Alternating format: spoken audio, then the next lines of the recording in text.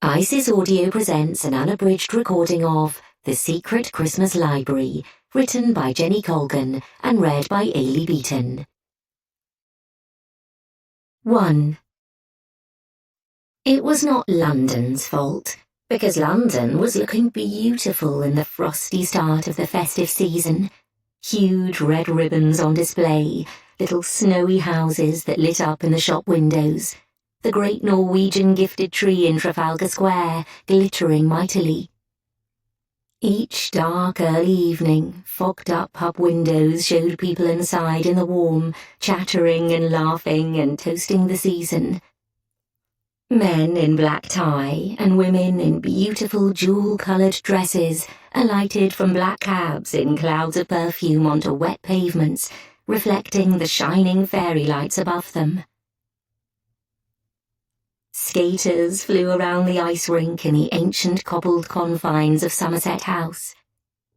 No, it wasn't beautiful, glitzy, shining, expensive London Mirren Sutherland knew that was making her feel so down. It was her, and this time of year. London, turning sparkly and shiny and exciting, just reminded her of other people's wonderful Christmases. Whereas her mum was working, her siblings were refusing to commit to anything, and she had made a stupid mistake by pretending to her friends that she was totally fine and had loads of plans, and now it was too late to backtrack. Because last Christmas had been terrific, and this one was going to blow monkey chunks. Mirren was a lifelong book obsessive who never felt she had quite enough books, who could really only feel secure with half a dozen unread paperbacks propped up by her bedside table, 3 library cards, 2 Kindles, and an emergency set of Douglas Adams in the bathroom in case the lock broke. She had spent the previous Christmas on the trail of a book her great-aunt Violet had remembered from childhood and begged Mirren to track down at the very end of her life. Joined by the devastatingly handsome Theo Palliser, who worked for an antiquarian bookseller, they had searched bookshops up and down the country before she had finally found it all by herself, hidden in her great-great-uncle's kit bag. The book had turned out to be a priceless original, written by Robert Louis Stevenson and illustrated by Aubrey Beardsley. And its real owner, her great-aunt's childhood best friend June, who was related to Beardsley, had decided to donate it. There had been a fancy handing-over ceremony when it went on display, and Mirren had even received a small finder's fee, which everyone had told her to use as a deposit on a studio flat. Theo hadn't come to the ceremony. Mirren had really thought they'd had something, but as soon as all the excitement had died down, he had ghosted her completely. Mirren had gone back to her job as a quantity surveyor, where nobody cared about books at all. Her great-aunt had died, and frankly, life now was much duller than it had been before her big adventure.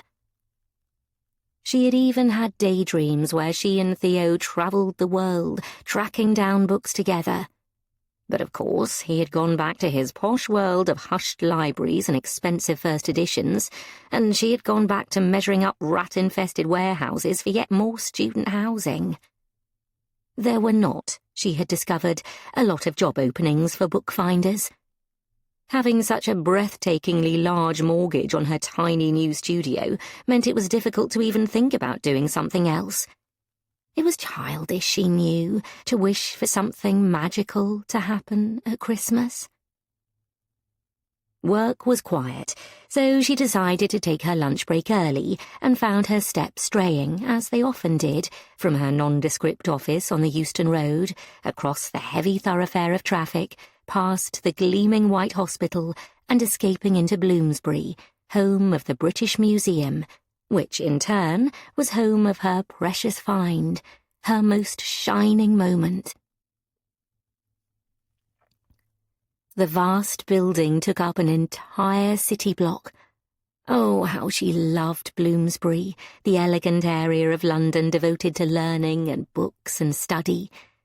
It was stuffed with universities, libraries, publishing houses and archives, beautiful squares and manicured gardens, and, everywhere on ancient buildings, blue plaques indicating the famous writers who had once lived there. J.M. Barrie, Virginia Woolf, W.B. Yeats, H.G. Wells, Charles Dickens. It went on and on. Mirren examined the Christmas displays in the tiny shops she passed, many selling books and antiques, and cut through ancient cobbled passageways where stood great tall houses with large brass door knockers that were old when Dickens was young. It was raining, of course, and she tucked her curling chestnut hair under her mustard-coloured beanie and prayed it wouldn't frizz too much. She passed groups of happy, shouting people on the way, heading into old timbered restaurants or wearing party hats. She wasn't looking forward to her own office party. They had had a very quiet year, and all the fun people who didn't have vast new mortgages had left. It would probably just be her and the accountants in the staff room, with a packet of ginger nuts. The museum, with its columns and vast steps at the front supporting its iconic dome, was busy as ever. She loved the vastness of the museum, the overflowing nature of it. Locked doors with pictures of lions on them were full of precious items that must be saved in the event of a fire. There was a deserted underground station beneath the building where they stowed even more. Tourists, keen to visit the mummies and the Anglo-Saxon burial ship, were getting their bags searched out front, and there were glittering Christmas trees standing by the tall entrance. Inside were more trees and lights, as well as great swags of holly and ivy hanging around the top of the famous round reading room in the great court, the enormous glazed white atrium that sat at the very heart of the museum. Mirren nodded to the security guards who had got to know her as a regular. And in the very heart of it, up in the viewing gallery in the circular reading room, was her very contribution, her very own book. Well, the book she had found. Visiting it always reminded her, rather wistfully, how happy she had been last Christmas. It gave her a feeling of pride before she went back to her sad office and contemplated spending 3 days on her brother's sofa this Christmas while everyone felt sorry for her and her mum fretted. Here was one thing she had. She hopped nimbly up the wide old stone steps, worn smooth by 200 years of visitors, her scarf trailing behind her. 2. Once inside, Mirren made her way quietly to a side room. Even though she came here often, it never ceased to impress. It was a cool, temperature-controlled space in near total darkness, where you could walk in, where, amazingly, anyone in the world could walk in and see some of the most extraordinary books ever made. A Shakespeare First Folio, a 4th century Bible, Middlemarch written out by hand. It was a book lover's paradise. And there, right at the end, sometimes with a huddle around it, was her book on display. A Child's Garden of Verses with original illustrations by Aubrey Beardsley. She took a seat on one of the red hexagonal stools and waited for people to come and have a look. There were some bored children, of course, being hauled around museums for their supposed improvement, but she wasn't interested in them. She was interested in the people who genuinely were excited to see it, who oohed and ahed over the fine line of the beautiful drawings, the notes scrawled in the margin by Stevenson himself. She had not gone looking for treasure, but she had found it, and when things were difficult, as they were at the moment, it gave her a lot of pleasure to see other people enjoy it. There was even a sign. There it was, in tiny letters. Kindly donated by June Wilson, great-niece of Aubrey Beardsley. Found, Mirren Sutherland, London, 2024. On this particular day, a tall, sandy-haired man in rather scruffy clothes, not, it had to be said, an unusual sight in the British Museum, was staring closely at the book. She smiled happily to herself, liking the man without knowing a thing about him, just because he was appreciating it. He turned suddenly and beckoned an attendant. "When it says found," he said, in an unusual accent Mirren struggled to place. She was eavesdropping furiously. "Yes?" said the attendant, who, unlike the security guards, never noticed Mirren coming and going, or if she did, never let on to the pale girl with the large grey eyes and russet-brown ringleted hair, who was so often in the room. "How did they find it?" Mirren was surprised. Nobody had ever asked about her before. They normally asked if they had any of Beardsley's other work, by which they usually meant the naughty paintings. "It was in an attic." "Oh," said the man, sounding disappointed. It says found, as if they were searching for it." The attendant shrugged. "Dunno, maybe it was a really big attic." The man paused and looked at the book for a long time. Then he took out a phone that looked as old as a BlackBerry. The attendant gave him the Paddington Bear stare she reserved for everyone on their phone in the library exhibition, but he didn't notice. You can't Google him, her," he said. "Apparently, Helen Mirren and Donald Sutherland made tons of films together." Mirren's heart leapt suddenly. Wait, he was Googling her?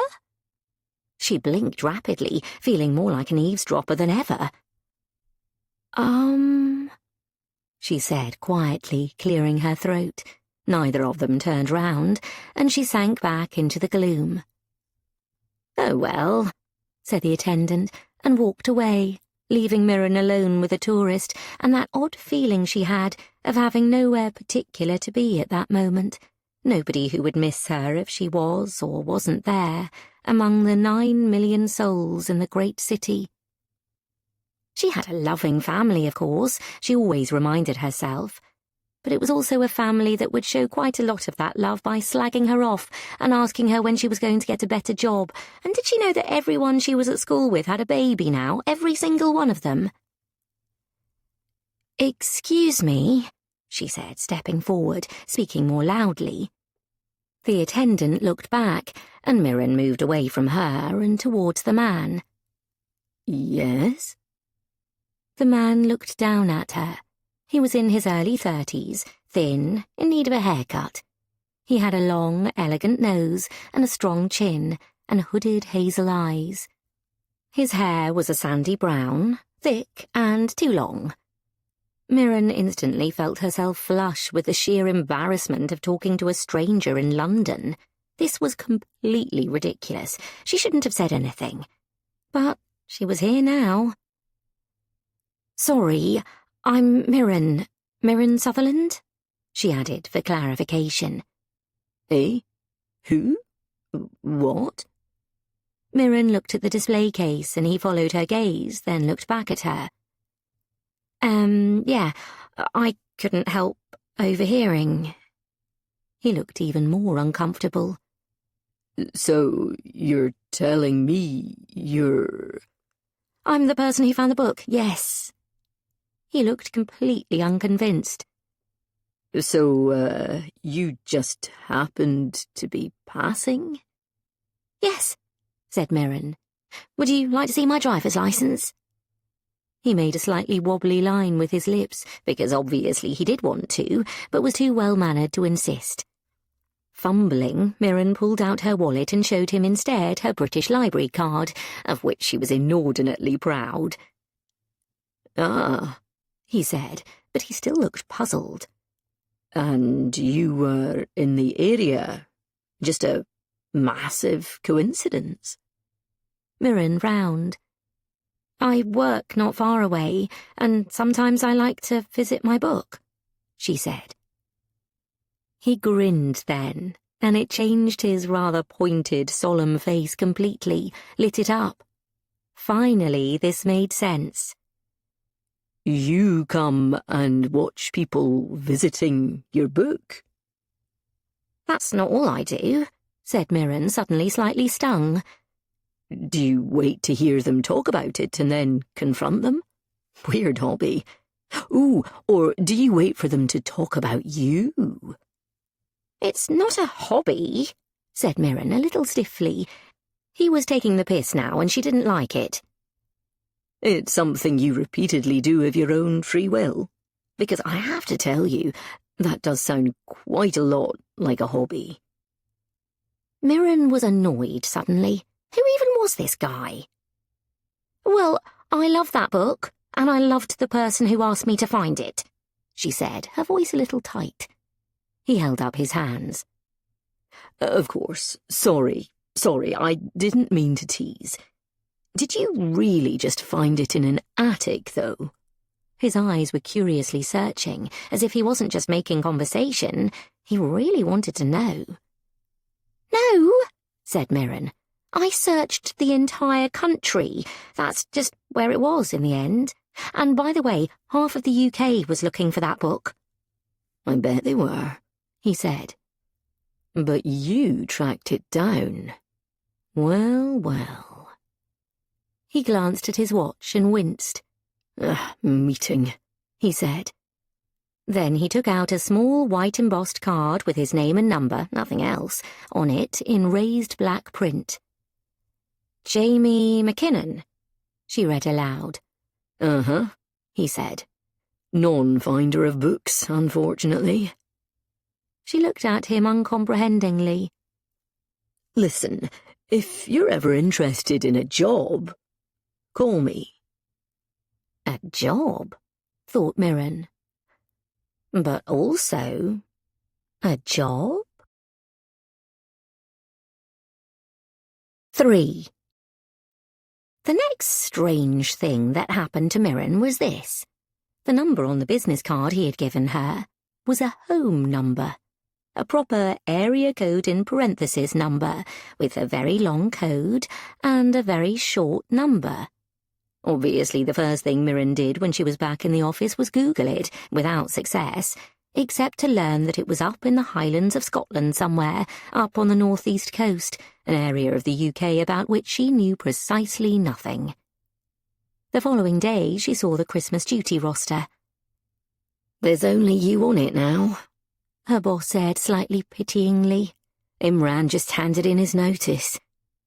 Oh my goodness, said Mirren. Everyone's gone.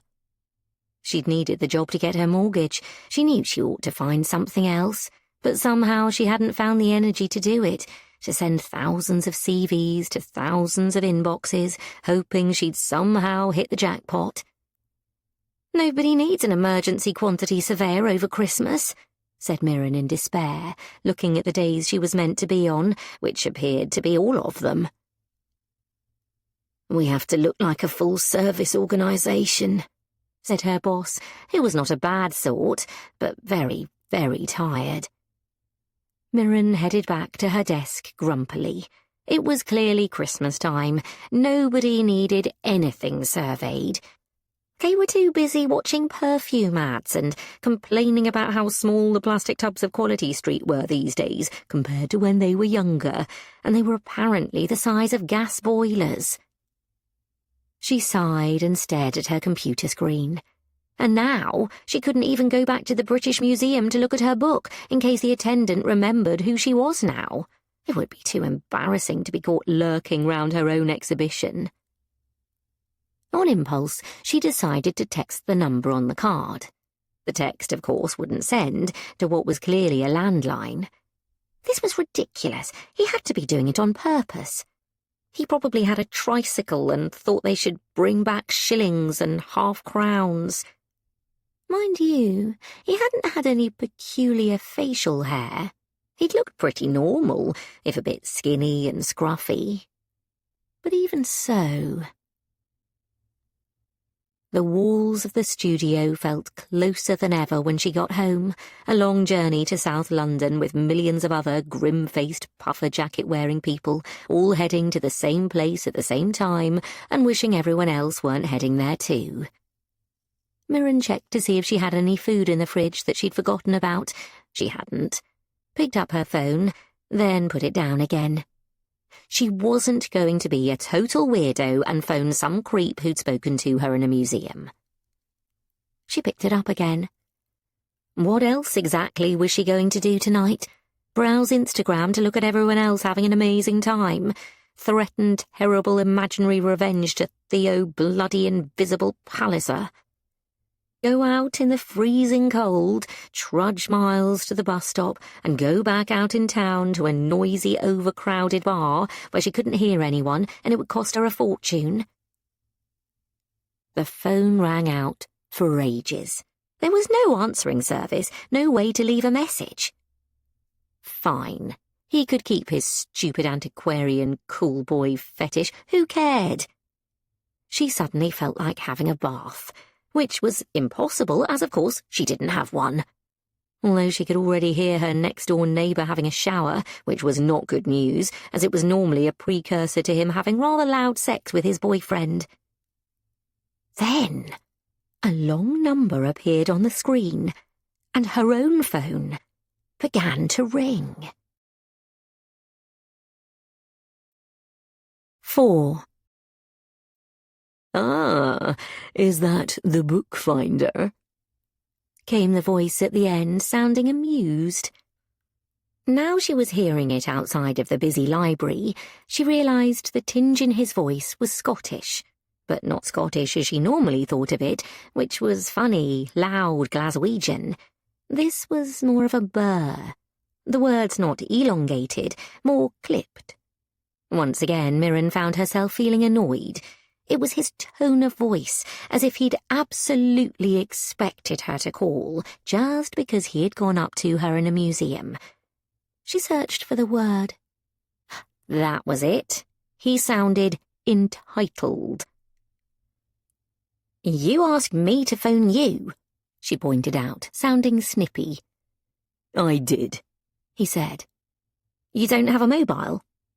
"I do," he said, his voice echoing on the other end of the line. "You saw it. What I don't have is reception." "What do you mean?" "I mean, you know when phone companies promise you 99% coverage? Well, I live in that very special 1%. "Aren't they making home phones digital soon too?" "So they say," he said gloomily. "I had to 147-1 you." "Huh?" "It's what they did in the old days to see who'd rung. Maybe I'll have to go back to handwritten letters." "I bet you wouldn't mind that," said Mirren, then could have bitten her tongue at how rude that sounded. "What do you mean?" he asked reasonably. "Oh," said Mirren, recovering quite quickly. "Because you're looking for a bookfinder, so you sound like a pen and paper kind of a person." "Oh, yes." His laugh was easy. "So I am. Anyway, yes, hi. So, I need a book found, and according to this plaque I saw in the British Museum, you're the person to get in touch with." "Why can't you find it yourself?" said Mirren. "Well, that's definitely a hard sell," said Jamie. "I thought we'd just negotiate a price." Mirren was quiet for a minute, then said, "Where do you think it is?" "It's in my house." "Are you being funny?" "Sadly not," said Jamie. "Are you just a massive weirdo who gets their rocks off by approaching strange women?" He laughed. "In the British Museum." "True," said Mirren. "That is more of a London library thing."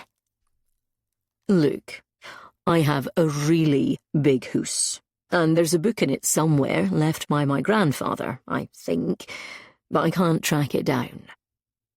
"You think?" "It's referred to in his notes." He sounded rather shifty. Mirren couldn't help it. She felt a lurch of excitement inside. The adventure she had yearned for, the change to the daily routine. And books, of course, anything to do with books. She tried to keep the curiosity out of her voice. "What's the book?" "Ah, yeah, well..." "What?" "I don't know." "So you need me to find a book in your house, but you don't know what it's called or where it is. That's very much about the size of it. And you are where? In northern Scotland. Mirren looked out of her window at the long row of identical Victorian terraces, all chopped up into tiny studios and cramped apartments just like hers. Small plastic Christmas trees glowing brightly all the way up and down the extremely long road. The rain was coming down in that sullen way, as if it knows it has to rain on South London in December, obviously, but isn't any happier about it than you are. This was something new, something different from work rotas and mortgages and... Oh, she still had to think about all of that stuff. "Is there money in it?" said Mirren suddenly. "Is it a paid job?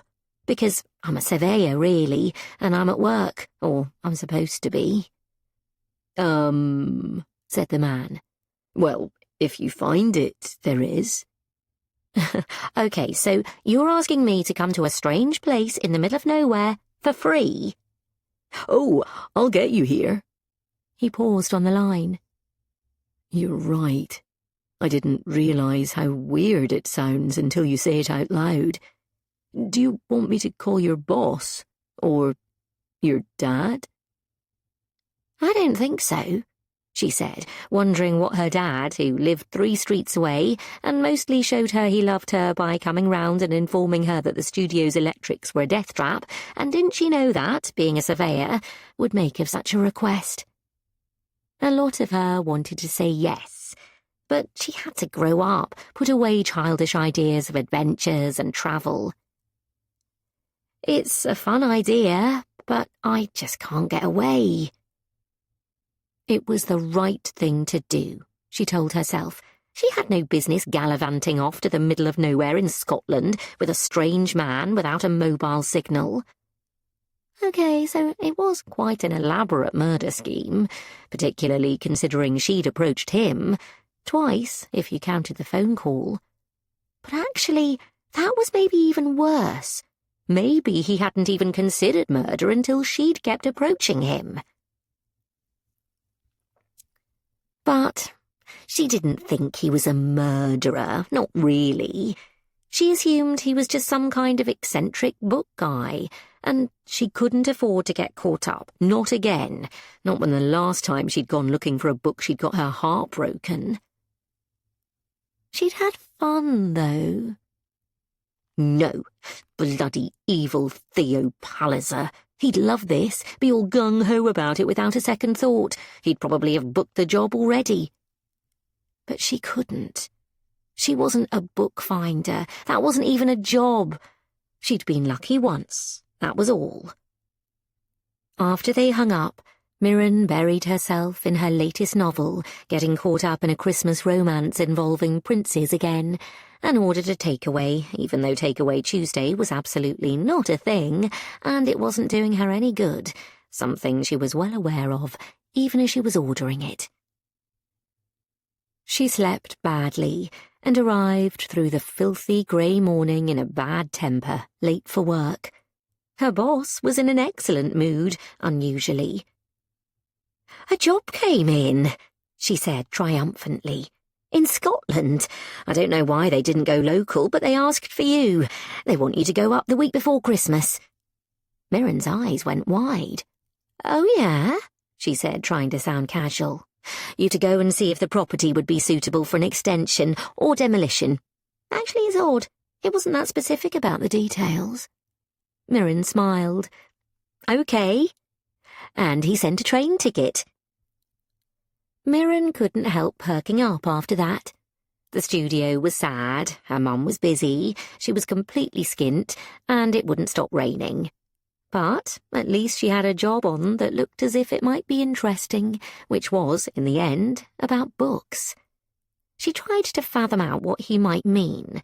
Perhaps it was a cataloguing and indexing job. Dull, but she could handle that. In her mind's eye, she saw a lovely house, lined with immaculate bookshelves, beautiful old editions of interesting things. She hoped he wouldn't expect her to be able to price up old editions. She couldn't do that at all. That was much more a Theo Palliser-type job. She tried not to think about him, even as her finger was creeping towards the Instagram search button, which she had told herself never to do. She didn't follow him, but she glanced at him from time to time. Oh yeah, there he was. His dark hair was tousling over his brow, and he was holding up an ancient Henry Fielding novel and had made a little film about it. He had a tiny following as at That London Book Boy, where he talked about new books they had in at the shop while looking soulful. It attracted quite a lot of book-loving girls and boys, and made Mirren furiously jealous and annoyed whenever she went to see it. Plus, she had to use a fake profile so he didn't know she was looking, which was even more of a pain in the arse. He looked great. She shut it down immediately. She had book stuff happening too. Cool stuff. Mirren looked at the train ticket again. It was for a train she'd never taken before, the Caledonian Sleeper. It travelled overnight from London to the Highlands of Scotland, with sleeping compartments as well as seated carriages. The ticket, alas, did not include a sleeping berth, which was disappointing, as that meant sitting upright for 10 hours overnight. It was supposed to be a lovely romantic journey, but that was probably only true if you had a nice bed to sleep in. Then it would be lovely. Still, a journey. Mirren put together a small case and grabbed an aeroplane pillow she'd borrowed from her mother. She might ask Jamie McKinnon to fly her home, she mused, if she had any luck. She still wasn't very clear as to what on earth he wanted her to do, but she did find herself lifted out of her slump and gloom at having something different, out of the routine, in her plans. Mirren remembered how after the pandemic she had made a promise to herself that she wouldn't just go back to her old ways. And then she had. She was too young to be stuck in a rut. This might be terrible, although she didn't think it would be dangerous. But it would be something. Maybe he did, in fact, want her for some actual quantity surveying. That had crossed her mind, although that was even creepier. Well, it was a job.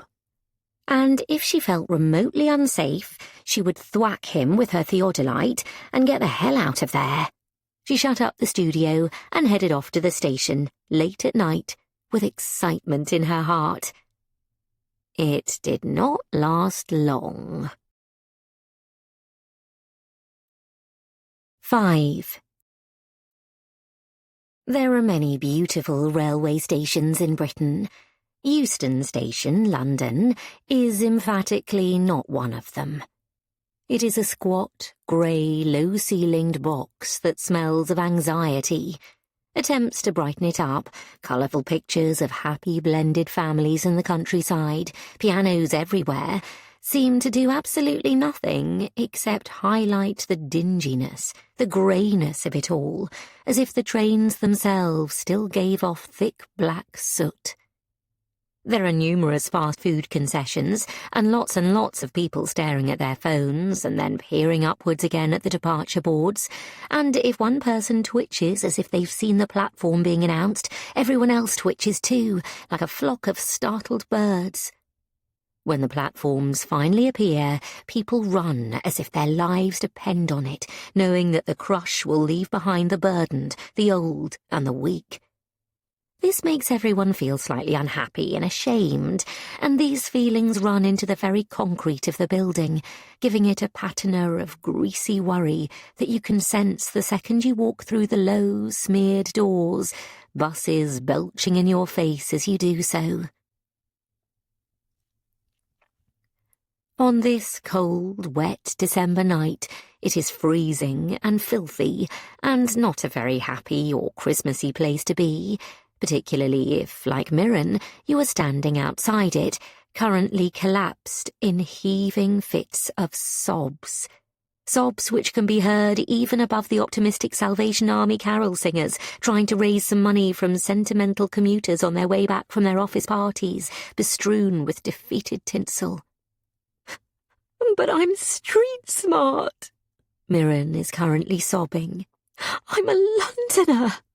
I live here. I thought these guys were meant to target green tourists who'd just arrived. It had taken milliseconds. She had exited the tube, been crossing the road, pulling the ticket up on her phone, and whoosh! A darting figure on an electric bike had zoomed straight past her and snatched the phone right out of her hand, disappearing into the mass of wet headlights and tail lights, bullying their way up the Euston Road. The friendly Scottish-British transport policeman who was trying to help the crying lady at the end of a very long shift didn't think this wishing of bad luck onto tourists was a particularly charitable response, but he did his best. "Yes, well," he said, pointing at a poster nearby informing everyone that thieves operate in the area. "we do tell everyone to keep their phones out of sight." But I'm at a train station and my train ticket is on my phone, snivelled Mirren. It didn't feel like a very controversial thing to be doing. She sniffed loudly and other people looked at her. She tugged hard on one of the chestnut curls that was poking out from her beanie, an old habit. "Would you like to come into the office and we'll file a report?" said the policeman. I need my phone. Can you get it back? Implored Mirren desperately. There's loads of CCTV around here. "No," said the policeman. "you haven't had your phone stolen very often, have you?" The room they take you to at Euston if you have had something bad happen to you is, almost unbelievably, even worse than the rest of the station. There is a cheap box of tissues on a scuffed, low table, and 2 chairs which have had the stuffing pulled out of them. So, do you want to hear the whole story? Said Mirren, sitting down as the officer took out a notepad. "No, really," said the policeman. "I was just going to give you this for your insurance." But I really need my phone, said Mirren. It's like having your demon guillotined from your body. Do you know what I mean? "Aye. No, really," said the man as if he didn't have to listen to this exact same thing 100 times a day. Why won't somebody stop it? "It's the wee lads on bikes," said the officer sagely. "They're pretty fast." You sound like you think they're cool. "I did not say cool," said the man. "I said fast." They should set up electrical tripwires, said Mirren with unusual verve. Like most people, she was not day-to-day a cruel person. And pull them up at the station exit. "And catapult the wee laddies out into the traffic," said the man thoughtfully. Yes! So, capital punishment. It would stop the thefts, said Mirren sullenly. Well, there is that. They sat in silence for a little longer, and she cried on filling out the form for her insurance. Oh, God, said Mirren. This can't be happening. I have a train to catch, and the ticket's on my phone. I anticipated that, said the policeman, holding up a fresh pad of dockets. Where are you headed? Scotland, said Mirren. Oh, lovely, he said. On the sleeper. Would you stop trying to pretend everything's fine? Said Mirren. I've been robbed. I'm on my way to a new job, and it's all terrible. Nobody died, said the policeman. That's because nobody will listen to my tripwire idea. And you're off to Scotland at Christmas time, said the officer with a friendly smile. Could be worse. The nice policeman waited while she cancelled everything with her bank on a landline phone they kept for this exact purpose, with all the bank telephone numbers sellotaped on it and everything. Now, stuck in this filthy, miserable room in Euston, Mirren just wanted to go home. Her studio might be tiny and have no sound insulation and be lying about its mezzanine pretensions, but it was hers. she could lock the door and be alone. Then she remembered.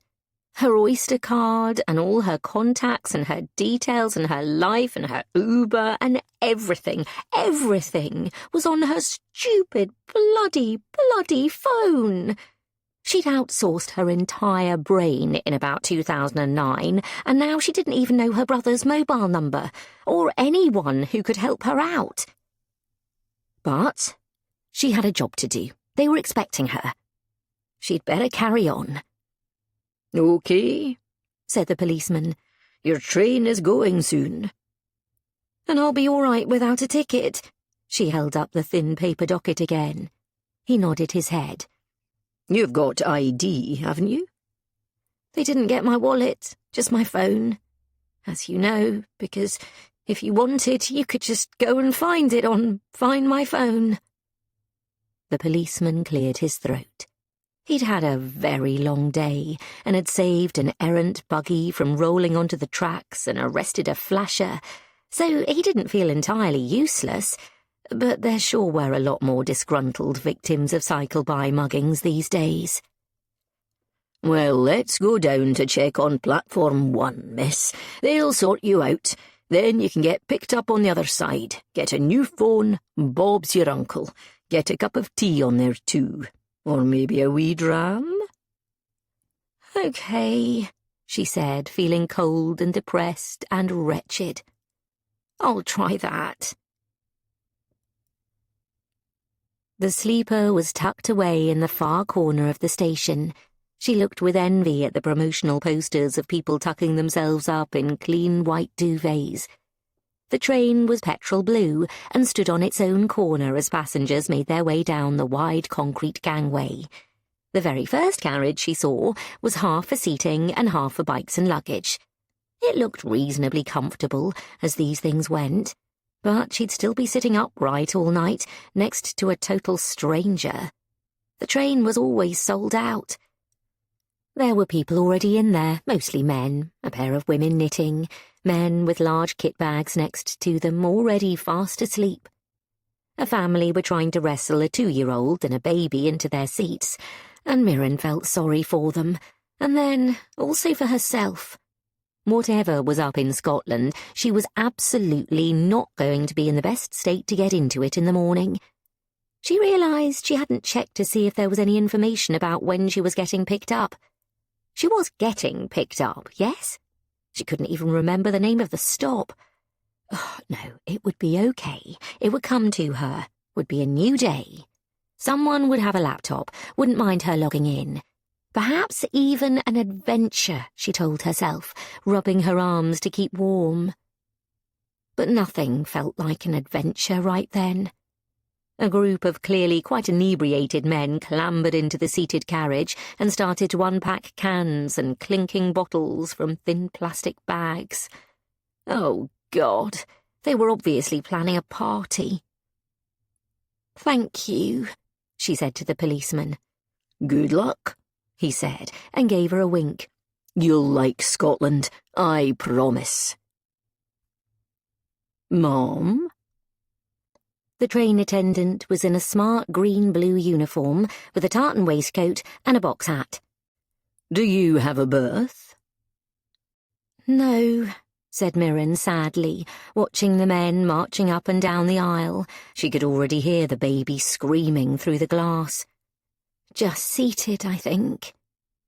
The attendant took her docket, looked at her driver's licence, and looked down their clipboard for a long time, while Mirren shivered.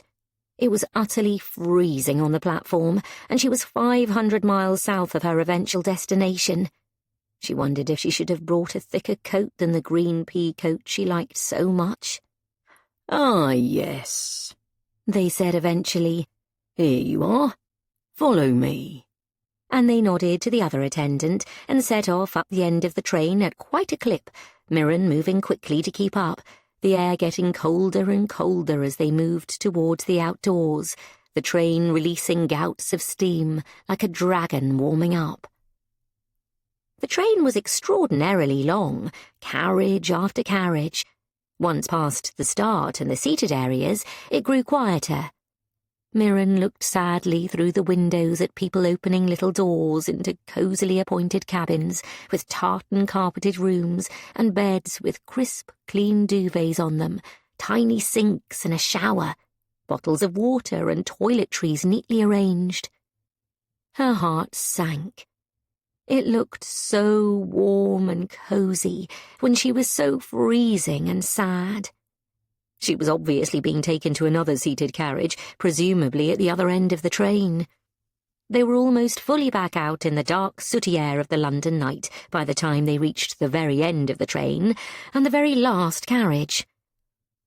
The final carriage, right before the engine, was not blue at all. It was a dark, rich red. Instead of large, rounded-edged windows, it had an old-fashioned slammable door and windows that could open. It had obviously been attached from a completely different train. It was a different make and model altogether from the sleek new Caledonian sleeper. Oh, great. Maybe she had to sit all the way on an underground seat. "Mom," said the attendant, tipping their hat as the door swung open. Mirren mounted the steps, carrying her wheelie bag, and turned right into the carriage. She expected an electric door, but there was a handle. Then, when she got inside, she stopped dead. 6. No way. She breathed out loud, then blinked twice. It had already been a very confusing evening. Was that? It couldn't be. The small door opened out into a carriage with no partitions in it, so in fact it was more like a very long, if narrow, room. It was markedly bigger than Mirren would have imagined. Her brain still couldn't quite take in what she was seeing, but the carriage, room, home, whatever you wanted to call it, was done out like a... well, there was no other word for it. It was done out like a library. There was faded cloth wallpaper on the walls around the windows, which themselves had proper burgundy printed curtains with tie-backs, and around and above the windows there were books. Old books in careful bookshelves with high lintels to keep the books safe on sharp corners. There were comfortable, rather chintzy sofas along the windows, an antique armoire for writing at, a baby grand piano at which Mirren stared in disbelief, and a small bar with old crystal decanters. Hunting scenes were on the walls, and brass lights let out a warm glow into the darkness. At the far end, with 2 chairs set in front of it, was an actual coal fire. "No way," she breathed. A man wearing a tie came forward from behind the bar. She hadn't noticed him at first. "What is this place?" she asked in wonder. "Welcome to the McKinnon carriage," said the man. "May I offer you a drink?" Mirren was already walking forward into this extraordinary room. "No way!" She was furious that she didn't have her phone to take pictures. Is this for people who are targets of assassins?" "Mom," said the man, smiling indulgently, "could I offer you a hot snack?" But Mirren's attention was suddenly stolen by something else. A figure in one of the 2 seats next to the fire, which, she realised now, was electric, not coal, but remarkably convincing, and certainly gave out a good heat. Compared to the freezing railway platform, the warmth was absolutely delicious, and she could think of nothing more appealing than sinking into an armchair with one of the books around the place. The barman reappeared. "I took the liberty of making you a hot toddy," he said. "Many passengers feel like one when they board, but if you'd like anything else, just ask." Whatever it was, it smelled like heaven. No, that's fine," said Mirren, gratefully taking the thick, warm glass and inhaling the mingled odours of whiskey, brown sugar, cloves and lemon gratefully. "Thank you." The figure in the armchair turned round, and Mirren braced herself to say hello to the strange man from the library. "Mirren bloody Sutherland. I wondered if I'd see you." It was the ghosting bookseller himself, Theo Palliser. 7. In what had already been an extremely surprising week for Mirren, this was perhaps the most surprising of all. Immediately she was furious that he was seeing her with a tear-stained face, mascara all down it, a stupid neck pillow hanging off her, her coat dirty from the station and not warm enough for the weather. Because she had forgotten how attractive he was. Devastating, so pale and thin, those great big dark eyes, the clever eyebrows permanently arched as if he was on the brink of saying something wicked, which he generally was. When Theo was about, with his courtly manners and sparkling black eyes, his quick wit and taste for adventure made him irresistible to be with. Of course, Mirren had realised painfully over the last long months she probably wasn't the only one who thought so. "What are you doing here?" said Mirren. "Miss Sutherland," he returned in his overly formal way. "Why are you even—" She looked around. "Wherever the hell we are?" "Book business," said Theo, smiling. "My uncle sent me." "I thought you weren't working for him anymore." One last job and all that, you know. You're, looking well." This was so clearly not the case that Mirren winced. She also suddenly wanted to say, "Why didn't you call me? Where the hell have you been?" But instead she found herself holding on to her drink hard as, with a judder, the train started up and slowly pulled out of the station. "What is this?" she said. "Am I being kidnapped?" "I know," said Theo. "Isn't it marvellous?" But what is going on?" "It's Jamie McKinnon," said Theo, as if this explained everything. "Yes, and?" said Mirren. "You don't know?" Wikipedia was not very useful. Theo smiled. "No, it wouldn't be. That family is pretty good at keeping itself out of the papers." "Okay, stop being so supercilious and posh," said Mirren, properly cross now. "Yes, blah blah, you know posh people." Theo's uncle ran an incredibly smart bookshop in Kensington, acquired extraordinarily expensive books, often by dubious means, and had treated Mirren like something unfortunate he'd stepped in. Theo was his penniless nephew who relied on him for room and board, which also meant sometimes carrying out his dirty work. "That's not—" "Well," said Theo, "I don't know this guy, except by reputation." "Which is the guy who owns a mad train?"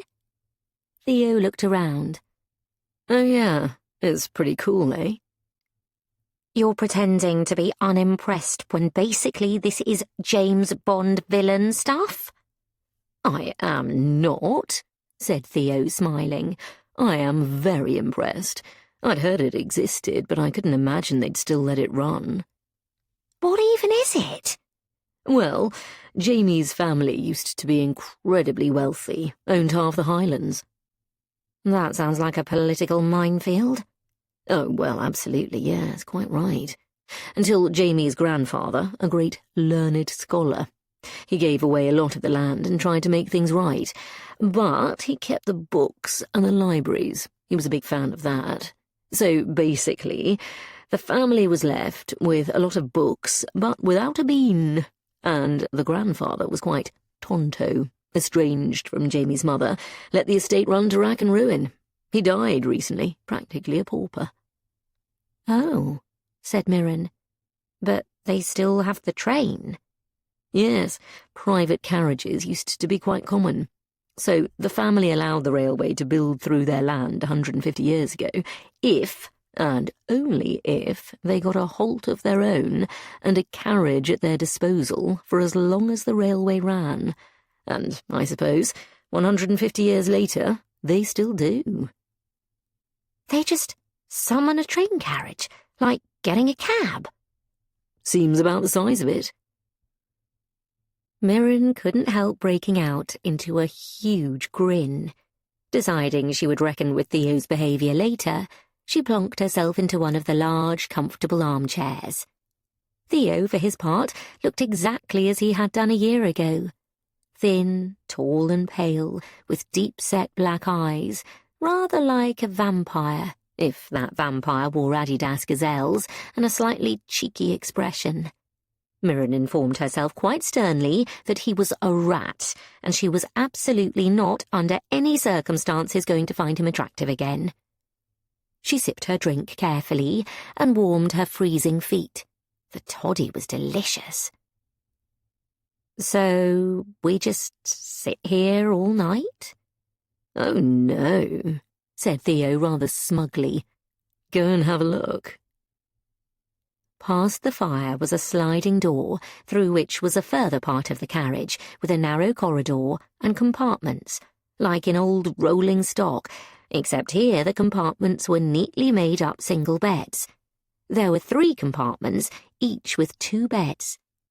Fresh white linen and a water bowl were laid out. At the end of the corridor was a bathroom with, astonishingly, a proper cast-iron bath in it. Mirren whistled. By the time she returned to the main section of the carriage, a table had been set up, also with more white linen. Theo was already there, and she noticed he was wearing a suit and tie.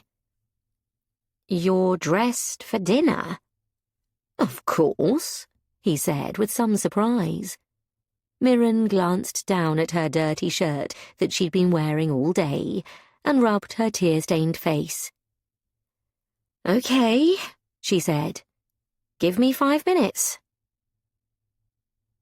She unpacked her suitcase on one of the pristine white counterpaned beds, steadying herself as the train swayed along the tracks.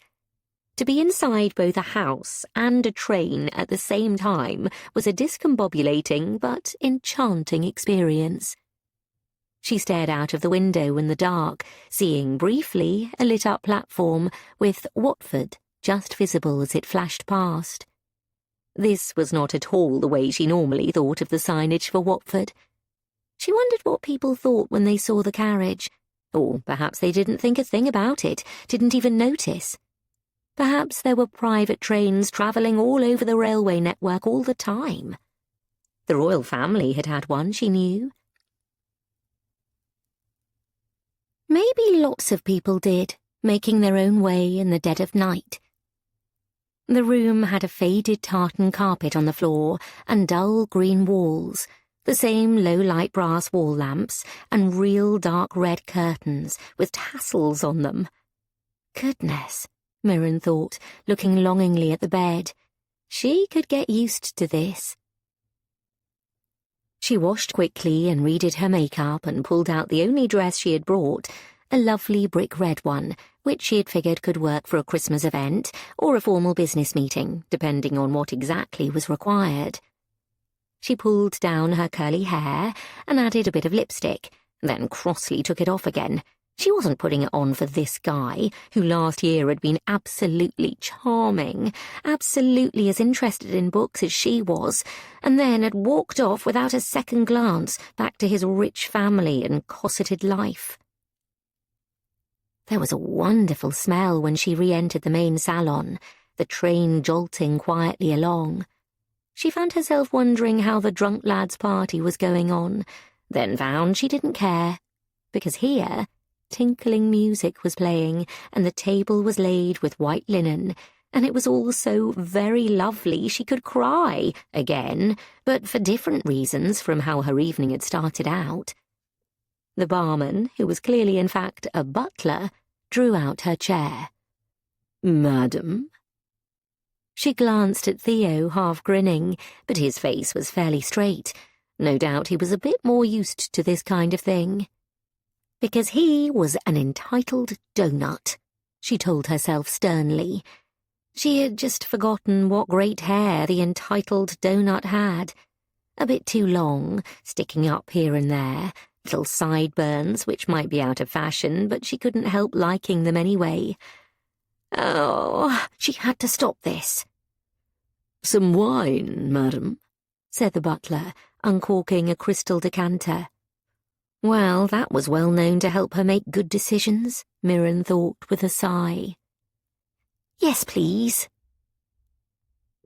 The delicious smell turned out to be French onion soup.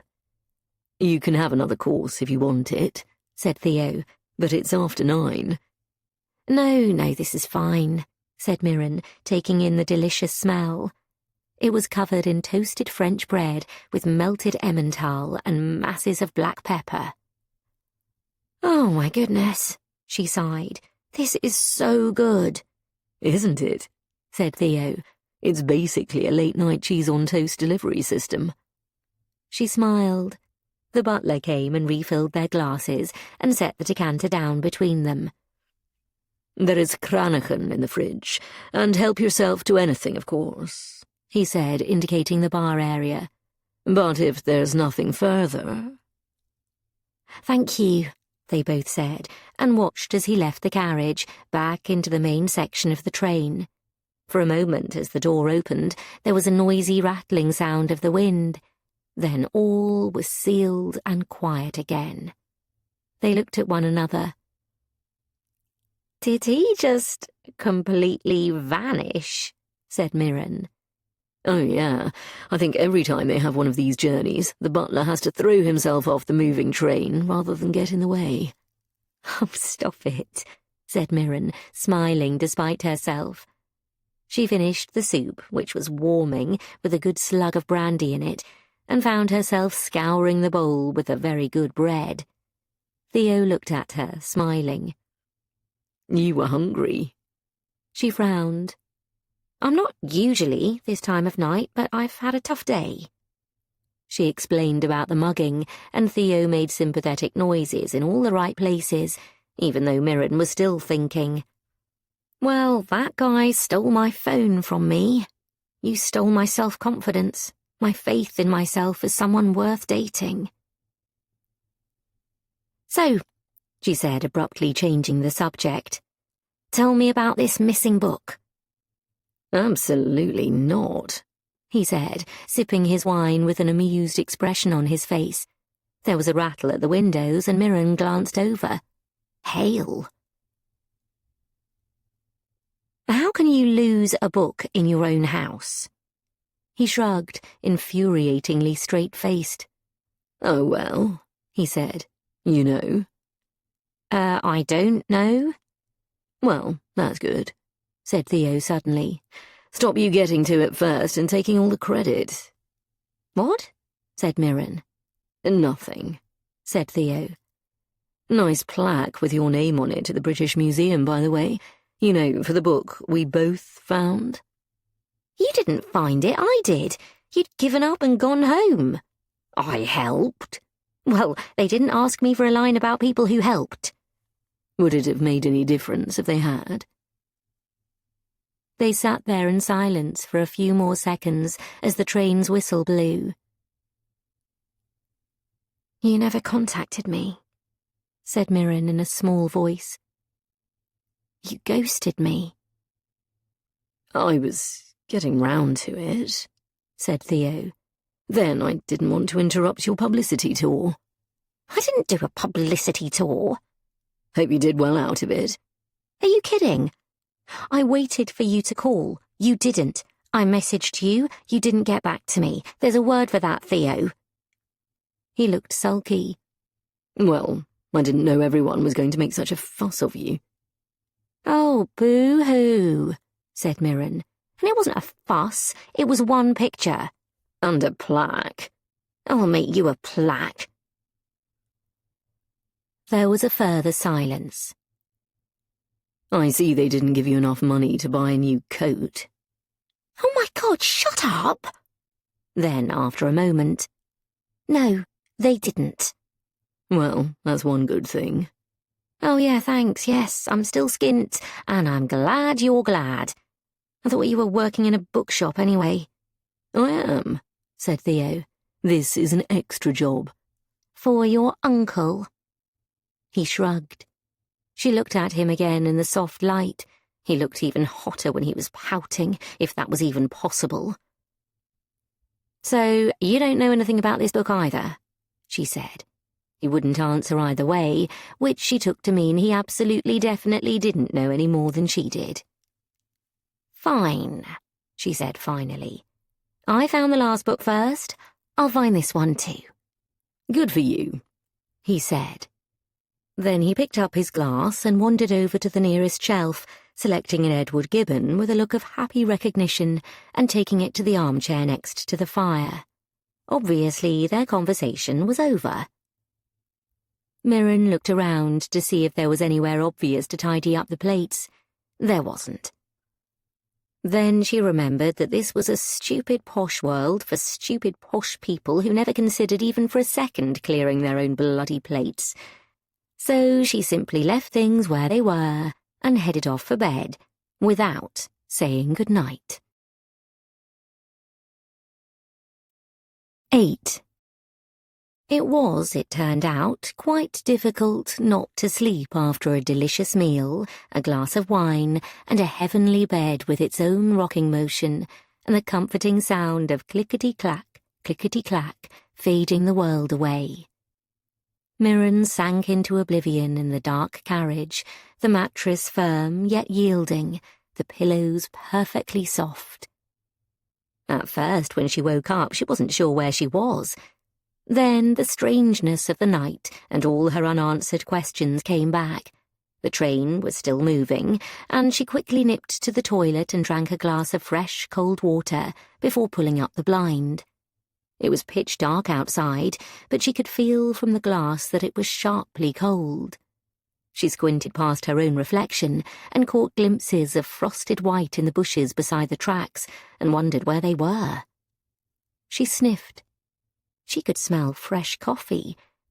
And suddenly she wanted one more than anything, even if she did have to walk past stupid bloody Theo to get to it. She was tempted by the bath, but coffee came first, so she threw on a jumper and jeans and headed into the main salon, as if she slept in private train carriages all the time. Amazingly, the butler was back, looking immaculate. The room was cleared, and the table was laid. Breakfast, madam?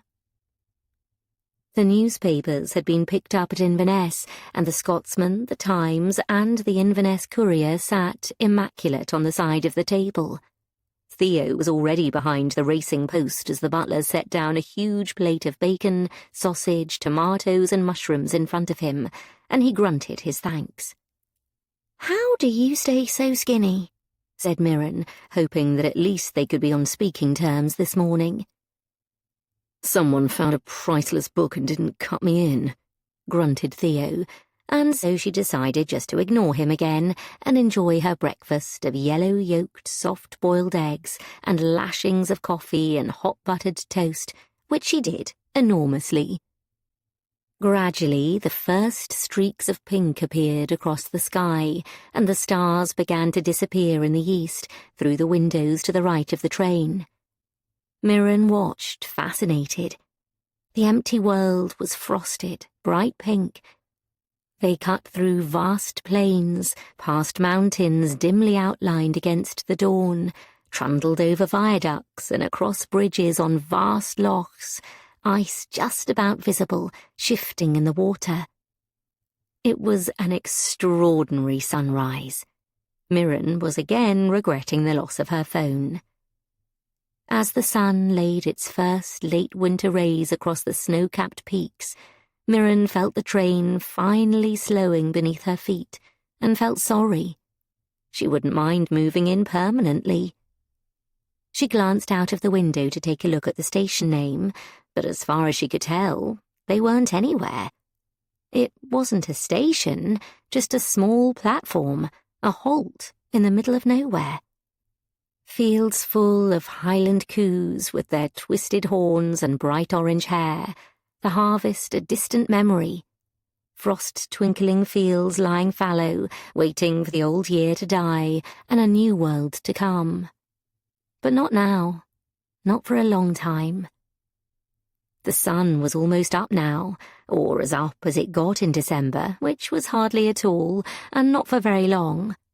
But the ice danced like diamonds, making even the muddy ruts beautiful. Mirren watched as a pair of peregrines circled in the air. She had never felt further from London. There was the occasional stone farmhouse here and there, but nothing you could reasonably call a town or even a village. They truly were nowhere. Yet the train absolutely was stopping. "Madam," said the butler's voice, and she saw to her horror that he was standing there with their bags, hers all packed up. She made a quick mental inventory of what he might have seen, but his face was impassive. "Okay, thanks," she said nervously, going pink to Theo's evident amusement. He took a last bite of sausage, then stood up in a leisurely way. "Isn't this our stop?"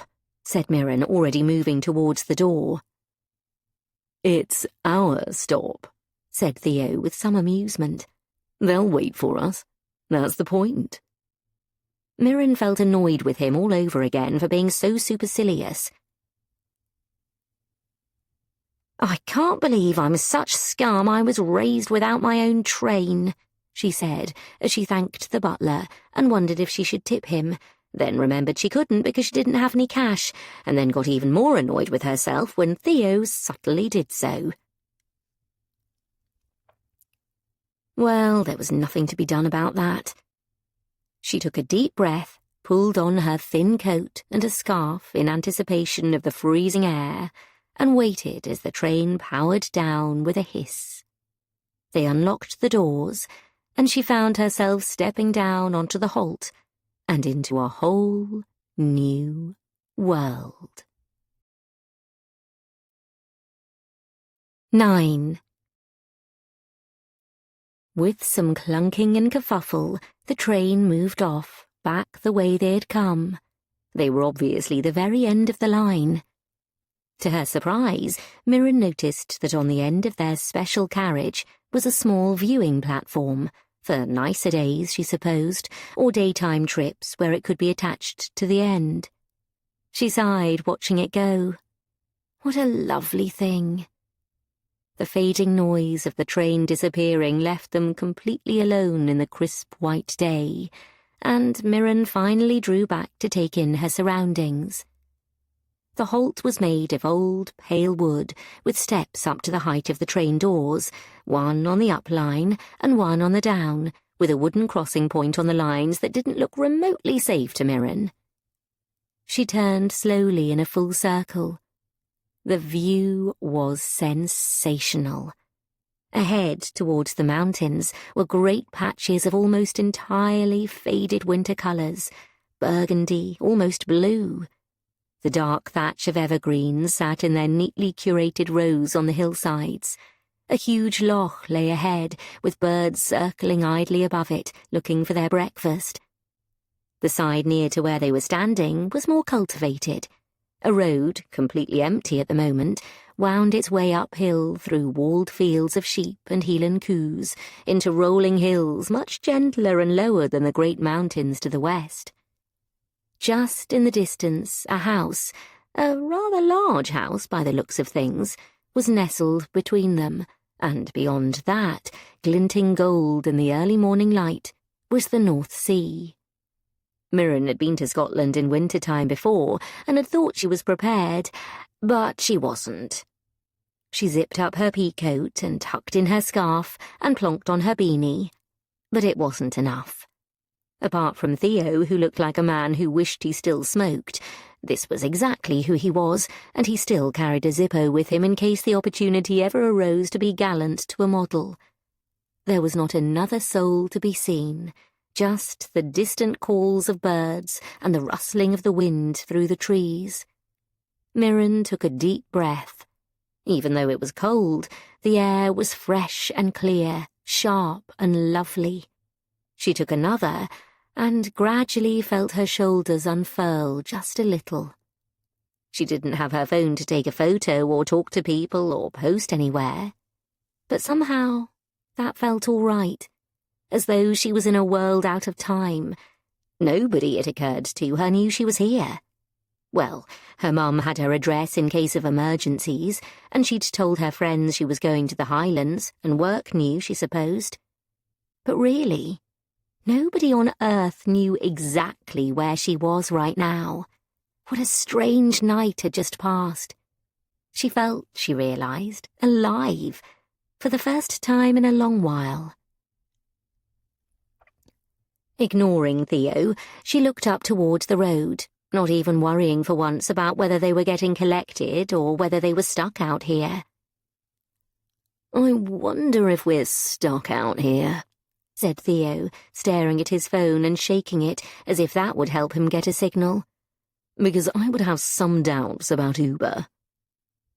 But at that very moment, Mirren exclaimed and pointed.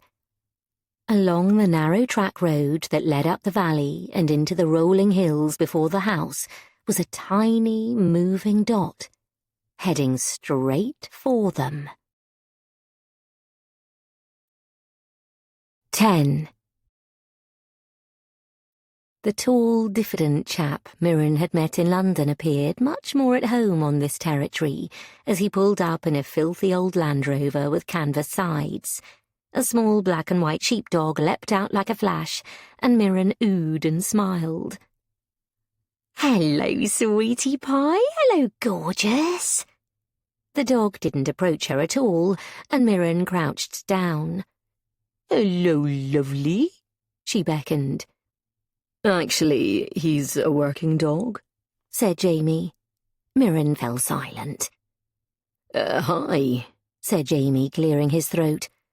"I see you guys made it." Mirren was feeling squashed, but she still couldn't help herself. "Your train is awesome," she said. Jamie smiled. "I know. We don't have a lot of parks left, but—" "It's amazing, having a whole carriage to yourself." "Well, they got a big streak of our land, so I guess it works out. And you must be Theo Palliser." Theo stuck out his hand. "Nice to see you." "I thought you two knew each other," said Mirren, and they both turned round to look at her. Jamie was broader, with sandy brown hair and a little older. Theo a little taller, with the black hair and the pallor. He didn't even look embarrassed. "Oh, we've been at some of the same events." "Have we?" said Jamie. Mirren felt quite pleased. Obviously this was not going to be as much of a shoo-in for Theo as he'd thought. "Well, anyway," said Theo, rubbing his long fingers together, "it's pretty chilly. Shall we?"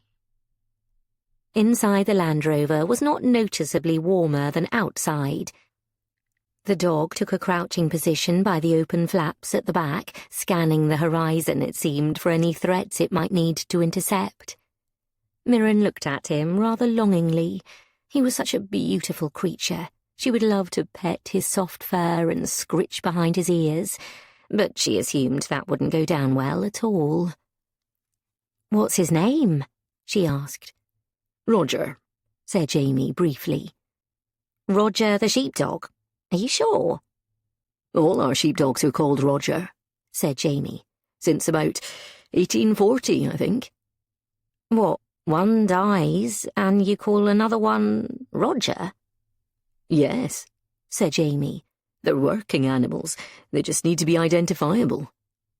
"Oh, my God," said Mirren, quite horrified. "Poor Roger." Roger turned his head immediately. "I mean, I suppose Roger to him just means dog," mused Mirren. "I think that's how all dogs' names work," said Theo annoyingly. Mirren ignored him and vowed to pet the dog if she got half a chance, although, given the dog's stoic expression as it surveyed the mountains behind it, this would be approximately never. She looked out of the side window as they drove.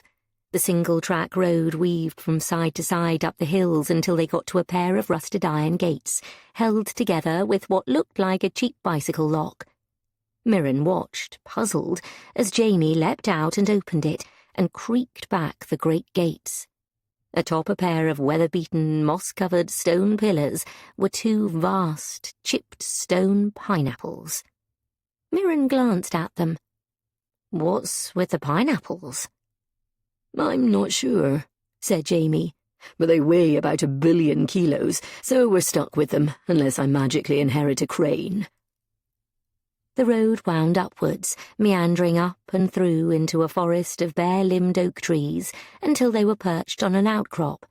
It had obviously been deliberately designed that way, as the road could have gone straight across from the gates, but from here, from a clearing through the trees, the roadhead was framed, and there, dead centre, was the house itself. Jamie pulled up, and Roger jumped up and headed towards it, a manoeuvre he was obviously used to.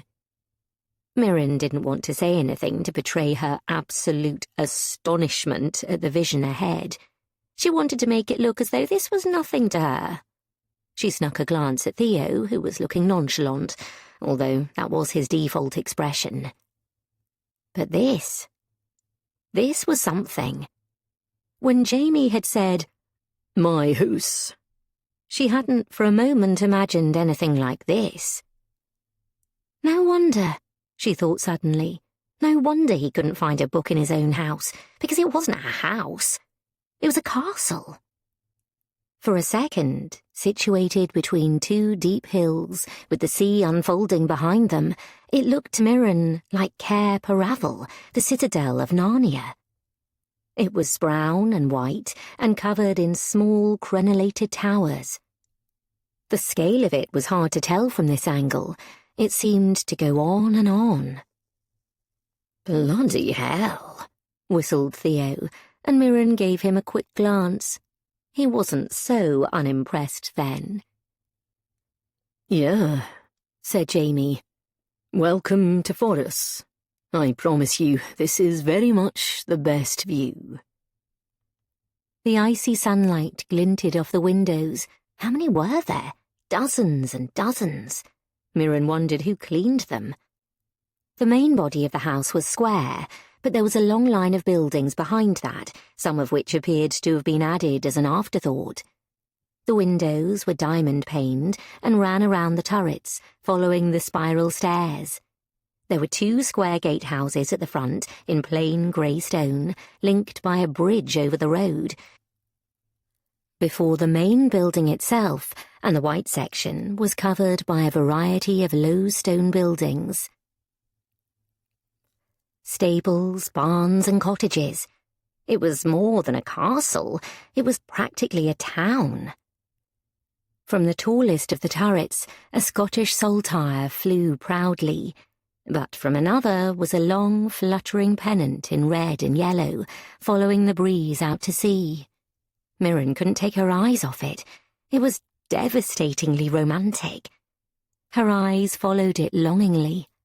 Imagine having a tower with a pennant streaming, like a princess in a storybook. It was glorious. "It's amazing," she said breathily. "From here," said Jamie, smiling ruefully. He looked at them, shy suddenly. I suppose I just wanted to show it to you from its best angle. It's all downhill from here." "When did you inherit?" asked Theo. Mirren was surprised to hear a pitying tone in his voice. "This summer," said Jamie. "And you're the eldest, or just the eldest son?" "Both. Also, literally, nobody else wanted it." "They must do," interjected Mirren in astonishment, and both men looked at her. "Nope," said Jamie. They want me to sell it and get all the cash. Nobody wants it. But nobody wants to be the one responsible for letting it go. But why would you let it go? Said Mirren, still caught in the romance and the dream of it. Well, said Jamie. Well, you'll see. And rather sullenly he turned the key. The Land Rover sparked into life, and they rejoined the road and bumped their way up to the castle lodge. The closer they got, the more Mirren stared. The palace, how on earth could Jamie call it a house? That was utterly ridiculous, loomed overhead as they drew closer. It also became increasingly apparent what kind of state the place was in. The window frames were peeling, the stone was chipped, and the pointing had completely come away on the buildings. The bridge itself looked scruffy and half falling down. The castle that looked white and glowing from far away, a glowing citadel between two hills, was dirty old white close up. There were abandoned vehicles in the gravel, which had weeds growing up all around them. A dried-up fountain was in the middle of the driveway, and the windows close up answered Mirren's unspoken question as to who cleaned them. Clearly nobody did. Mirren frowned. With her surveyor hat on, this place wouldn't comply with building regulations. She didn't think it looked structurally sound. Great cracks ran up the side of the exterior. She picked a section right off the wall, and it crumbled in her fingers. Mind you, old buildings were built of sterner stuff. Some of the new builds she worked with would blow over in a strong wind. If it had stood for several hundred years, you were probably all right today. Even so, she wished she had a hard hat. You moved in? Said Theo. Jamie nodded. Where were you before? Edinburgh, said Jamie. I worked in the Botanic Gardens. You're a gardener, said Mirren. She thought that was quite cool, but it came out as if she was being sarcastic, and Jamie frowned. Theo tutted at her. He was biding his time, he said to Mirren, as if she should have known this, and then gestured towards the huge grounds. Bringing back your expertise? Jamie grimaced slightly and didn't answer. And you live here now? Went on Mirren, embarrassed that he thought she'd called him the gardener. Jamie pulled the Land Rover to a halt. Well, yeah, it was... He looked awkward. I'm the heir. I have to. He jumped out onto the gravel. We spent all our time here when we were children, and now it's mine. He didn't sound remotely happy about it. 11. The front door creaked as if someone was streaming a sound effects playlist, a proper horror film screech. Mirren laughed rather nervously. Jamie didn't seem to notice. They entered a vast hallway with grey flagstones on the ground and a huge crevice in the wall to their right. Above them, a minstrel's gallery, a long mezzanine space that ran the entire width of the hallway. The room itself was huge, triple height. Mirren smelled the slightly fusty but not unpleasant air and glanced upwards. The ceiling held a vast chandelier shrouded in cobwebs. It was hard to see all the way up, but it looked as though, once upon a time, the ceiling had been painted a deep blue, and there were still the faintest traces of painted-on stars that must once have been bright gold. "Wow," Mirren said again, then told herself to stop doing that. She closed her mouth. She was not a codfish. A small side door opened, and a young woman came through, beaming. She was short and round and naturally pretty, with a large bust, pink cheeks, and masses of soft russet-coloured hair. Her huge brown eyes looked amused. "Master?" she said happily, then, at Mirren's shocked look, laughed. "Don't, Bonnie," said Jamie. "It's not funny." "I know," said the girl, but the smile still played around her lips. "I'm just trying it out for size." "Please don't," said Jamie. "It's already weird enough." At this, her face turned sad, and she went and stood beside him. "I know," she said softly. "I was just trying to lighten the mood." She was wearing a plain black dress and had a tea towel slung over her shoulder, Mirren noticed. Did she work here? She seemed extremely confident if she did. Was she staff? Were there lots of staff? Maybe they hadn't noticed the windows. Bonnie turned round with a slightly forced smile. "Welcome. Are you the crack discovery team?" Theo, charming as ever, stuck out his hand. "Lovely to meet you," he said, smiling. "I'm not sure if we're exactly a team," said Mirren, which came out as rather peevish and awkward, particularly as at the same moment Jamie said, "Yes." Bonnie just looked confused. "Well, welcome to McKinnon House," she said. Her voice was a lovely musical burr. "Did you eat on the train?" They both nodded. "Then I won't make a second breakfast, unless you're really hungry. But come, bring your bags in. I'll show you to your rooms, and then I'll put the kettle on."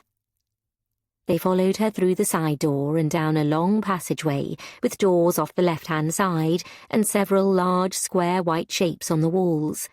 Mirren looked at them curiously. "Sold off," said Theo sympathetically. Jamie nodded, looking sad. "They were just all your face, going back 400 years, added Bonnie cheerfully. "We'll simply take a new picture of you with a wig on. There's a wig box in the east attic, if the mice haven't got to it," she added thoughtfully. "Let us assume," said Jamie heavily, "that the mice have got to it." Mirren wondered what their relationship was. The girl was obviously informal, almost sisterly. But she appeared to be working here? A girlfriend? Surely not with a tea towel, but it was very difficult to tell. Jamie carried on down a set of steps, then turned into a turret spiral staircase that seemed to go up 3 stories. Mirren had completely lost her bearings. They emerged onto an extraordinarily long corridor, the walls covered in an odd red grosgrain material, which seemed to vanish into the distance. It felt cold and unloved and smelled musty, like a huge but spooky hotel. "Wow," said Mirren again, but less emphatically. The other thing she noticed was that here, each side of the corridor was lined with just one thing. Bookshelves. Miles of them. There were bookshelves as far as the eye could see, overflowing with books. Mirren and Theo, bibliophiles both, immediately glanced at the piles. Everything was ramshackle, piled up without much order to it. The books were of all types, old law registers, hunting manuals, novels, memoirs, shopping lists, all of it thrown in, hugger-mugger. "Bloody hell," said Theo, looking up. "There's no organisation here at all." "Nope," said Bonnie reasonably cheerfully. "We'll get to that," said Jamie hastily. Bonnie came to the middle of the corridor, where there was a grand pair of double doors on the left, opening towards the front of the house. She flung them open, and Mirren and Theo moved forward, only to stop in amazement. They were standing once again on a gallery level above a vast room, a library. Light streamed in through double-height windows, even from the ice-grey day beyond. A gilt spiral staircase led down from the gallery level to the endless units of shelving down below, with several fine desks dotted here and there. The books here were older, mostly hardbound, but Mirren could tell from glancing to one side, as hugger-mugger as before, with no rhyme nor reason applied that might explain why, for instance, an early set of Dickens was sitting next to a handwritten recipe book from the 19th century, which was in turn against a collection of 1970s Rupert the Bear and Jack Frost annuals, which, frankly, Mirren would happily have sat down and read right then and there, were it not so chilly in the library that she could see her breath in front of her face. "The library?" said Theo, impressed. "No," said Bonnie. "The East Library." They both looked at her and she smiled her warm smile. "Oh, aye, you got your work cut out." He was quite the man for books, the old laird. This sounded like the understatement of the year. They left the East Library and continued down to the end of the corridor, where they went up and down various sets of steps, each with bookshelves or simply piles, until they found themselves in another endless corridor, and it was here that Bonnie opened up 2 doors, opposite each other. "How will we ever find our way back?" said Theo. "You'll figure it out," said Bonnie, smiling. Mirren followed her into the first of the rooms, on the right. It was filled with bookcases, naturally, with a huge Audiobook book on birds on top of the pile on the low antique table. But her eye was caught instead by... It couldn't be. She couldn't stop smiling. A genuine 4-poster bed. "No way," she said. "I'm sleeping here." Then quickly, "Oh, this is nice." As she didn't want to imply that she didn't sleep in 4-posters all the time. Secretly, though, she wanted to run up to it and bounce on top of it. A real 4-poster bed. It had dark red sheets and hanging curtains like the walls outside. A little dusty, perhaps, but she could handle that. Bonnie didn't seem to have noticed her excitement. "I'd draw the curtains on it," she said. "Gets a bit fresh in here." Mirren looked around. The room was absolutely freezing, but the windows were jammed shut. Warped, she guessed, correctly. "Is it okay to, put the heating on?" Bonnie smiled, and Mirren realised what else was strange about the room. It didn't have a radiator. "Aye, whenever you like," she said, nodding at the fireplace, which had a pile of wood next to it. "I'll start it off for you," she said, seeing Mirren's horrified face. "Don't worry about it, and I'll damp it at night." The wardrobe, when opened, proved also to be full of books, plus a tiny electric heater of uncertain vintage and frayed cord, which in the huge room, with its long moth-eaten curtains and uncarpeted boards, apart from a beautiful rug in front of the fire, looked about as useful as trying to heat the room with a hairdryer. Mirren figured she'd be better off with the actual fire. "Thanks," she said. "Do you want me to leave you to get settled in?" "No, I'll never find my way back again." "Fair enough." Theo's room on the opposite side of the corridor was much the same, only without the 4-poster, and rather smaller, and it looked over an internal courtyard choked with weeds.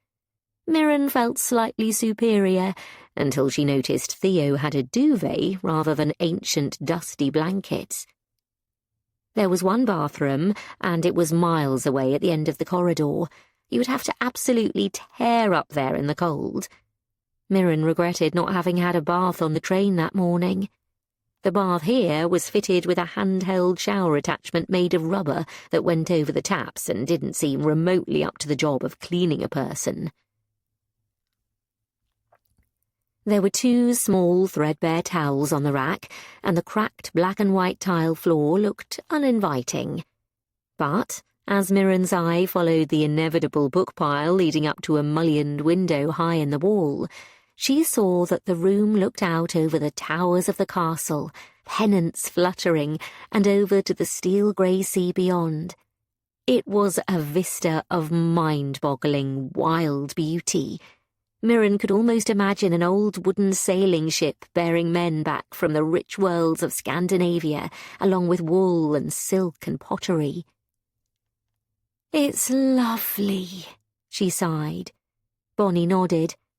"Come on, I'll take you back downstairs for a brew." Mirren still couldn't get her bearings.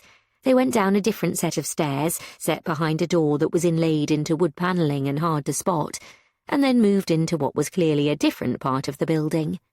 The ceilings were lower, the windows smaller, now looking out onto the forest they'd come through on the way.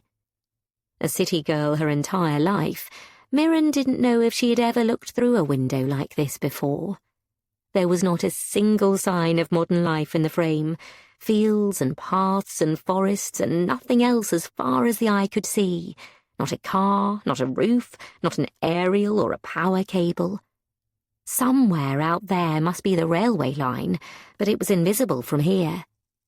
She had never been further away from, well, everything.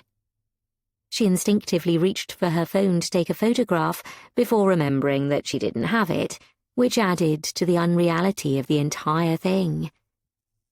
A large door opened, and a further 3 steps downwards, there seemed to be odd steps up and down all over the place, opened out into a very large kitchen with a scullery leading off it.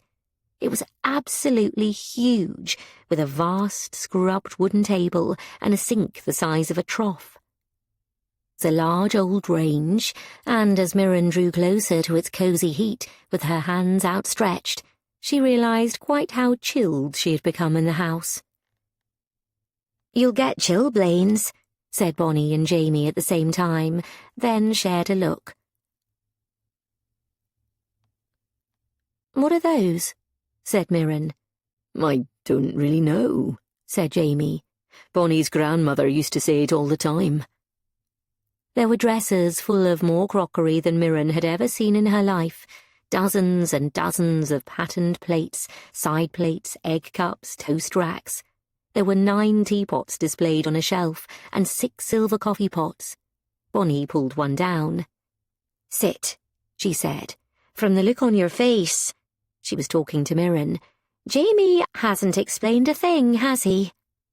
Jamie raised his hands. "They just got here." Mirren shook her head. "Not really.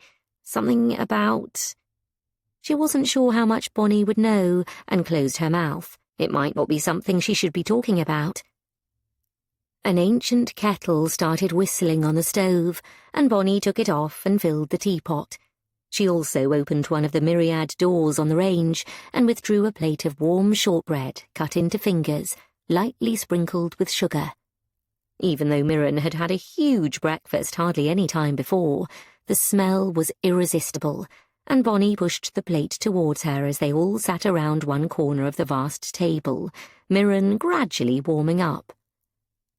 "Come on then, Master Jamie," she said in a slightly teasing tone. "You tell it." 12. "So," said Jamie after he'd demolished a second piece of shortbread. "This house has been in my family, on and off, for, well, hundreds of years, a proper long time. They had some wars and whatnot, and this and that." "Is this shorthand for killed lots of peasants?" asked Mirren, and was silenced with a look. "I'm not saying here is our perfectly acquired fortune," said Jamie.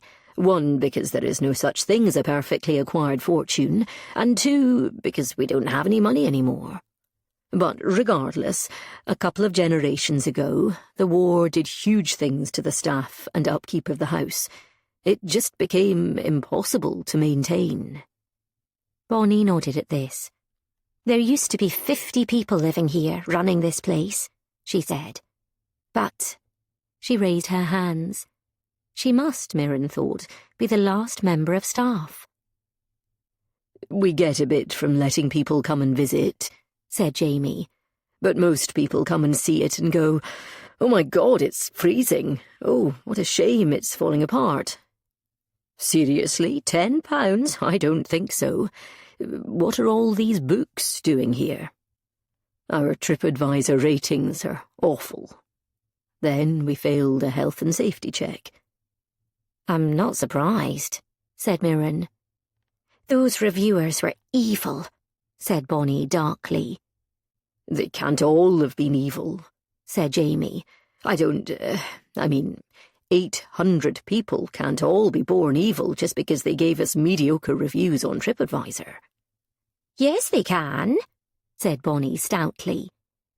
Anyway, after the war, everyone was so miserable. We lost 4 men off the estate, 3 under gardeners and a butler. Those were Goodwin boys, said Bonnie. That was nothing compared to the First War. They lost over a dozen then.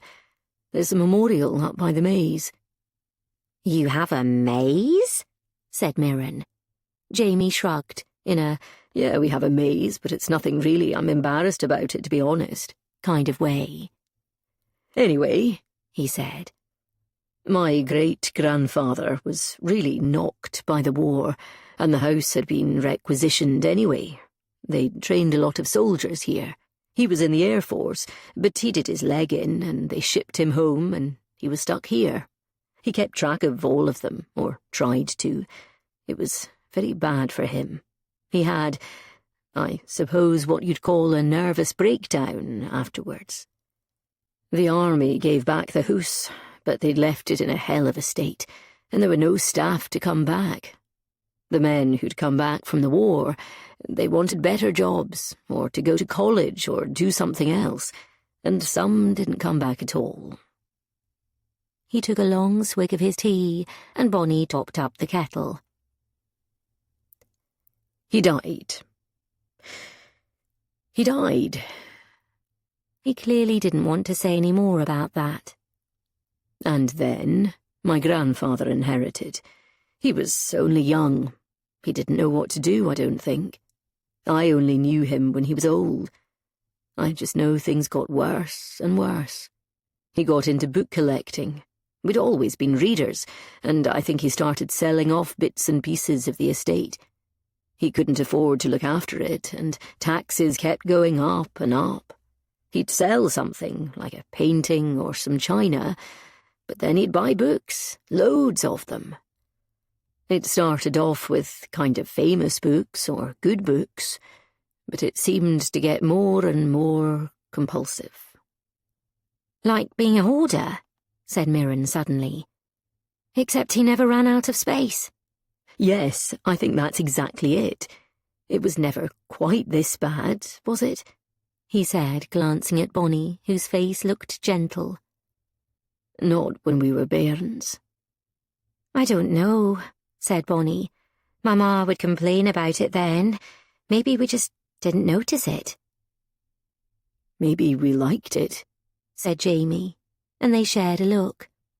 Aye, we did, said Bonnie. Forts. Endless bloody forts, said Jamie, and Esme kept making Wendy houses, and boys weren't allowed in. I wasn't allowed in either, said Bonnie with a snort, and Mirren let them reminisce.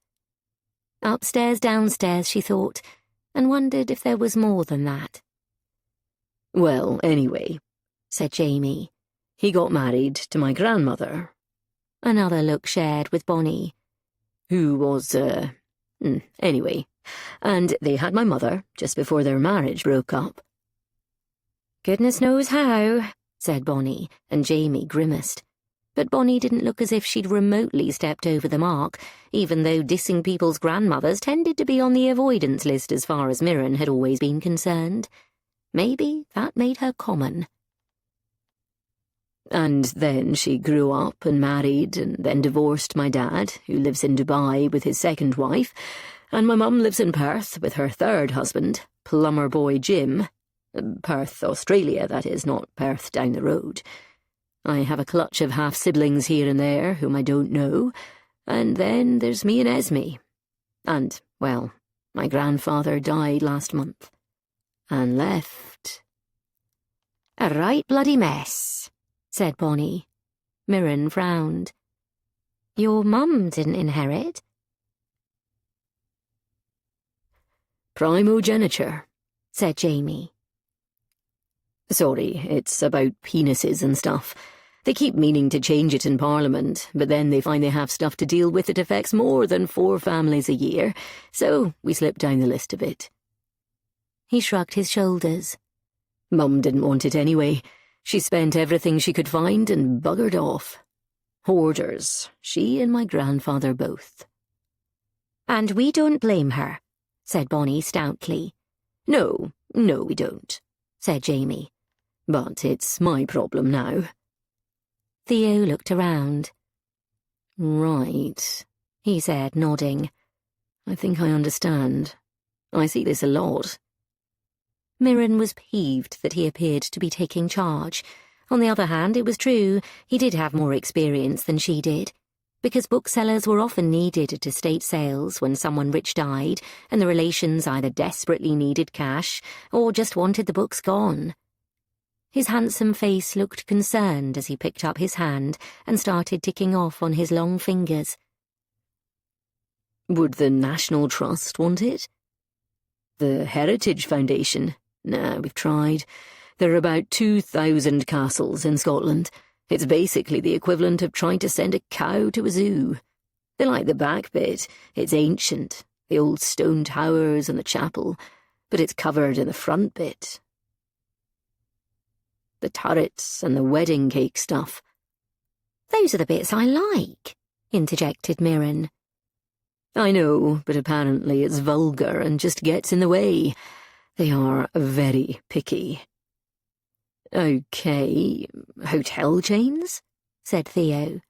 For various reasons to do with kestrels and bats, you can build stuff, houses or a hotel, but you can't put another road here. Theo frowned. So there's just that muddy path. Goodness, you are in a pickle. Uh-huh, said Jamie, the weight of the world on his shoulders. Bonnie patted him gently on the arm, Mirren noticed.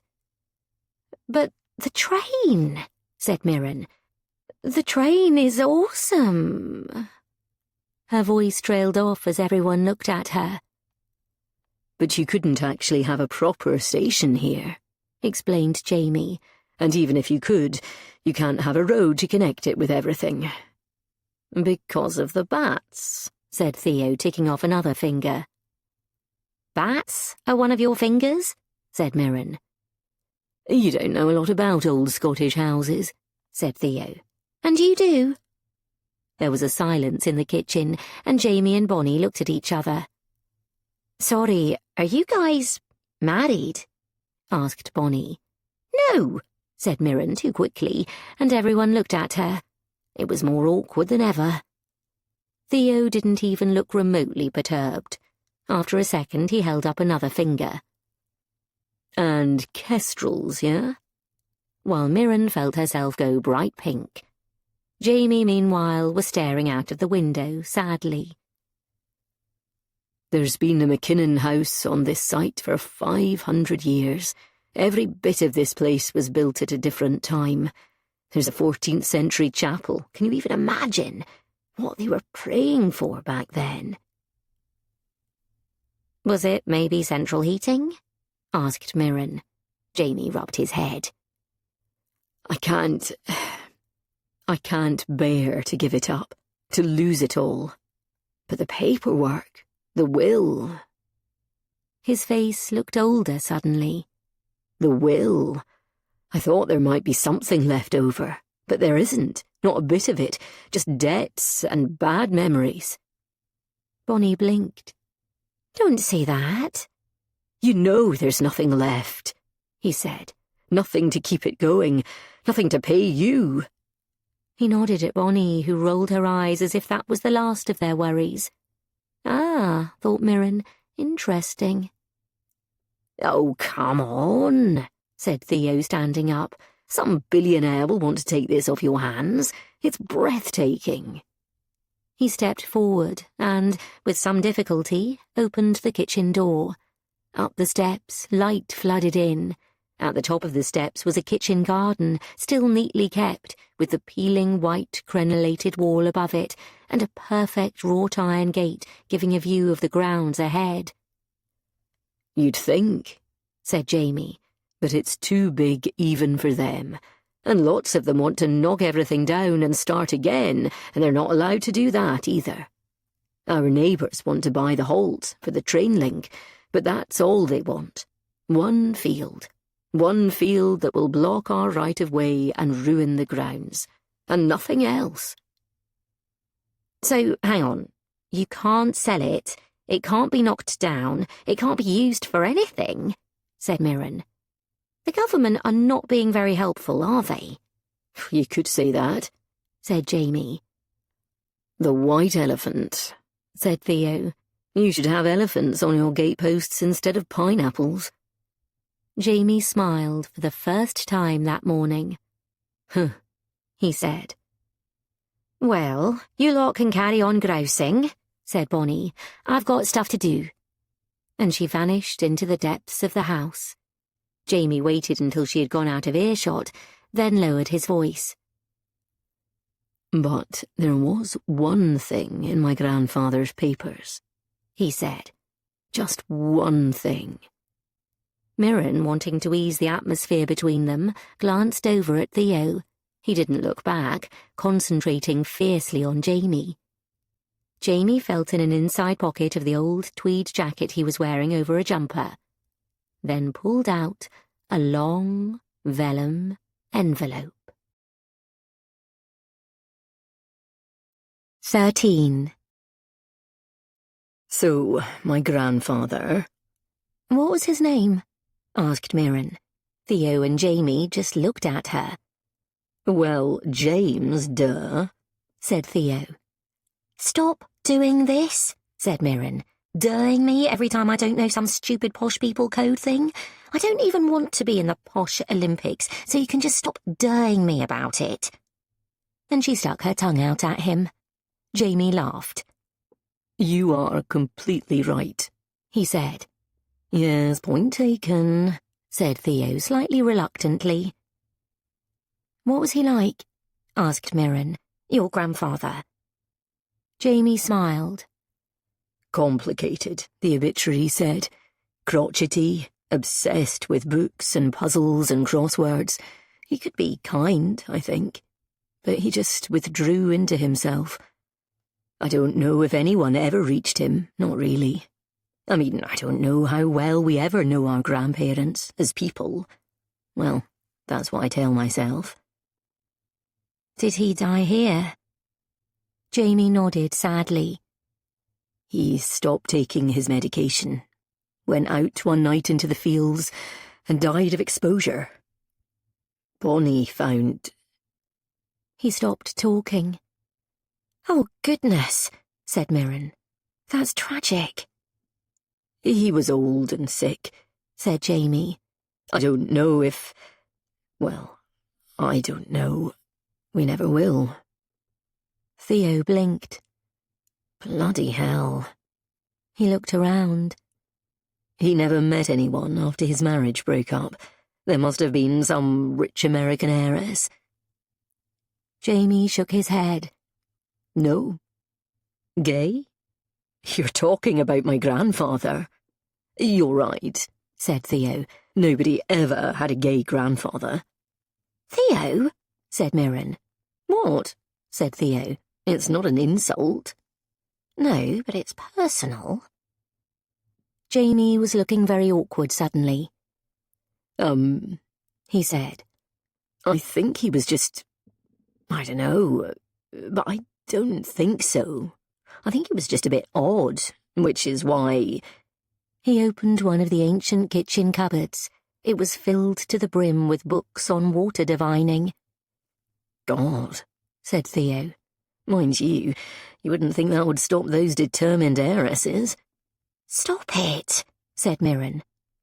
"What's in the envelope, Jamie?" He was still tapping the envelope thoughtfully.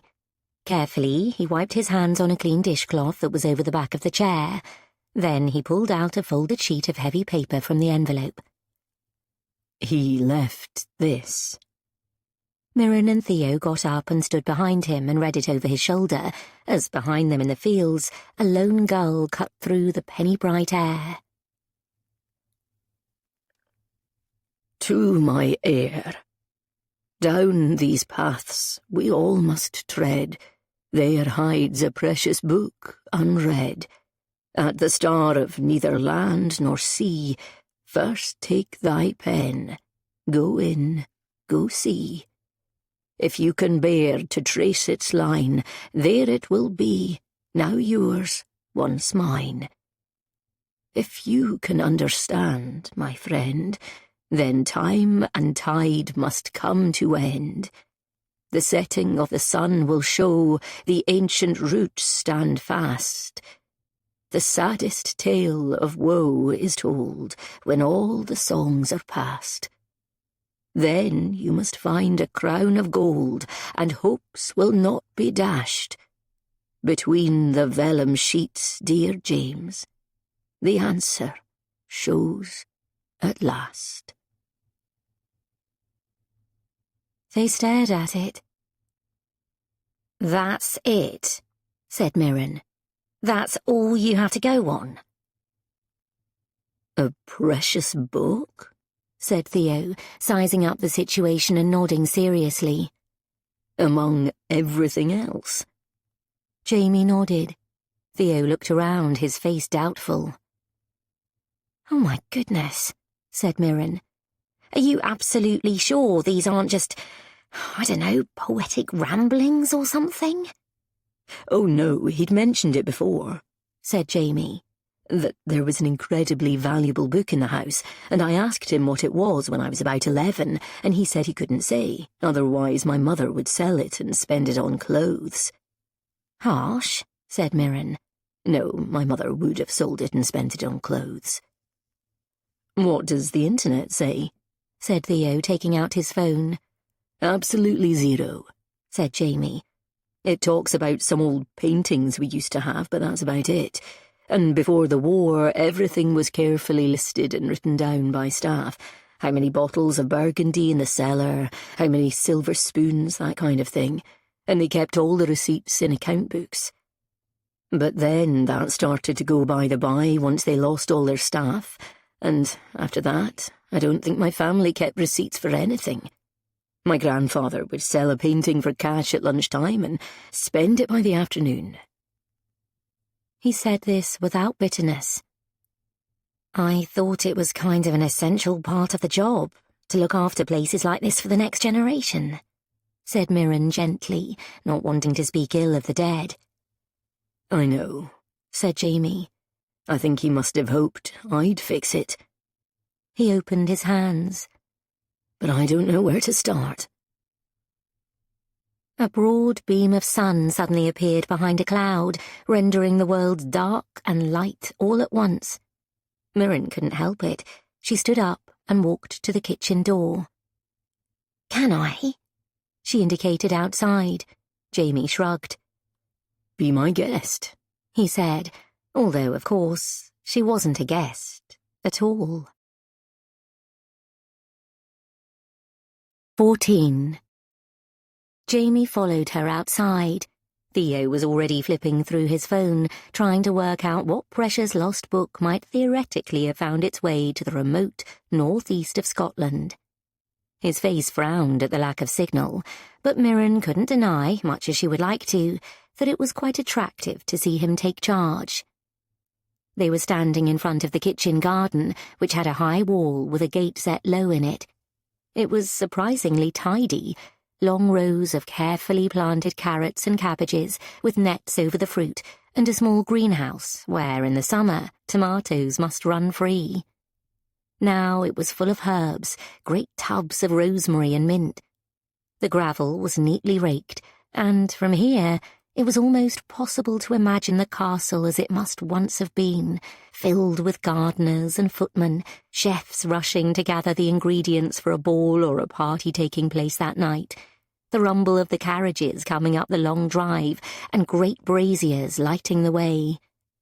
Mirren followed Jamie through the open door at the far side of the garden, entranced by the world visible beyond it, like stepping through Alice's garden gate.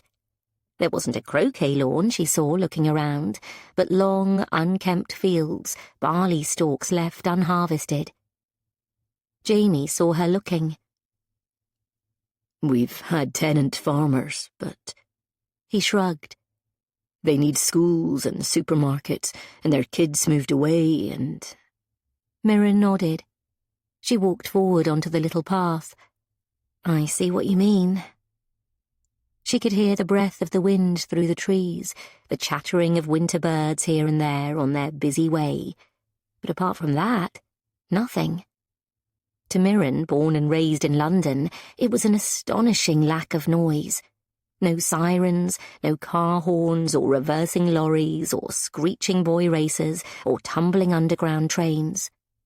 A world untouched by time.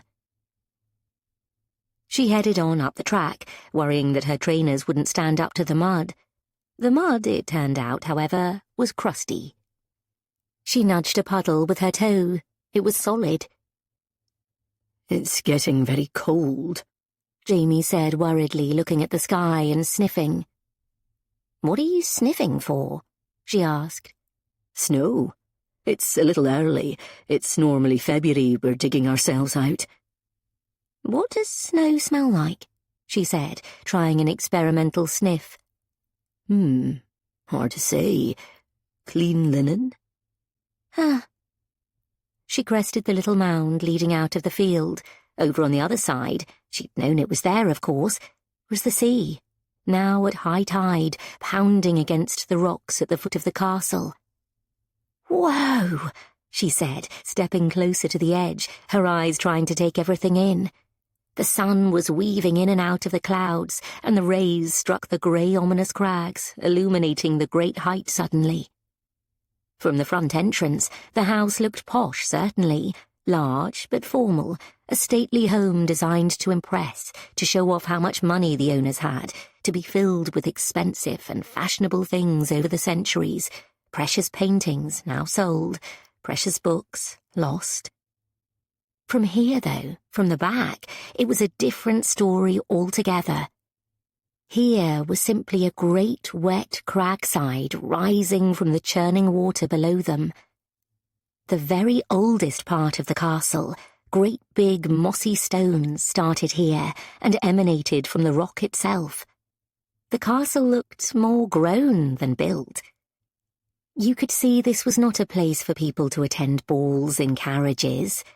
This was a defensive structure.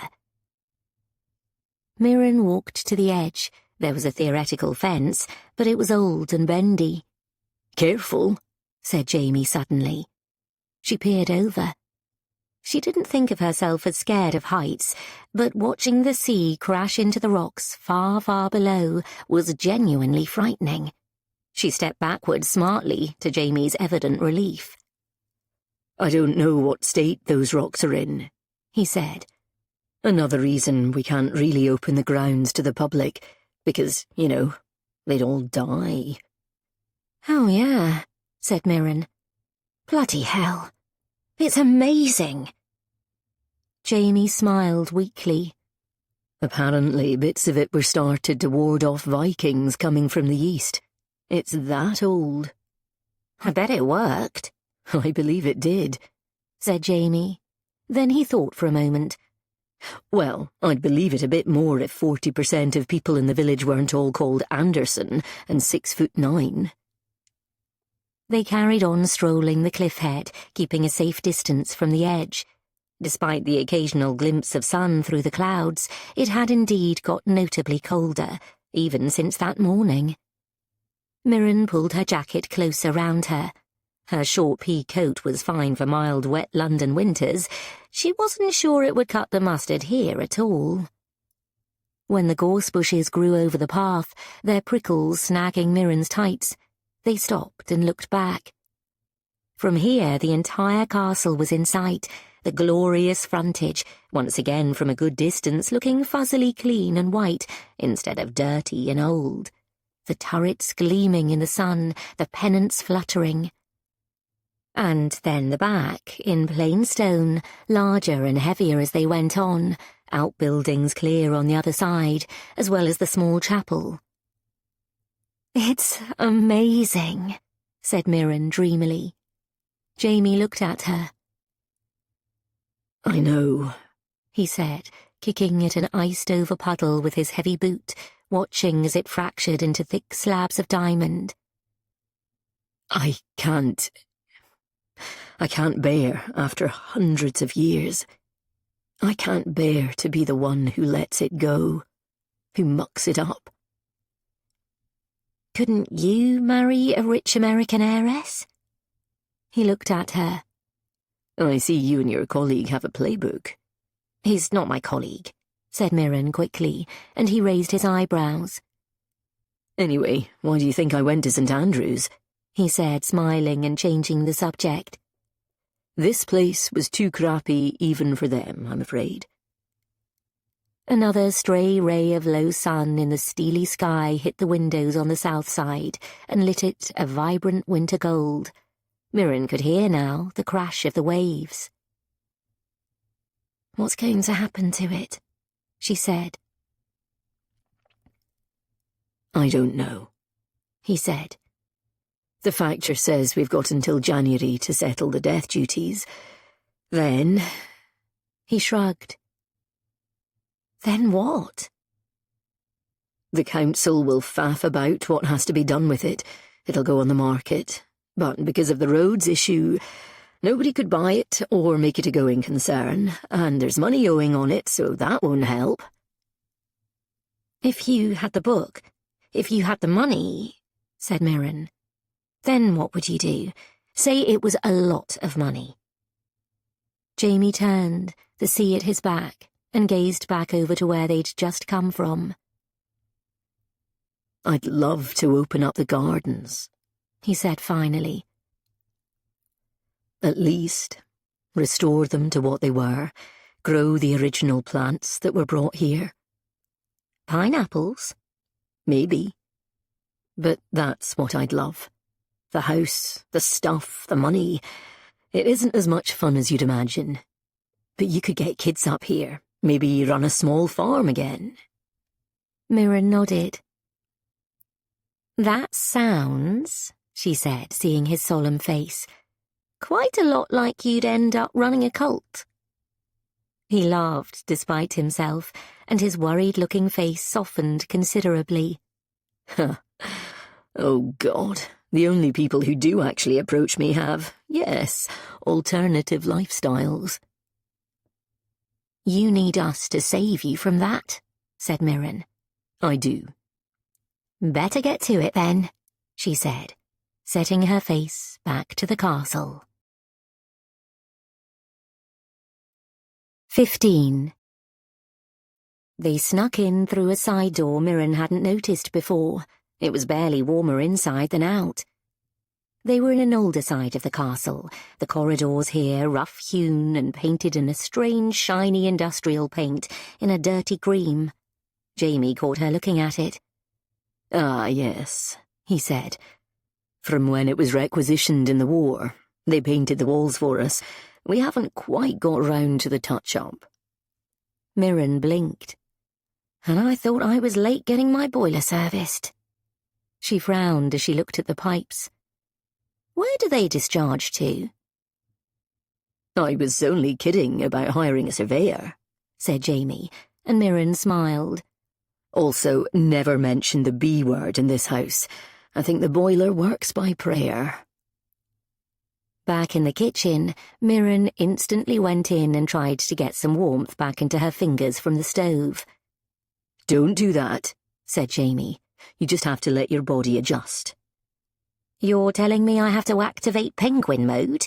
said Mirren. "I don't think so. We're only here for 3 days." The size of the job suddenly struck her. This house was a town. It went on forever. Every surface of it was covered in books, and none of them in any kind of order. Theo was no longer in the kitchen. His phone lay abandoned on the table. They found him slumped in the laundry room on the other side of the corridor from the vast kitchen. This was equally vast. There was a mangle, a twin tub that looked older than Mirren's mother, and in the high ceiling, a great long drying rack that was worked by some kind of odd pulley system, as well as various sinks, cupboards, and ominous-looking pipes. The door at the far end led to something which must, once upon a time, have been a storeroom for sheets. There were shelves covered in very faded paper, with neat labels in copperplate on each one. East Wing blue, East Wing red, and so on, shelf after shelf. Except, unsurprisingly, only the bottom of one far shelf sported fresh linen sheets. The rest were filled instead with books, pushed all the way back, piled 4 lanes deep in every conceivable nook and cranny. Theo was sitting on the hard stone floor, already among a discarded pile, his handsome face looking distraught. "What?" said Mirren. "There's—" He held up his hands in a gesture of futility. "Who buys 300 books about frogs?" Jamie picked up the nearest one. It was an ancient hardback by a reverend, entitled Frogs and Amphibians of the Norfolk Broads, with many various illustrations therein. "I didn't think the Norfolk Broads had so many different amphibians," he said, leafing through it. He glanced up. "I doubt this is the one we're looking for," he said, showing them a rather crudely drawn sketch of an unusually large and badly proportioned toad. "But why?" said Theo. "I have done some house clearances, but this is pathologically insane." There was a silence. "Although I'm sure he was a very nice man and what-not." Jamie shrugged. "Oh, he'd buy anything, really. Auction lots, charity shops. I think he was always... He loved books. I think he wanted to own every book in the world. It was a mission, while everything else fell down around his ears." "I've got a lot of books about dragons," said Mirren, trying to be supportive. Both men looked at her. "What? You shut up." Theo took down another handful and flicked through them. No. Lizards? No. He stood up and dusted off his hands. "Laird Mackinnon. Jamie, please. People only use my title when I'm in trouble," said Jamie. "OK, well, I handle a lot of antiquarian books," he said. "I kind of hoped you did," said Jamie. "I have to say, a lot of these, they're old, but they're just—" Theo rubbed the back of his neck. "They're just old toot." Jamie nodded. "How many miles of corridor are there in this place? How many rooms?" About 2 miles, and I think about 60 rooms." "Bloody hell," said Mirren. "Plus attics and cellars," said Theo. "Look, I'm sorry, but to do this properly would take—" None of the three said anything. "Well then, let's get a move on," said Mirren as cheerily as she could. She was worried Theo was just going to turn around and leave. She didn't want her trip to end as soon as it began. "Show me that poem again." 16. Jamie suggested they move to the chinois drawing room, as it was one of the rooms Bonnie kept up. The place visitors were taken to, one of very few that were shown off and painted up and kept tidy. There seemed to be endless other public rooms they glimpsed from the corridors. The huge spaces between the great double doors, with wood peeling, missing door handles sometimes, indicated the vast size of the rooms behind them. There was a long rug down this particular corridor. Once, Mirren thought, looking at it, it must have been heavenly, with little birds in turquoise and gold leaf intertwining to form the pattern, almost entirely obscured. The sides of the carpet were held down either side with more and more books piled up. It was like wading through a tide. Mirren glanced at titles as they headed past: A History of Raworth School, A Guide to Tea Shops, and a recent Jack Reacher. Theo was right. The order made no sense. Halfway down, Jamie stopped and opened one particular set of double doors with an anxious look on his face, as if he really wanted them to like it. How strange, she thought, to be what many people would consider to be the luckiest fellow in the world, inheritor of a huge country estate, and yet to be so worried and unhappy, for it to be such a burden. Feeling sorry for a posh boy was very far down her list of things to do, but she couldn't deny that she did. The chinois drawing room, colonial nightmare, Theo whispered to her in a rare moment of solidarity, and she could only agree. was undeniably beautiful. Turquoise, gold and red wallpaper, faded but its colours still bright, covered the walls with bright, bustling bees and butterflies. There were brightly painted screens in several parts of the room, which was clean and clear of dust, and, thank goodness, a newly laid fire was burning in the grate. Mirren darted towards it gratefully. She glanced out of the vast window.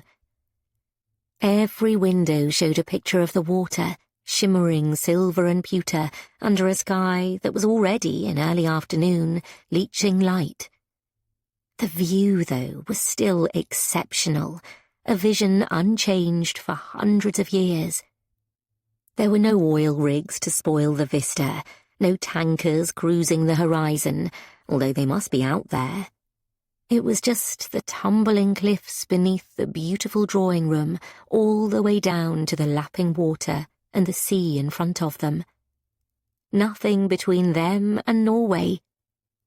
Once upon a time, she thought, ships would have come here, to trade, to fight. Who knew? She walked over and stood so close against the window that she could see her own face superimposed on the scene, feeling as though she was stepping into someone else's history, the history of the many, many people who had walked these halls. It was thrilling. The men, of course, had to go and do daring do, but how many women and children had stood here, looking out, dreaming of distant shores? The daughters, the brides, the mothers, the parlour-maids, the rich, the bored, the spoiled, the slavies, the silent, unvoiced legions of women who had come and gone across this room once upon a time. It occurred to Mirren suddenly that with her background, her ancestors were Scots who'd moved down south when the pits closed, she would not have been a lady in a long, pretty dress staring out and dreaming of voyages and dances. She would have been one of the staff. Just as she thought this, Bonnie pushed her way into the room. "You didn't," said Jamie, glancing at the tray, then beaming at her. Bonnie beamed back at him and set the tray down. Mirren wondered once more about the relationship between them. There was a large teapot wearing a cosy. It was such a very long way from the kitchen to the room they were in. Everything would get cold on the way without it. And a huge plate of raisin scones, puffy and floury and utterly delicious-looking. Next to that sat an ancient glass dish containing jewel-like jam that was obviously homemade. Gooseberry, Bonnie announced, and cream and sugar in beautiful blue and white Chinese willow-pattern porcelain, almost every bit chipped, and butter and clotted cream likewise. "You haven't had any lunch," said Bonnie, "so I thought you might want your afternoon tea early." "You thought right," said Jamie. Even Theo, whose interest in food was lackadaisical at best, perked up from the stop of a stepladder where he had been reading a Victorian book of childcare, eyes bulging slightly in horror at its contents. They sat in front of the roaring fire and drank tea as the last of the light drained from the sky, and Jamie closed the shutters, and the room became cosy and pretty much warm enough to take your jacket off, if not your jumper, obviously. Mirren ate a scone hungrily, piled high with the jam from the estate, then another. The boys, too, were tucking in with good will when she pulled out the poem again. She moved across the room to a tiny escritoire. "Can I sit here?" "Yes," said Jamie. "Rest assured, if anything was worth anything, it was sold off years ago." "To buy more books," said Theo. "So it'll be either reproduction or valueless." "OK," said Mirren, sitting down at the little table. It was still delicate and flimsy. She felt rather huge and inelegant sitting there. Opening up the tiny drawers that rose up from the polished table surface, she found, to her delight and surprise, proper vellum notepaper, an ink bottle, and an old fountain pen. "Ooh," she said. "Can I use this?" "Again, just assume anything you find in the house you can use," Jamie said. Mirren took the fountain pen and rinsed it in a bathroom down the hall, then had the satisfaction of drawing fresh black ink up through the balloon cartridge.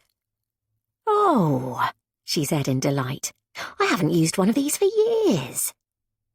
She started to write an elaborate D on the vellum paper. The nib was fine, and the paper slightly rough, but in a way that caught the ink beautifully. She smiled, pleased at her handiwork, and copied out the rest of the line in calligraphic script from the paper Jamie deposited in front of her. "Where did you learn to do that?" asked Jamie, looking over her shoulder. She went slightly pink. I went through a phase in my adolescence." Theo glanced at it. "My God, Sutherland," he said. "How nerdy were you? Did you learn how to do this by staying home on prom night?" Mirren gave him a look and set about quietly picking out the nouns in careful script. Lines. Book. Pen. Line. Setting of the sun. Maybe that was to the west. Stars. Land. Sea. Everything was in here. Ancient roots, though. Surely all the roots were ancient. Lines and setting suns and crowns of gold. What does it mean? Have you got any crowns of gold? "I believe any crowns of gold would have been sold pretty much first," said Jamie dryly. He ran his fingers through his hair. "It is possible he was just, wibbling. He loved games and puzzles, all those kinds of things. He was such an odd man. It's not outside the realms of possibility that he's just winding us up from beyond the grave, or thought he did have something, thought that he'd bought so many books, one of them must be worth something." Theo blew out some air. "As an investment strategy, you're probably better off betting on horses. This is a wild goose chase, playing silly buggers." "But no, I can't think like that. He was absolutely adamant that he had something precious," said Jamie. I didn't have any reason not to believe him." "Well, quite," said Mirren. Jamie looked over her shoulder. "I thought go see might mean the halt, because it's where you might travel from." "There are no books there, though," said Theo. "No, I know." "Go see," said Mirren. "I mean, you don't really need those words in the poem. First take thy pen, go in works totally fine. Take thy pen, go in, go see." She frowned. "What did you say before?" she asked Theo. "Just now?" "About playing silly buggers." Before that." "About being on a wild goose chase?" Mirren glanced down. She wrote the words, "go see." Then she wrote the word, goose. "Have you got any geese here?" she asked. "We used to," said Jamie. "I think we used to have a goose girl." "What's a goose girl?" "It's someone who looks after the geese," said Jamie. "They'd have been down at the duck pond." "Do you have books down there?" "I suppose there's a summer house. It seems a bit, go see, meaning goose. It's a long shot, surely." He got up, and Theo did too. What about take your pen?" said Mirren. "Yeah, well, I suppose if you were outside, but the ducks, you wouldn't need a pen." "Is there a duck pen?" Said Jamie. "I don't know. I don't get it. It's unbearable. There is a sheep pen, but it's up on the side of the ben. Nobody's used it for years." "If you can bear," said Mirren, writing the words in her beautiful script. "What does that mean? Like, just, can you bear it?" "A bear and a goose," said Theo. "What do you mean?" "At the star of neither land nor sea." "I thought that might be filler." said Jamie. "All stars are in space. It's just stupid." Theo frowned. "But if you did have geese and bears, and take thy penguin—" "Penguin," said Mirren. "What?" Mirren flapped her hands. "If it was, oh my God, the North Star, over the ice. Not land, not sea, ice. Those are Arctic animals." "But we're already in the north," said Theo, puzzled. "It's freezing enough up here. Have you got bears?" But Jamie wasn't listening. "Bloody hell," he said. I wonder if he meant the North Library." 17. They all jumped up, galvanized. Then Mirren glanced back down and grabbed the last bit of her scone. It had been a very good scone. "Bring your notebook," said Jamie. "That method obviously works." "I wouldn't say obviously," said Theo, "seeing as, we haven't actually found anything yet." "Copying things out works," said Mirren, ignoring him. "Do you think?" "I've stared at that thing for 3 months without figuring a thing out," he said. "Why didn't you just put it on the internet?" said Mirren, puzzled. "Sure," said Jamie. "What I absolutely want is hundreds of weirdos turning up here and pulling the house apart. Thanks, that's exactly what I had in mind." He shivered. "Oh, guess what? Every rando on the internet. There might be treasure in my house, and by the way, the doors don't lock because they're completely warped."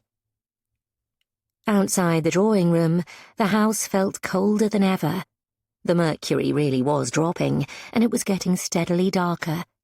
Following Jamie up the corridor, Mirren stopped and listened.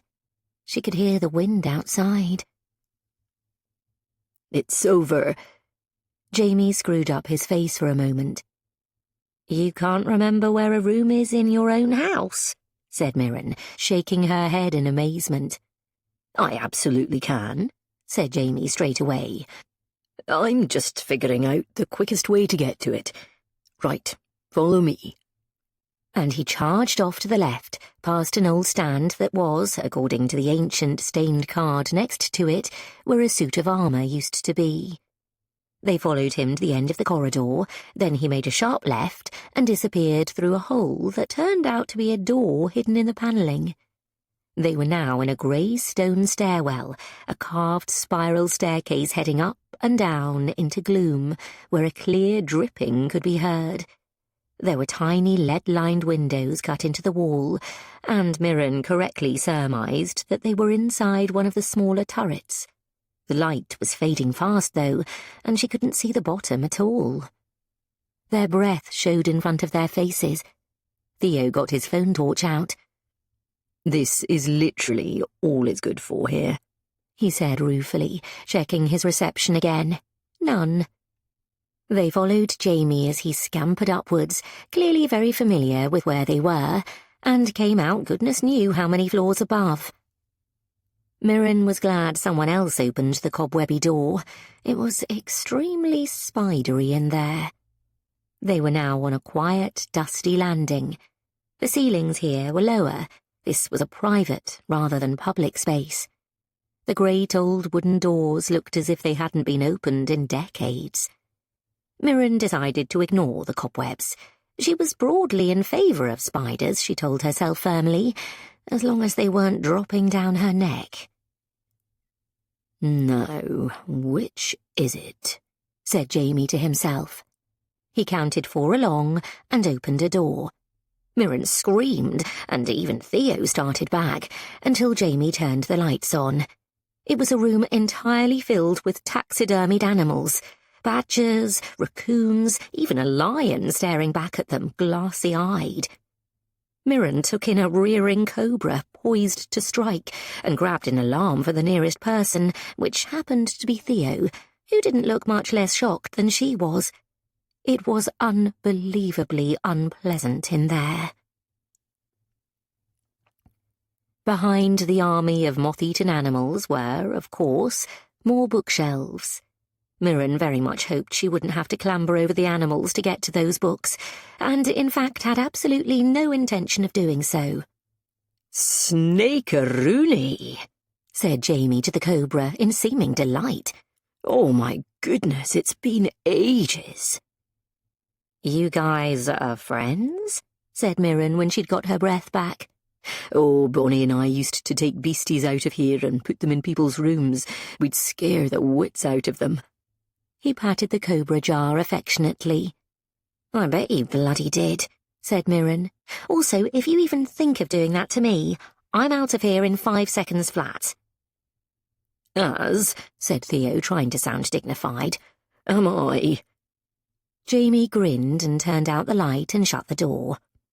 "I think that's worse," said Mirren, "knowing they're all in there, in the dark, plotting how to kill us." "It's just a collection," said Jamie. "Yes, of horrifying things." But he was striding on. "Where is it? Where is it? Ah, of course." In front of them was a pair of heavy wooden doors with black studs in them.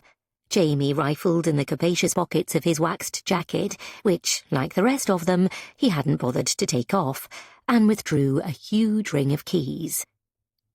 "When's the last time anyone was in here?" Jamie shook his head. "Not the foggiest." "It sounds," said Mirren, "like your grandfather. He needed a lot of help. Like he wasn't well at all." "It's hardly unusual for a McKinnon to turn eccentric in their old age," said Jamie. "And I was here a lot, but he didn't want any help. He just wanted to tell me about new books he'd bought and crossword clues." "Your mum didn't—" "She sided with my grandmother in that particular divorce," said Jamie. "Hardly spoke to the old man at all. She'd leave me and Esme here for the holidays while she went swanning off on the proceeds of whatever there was left to sell." He tried to sound cheerful about it, not entirely satisfactorily. He finally found the right key, a large black iron thing with an elaborate rounded end, and the wooden doors creaked open. The air inside the room was like a tomb. Jamie fumbled for the lights, an ancient switch in a round setting. The bulbs had mostly blown. There were 1 or 2 weak bulbs left in a dusty chandelier hanging from the roof. Just as before in the East Library, this had 2 stories, and they had entered on the mezzanine. They must have been designed this way. But the windows didn't face east to the wild sea, or west to the beautiful dying rays of the setting winter sun. They looked out on the harsh landscape of the northern hills, where there was no heather left now, so late in the year. Hardy sheep were dotted here and there, everything in shades of grey, cold and inhospitable. Mirren shivered. The books here, as dishevelled as anywhere else, were covered in a thick layer of dust.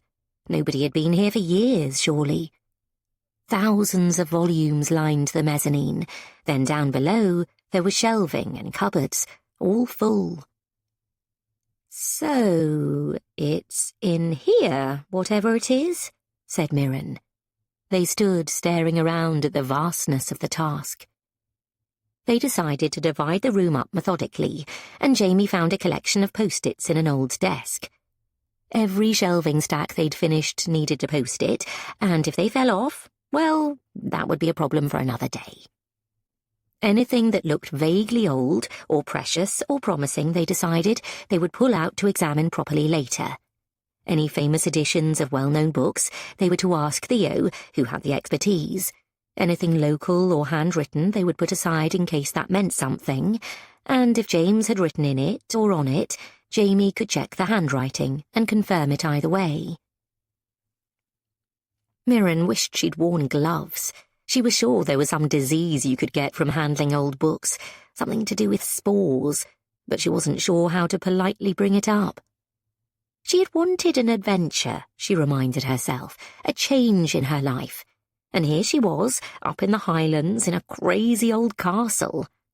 OK, she had been anticipating rather less indexing of old titles about... She picked up one at random. Great chess games from the International Bradford Chess Competition. But maybe people forgot about the slightly duller parts of adventures. They got their heads down as dusk fell. Jamie went and scared up some light bulbs from various other rooms. Mirren hoped he hadn't annoyed the animal gods next door, to give them a bit of light, and plugged in an ancient radio on one of the desks, which pleasingly still worked, although the choices were limited to the local Gallic radio station or Russian seafaring channels. They went for the former, which played enough jolly jigs and reels to keep them moving. What, though, thought Mirren as she sorted through the stacks, did James mean? What could the book be? Really rich people did buy and sell books for absolutely loads of money, she knew that. Silly money for things that nobody else could have, rarities or special things. Because when they'd run out of every commonplace thing, every single normal mass-produced thing a human could ever want to buy, they had to spend their money somewhere, so they spent it on pointless things nobody could possibly want or need. Engagement rings the size of hen's eggs for marriages that wouldn't last, rocket ships that exploded all over the place, artworks that only existed on the internet, for heaven's sake. Houses so big, so impossibly huge and useless that you couldn't even go in every room and you could get lost just looking around them. What on earth was the point of this, truly? She thought, as the windows showed full dark outside now on the long, wild grounds of the north. Oh, she didn't know. She didn't understand the world, not really. Maybe the old laird had given loads of his money away. Maybe he'd fed all the hungry kids in the villages all round, found good jobs for people to do. Or maybe she was naive and studenty and didn't understand the world and all of that. But looking round at this dusty, forgotten, overflowing room belonging to a man who seemingly, from the way Jamie told it, had died completely alone, his estranged daughter in a foreign land, his grandchildren passing the buck on the inheritance. Well, she wouldn't say he'd been on top of it either. What was he like? She called to Jamie as she leafed desultorily through a selection of hardback guides to O-level mathematics in 1956. She could not deny it looked a lot harder than her GCSEs. That was an entire puzzle on its own. Still, though, it was a treasure trove, and she remembered, looking round, how when she was young she'd thought once that she might read every book in the world, she loved them so. As she'd outgrown the tiny children's section in her branch library, she'd realised this was futile. But there was still something in her that wanted to sit down and not get up again till she'd read every single one, travelled to every single land within their pages, met their kings, learned about their strange ways, fallen in love. Perhaps the old man, too, really had thought he could possess every single book in the world.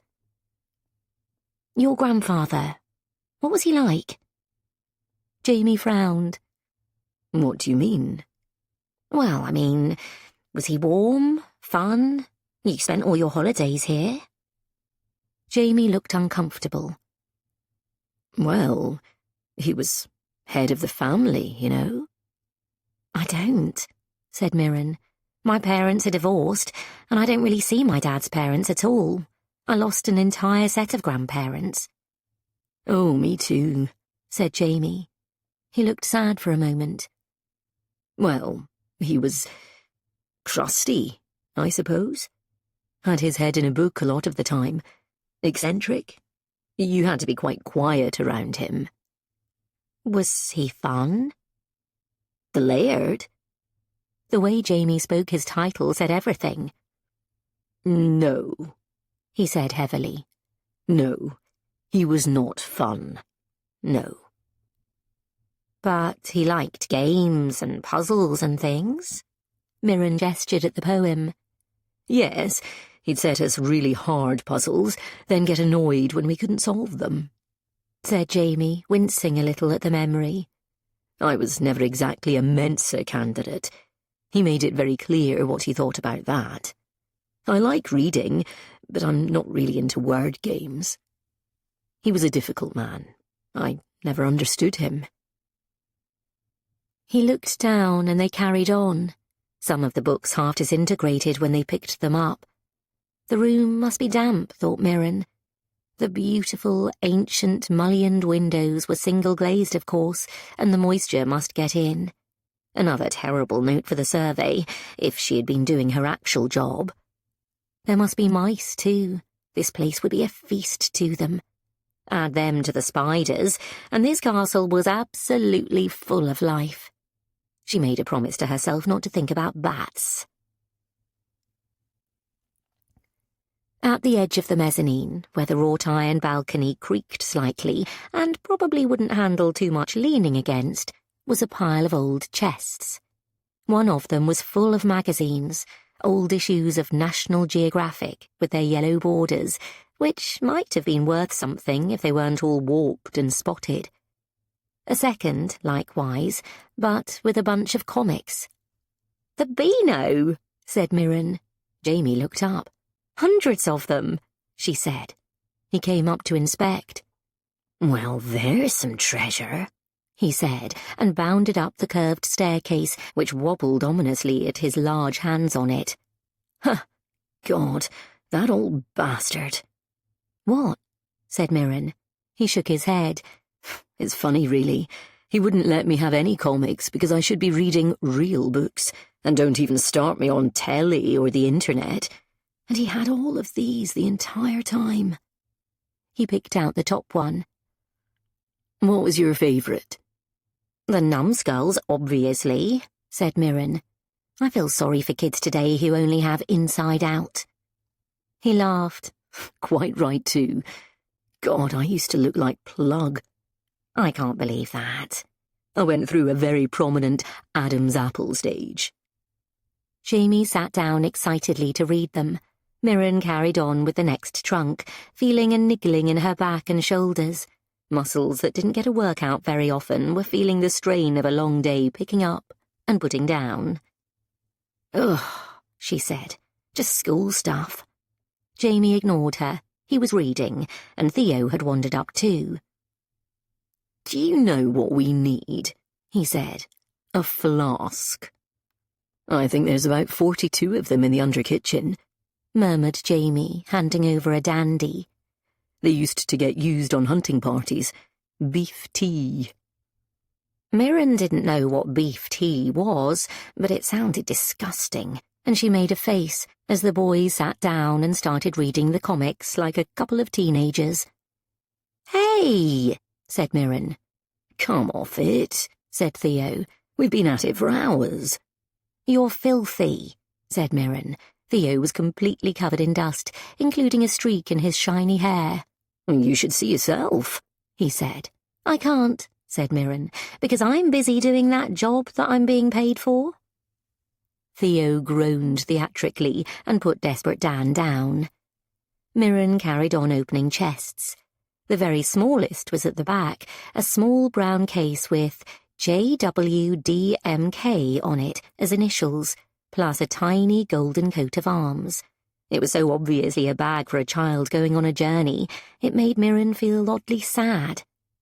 Actual golden initials. But for what? It creaked open, and the smell was of musty old ink.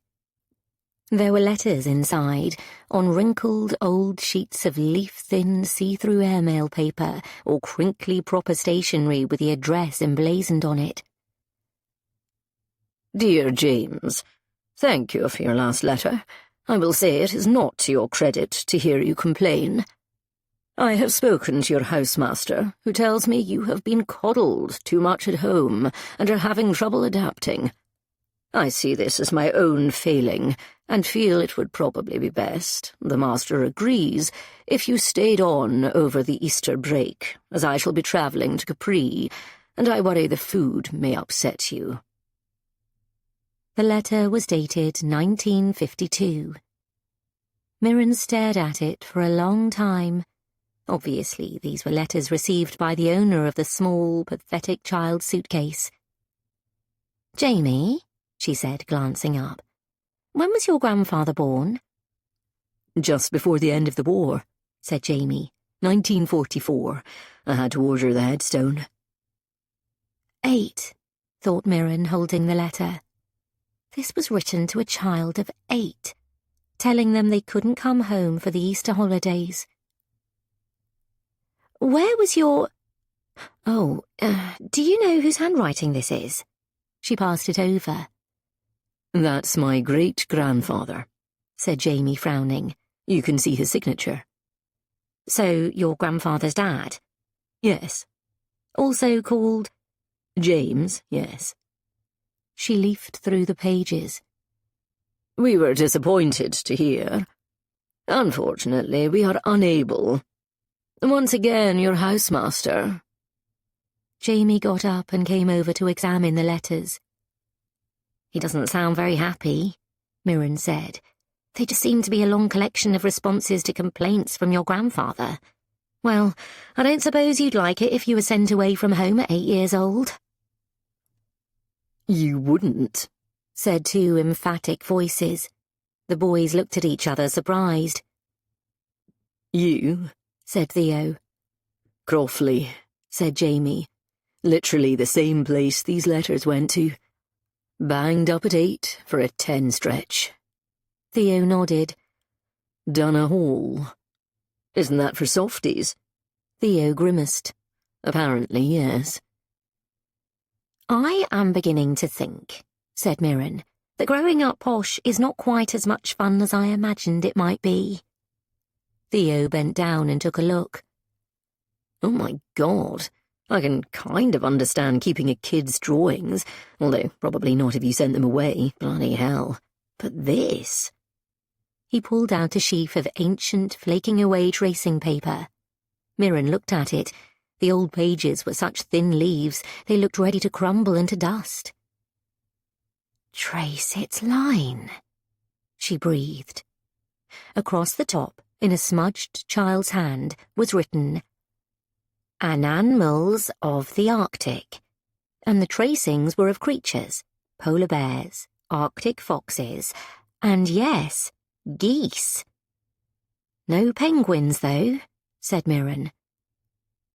Wait, there actually aren't any penguins in the Arctic, said Theo suddenly. I forgot. How embarrassing. Oh, so he did mean pick up your pen. Or he wasn't a very good student. They leafed through the box, but it didn't seem to have anything in it other than the letters and pictures. Theo blinked. Hang on, he said, and got up and jumped down the stairs and across the room. He waved a hand. Over here, he said. I'm sure I saw... somewhere around here. Just as he said it, the lights flickered, and they looked up. They do that, said Jamie. Don't worry about it. Okay, said Theo. Have you got a torch? You know, just in case. No, said Jamie.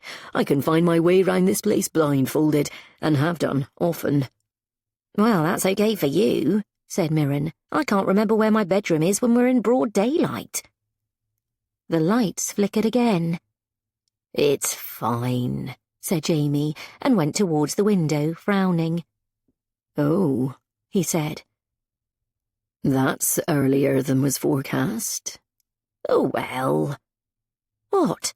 Said Mirren, picking her way down the stairs towards the great high casement windows.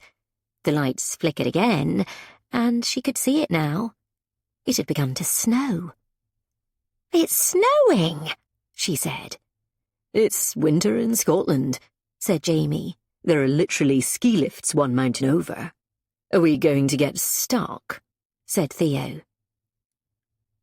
Shouldn't think so, said Jamie, waving a hand. Snow isn't what it was. I'm amazed we're even getting any in December. It used to show up in November, and you could be stuck for weeks after Christmas. It was great, if I didn't have to get back to school. Did you get to hang out with your granddad? No, with Bonnie, of course. They watched the flakes fall. It was cold and bleak out there. Mirren was happy she wasn't outside, even though the metal of the casement windows was freezing to the touch.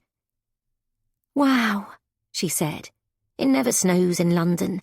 Like 5 lakes, then it's all slushy and disgusting. This is proper. It is, said Jamie.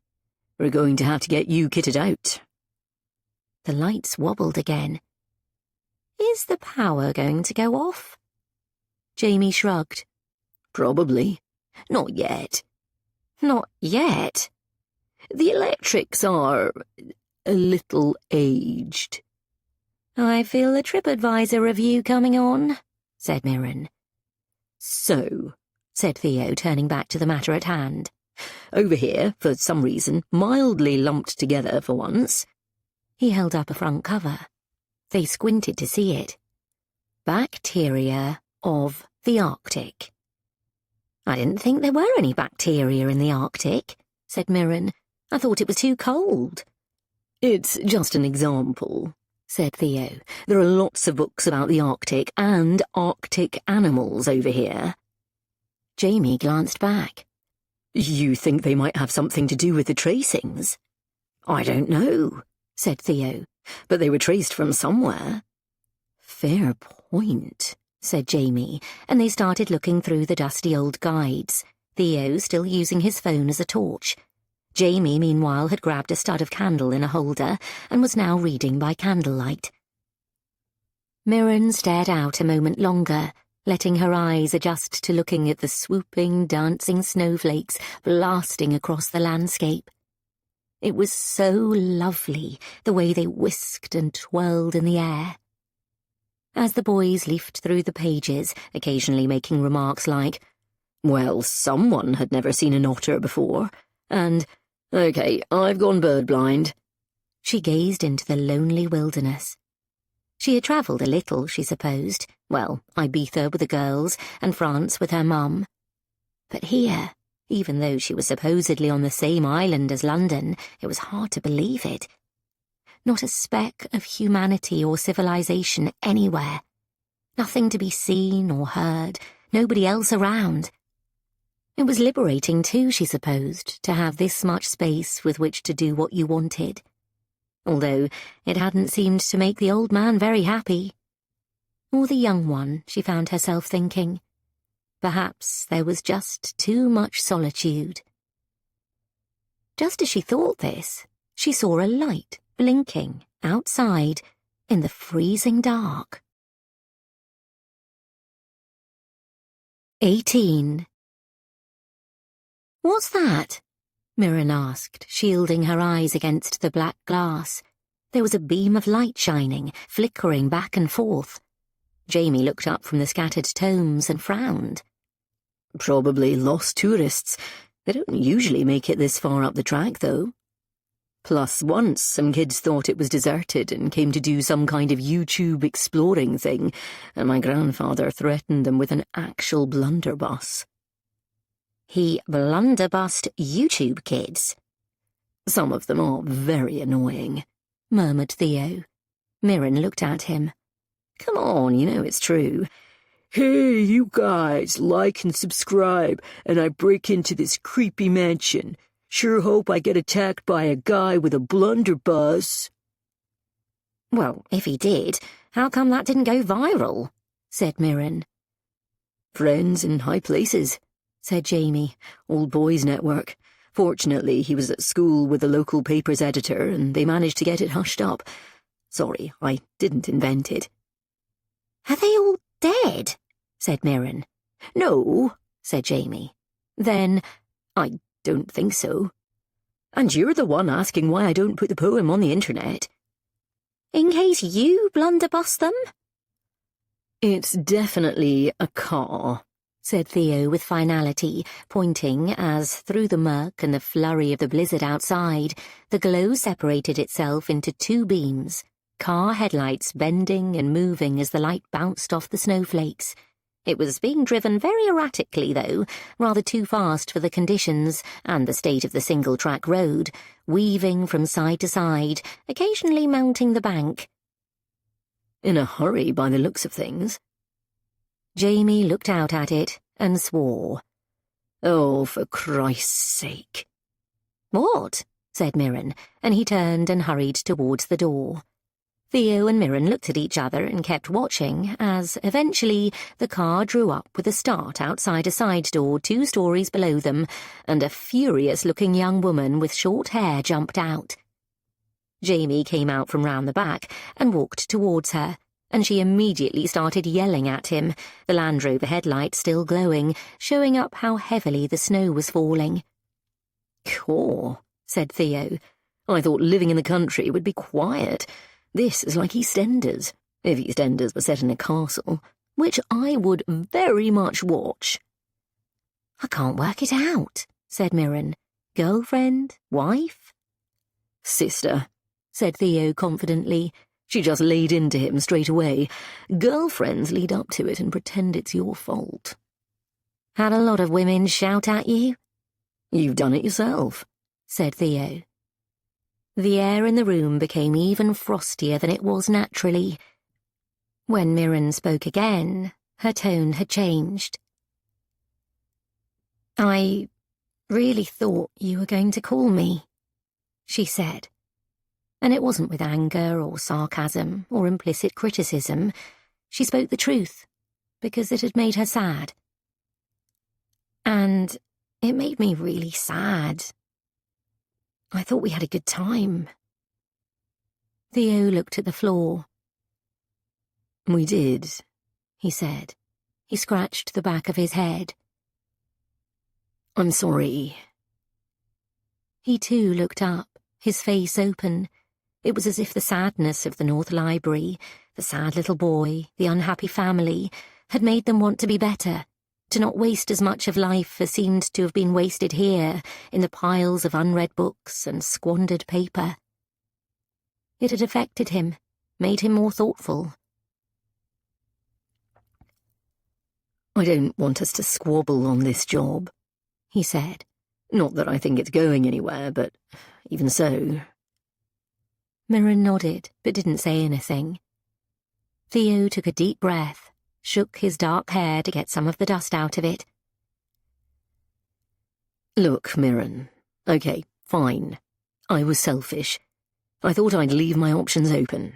Then I felt like a shit, and it felt better not to get in touch, because then I didn't have to think about myself being a shit." He winced. "And then, we always think bad things about someone we've treated badly. It's a horrible quirk of human nature. I felt like you were making me feel guilty by just existing, so I got pissed off with you." Mirren almost laughed. "Oh, God," she said. "That is so annoying. None of this is my fault. I didn't do anything." "I know," said Theo. "So saintly and nice. Drove me crazy." She laughed properly then. "I'm not always nice," she said to him in a slightly more challenging voice. He looked back at her, those impish black eyebrows arched. "I had forgotten," he said, "just how luscious-looking you are." "Especially when I'm wearing all my clothes at once," said Mirren. But he didn't laugh back, just fixed her with that intense, hot-eyed, vampire gaze. Mirren felt her pulse speed up. It had been a long time, a very long time since she'd had sex. Her body was reminding her of that.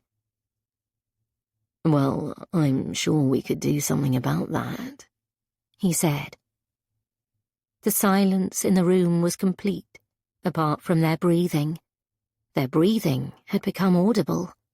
"Well, fucking hell," came a loud voice, and there was a huge bang, and the door of the library was thrown open. 19. "So this is where it's all going on," said the figure standing in the door with her hands on her hips. Mirren and Theo whipped their heads round as if they'd been caught doing something they shouldn't. Jamie was behind the figure and squeezed past her, none too gently. "Mirren, Theo, my sister Esme." "Yeah, sorry everyone. I've discovered your little game." The voice was disarmingly posh. Jamie's voice was kind of posh, but Esme spoke like the late Queen in old black and white broadcasts before she got told to sound more like her subjects. She was tall and slender, with a razor-sharp haircut that accentuated her high cheekbones. Her hair was tipped in purple in a way that 99.99% of mortals who weren't 5'10" wouldn't have a hope of getting away with, and she had tattoos almost everywhere. She was wearing heavy boots and combat trousers, and was ever so slightly fabulous. "There's no game, Esme," said Jamie. "I mean, apart from, well, there's some kind of riddle thing." "Why didn't you tell me about it?" "Because," said Jamie, obviously trying to keep his temper, "every time I mention anything to do with forests, you say, 'Oh, God, don't bore me with that shit.'" "Yes, and then I say, 'Sell the entire damn thing and send me my money.'" "There isn't any money, Esme." "That's ridiculous. This place has 36 bedrooms. How can there be no money?" She glared at Mirren and Theo. "And you're obviously paying these guys. Someone told me they'd seen the train running, so I knew something was up." Jamie scowled. "I'm paying them with money from the job which I had. How's the latest internship going? Or are you on another career break?" "You have no idea what it's like to try to make a living as a creative," said Esme. "Neither do you," sniped Jamie, and the atmosphere suddenly turned as cold as the snow outside. The lights buzzed again. "Oh yeah, the road's shut," said Esme. "They've closed the snow gates as well." "You shouldn't have driven through it," said Jamie, his voice a little softer. "It's dangerous." Esme snorted. "Don't be ridiculous. Me and the Landy know this place back to front." Jamie looked outside. "Well, I wouldn't be too sure about that. I think the Landy is going to be buried in about 6 minutes. Esme cursed. Then she turned round and faced them all again. "So, what are you looking for, then? This place has been picked clean by vultures for years, you should know. That's why there are all the gaps on the wall where pictures used to be. If there's anything of value in this house, our mother would have sniffed it out years ago." "Esme." "Did he tell you he was a lovely man?" said Esme, addressing them. "I said he was complicated," said Jamie. "He ran this place into the ground." "But he had a hard upbringing," said Mirren, indicating the box of letters. "That's actually quite offensive to all the good people in the world who had hard upbringings," said Esme, annoyingly. While the siblings started bickering about light bulbs and where you could and couldn't take them from, the stairs, Esme arguing quite convincingly being one of the places you should leave them in place, Mirren took the tracings over to Theo's pile of Arctic animal books. One of them, it turned out, was designed for children. A bestiary, it was called, obviously a copy of a much, much older book, although between its dusty hard covers, closed with a clasp, it seemed quite old enough already. It was an engraved copy of a medieval manuscript.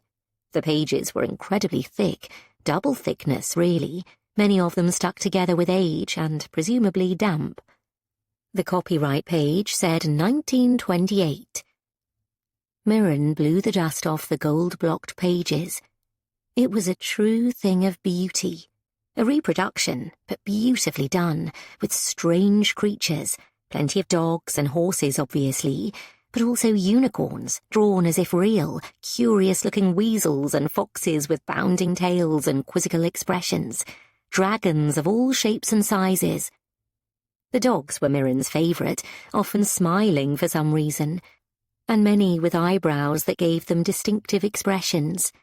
There were hunting stags and does flitting through gilt-embroidered apple trees against rich backgrounds of forest trees latticing into repeating patterns. It was quite beautiful. "Caw," said Mirren quietly, and Theo leaned over to see.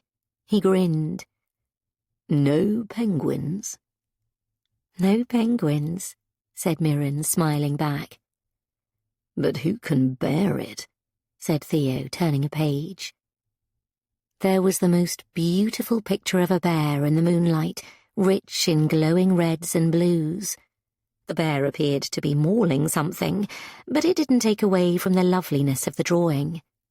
Theo gently brought over the tracing paper from the old school box and laid it on top of the bear picture. They looked at each other. "Who's even going to pay the electricity bill?"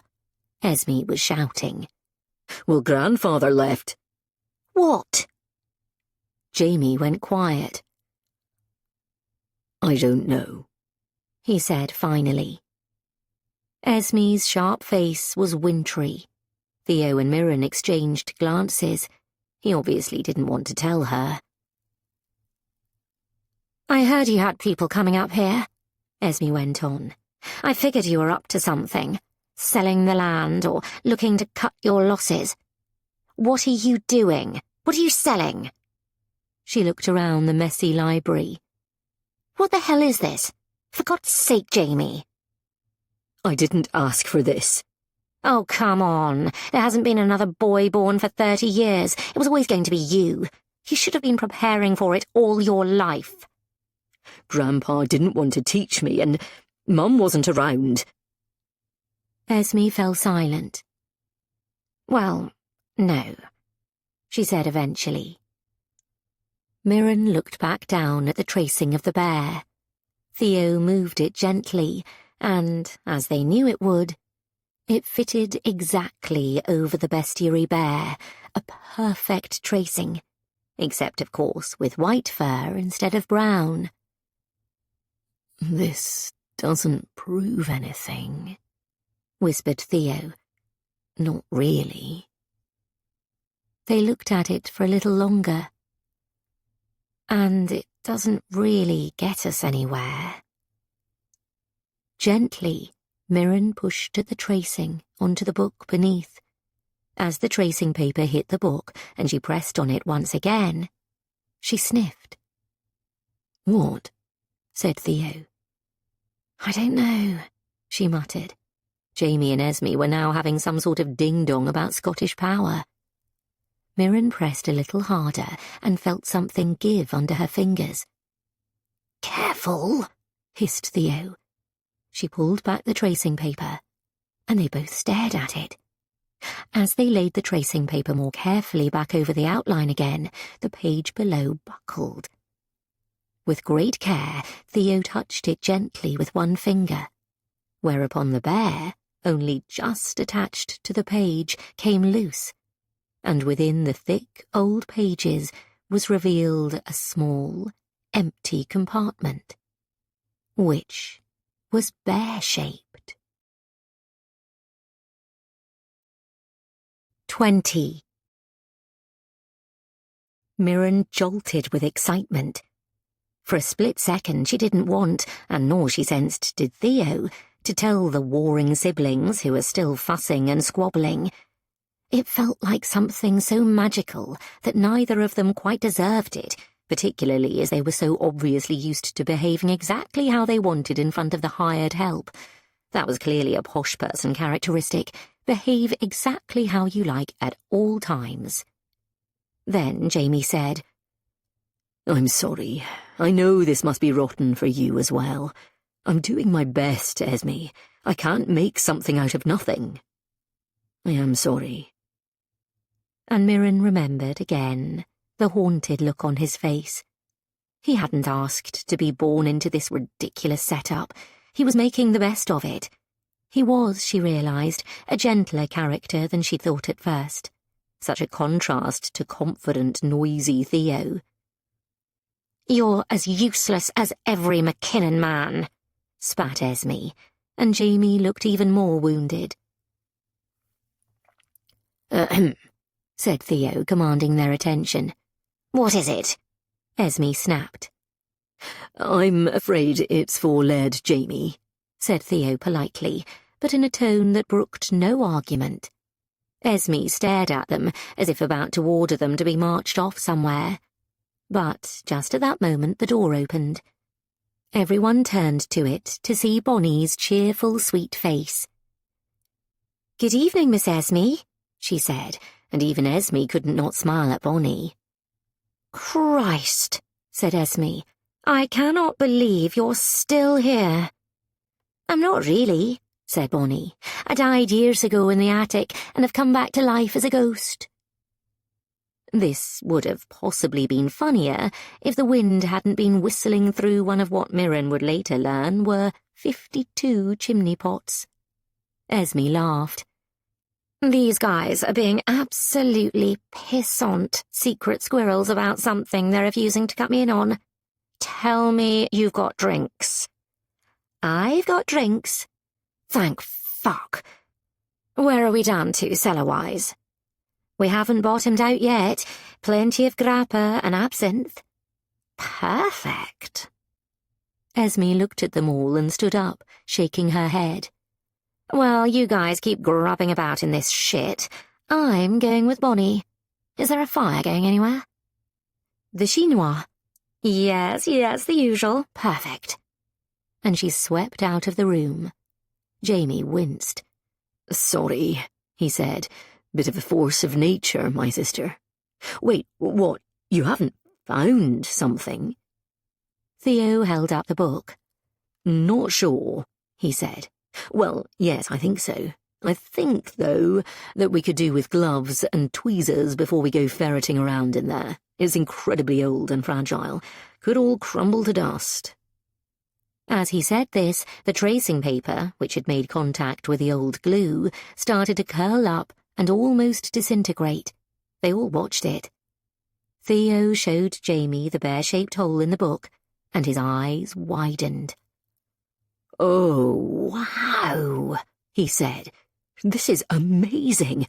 You did it already." He shook his head. "My bloody grandfather," he said. "All this effort and work to put into this, rather than, for example, teaching me some basic land management." "Did you study it at university?" "Yeah," said Jamie. "Then I dropped out and joined the Botanic Gardens and, well, here we are." Mirren was peering at the hole. "We probably do need tweezers, don't you think?" "There's something that takes ticks off the dog. That should do it," said Jamie. "No," said Mirren. "It's all right," said Theo, pulling a box of disposable gloves and what looked like a small vanity kit, tiny scissors, needles, and indeed a pair of tweezers, out of his canvas bag. "You came prepared, or just ready to exfoliate," said Mirren.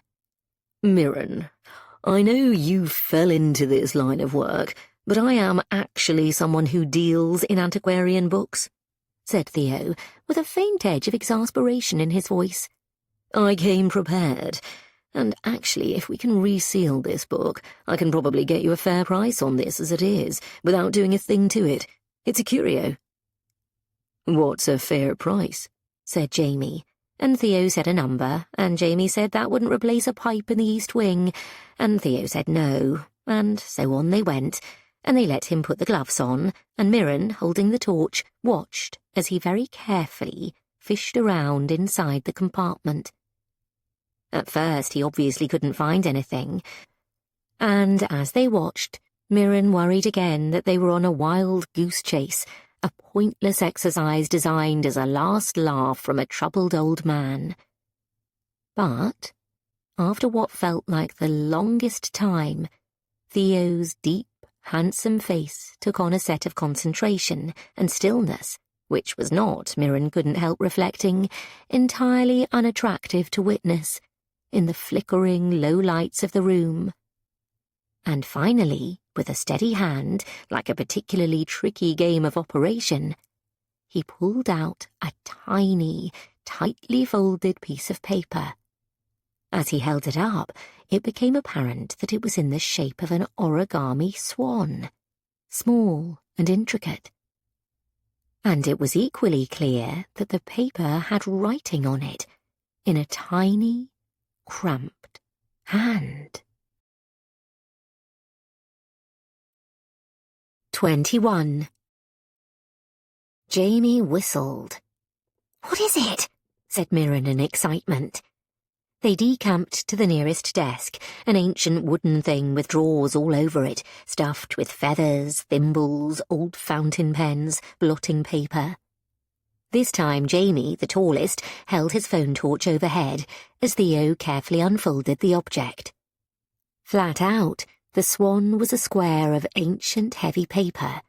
It was completely covered in tiny letters, separated in pale blue fountain pen ink.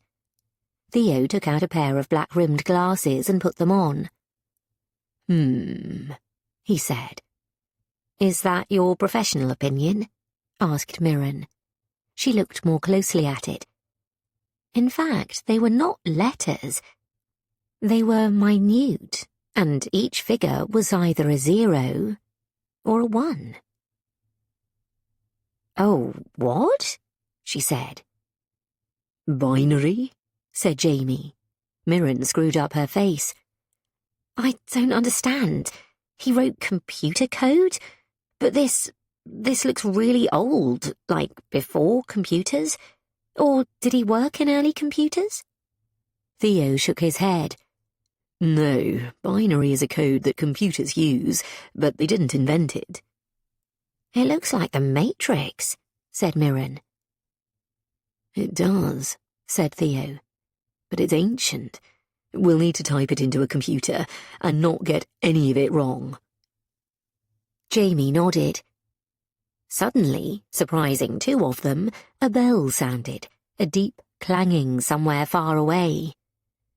"This seems," he said, "like a job for tomorrow." Mirren looked at her watch and was surprised to see it was 6:30.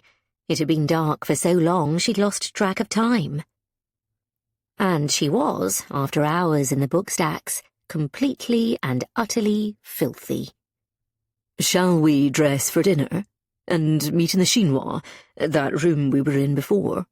said Jamie. "Oh, you are kidding me," said Mirren. "I don't have any more dresses. This is meant to be a work trip." Jamie shrugged. "Check the wardrobes. You never know." He turned to Theo. "You all right?" Theo nodded. Well, he would be, thought Mirren. "Okay, well, good luck with the hot water," said Jamie. Then, as they left the room, Don't mention this to Esme, please. I'm not trying to cheat anybody, but, who even knows what this is, if it's even anything?" "It would seem a lot of trouble to go to for nothing," said Theo. "You could probably say that about this whole house," said Jamie. Mirren finally found her way back to the bedroom. Second floor, east side, she told herself. It was easy to remember it was east, because it looked out over the cliff, onto where, somewhere out in the dark, the freezing North Sea was pounding, far below at the bottom of the dramatic cliffs. She was expecting the room to be freezing, but to her absolute delight, Bonnie, true to her word, had been in and lit a fire. There was a pile of logs next to it, too. Tentatively, she put one on it, and it caught in an incredibly satisfying way. She smiled and nearly clapped her hands together. The lights buzzed ominously, but she was growing used to that. Mirren glanced at the window. The snow was still swirling in a way that now seemed more threatening than charming. Esme had already implied that the roads were impassable, and that was a couple of hours ago. And she'd been in a big car. Mirren wished she could phone her mum and let her know she was okay. Not that her mother would necessarily notice that she hadn't been in touch for a couple of days. In fact, she'd be horrified if Mirren rang her up out of the blue and would assume something terrible had happened. Nora wasn't entirely convinced that Mirren qualified for adulthood at 31, or ever would. As she turned back from the window, she realized something amazing. A tin bath was set up in front of the fire, the metal warmed by the flames. There was a rough bar of soap, a flannel, and a large, fluffy towel. The water was scorching. You couldn't lie in it, or even properly sit down, but Mirren managed a surprisingly adequate bath, crouching in the hot water, scrubbing herself down with the warm flannel, and drying herself with the huge, washed-soft towel. Flushed from her unusual ablutions, she glanced around at the room. Indeed, there was a wardrobe there. Jamie had told her to help herself. She couldn't help being curious as to what on earth was inside. With the towel wrapped around her, she sidled over, her cheeks flushed from the hot water. It was one big wardrobe, the type that had a mirror in the door. Mirren tried the handle. She was quite sure it would be locked, and was surprised when it opened easily, and 2 mothballs fell out. The door swung open, and as she glanced up, her face broke into a smile of pure surprise. She had expected, well, nothing, really. She hadn't had a clue what Jamie was talking about. Maybe that there would be a bunch of old tweed mouldering away, more tat. But no. The wardrobe was stuffed full of dresses.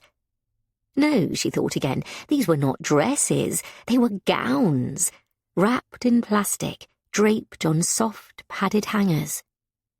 Mirren lifted them down. There was a 50s floral dress with a wide neck in a stiff, shiny material with flowers appliqued onto it. There was a high-necked, ruffled Victorian long frock that looked like the Vampire's Wife brand.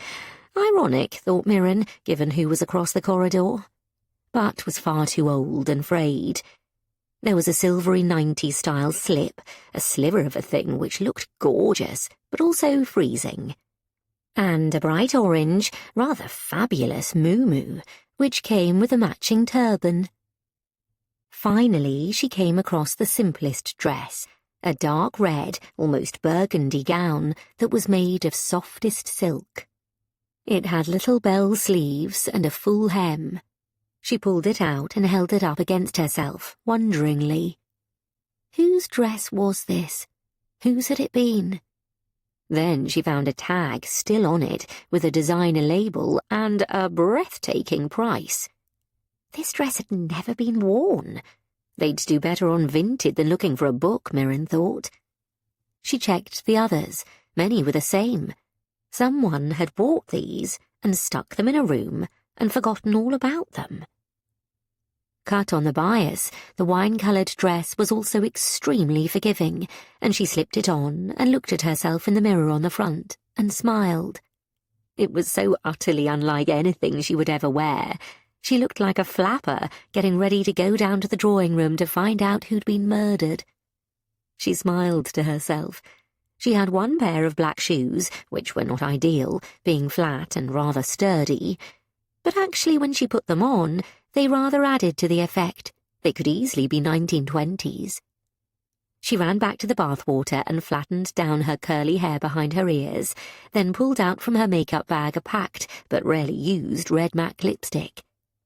Mixed with her regular brownie lip gloss, it almost matched the colour of the dress. She lashed on some mascara, then picked up her black cardigan.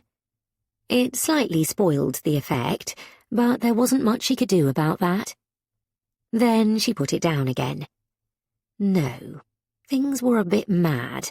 She was hundreds of miles away from anyone who knew her, who would judge her, her family, her friends, her colleagues. This place was ridiculous, an endless crumbling castle. But it was magical, too. It had a deep enchantment all of its own, in the ancient walls, the whirling snow, the empty spaces on the walls where the pictures had once been, the unhappy man and his unhappy antecedents, the endless, endless books.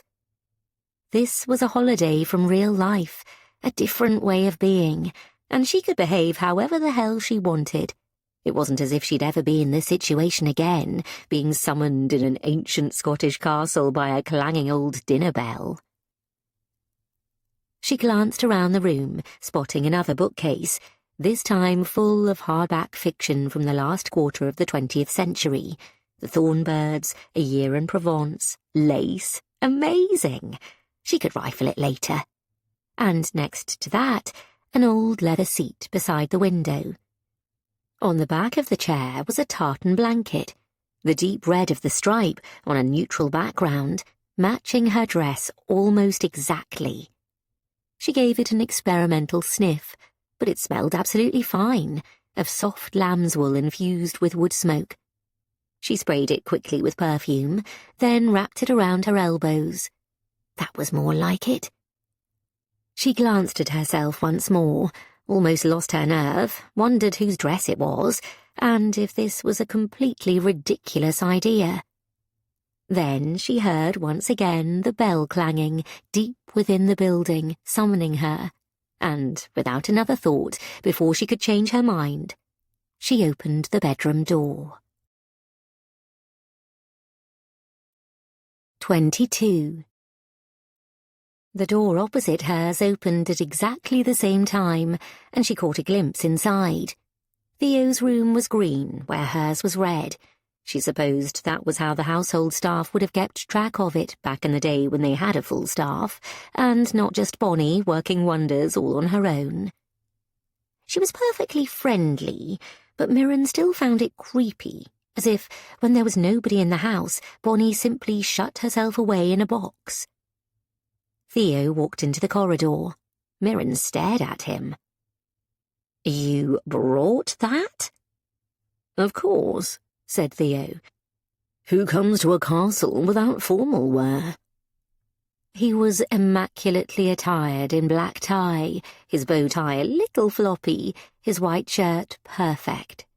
His dark hair was slicked back, making him look even more darkly handsome than usual, particularly when he smiled at her. "You look very nice." "Thank you," said Mirren. "I'm wearing a blanket. Do you think they'll notice?" Theo rolled his eyes. "Only if you insist on saying, 'Hey everyone, guess what? I'm wearing a blanket,'" he said. "I know you are very keen on reminding us how you're an honest working-class child of the soil or whatever it is, but we all get it. You hate the parasitical upper classes, even while you're currently working for them. So, okay, militant, can we just go downstairs with you looking quite lovely and not be quite so chippy during dinner?" Mirren gave him a look, stung. "Oh, come on, don't give me that look. I just complimented you. Also, if you're going to be so insistent about the fact that you don't go to a lot of smart places, I should warn you in advance. Dinner is going to be terrible." And then, by way of consolation, he offered her his broad arm to go down the great grand staircase, and, not knowing quite what else to do, she took it. The scent of his expensive Penhaligon's aftershave reminded her briefly of the year before. Why did he have to smell so good, damn it?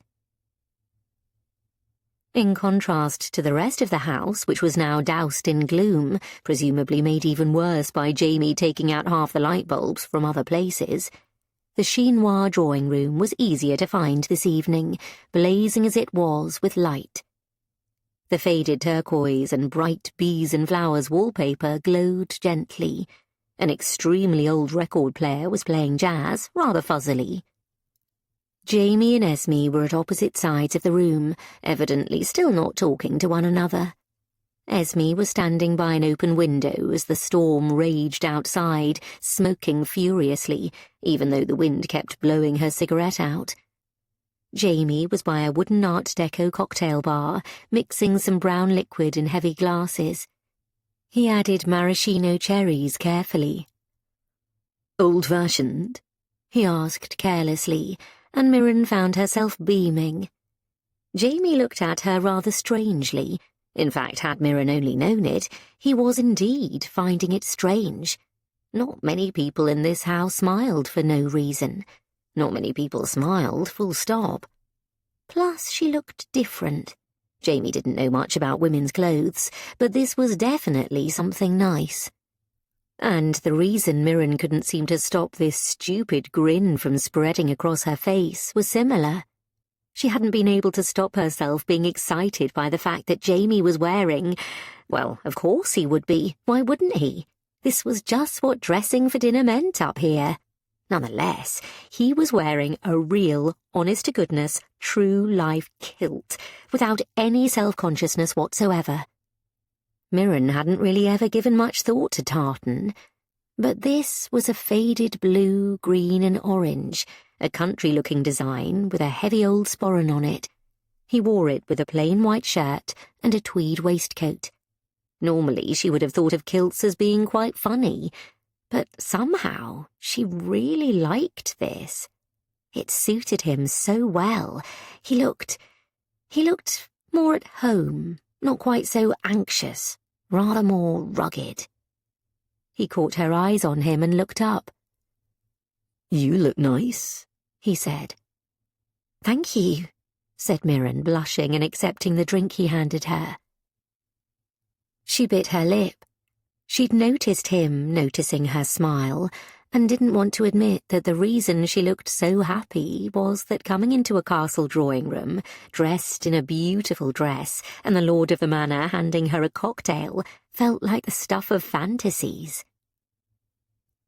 "Oh," said Esme, turning in from the window. "That's a nice colour on you." Mirren was even more surprised to get a compliment from Esme. Thanks. There's loads of dresses up there." Esme rolled her eyes. "Christ, yes. Another nail in the coffin of the McKinnon family coffers.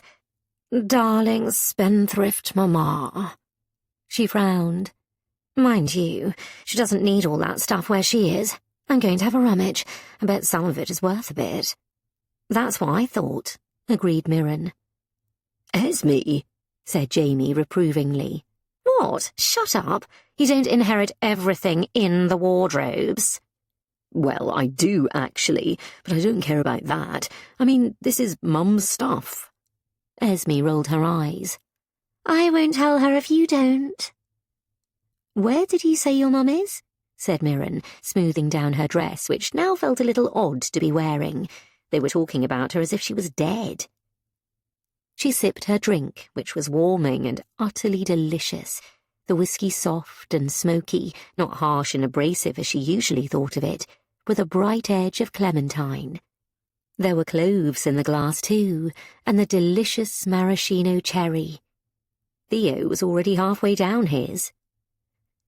"She got out," said Esme dryly. "Sometimes being a girl does work in your favour."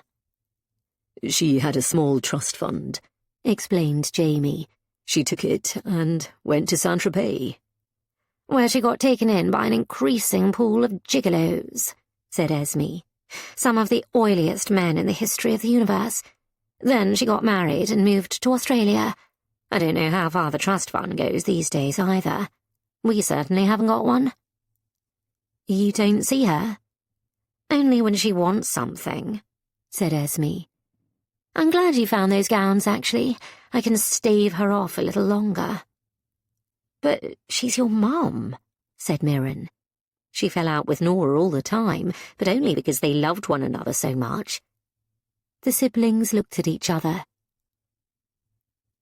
"She wasn't around that much when we were small," said Jamie. "That's why we spent so much time here." Mirren felt it once again, slightly sorry for these ridiculous rich people who had everything. It must have shown in her face, because Theo gave her a stern look, then quickly raised his glass. "2, a successful outcome," he said, that rather wolfish smile spreading across his face. Esme closed the window and came into the centre of the room. Then they clinked glasses. "Yeah," she said. "I notice you guys haven't told me how you got on today." Everyone went slightly quiet, looking at Jamie for a way forward. He looked torn. On the one hand, Mirren guessed, he wanted to share what they knew and what they had yet to find out. On the other, it was entirely possible he didn't trust Esme one bit. He didn't seem to. Didn't trust her not to behave exactly as her mother had, taking what she could get and then disappearing. She was very happy it wasn't a decision she had to make, and thankfully that great shuddering bell came once more. "Lucky you," said Esme. "Saved by the bell." Theo and Mirren followed the siblings as they trailed out into the corridor. It was ridiculous, Mirren found herself thinking, that it took so long to get anywhere in this building, as though they deliberately made life less convenient for themselves. "What do you think about telling Esme?" Mirren whispered to Theo. Theo glanced at the great arched window at the end of the corridor. The world remained a maelstrom, and they were still completely hemmed in by the falling snow. "Well," he said, "nobody is going anywhere. She's going to be staying here. It'll be a bit daft if she just follows us about the entire time." "But Jamie hired us. It's his house." "I know," said Theo. "It's a bit of a shame, though. I think she'd be the brains of the outfit." He glanced at Esme in what Mirren worried was a rather admiring way as she stalked her way down the corridors, utterly at ease in the half-light. She was wearing a pair of tight trousers teamed with a combat jacket and a light shirt and heavy boots. A little piratical and very sexy, Mirren concluded, a little glumly. Her spiky hair stood up straight from her head. She looked remarkable. Suddenly, her red dress felt absurdly old-fashioned, as if she was dressing up for a costume party. They walked past shut-up rooms, and one with a door cracked open, which Mirren noticed was full of great dark shapes covered in white drapes. It was incredibly spooky. "What's that? Ghost furniture?" She couldn't help asking. "Music room," Jamie replied without stopping. "It's to preserve the instruments." "It doesn't work," said Esme. "All the harp strings pinged aeons ago. If you hear music in the night, it's definitely the ghosts." "There's ghosts? Oodles!" "Esme," said Jamie. "You didn't tell them about the ghosts." "No," said Jamie shortly. "because it's absolute bollocks of the first order." "Everyone thinks that when there are other people around," observed Esme. "Once you're on your own in the middle of the night, well, it's a different matter." She looked straight at Mirren. "Listen for the floors creaking. The people who live here, who know their way around, we know how not to creak. But if anything unwanted shows up..." Mirren couldn't help but shudder. They arrived at another set of double doors with light beneath them, and she thought how strange it was to walk past the rows and rows of closed-off rooms, all dusty and miserable and spooky, then here and there find a tiny remnant of what the entire house would have been once, a room full of light and colour, clean and bright and lively, and waiting for them. They had reached the dining room. 23. The dining room was dramatic, painted in a dark brick red. There were old glass cabinets lining the walls, some shelves empty, some with odds and ends of what had clearly once been beautiful sets of china, but now only contained remnants, chipped willow-pattern saucers, cups without handles, whatever could not be sold. But the shelves were dust-free, the glass display cases unsmeared. Someone was looking after this room. No need to ask who. Loveliest of all, in the corner, was a vast Christmas tree, and the whole room was deeply scented with fir. It must have been quite a job to get it in, but now it was here, it was beautiful, covered in ancient, cracked ornaments of thick glass or carefully hand-painted wood. There was no mass-produced tat here, no cheap tinsel. There were, amazingly, and Mirren thought incredibly dangerously, real candles lit, the candle holders carefully strapped to the bows, and she stared at them in fascination. The long table was set at one end with polished silver and old glasses. A decanter of red wine stood open, and there were vases of winter ferns placed at intervals along the table. A huge fire crackled in the open fireplace, giving the gloomy room a cheery aspect. Candelabra were lit, and there was a delicious smell coming from somewhere. Esme marched over to the carafe and poured wine for everyone, then handed out the glasses. "Jamie is being a dick about this," said Esme, taking a long swig, "but I'm going to put it to you guys. You're trying to find something my grandfather left." Nobody said anything. "And all my grandfather left is a pile of bloody books. So is it something to do with books? Am I guessing right so far?" They all nodded. "And you weren't going to tell me?" she said accusingly to Jamie, who went rather pink. "Because you'd accuse me of stealing from you," he said, "and I really am not. And then you'd say it was a stupid idea." "It is such a stupid idea," said Esme. "Remember those treasure hunts he used to set for us?" Jamie nodded. "They were impossible," said Esme. "I don't think we ever solved one." "One year Bonnie found the present by accident," said Jamie. "What's that?" said Bonnie, pushing into the room from a different door, an inconspicuous swing door set in the side that must lead down to the kitchen. She was carrying a huge tray, which she set down on the embroidered tablecloth. "The year you solved the treasure hunt." Bonnie screwed up her face. "Oh, they were impossible, those things. Ridiculous." "What was it?" asked Mirren, interested. "Well, I was in the stables, and I found a parcel, and I brought it in," said Bonnie. "And Grandfather was furious," said Esme. "Absolutely furious. What were the clues, even?" "There was a set of numbers," remembered Jamie, "that didn't seem to make any sense at all." "Oh, yeah," said Esme. "What were they?" "It was celestial latitude and longitude," said Jamie suddenly. "We were 8, said Esme. "Apparently, Grandfather knew about celestial navigation when he was 8, or 10 at least," said Jamie. "I was 10. "I was trying to cuddle a horse," said Bonnie.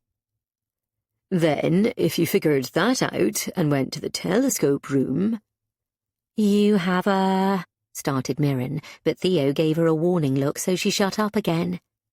"and managed to figure out the really fiddly telescope, which we weren't supposed to touch anyway. It was completely ancient, so we didn't know how to use it.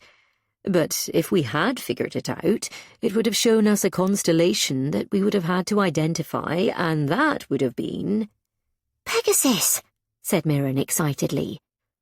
"Pegasus and Andromeda. There were 2, said Jamie. "You would have to figure out from there that Pegasus was a horse that had carried Andromeda. Then you had to find the horse that carried Andromeda. We had like 30 horses then." "It was so stupid," said Esme. "He got so annoyed," agreed Jamie. "What was the treasure?" "It was rather lovely," mused Esme. "Do you remember? A little gold horse, absolutely ancient, Egyptian or something." "I'd rather have had chocolate," said Jamie. "I thought I might get to keep it," said Bonnie. "But then, after your grandfather got so annoyed, my grandma snuck me away to the kitchen and gave me a mince pie and 3 quality streets for bringing it back and handing it in. So it worked out all right." "It did for you," said Jamie. "We just got a bollocking." "What happened to the golden horse?" asked Mirren. "God knows. You're probably wearing it," said Esme. She heaved a sigh. "So that's what this is, another treasure hunt." She looked around the table, but nobody replied. They sat down to the loveliest thing, fresh brown bread and butter, and home-smoked salmon, great thick slices that Bonnie reluctantly admitted she'd smoked herself, remarking that not many people had an outbuilding just for smoking fish, so she might as well make use of it. Her uncle had taken a couple of salmon from their loch, so they were eating produce off their own land, something Mirren had never conceived of, if you didn't count her abortive attempts at tomato plants under her skylight. It was delicious. Mirren would have asked Bonnie to stay and eat with them, but she had disappeared back into the kitchen already. Does she work for you full-time? She asked, and Jamie and Esme both nodded. She nursed my grandfather, I suppose, said Jamie. She's the only one left. Her family worked in this house for generations. Her grandmother practically raised you, said Esme. You were around there often enough, begging for scraps. She was a good cook, said Jamie crossly. But if you don't have any money, how do you pay Bonnie? There's a trust, said Jamie, set up for her family. Her family were always in service here. Her great-grandmother started at 10. Oh, goodness, said Mirren, stricken. If you were from a poor family up here, said Jamie, there were a lot worse places to be in those days. Mirren nodded. I know. My great-gran was in service in London. My cousin did one of the genealogy things in the pandemic.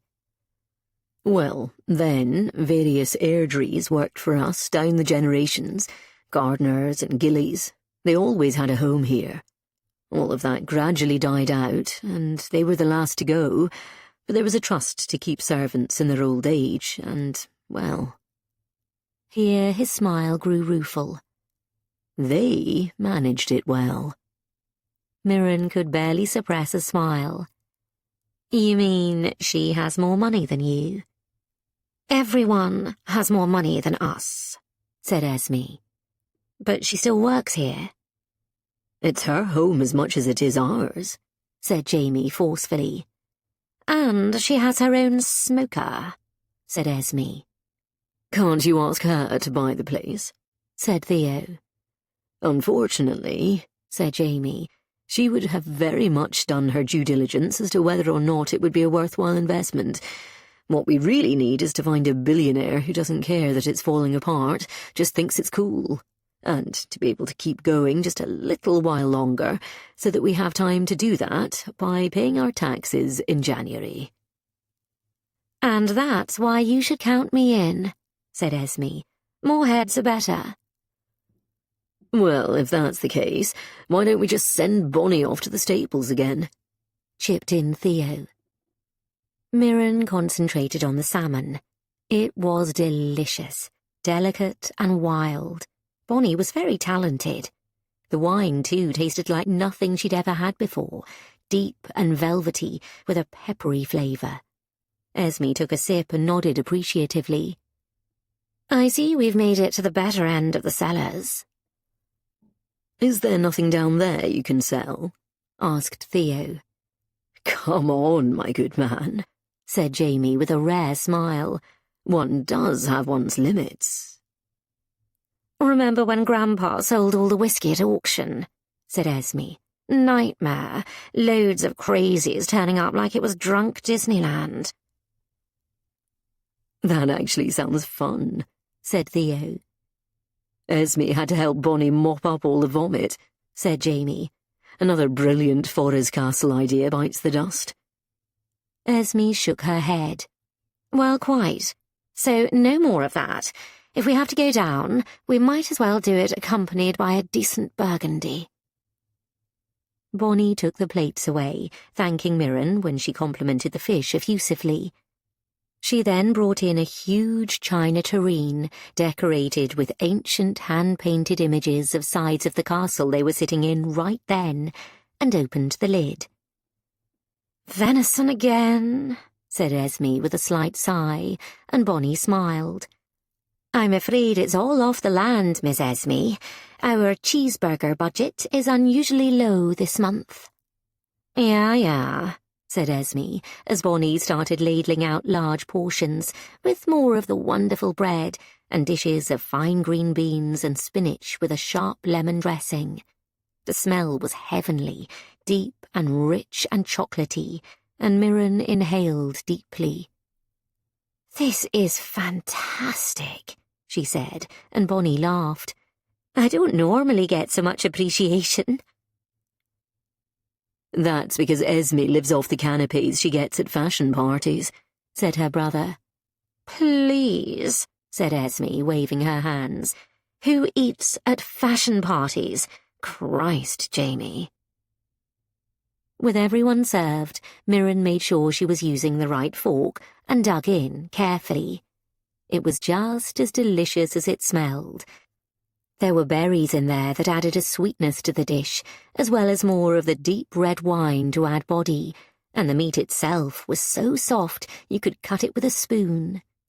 She tried not to make more noise about it than was absolutely necessary, but she could tell by how quiet everyone was that there was a lot of general enjoyment going on. There was even a truce in the air of sorts between the warring siblings, and, for the time being, Mirren relaxed. 24. Everything always looked better after a good meal, and as Bonnie tidied away the amazing lemon tart she had served with crème chantilly, and which everyone else had eaten with a fork, and Mirren had started too late with her teaspoon, they moved, replete, back to the drawing room and took comfortable chairs around the fire.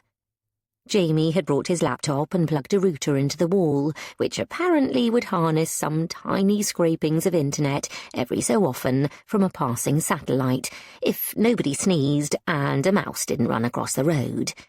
Although the snow was not going to help. Bonnie had announced that the kitchen door was jammed up already, and if it didn't stop soon they'd all be climbing out of the first-story windows. Mirren must have looked nervous, because Bonnie had smiled and said not to worry, there wasn't anything to complain about until it hit the third-story windows. And Mirren had said, are we going to be all right for supplies? And Bonnie had said absolutely not. The castle had never been cut off by flooding, snow, ice storms, harsh weather or war before, and they had absolutely no idea what they were doing. What a great idea to think about stockpiling supplies, if only they'd thought of it. But she said it with such a sweet smile that Mirren couldn't take offence. Jamie had opened up his creaking laptop and said, No, right. And Mirren was trying to pay attention, but it had been such a long day, with an exceptional amount of new things to deal with. Now, staring into the fire, the tartan blanket warm around her shoulders, her stomach full of good food and good wine, and with a wee dram of whiskey sitting next to her on the flimsy lacquered table, she was in severe danger of falling asleep straight away. So, Theo was saying, it's numbers. Might it be celestial navigation again? I wouldn't have thought so, said Jamie. He didn't like to repeat himself. Remember Morse code, yeah? Said Esme. I thought he was going to cry. Fibonacci year was the worst, said Jamie. I think he gave up after that. None of the adults could do it either. Mum started yelling at him. He ended up spending the whole of Christmas Day in his office on his own. Oh, yeah, said Esme. And old Mrs. Airtree, that's Bonnie's gran, let us watch Top of the Pops on the kitchen TV. That was a brilliant Christmas. There wasn't, Mirren now noticed, a television in the house, or at least not one she'd seen so far. In fact, there were almost no signs of maternity at all. There was the old gramophone, and an old wireless, not a router, an actual radio, in her bedroom, which she couldn't imagine how to use. There were no charger cables, apart from the old laptop charger cable Jamie had. No flat screens, no Xbox. It was a house stuck in the very distant past. Anyway, binary doesn't just mean numbers, said Jamie. It stands for letters too, just like Morse, actually. Zeros and ones instead of dots and dashes. Uh-oh, said Esme. Theo fingered the tiny sheet of paper, frowned, and felt in his pocket for a thick pair of dark-rimmed glasses, which rather suited him. Mirren watched him sleepily. He was so attractive, but not a good prospect, she thought. Then she also thought, who cares about that? But that was what she'd thought when they met last year, that he was absolutely gorgeous and that everything else could sort itself out. So she'd thrown caution to the wind, gone after him for no other reason than that she found him attractive, and told herself that it didn't matter that she didn't want anything serious. And what had happened? She'd felt annoyed and miserable at being ghosted afterwards for months. Completely not worth it. If a hangover lasted for an entire season, you'd never drink again. She stared instead at Jamie, focusing so intently on his laptop, waiting for a connection. He was young, but his height and thinness made him look older than he was. His shoulders were broad, but not quite broad enough yet for the burden life had landed upon him.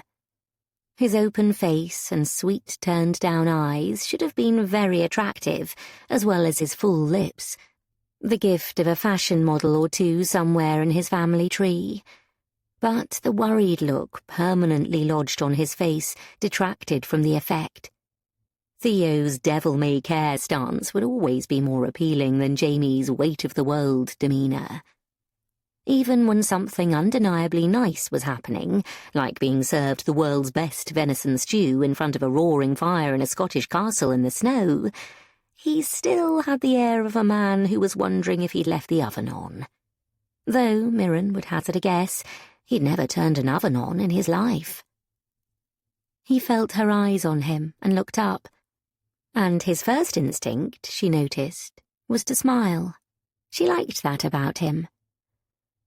It was, he observed, a very stupid idea to try to start interpreting a tiny, decades-old binary code written on a swan after 2 old fashions and half a bottle of Burgundy. Are the figures swimming? The swan is. Mirren stared into the fire as Theo intoned the numbers while Jamie typed them out. 01010100. 01001000.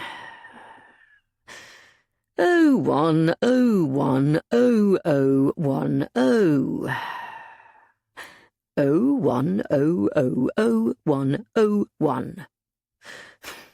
01000101. Oh, God, he said, swiping off his glasses and rubbing his eyes.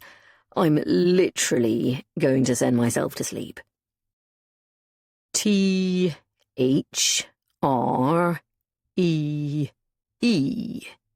Jamie spelled out laboriously. It says 3. 3 wishes. 3 kings? 3 lions on a shirt, said Theo promptly. They all looked at him crossly, and the siblings looked very alike suddenly. Aye, that'll be right, said Bonnie, who was clearing away the coffee cups. Theo bent back down to it. 01001110. 01001001. 01001110. 01000101. NINE. 9? said Mirren, suddenly a little concerned. He wouldn't, said Jamie. He bloody would, that old bastard, said Esme, storming over. He's using a number code to translate numbers back into numbers. Oh, my God. Maybe not, said Jamie helplessly. Maybe it's an address, 39 Regent Street or something. Then you'd write 39. They all stared at Theo, who cleared his throat and peered through his spectacles. 01010011. 01000101. 01010110. 01000 101. 010011110. SEV. Oh, bollocks, said Jamie. It's numbers. It's all numbers. Give me that. Esme snatched the fragile swan from Theo's fingers. No, don't, hollered Jamie. It's fragile. Just as he said this, the ancient, crumbling paper came apart in her long, pointed fingernails, the two halves of the swan dropping perilously close to the fire, the warm updrafts from the hot air refusing to let them come to land, but instead drawing them dangerously close to the chimney. It was Mirren who reached them first, hurling herself towards them and surprising even herself by grabbing at both pieces, desperately holding on to one, the other just beyond her grasp. If she could just... Bang! And, with an enormous crash of snow falling off the roof, there was a thud, a flash, a crackle, and every light went out. 25. The only light was the fire and the candles, but it took a moment for Mirren's eyes to adjust. She could see the flare of the electrics behind her eyeballs and squeezed her eyes shut. When she opened them, it was like a freeze frame. Nobody had moved, everyone straining, halfway through mid-air trying to rescue the swan or reach out, then finding themselves in the dark. The corners of the room, anything not near the fire, vanished immediately. From deep in the castle there was the echo of a crash, almost certainly Bonnie and some plates, which shook Mirren from her reverie, the taut thrill of the four bodies frozen there in the firelight. "Crap!" shouted Jamie with some feeling as they all straightened up, Mirren breathless. Oh, God, did you get it? Did you get it? For a second, Mirren was so shocked and confused she didn't know what he meant. Then she checked her hand. To her total surprise, there was the other half of the swan. Her hand must have closed on it automatically. "Yeah," she said quietly. "I got it." Esme blew air out. "Bloody electrics! Is it the weather, or did you not pay the bill?" "It'll be a fuse," said Jamie. "The solar pays the bills." "Babe, it's been cloudy since—" Esme shrugged. 2020? "I'm glad we got to finish dinner," said Theo, lifting up the candelabra. "Should we go check Bonnie's all right, not broken her neck anywhere?" He opened the door which led to the kitchen stairs. "Bonnie?" The voice came from far away. "I'm here. I'm fine. But I think you might have to say goodbye to the last of the Royal Dalton."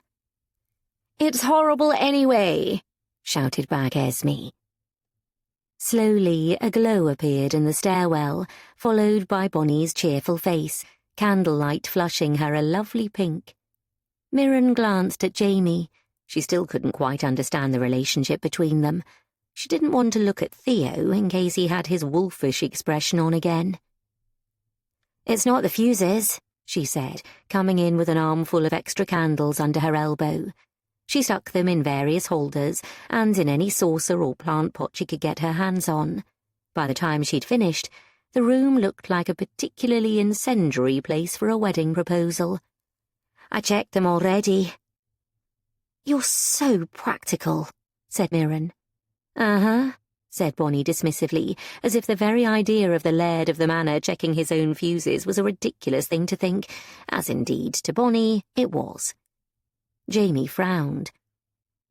"Not the lines, surely. They told us last time." "What did they tell you?" said Esme.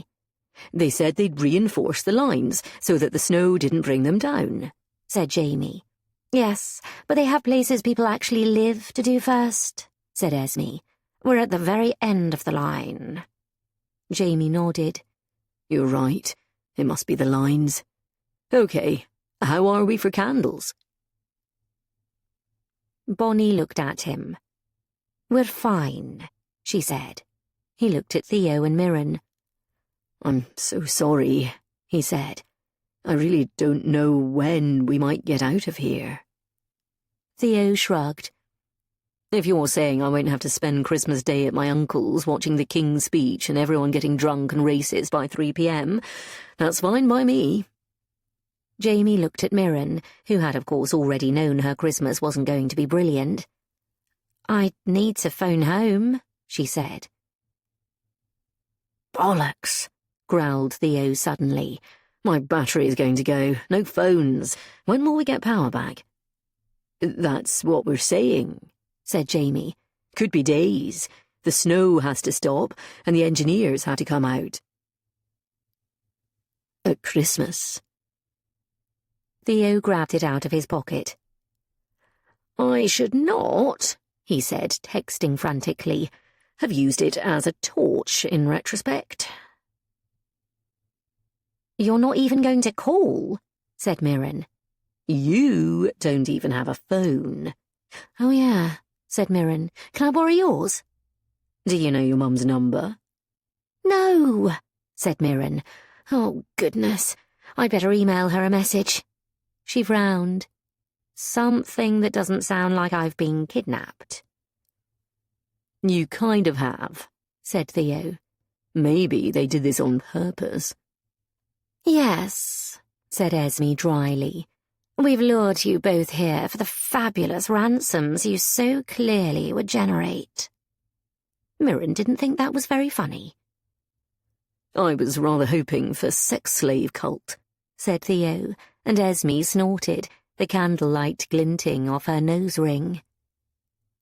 Jamie took his old phone out of his sporran and handed it to Mirren. It felt like an oddly intimate thing to do. I don't know about a signal, he said, and sure enough, there was only half a bar showing. But do what you can. My text went, said Theo helpfully. Mirren looked at him. Would you mind? Could you possibly ask your people to get in touch with my mum? She gave him the name of the care home her mum worked at. Her mum would probably still assume the worst, but then her mum assumed the worst when she called her literally going down the road to the shops, so she didn't think this would make that much difference. It was the best she could do. We've got plenty of goose, said Bonnie. Never quite got the hang of downgrading Christmas in this place. They had to abandon the translating of the clue for now. Jamie very carefully pressed the tiny swan between 2 pages of a heavy flower directory and put it on the top shelf by the Christmas tree. Esme poured everyone another whiskey, which made Mirren sleepier than ever. She lay back on the old floral sofa and stared into the fire. If it's numbers, she speculated, all numbers, what could it be? Latitude and longitude? That seems a bit simplistic for Grandfather, considering what he gave us when we were 5. It would be ironic if it was a telephone number, piped up Theo. You know, considering the circumstances. Grandfather hated the telephone, said Esme dreamily. Do you remember, Jamie? As if it was the police coming to fetch him or something. Jamie shrugged. I suppose he must have got a phone call at school telling him about his dad. You probably wouldn't like it after that. No, I suppose you wouldn't. They fell silent. It's kind of amazing, piped up Mirren. You know so much about your family tree. I know hardly anything about my grandparents' parents, except they were in farming or in service like everybody else. You've got portraits of all of yours. Well, the ones that haven't been sold, the really crappy ones, said Esme. It's like the royals, said Theo suddenly. You know who King Charles's great-great-great-grandmother was? Do I? Said Mirren. Queen Victoria? Said Theo. Oh, of course. But you don't know your own history. Do you know yours? Asked Mirren. A bit, said Theo. Good minor gentry stock, and an unfortunate entanglement with a Romanian travelling circus. Mirren burst out laughing. What? Nothing, she said. That sums you up perfectly. I'm not sure whether to be insulted or slightly titillated. Numbers, said Jamie again, as if he was trying to get them back on track. What's numbered in the house? The wine cellar, said Esme promptly. It's got vintages chalked up everywhere. Oh, Lord, said Jamie. We've probably drunk the last clue. Wouldn't they start with 19, though? Said Mirren. We used to have 18, said Esme sadly. Bonnie was watching over the candles to make sure the wax didn't spill over. She looked up. The birds are numbered, she said quietly. Everyone turned to look at her. What do you mean, the birds are numbered? Said Jamie. The geese, breeding pairs, and the homing pigeons, and the grouse for the gilly. Well, that can't be it, said Esme. These numbers in the clue were written ages ago. Any birds numbered back then wouldn't be alive now. Yes, I didn't mean the identified birds, said Bonnie patiently. I mean the coops. Numbers printed on a bird, said Theo thoughtfully. It might not even be all numbers, said Jamie. We've only got 3. It might still be an address. It started with 3, said Mirren. It might be the numbers of pi. There was a massive groan. Oh, God, please let it not be pi, said Esme. Well, said Jamie, standing up. Mirren realised he was a little tipsy, and at the same moment realised she herself was too. Her head was spinning. She drank some water and watched him cross the room to the window, carefully moving through the dark. I don't know if we'll find a damn thing tomorrow in this snow. In the meantime, he turned round. We have jolly company, and we have music. We should dance. Jamie, go to bed, said Esme. You're such a lightweight. We don't have any music, offered Mirren. You know, without electricity. As she said that, he beamed at her, then knelt down to the old record player. To her amazement, she watched him crank a handle at the side and wind it up. Then he unsheathed an old heavy LP, incredibly large, and put it on at, amazingly, 78 RPM. It crackled and bounced, and then, slightly too fast, on came an old jazz song. Aha, he said, then offered her his hand. Madam. I can't dance to this. Nonsense, he said, and took her in a formal waltzing position. You must have learned at school. No, said Mirren. We were too busy in shoplifting class. Hush, follow me. And, much more forward than he might have been without a couple of whiskies, he led her round the great rug in front of the fire, swaying her to and fro. Theo immediately jumped up and held out a hand to Esme, who snorted at him, then to Bonnie, who took him up on it, and the two couples took a spin around the rug, the flames casting their shadows against the high walls as they turned and giggled over the crackling old music. Theo bent Bonnie backwards in a dramatic arch, and she laughed, her soft hair tumbling from its heavy bun. Esme, meanwhile, was still staring at her dead mobile phone crossly. Outside, the snow fell and fell and fell, but the sitting room was at last cosy.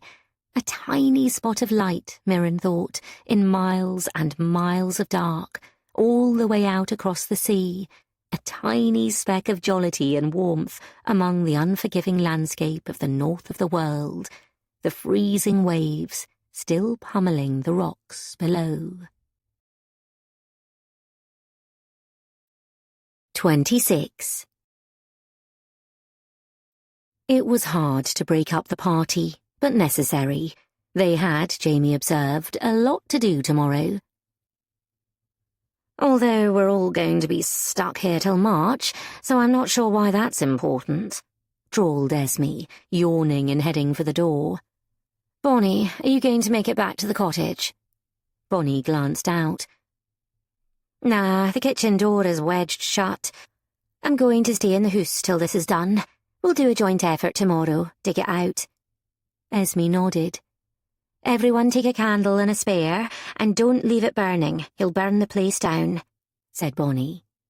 Hang on, said Mirren in a sudden panic. I can't remember the way. Girls have no sense of direction, said Theo teasingly. Then, with a more flirtatious note in his voice, I'll show you. Okay, said Mirren, as Bonnie blew out all of the candles, save half a dozen or so, and left the room with nothing more than the flickering firelight. It was hard, suddenly, to leave the warmth and head out into the long, cold red passageways, the dark corridors, the empty, spooky, gloomy rooms containing nothing. She was glad she had Theo to accompany her. She would not have wanted to walk the passageways alone. Outside, the night sky was so thick with snow that there was not a drop of moonlight anywhere. It was so dark you wouldn't be able to see your hand in front of your face. Bonnie disappeared, Esme likewise, storming off with a full candelabra in front of her, even though she was so sure-footed she could probably find her way round the house blindfolded. Theo headed out into the corridor. Jamie was still sitting, staring into the fire. Well, good night then, he said, and his face suddenly looked tired and rumpled and sad. Aren't you going up? I'll stay here a while, he said, nursing his glass. Mirren nodded. Back in the doorway, Theo raised his eyebrow at her. You coming? Just a minute. He grinned. All right then, I'm going down to the end of the corridor to jump out on you and give you a bluey. Well, I'm not going to have a bluey with all this warning, said Mirren. Yeah, you will. I'm very frightening. He headed off. Are you okay? Said Mirren to Jamie. Jamie shrugged. Oh, yeah. We'll figure it out, you know, she said. I'm very confident. Don't lose the bits of the bird. I won't, he said, shaking his head. Then the frown line was back. Why, he said. Why are all the men in my family such fuck-ups? This is just insane. He glanced up at her. What kind of crazy mind does this, then goes out into the snow to die? He got disorientated, said Mirren. That happens with old people. And the puzzle, maybe he thought it would be fun for you. Maybe, said Jamie heavily. Or maybe being crazy runs in families. You seem very sane to me, said Mirren. But also, everyone's family is completely crazy. Is that true? So true, said Mirren, thinking of her mother fretting about candied peel. But here I am, sitting in front of the fire, in the middle of a vast pile I can't keep afloat, down to the bones of my arse, trying to chase down some binary code printed onto a swan to stop the council repossessing my home, said Jamie. Is this your normal Tuesday? Mirren, I can't keep up this bat pose for much longer, came a voice from the end of the corridor. Off you go, said Jamie. Don't keep him waiting, for goodness sake. Mirren wanted to say something more, but didn't know what would be appropriate. And now he was brushing her off, his gaze returning to deep in the fire. Okay, she said. And then as she turned to go, carrying the candle in her hand, she paused. It wasn't my normal Tuesday, she said. It was much, much better. Whoa! Stop it, Theo, you're being ridiculous, Mirren said, but she couldn't help laughing. Theo had tucked his dinner jacket over his face like a cape, his handsome face laughing back at her. Mirren didn't want to admit that, actually, advancing up the corridor lit only by a candle, with the house creaking and settling all around, the weight of the snow hemming them in and the air freezing, she had felt very frightened indeed, wondering constantly if she could feel unearthly footprints behind her. Passing closed door after closed door, not knowing what was inside, draped in sheets, shut away. The dying notes of the music on the wind-up gramophone still played in her head, conjuring images of other people, long dead, who must have danced through this house, full of conviction that they were living in the very latest way, that life would go on as it always had, not for one moment anticipating the house being filled to the brim with mouldering old books, crumbling away underneath their feet. She would have loved to see it in its heyday, bright painted and bustling, filled with people, running like clockwork. But now, in its crumbling dotage, it was a frightening thing, and knowing someone was about to jump out on her also didn't help. "Come on," said Theo. "How often do you get to rampage around a stately home at night?" His eyes were so dark in the candlelight they were impossible to see. Mirren thought briefly of Jamie, staring into the fire, far too young to seem so sad. Theo opened a door she wouldn't have noticed behind a curtain, and sure enough, it was the turret stairs. It was even colder here than it had been before. The windows were only single pane, and none too new at that. They might as well have been outside. "It really is freezing," said Theo as they ascended the stairs, Mirren trying to shield her candle and hold her tartan throw around herself at the same time. "If only one of us knew some way to warm up at bedtime." "Theo," said Mirren reprovingly, "we're here for work."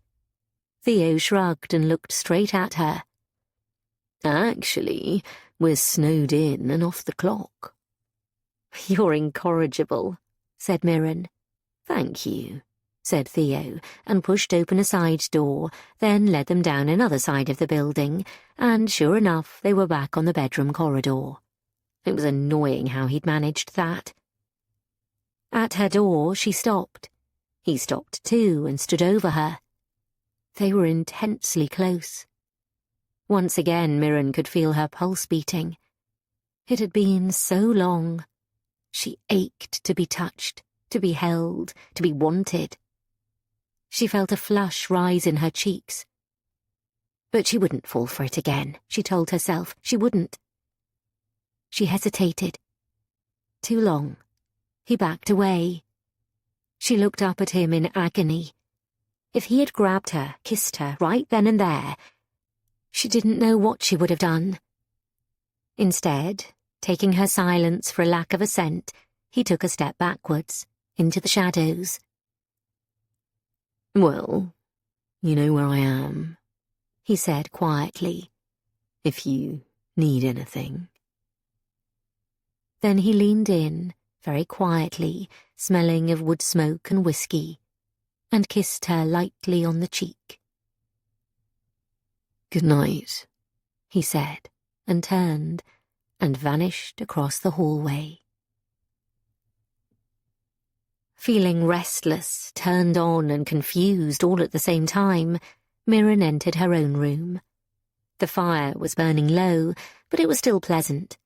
There was hot water in the jug, and it was too dark to read, so she prepared herself to get into bed and stare into the fire. Steeling herself against damp sheets, she was surprised and delighted to feel them warm. Bonnie, bless her, had stuck in a hot water bottle. If she were that way inclined, she thought, untying the curtains around the bed, but leaving a bit of the bottom open so she could see the fire, she would find Bonnie completely irresistible. She thought back to how she and Jamie were together. Like siblings a little, more than Jamie and his actual sibling, or co-conspirators, or something. It was odd. If she had her phone and a charger and a signal, or an internet connection, she could have Googled him, seen what his relationship history was. He didn't seem to be someone who was on social media very much. Even when the power was on, he hadn't kept feeling for his phone at odd moments, looking surprised when it didn't work or simply wasn't there. His phone didn't seem to be the reflex for him that it was for so many others. But then again, a house this size, surely it would be in the news, would be of some interest. He must have a title or something, so there would be something online. But she didn't have access to it or anything else. As it was, she was having to hope one of Theo's relatives would call her mother's workplace so they didn't send a SWAT team out. She thought about how strange it was to meet someone and not immediately be able to find out anything about them, and she pictured his sad face in front of the fire. Bonnie, she was sure, would have come up to comfort him.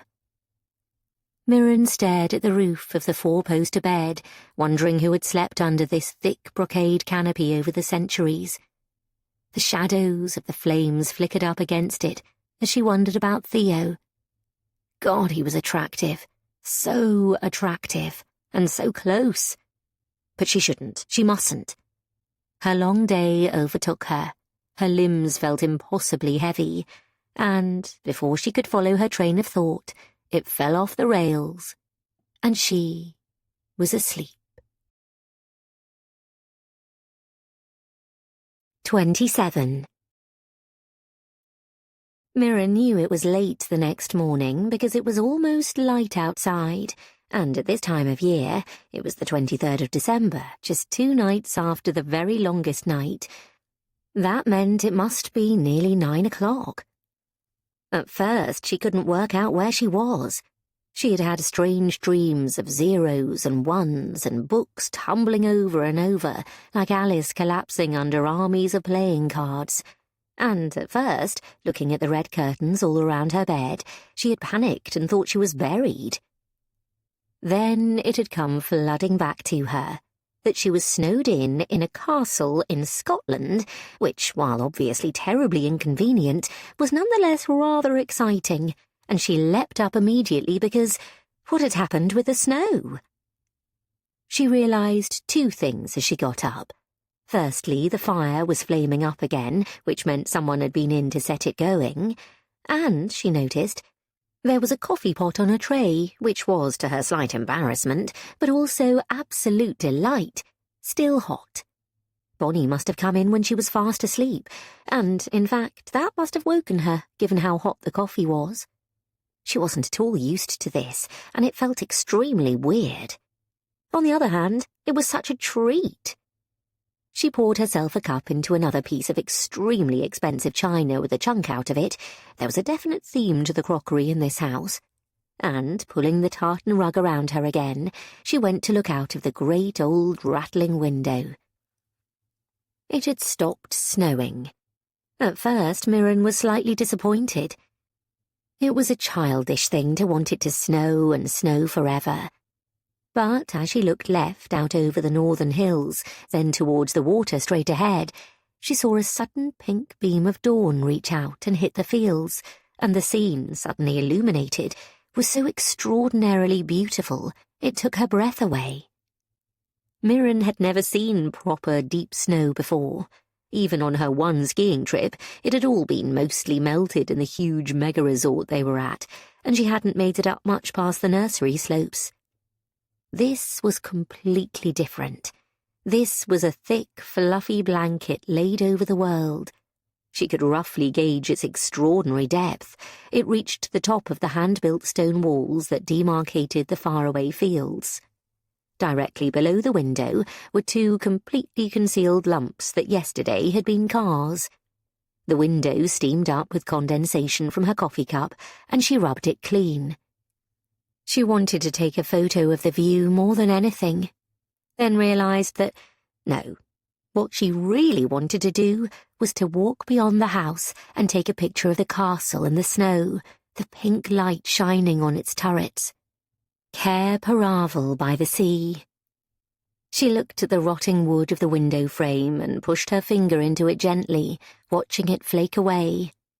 Yes, definitely better from a distance. But walking far looked like it would be out of the question. The wrought iron gate showed the snow at waist height. Not a track despoiled the purity of the white, although the brown shapes of birds looking for sustenance could be seen here and there. It was utterly lovely. Suddenly she started. There was something on the horizon. She peered more closely. Outlined against the white, astonishing in its majesty and loveliness, was a huge stag strolling nonchalantly out of the trees. His antlers reached up high out of his head. This wasn't a young animal. He sniffed the air, obviously finding his way in the new snow. Did he think it was beautiful, thought Mirren, or a challenge, just as they did, or both? He moved forward in that silent world, the stag, the snow, the castle, the sea, every element frozen like a huge chessboard of white fields and dark woods waiting for the pieces to move. She couldn't have said how long she stood there, watching the magnificent animal, and who knew, maybe he was watching her too, until something startled him and his huge head turned rapidly and he vanished back into the dark of the wild forest. Conscious that presumably Bonnie had had to come wake her up because she was horribly late, and hating to be late, Mirren scampered down the corridor to the bathroom. Jamie hadn't been lying about the hot water, but at least there was some. There were still no lights working, so the electricity wasn't on, but the boiler seemed to be running. Hers at home wouldn't work without electricity, so she would have to assume this really was old. She got about 2 inches of water into the ancient, vast tub that would just about double as a swimming pool, and made do as best she could. There was no trace or sound of Theo, but that didn't mean anything. The walls and doors here were so thick he could be having a DJ party in his bedroom and she wouldn't notice. Back in the bedroom, she made her bed and went back once again to the strange drawers. There was nothing else for it. She only had a couple of days' worth of clothes, and clothes appropriate for staying in a normal house at that, which she now realised was not good planning. But then absolutely nothing so far had been remotely as expected. In the drawer at the bottom of the wardrobe, amid quite a strong smell of mothballs, she discovered several old jumpers, huge chunky knits that were clearly handmade, and nothing like as chic as the party dresses hanging up. On the other hand, beggars couldn't be choosers, and actually, if she donned an extra bulky, rough oatmeal jumper and her jeans, and put on both pairs of socks she'd brought, she was almost warm, if not feeling quite as glamorous as she had the night before. She added a scarf, and wished she'd brought mittens. She snuck out. There was nobody in the passageway, and the corridor was freezing. She was glad of the scarf. There was nothing to hear anywhere, and she wasn't sure where she ought to be. Life was odd when you didn't have your phone. You felt untethered from everything. She didn't even wear a watch, since her brother had bought her a smartwatch for Christmas one year, and it kept bugging her about not answering her messages, or taking enough steps, or sleeping for long enough, and basically it was like having a passag small person following her about all day, and as she'd explained at the time, if she needed one of those, she could just go back home and live with her mum. Now, which was the turret door they came through? It was down at the end of... Oh, this was ridiculous. She hadn't been that drunk last night. Although it had been very dark. Now light streamed in through the little arched windows, showing 2 rows of corridors going off at right angles to each other. The castle must be a square, which would put Theo's room overlooking the inside courtyard. And if she was looking out over the sea, she must be on the east side. And the drawing room looked out over the front, which must be the south side. But where did that put the kitchen? She sighed. She would have tossed a coin if she had one. Then she headed off to her left.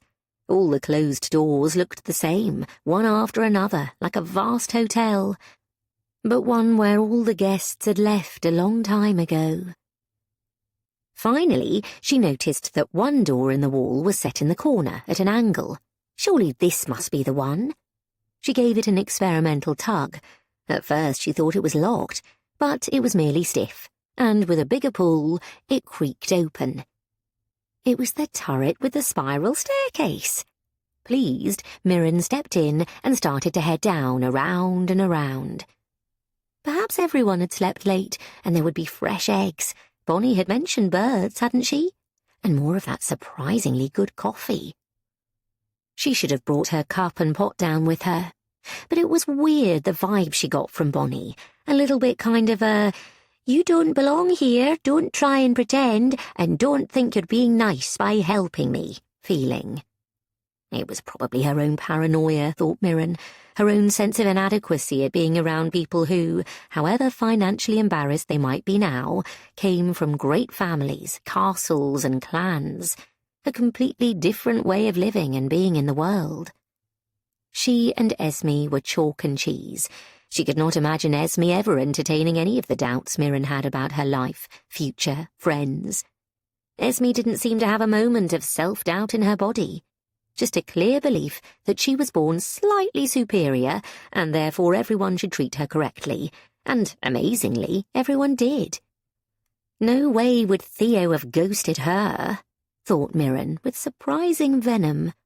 She was suddenly very pleased that she hadn't given in to his tempting invitation last night.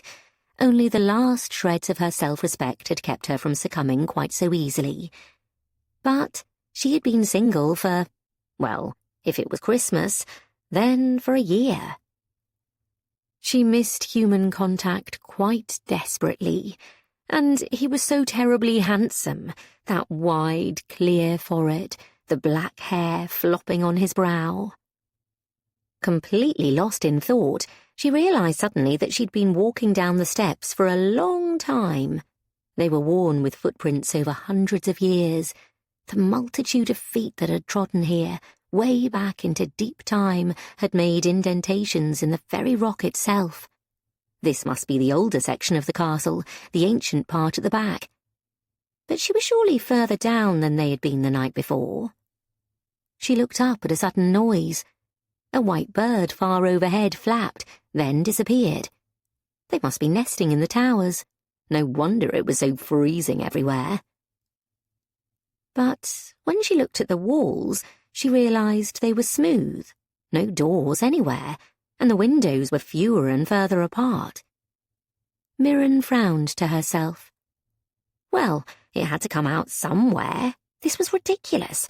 There must be a fire exit. Even as she thought this, she figured that, actually, this building rather predated the existence of fire exits. Curiously, she carried on, down and down. It was becoming darker and colder, but if she peered, she could see a light below her. Perhaps she was right at the back of the house, and it went down. She'd probably find herself by the bins. She touched the walls to steady herself in the gloom. They were damp, and something slimy touched her fingers. She shuddered and rubbed them on her jeans. "Oh, bloody hell!" But the idea of climbing all the way up hundreds of steps again didn't appeal either. So she carried on down. The white circle of light grew larger, but it looked strange, bobbing in front of her eyes. She blinked in case it was her eyesight, but no, something was definitely moving. Near the bottom, the steps were all wet and dangerously slippery, and she finally realized, feeling quite the idiot as she did so, considering their geography, exactly where she was. Sure enough, the steps coiled round a few more times, slippery with seaweed, and deposited her in the corner of a dark cave, the wobbling light being, of course, the shallow waves running up the shingle. She had come right out through the castle to the beach beyond. She had gone all the way down the cliffs through a secret passageway that led here. "Bloody hell!" said Mirren, firstly to herself, then out loud. The noise echoed off the close walls of the cave. "Hello? Hello? Hello?" There was no answer. She glanced over. The opening to the cave was small. It must be imperceptible from the other side. A secret escape route. It was rather thrilling. No wonder there weren't any more doors leading onto it. Her eyes adjusted to the dimness, and, looking round, she saw, pulled up on the shingle, an old rowing boat, decayed and covered in barnacles. Goodness! She wondered if anyone ever came down here, or even knew it was still here. Well, they must do. She glanced at her feet. The waves were coming up to her toes. She supposed the tide must fill this place. That was an unpleasant thought. She glanced up just in case there were any rings drilled into the wall to chain unfortunates, but didn't see anything like that. But in doing so, she leaned out, took 2 steps, and the door, which had been propped open, swung closed behind her. Mirren let out a cry of dismay as the door slammed shut. It was completely smooth, the same colour as the rock. If you didn't know it was there, you would hardly be able to see it, tucked away behind a pile of rocks at the far back of a cave. Which, of course, was how it was designed, but her fingernails on the door didn't make the slightest bit of difference. There was no clawing it open. "Oh, bollocks!" she said, glancing at the tide. She was right. It was definitely coming in, washing further up than it had before. And she had no idea how deep this cave was. She might come out into full North Sea. In December, she could die. She was suddenly furious with Jamie and Esme for not warning her about this. It was so dangerous. What the hell were they thinking? She was freezing now, and genuinely frightened, as well as feeling absolutely ridiculous. 2 days ago, she had been cheery because she'd just got the last stamp on her coffee loyalty card, for goodness sake, and now she appeared to be in danger of losing her life in a bloody cave in Scotland. Her body would probably wash out to sea, and she'd never be heard of again. And then Theo would be sorry he ghosted her, she thought darkly. She tiptoed gingerly to the mouth of the cave, the wind blowing fiercely outside. The waves were a steely grey. She noticed on the right-hand side a slightly higher, climbable rock, and, splashing across the shingle, hauled herself up on it. From there, she could work her frozen fingers round the mouth of the cave, and she found, to her surprise, delight, and slight embarrassment, some cold grass. Grass did not, of course, grow underwater. She must have reached the limits of the high tide only a couple of feet above the floor of the cave. There was another stone laid there, like a small stairway, and she heaved herself out onto that and found another one, and then another, casually laid so they didn't look deliberate, just like random stones. But she was pretty sure they were there on purpose, and, with some effort, she managed to pull herself finally onto the little snowy outcrop of land. Feeling rather foolish, she turned 180 degrees and realized exactly what she was looking at. The sheer cliff ran straight up from the sea. When she had looked down from the drawing-room side window, this was what she had seen. The castle, so formal from the front, from the back, looked completely organic, as if it had grown out of the very stuff of the rock itself, a natural part of the crags. This must be the oldest section. The cave was well hidden at the bottom by this promontory of grass, presumably underneath the snow. Another one curved round the other side, forming a minuscule natural harbour. Brave would be the marauders who attempted to attack from the bottom, but you could nudge the boat out from the cave with complete and utter privacy and go, well, anywhere, she supposed. She was truly cold now, and her wet feet were rapidly numbing.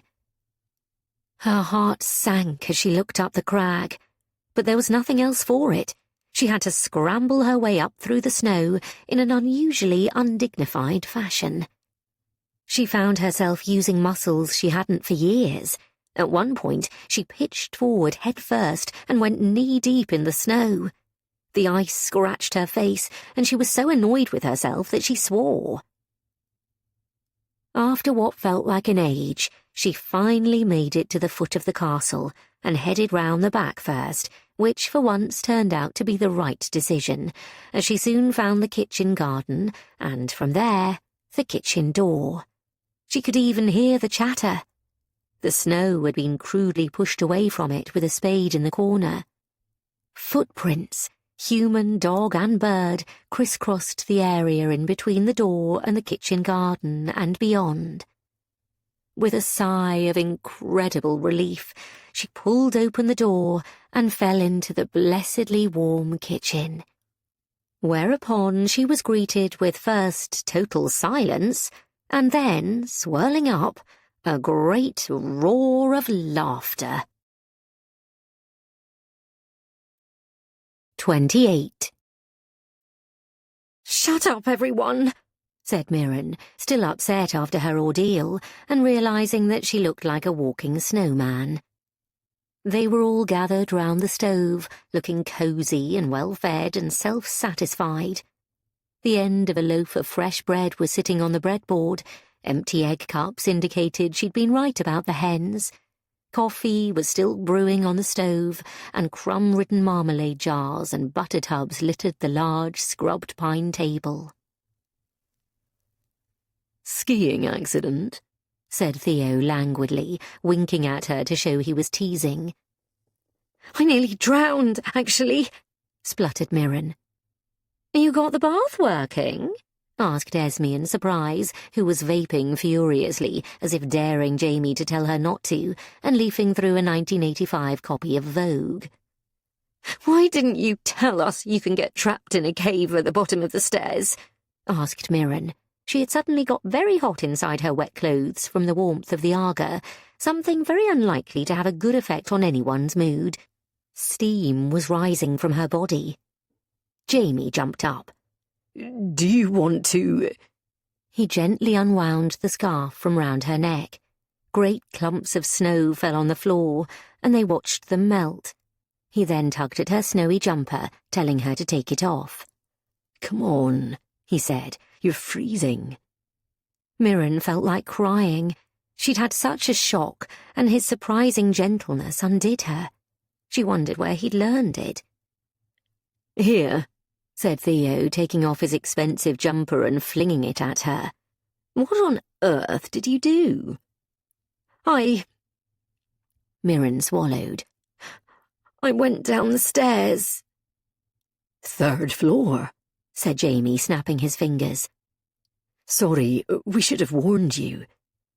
"Why didn't you just take the front steps?" said Esme, puzzled. "Because I didn't grow up in a house with more than one set of stairs," said Mirren. "Nobody explained the rules." "Those are... yeah, they're meant to be kept locked." Mirren remembered how stiff the door had been. Perhaps now she thought about it, it had been locked, and the wood had softened, just like the rotting window frame in her bedroom. "Ah," she said. "Did you give it a really good tug?" said Jamie, his lips twitching. "I thought it was the way." "Are you sure you weren't snooping?" "Well, no. For one thing," said Mirren, "I wanted breakfast. And secondly, even if I were, I think this is a job about snooping. Or am I wrong? Are we basically here to do snooping or not?" "Fair point," said Jamie. "But I wasn't." "Okay." "I wasn't." "Did it not occur to you that you might have gone down past the kitchen?" said Esme. "There's nowhere to get off," said Mirren. Bonnie snorted from the stove. "Come on, Esme, she was curious. You remember what we were like with that staircase?" "I'm glad they at least tried to keep children out of it," said Mirren, taking a long and very welcome sip of her coffee. "Where did he go?" asked Theo. "It leads down to a secret cave in the cliff." "No way," said Theo. "Cool. For smuggling?" "At one point, no doubt, but no, mostly for escape," said Jamie. "There were some divided loyalties up here. For the king, for the young pretender, but even before then." There was some fairly emphatic landing of literature from the Netherlands, Germany. Bonnie sat Mirren down at the seat nearest the Aga and put a heaped plate in front of her. Sausages, bacon, eggs. Tea, coffee? You don't need to. Mirren tried to get up to help. Bonnie gave her a stiff look. It's okay, she said. You've shown everyone that you're a good and helpful person. It's fine. So just sit down and let me do my job. Stung, Mirren sat down on her chair with a thump. The breakfast was delicious, though.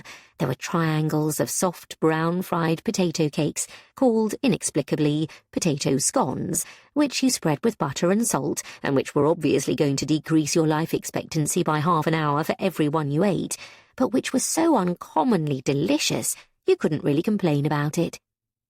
Bonnie put down a huge mug of tea, which warmed her from the outside in, and gradually her shivering subsided.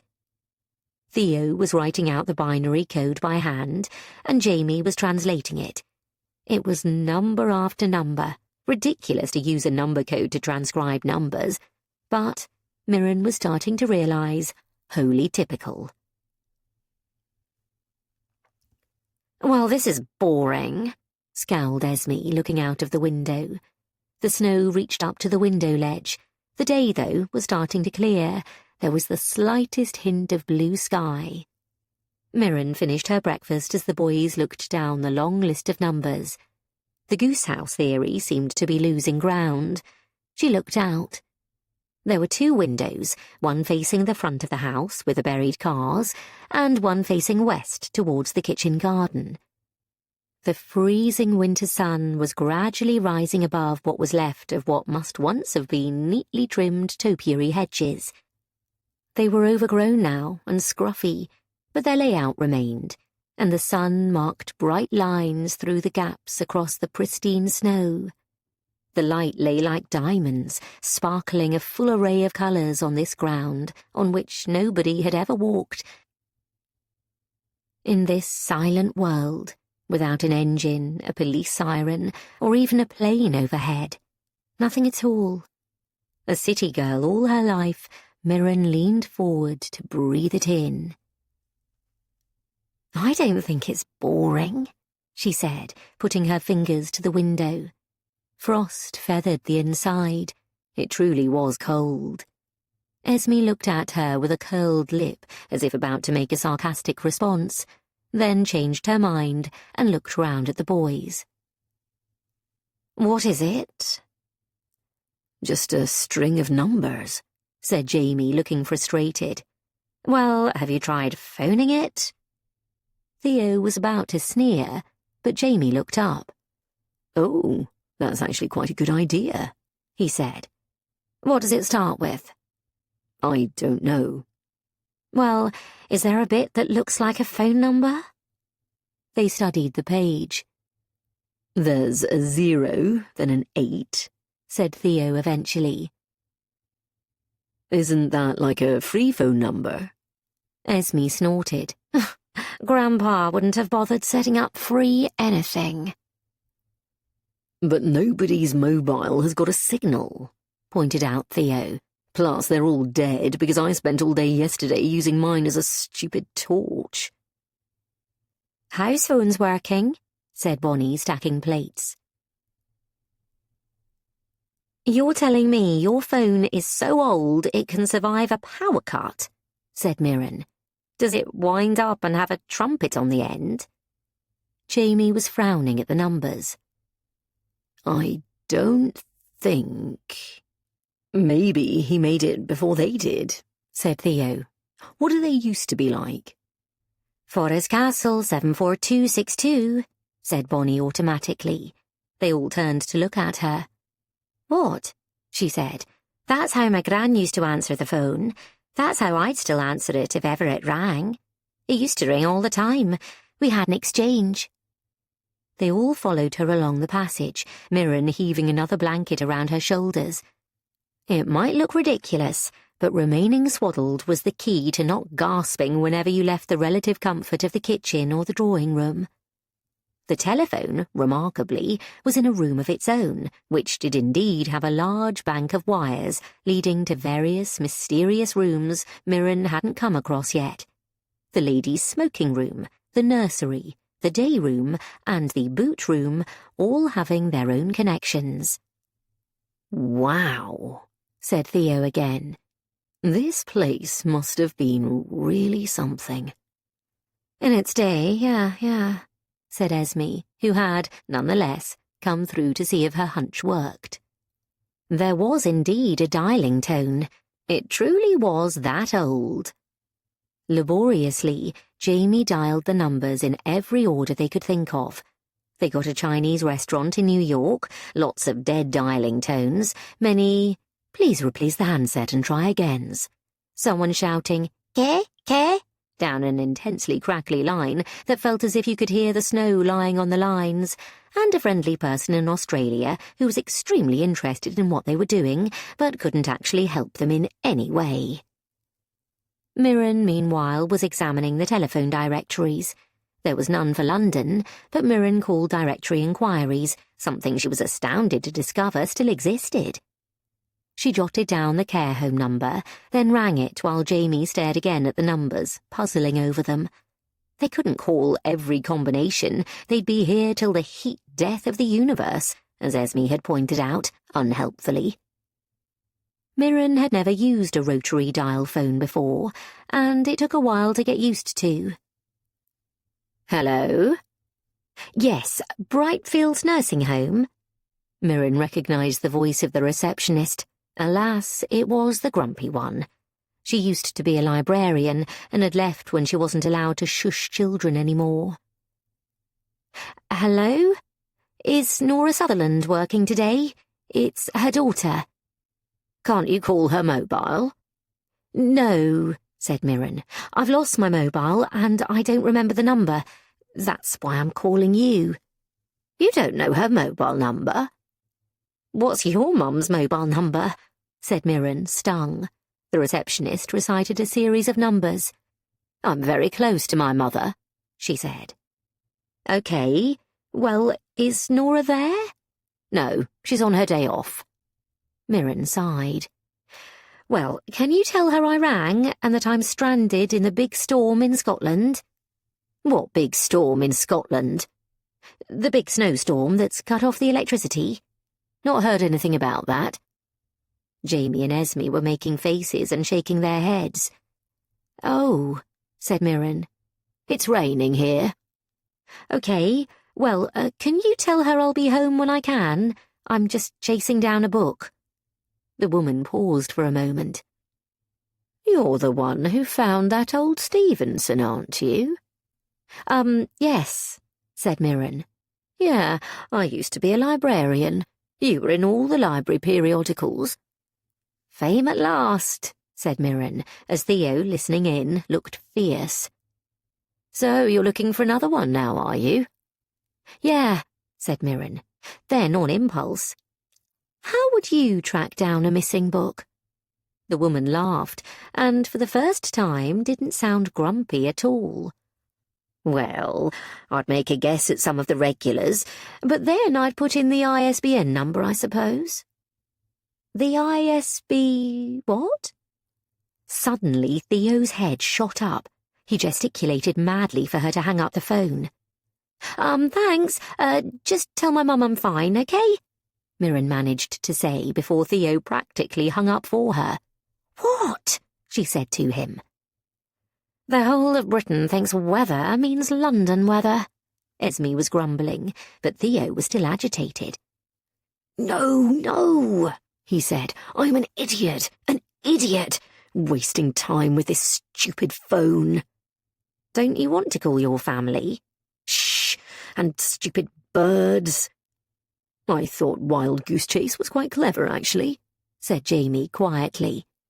Theo took the piece of paper. "Books have something called ISBN numbers, International Standard Book Numbers. Every book has them. 13 digits. Everybody stared at him. Then Jamie counted up the digits. "There are only 10 of them," he said. Theo shook his head. It can still be an ISBN. Before 2007, there were only 10 digits. I have to say, Jamie said slowly, that this is kind of the thing you were hired to know before. I know, said Theo. Sorry, but we need to check. We need to check. He looked around at the piles of phone directories leading on to another bookshelf crammed with road maps, atlases, and travel writing. I don't think we could possibly find it by hand. If we had any internet, could we look it up? Yes, although even then, said Theo, you'd still have to find it. But we'd have a title, said Mirren.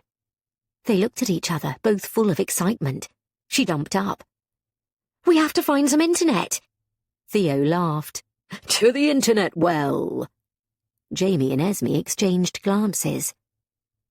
I suppose there is occasionally a signal, said Jamie, out in the far woods. But nobody's got any battery, said Theo. Haven't they? Said Jamie, looking at Esme. She looked shifty, and they all stared at her. Only a tiny wee bit, said Jamie in an imploring voice. Please, we're stuck. Even my spare is nearly out, said Esme, eventually pulling out her phone and a spare battery pack. You had better be cutting me into this bloody thing, if it even exists. 29. Jamie led them to the boot room, a large space with a stone floor lined with Wellingtons in all sizes and jackets on the wall, hunting, tweed and old Barbers. There were boxes of gloves and riding boots too. Just pile everything on, I should say, said Jamie. There are some waterproof trousers too. Esme, it turned out, had about 6% left on her phone. There was a corner of the grounds nearest the village where there was occasional signal. Naturally, it was absolutely miles away, at the very edge. It might not be possible to get there, depending on how thick the snow was. Jamie disappeared suddenly while Mirren shrugged herself into even more layers of very old clothes. They smelled of the house itself. Not a bad smell, not really, just old. She added another jumper and a padded jacket and a huge overcoat, and Theo gave her something which appeared to be waders. She shook her head. Oh my God, I'm going to look like Coco the Clown, she said, laughing. Even more than you do already, said Theo. Anyway, I like it. You do not. I do, he said. It's very cute. Plus, it's completely impossible to tell what you actually look like underneath it all. Thrilling. Stop it, she said. He had found an enormous waterproof cape and swathed it around himself and a huge soft hat. You look like Doctor Who, she said. Which one? All of them put together. Good, he said. I shall stride out for adventure.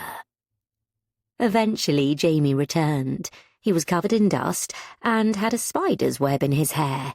Spider! hollered Mirren. He frowned at her. What? You have a... He went to the old spotted mirror above the butler sink, then smiled and shook his head upside down, gently letting the spider land in his hand. Then he popped it out of the door. See, he said, spider-free. For now. He turned back. This is not really a house you want to be in if you're frightened of spiders. Mirren winced.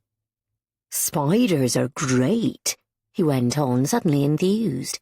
They eat bugs and keep flies away. What have you got against spiders? Their terrifyingness, said Mirren. Oh, he said, looking a little saddened. This is a man who wouldn't kill a spider, thought Mirren. Interesting. I wouldn't kill them, though, she said quickly, not adding that this was only because she would be running too fast in the other direction. But he wasn't listening, instead bringing out, from a large wicker basket he had hauled down, something that Mirren at first took for tennis rackets. "What the hell?" said Esme. "Oh, no way." "Come on, Es," said Jamie. "They're fun, remember?" And he pulled out old, slightly busted snowshoes, wooden frames with large leather buckles designed to go over their shoes. "They're not fun, they're ridiculous," said Esme. "Can you think of a better plan?" "Yes," said Esme. "Live in a city and go back in time and stop our stupid family squandering all our money." Jamie smiled. There was no light in the boot room at all. The window was completely filled up with snow. It looked as if he was right. There was no better option. "I'll have a shot," said Mirren, surprisingly anxious to get back in his good books after revealing herself to be a spider-hater. Jamie smiled. "Come on, then. You won't need both jackets, I promise." Esme smirked. "Oh, it's quite the workout." "This is basically a North of Scotland striptease," commented Theo as Mirren unbuttoned the cagoule. "Shut up, Theo," said Mirren, smiling, but as ever he looked totally undaunted and swished his cape behind him as he bent down to pick up his pair of snowshoes as if he'd been doing it all his life. Bonnie was at the door as they left, carrying a scuffed silver tray. "Thought you'd—" "Oh, Bonnie," said Jamie. "I think I love being snowed in with you." And Mirren wondered once again what exactly was going on between those two, because she couldn't for the life of her understand why else Bonnie would stay in this tumble-down place, looking after it as best she could. There must be a million better jobs out there for a young woman with lots of life and fun, and instead she had sequestered herself here like a nun. There must be a reason for it. Mirren found herself very curious as to whether that reason had sandy hair and a worried expression, and an aversion to killing insects unusual in a gardener. There were 4 mismatched small glasses on Bonnie's salver, filled with a reddish-brown liquid and steaming gently. Jamie, Theo and Esme took one immediately and knocked it back. Not wanting to feel left out, Mirren did exactly the same thing.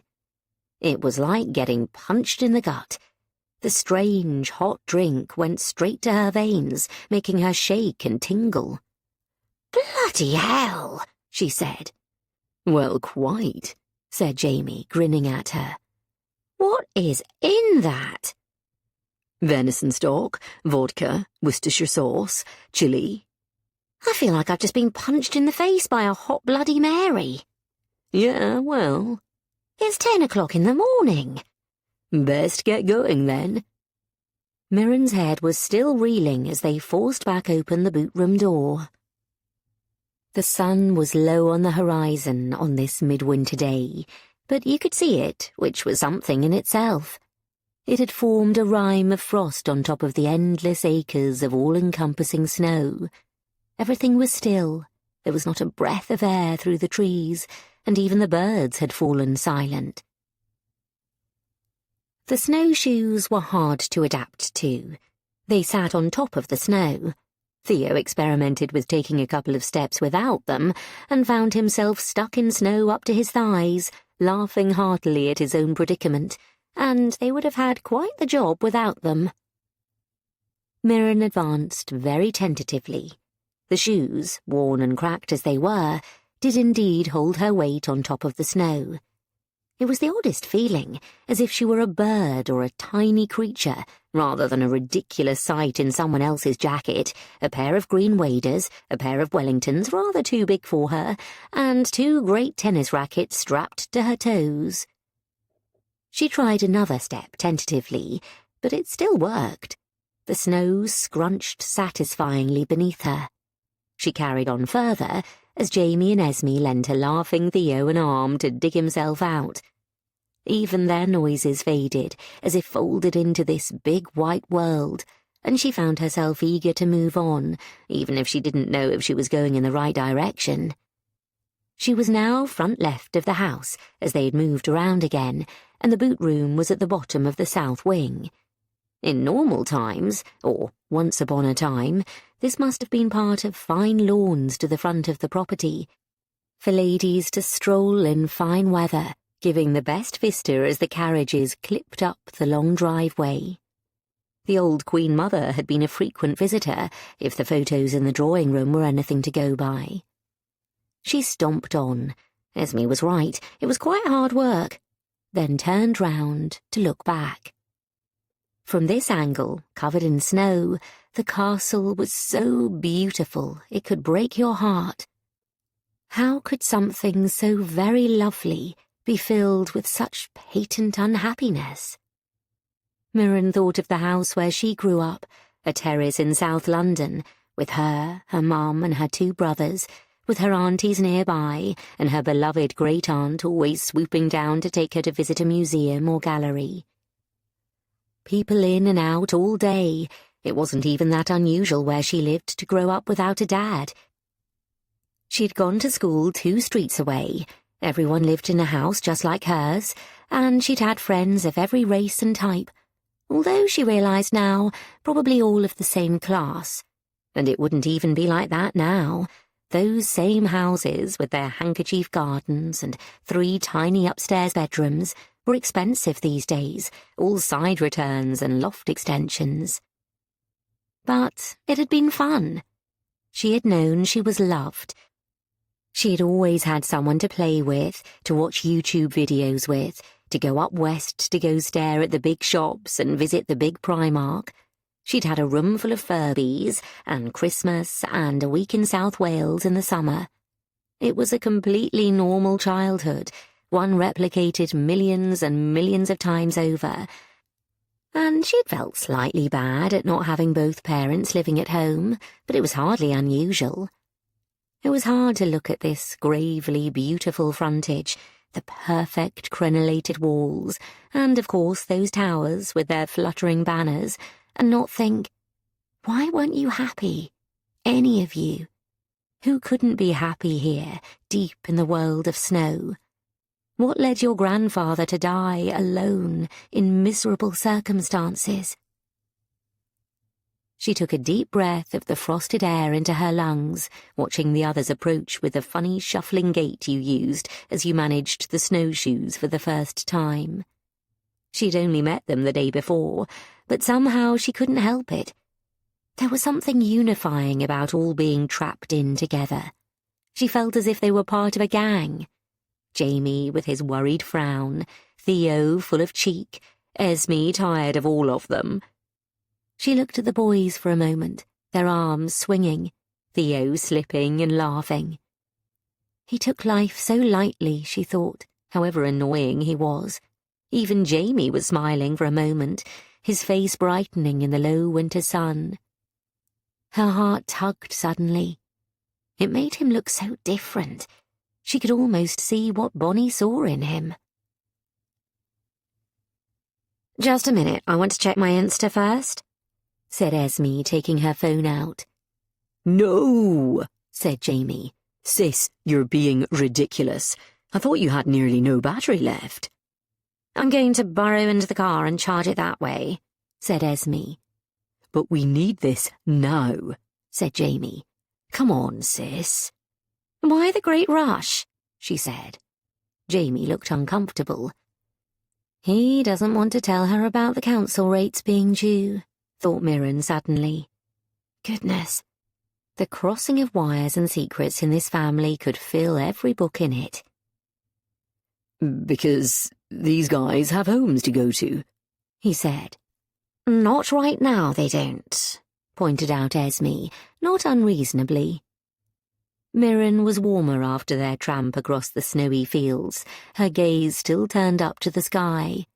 A few moments ago, Jamie had quietly come up to her and touched her shoulder and pointed. She had followed his arm upwards and seen, to her amazement, what he told her were a pair of golden eagles, rising from the forest and making a circle in the blue sky. "Oh, wow!" she said now, as the sun glinted off their feathers. Their wingspan was vast and magnificent. They looked like creatures from another age, their profiles strong and cruel. All of a sudden, one of them vanished from view, diving somewhere out of their field of vision. "That's one little mouse who won't be making it home tonight," said Jamie soberly. "I thought you country folks loved killing things," said Mirren, surprised. "He's a sentimental one," said Esme. "That's why we live in the largest spider colony in the Western world." "Yeah, all right," said Jamie, and then tramped on, but Mirren still felt touched by her small glimpse of these other creatures and their very different world. It applied to the McKinnons, too, she found herself thinking. A very different world. Right at the very edge of the field, to the left of the woods, Esme stood up in the corner, 1 foot on each of 2 wires supported between 2 posts, and held her head up high. "Are we ready?" she said. "Theo, you have the numbers?" Theo waved his notebook in his hand. He was wearing enormous mittens that looked like oven gloves, which slightly distracted from the dashing, saturnine air of the cape. "Don't check your Instagram," said Jamie in a warning voice. "I'm just going to upload a few TikTok videos," said Esme. "It's a relatable guide to being snowed in at your family castle." "That does sound relatable," said Theo. "You'd be amazed," said Esme snootily. "Lots of people like being considered to be in an algorithm of family castle owners." "Not me," said Jamie quietly. Esme showed her face to her phone, then held her long, elegant arm up in the air. "Okay, stand by." She pulled it down. "It's 2G. OMG, I didn't realise they even still made 2G. "Bugger," said Theo. "It'll probably give us the search results right back in binary." "Just give me the number. I'm on 6. No, now it's 5%. Okay, quick. If it's an old book, ISBNs hadn't filled up so fast. Try starting with a 0. 08624111793.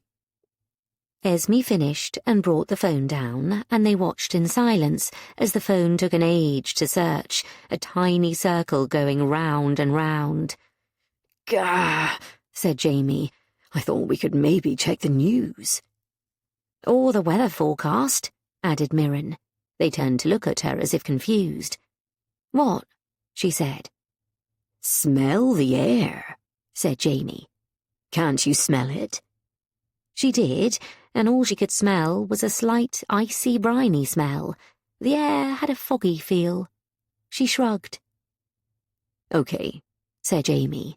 "Well, it's going to snow again, in a bit. Look." He pointed north, up past the house, low down on the horizon. Thick clouds like duvets were gathering. They looked cosy. Mirren figured they would be anything but. "Okay, it's coming, it's coming." "Yes, it is a book!" Theo tried to look modest, but failed. "It is a house full of books, I suppose," he said, in case anyone had forgotten that it had been his idea. "Well, bloody hell," said Esme. She showed them. "It's Sunset Song," she said, naming the famous Scottish novel. "What?" said Mirren, who, growing up in London, had never heard of it. "Did you not do it for your higher English?" said Jamie. "What's higher English?" "Wait, sunset?" "Sunsets, the setting of the sun, Theo, in the poem." "But that's so weird," said Esme, displaying the cover on her phone. "It's a modern edition, that one, with a painting on the cover. You can still buy it. It's not that old." Esme's phone suddenly collapsed into black. She stared at it for a second, as if she could will it back into existence. then sighed heavily and put the useless chunk of glass back in her pocket. "There's hardly any modern stuff in the house," she said. "Well, that's the book Google found for you. Might it be a different edition?" said Jamie. "All the editions have different ISBNs," said Theo. "But... oh... what?" "Well, only books after... I don't know, but they're quite recent. ISBNs, I think. Old books don't have them." "So," said Jamie, his voice going dangerously quiet. Mirren felt chilled suddenly and stamped her booted feet on the crusting snow, putting her arms around herself. "So we just have to go round and look at every book in the house anyway?" Maybe," said Theo, not sounding quite so triumphant. "But, you know, faster." "Exactly," said Mirren. "We know the title of the book we're looking for." Jamie turned sharply. "In a house full of books completely out of order. That bloody old man." They snowshoed back to the house in silence, their breath visible in front of them. Jamie's gaze was distracted from the ground ahead only once, when a great hare bounded across the grass, beautiful, larger than Mirren would have thought possible. She had never seen a hare in the wild before. His face softened. Hers did too. "What's the book about?" she asked Esme, crunching along next to her. Unexpectedly, rather than being sarcastic, Esme, her cheeks pink from the cold, was thoughtful. "Oh, it's so sad. It's a big, weepy love story, and she loves him so much, but they're so poor and the village is so gossipy, and her love can't keep him sensible, and it's really beautiful." Mirren thought about it. "And it's set after the First World War, up near here," said Esme. "It must have been a very familiar story to him." "A love story?" "I suppose," said Esme. "I never think of my grandfather as having a romantic life beyond my grandmother, who he wasn't very nice to at all. After she left, he was a confirmed bachelor, back when they didn't immediately mean gay. One of those men who's more interested in collecting and puzzles and old railway timetables than socializing. Neurospicy, I suspect we'd call him these days. Back then, we just called him an irascible old bugger." She smiled. "Not for want of trying by the good and middle-class divorcees of the parish," she laughed in memory. "Rushing about in their best BHS for the most god-awful homemade shepherd's pies." "That sounds very snobby." "Oh, no," said Esme dryly. "You're going to have to report me to the Guardian." She stalked onwards, her long legs making her look elegant, even in the ridiculous snowshoes. Mirren didn't bother trying to keep up. "I wish we could have called up all the covers," said Theo, as they sat around steaming mugs of tea and toasted sandwiches. The Arga was powering through, and its warmth was the most wonderful thing Mirren had ever felt. It was almost worth it, she thought, being constantly freezing and getting soaked through, for the joy of coming into the cosy kitchen. Maybe that was why people climbed mountains, for the sheer joy of stopping climbing mountains. That made a lot more sense. "I saw that the cover was kind of green," said Theo, "but I'm not sure that helps too much. Did you see the spine?" Mirren shook her head. "Nope." "Great," said Theo. "It was a very tiny picture as well." "How many editions do you think there have been?" Mirren asked. "Over the years? Loads," said Theo. "It's never off the school syllabus," said Esme. "Generations of girls have grown up sobbing." "Did you sob?" asked Mirren of Jamie, who shrugged. "That means yes," said Esme. You should have seen him as a boy. Whenever they had to put a Roger down, he sobbed for weeks. I did not, said Jamie. Shut up. He glanced around nonetheless to check that Roger the sheepdog was still at his heels, which he was. You shut up. Mirren and Theo shared a look that Jamie caught and immediately stopped himself. Mirren knew from her own family, particularly her relationship with her mum, how hard it was to break your old family dynamic sometimes. So, it could look like anything? I don't think anything exactly, said Theo. It's sad and old, so it won't have dogs on the front. We could each pick a corridor. We'll have to speed down them, said Esme. 1, they're too cold to linger, and 2, there's about 2 hours of light left, and I think, even before that, more snow will be here. It's practically the shortest night of the year, mused Mirren. The wolves are running. Well, quite, said Esme, gulping down the last of her tea and pushing back her wobbly chair, which scraped across the flagstoned floor. I'll take West, she said. Any last dribbles of sun, I'll get them. Plus, sunset is literally in the poem, so... Jamie rolled his eyes. I'll take East then, said Mirren. I like looking at the sea. Okay, said Esme. Try not to get lost again and end up in a quarry somewhere. Right, said Jamie. Quick as you can, every room, tear through and meet back here before it gets too dark. Take candles and matches. Good luck, everyone. 30. Mirren had orientated herself properly now. East was always the sea, so at least she knew where to go. That meant the turret that led down to the cave must be at the northeastern corner, and her room on the opposite side. They were on a high floor, which meant, thinking logically, although nothing about this ridiculous house was remotely logical, so that wasn't necessarily a lot of use. But if she could assume the servants' rooms were on the top floor, and the guest rooms where she and Theo were billeted were on the 3rd, and the public rooms on the 1st floor, particularly facing the front, then it made sense that the family rooms would be on the 2nd floor. She would have asked the others, but they had all dashed off gung-ho. It was so odd to be so isolated, to not be just a quick text away from joining up or figuring something out.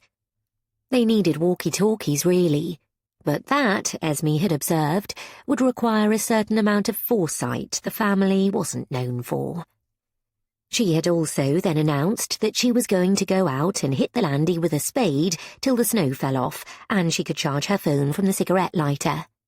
But just as she'd said that, they'd looked out of the window at the lowering cloud turning the world into a black and white film, and Jamie had said if she did, she'd get trapped in her car and suffocate and die, so that had rather put the kibosh on that. As they'd prepared to split up, Mirren had pulled on the heavy overcoat again, foregoing the waders, and Jamie had disappeared to grab her an extra jumper. Theo had looked slightly concerned. There definitely aren't any ghosts, really, right? He'd said, and Esme had snorted. The only person who looks supernatural around these parts is you, Wraith Boy. Theo had tried to look insulted, but failed. He does it on purpose, said Mirren. He thinks he's in Buffy the Vampire Slayer. I do not, said Theo, smiling. I think I am in Interview with the Vampire. I thought you were the Count from Sesame Street, said Esme. Okay, enough of this, Theo had said, pulling his cloak around himself, which had the effect of making both girls burst out laughing at the same time. I'm out of here. Bat form, shouted Esme, which convulsed them even more. By the time Jamie got back with the jumper, they were still giggling. It smelled of him, Mirren had realised, putting it on. Woody and rather comforting. She liked it. She'd jammed a woolen cap on her head. Okay, Jamie had said, glancing at his watch. Come back when it's dark, I guess. Fast as we can.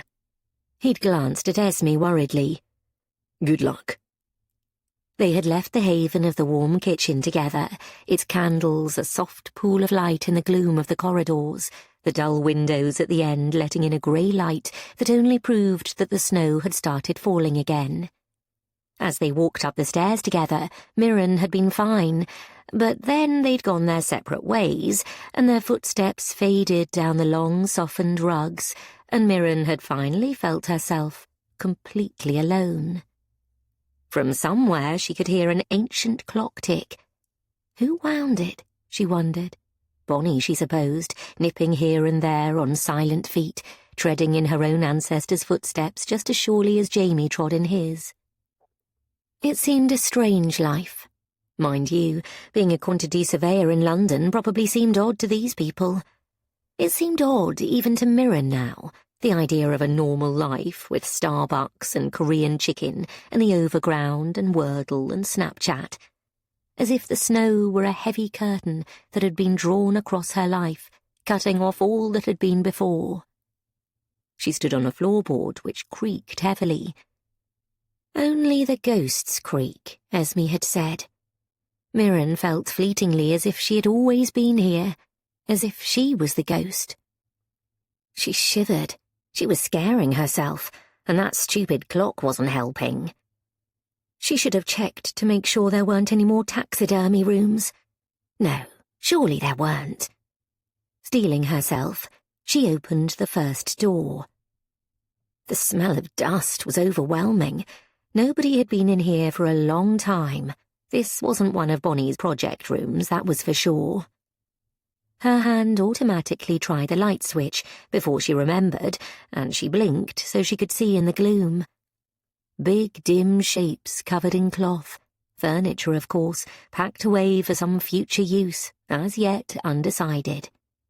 She pulled off the cloth from one thing that looked as if it might be a bookshelf, and let out the most almighty scream as a figure loomed up out of the shadows, heading straight for her. 31. It was several moments before Mirren's brain caught up with her terrified, racing heart, her anguished scream caught in her throat to realise what she was looking at was, of course, her own reflection on the door of a wardrobe. Bloody hell! She found herself swearing gently under her breath. Then she looked up, ready to apologise to the others when they came running to help her. Of course, nobody did, and she realised with a shiver that no one could hear you scream here, with the thick stone walls and miles of passageway between them all. No wonder Agatha Christie had murdered so many people in places like these. She looked at herself in the old, spotted wardrobe mirror. Her hair was wild and dark, the large jumper gave her a bulkier look. She looked like a terrifying stranger. She shivered again, just a tremor. A goose walking over my grave, she thought. Then told herself to stop being an idiot. This was a quick rush-through. But this was not somebody's bedroom. It was just a bedroom. Nothing personal in it at all. There was tapestry-style flock wallpaper that in a normal house would have been terribly naff, but which here was magnificent. Ancient dried flowers in the grate, a bed. She bravely opened the wardrobe. There was nothing but a dead blue bottle. She realised suddenly that she was disappointed. If there was ever a magical wardrobe, surely it would be in a room like this, in a world of snow. On the other hand, she thought, looking out of the window, she felt she was in Narnia already. The elusive grandfather was the mysterious professor, and Esme could be the White Witch, which would make Jamie Mr. Tumnus, she supposed, and she smiled at the thought. She wondered if Theo was Edmund. She lit a candle and looked around, but there was nothing else in here. She moved out and back into the corridor, listening for the others. But there was not a sign. They might be on different floors. The next room was more promising, a study, rather tidy. Books were stacked high, but they were stacked rather than thrown in piles. She could run her eye and her finger over them. She realised suddenly she needed to mark which rooms she had seen and which she hadn't. She looked for post-it notes on the study desk and found only blotting paper. She opened one of the drawers. Sheets of writing paper bloomed, old airmail envelopes, and thick, good-quality headed paper with the castle name engraved on the top, and, from the desk of Laird Mackinnon, underneath. His writing room, she thought, looking around. Where he must have sat, probably made up this very game they were currently caught in. Which meant, she figured, he wouldn't hide the book in here, not if his tricksy ways were anything to go by. She picked up a dusty old photograph on his desk. It was an angelic-looking baby in a dress, sitting on a tartan rug in the garden. She turned it over. 1943, it said. JMK. So it must be him. Male babies used to wear dresses in those days, didn't they? She wondered why he kept a photo of himself as a baby on his desk.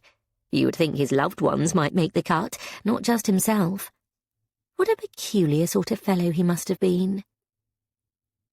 "You're not going to beat me, baby in a dress," she announced aloud to the picture frame to give herself courage. "It's around here somewhere, and I'm going to find it. And I reckon if this is your study, your bedroom cannot be far away." In fact, she realised, what she had taken for a cupboard was in actuality a connecting door. She pulled it open. How funny, she thought, to build a connecting room that wasn't a bathroom, although the idea of having a bedroom with a study attached was not, she thought, a bad one. The room she now found herself in was vast. You could play cricket in it. A large bed was at one end.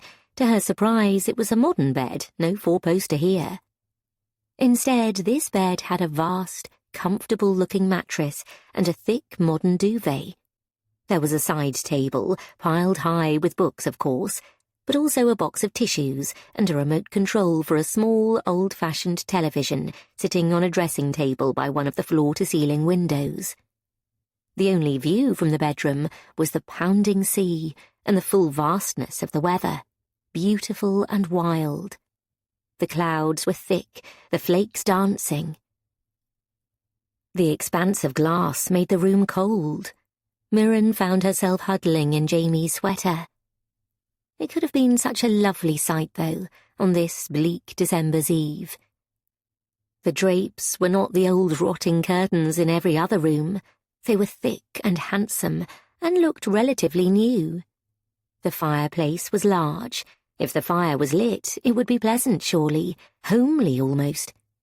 If you were warm and cosy in the bed, watching the freezing waves dance far, far beyond the window frame, safe and sound.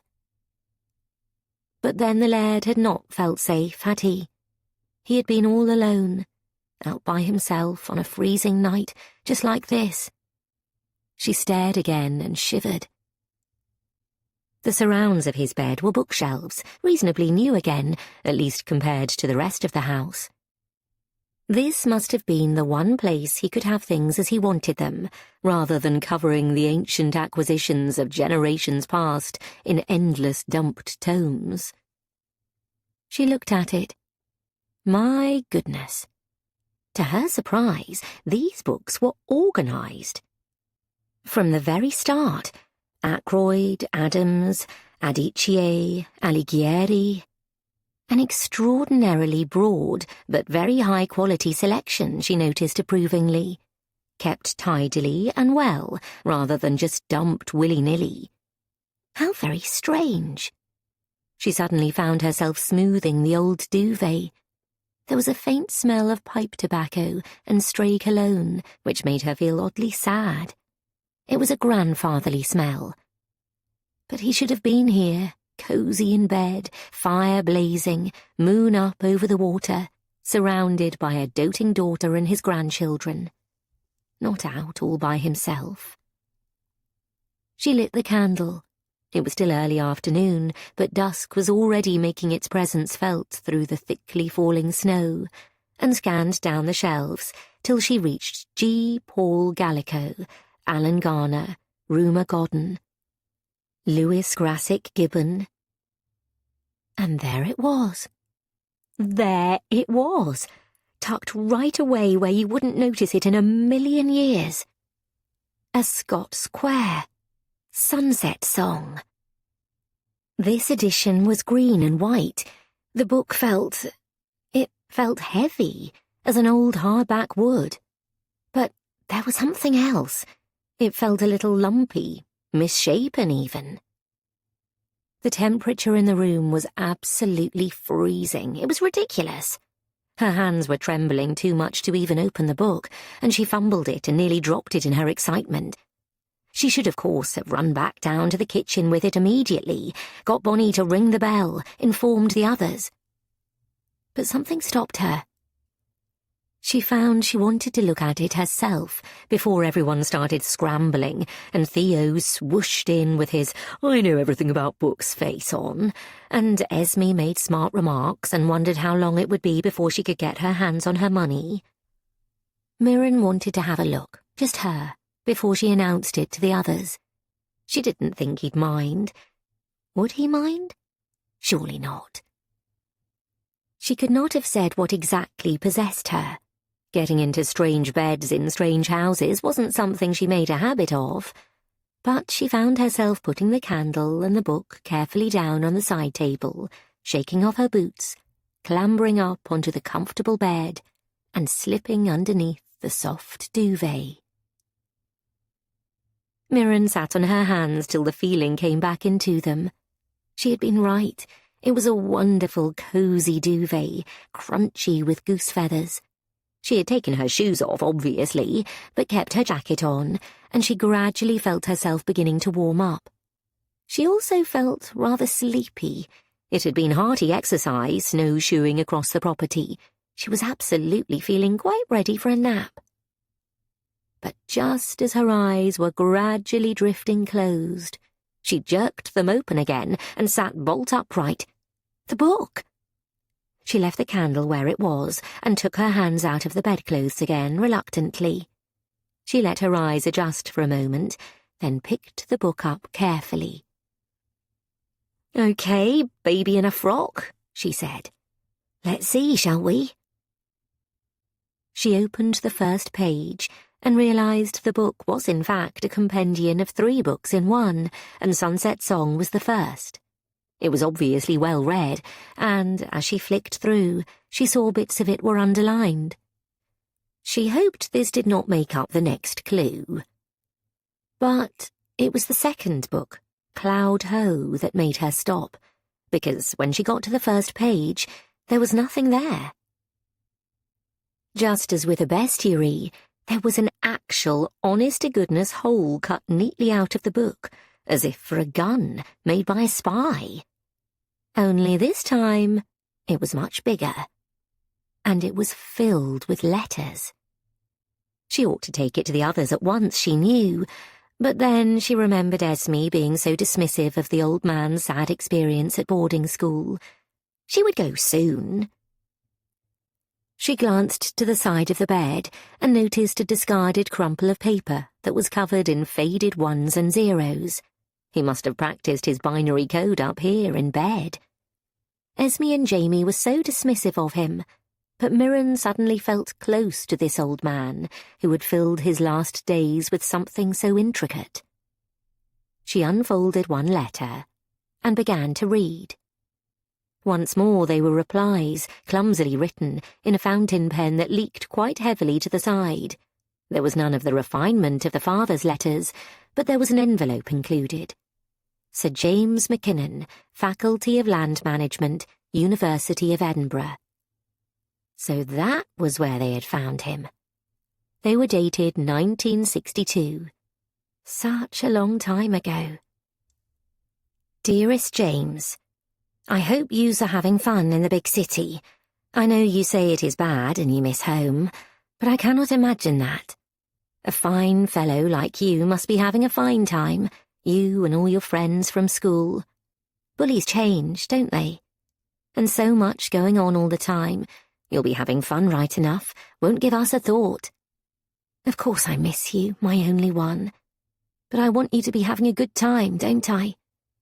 We were not a possible thing now, were we? We could not have been, could we now? So enjoy yourself in the bright lights, please. I'll be waiting. There was no signature, nothing to give the person's identity away, no return address. Mirren couldn't even tell from the blotted handwriting whether the author was a man or a woman. She picked up the second. The tone was quite different. I thought when you left for the university everything would change, and it would be different, and you would forget me, and I could forget you. But seeing you again made that a foolish promise, every bit of it. All I wanted, all I want, is you. I will say it, and I should not send this letter, and I will deny every word of it if it is ever traced. But I want you, and only you, James. I want you, and only you, James, thought Mirren to herself. Then later, dated 1964. You were so cold to me the day. I understand it, I do. And your friends, well, that I allowed. No, you're all right. I want to say that I'll always be here. But that's a ridiculous thing to say. I would. The letter trailed out, perhaps in tears. There was one after Christmas. I can do nothing without you. To see you and not be able to touch you is torture, and I know you share it. I see it in your face. You think nobody knows you, but I do, all of it. Your funny ways, the way you light up when you see a new book, how much you love for us, even if you don't quite know how it works. I know you. I love every part of you, and your father will not let you see me. Well, I hope it is him. I truly do hope it is him, James, and not you. There had been then a love affair that had ended very badly, a school that had gone horribly wrong, then a love affair that had ended in disaster, in fact.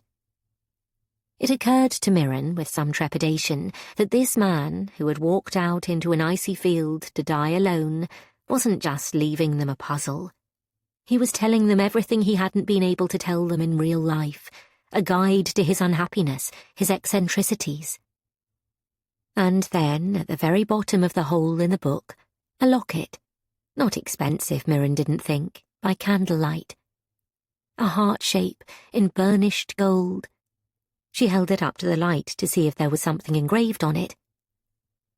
What the hell are you doing? 32. For the second time that afternoon, Mirren let out an enormous yelp. Jamie had come in so quietly and stealthily that she hadn't even seen him. Night had descended as she'd become engrossed in the letters across half a century, the very human pain and yearning written in them, as one might write a feverish Facebook post, although that would be seen by everyone, and this had just been for one person. And then they had been left here on purpose, a trail of breadcrumbs leading straight to his bed. What the hell are you doing? Repeated the voice. Standing at the end of the bed like a wraith, conjured from the dark, was the tall figure of Jamie, holding his own candlestick.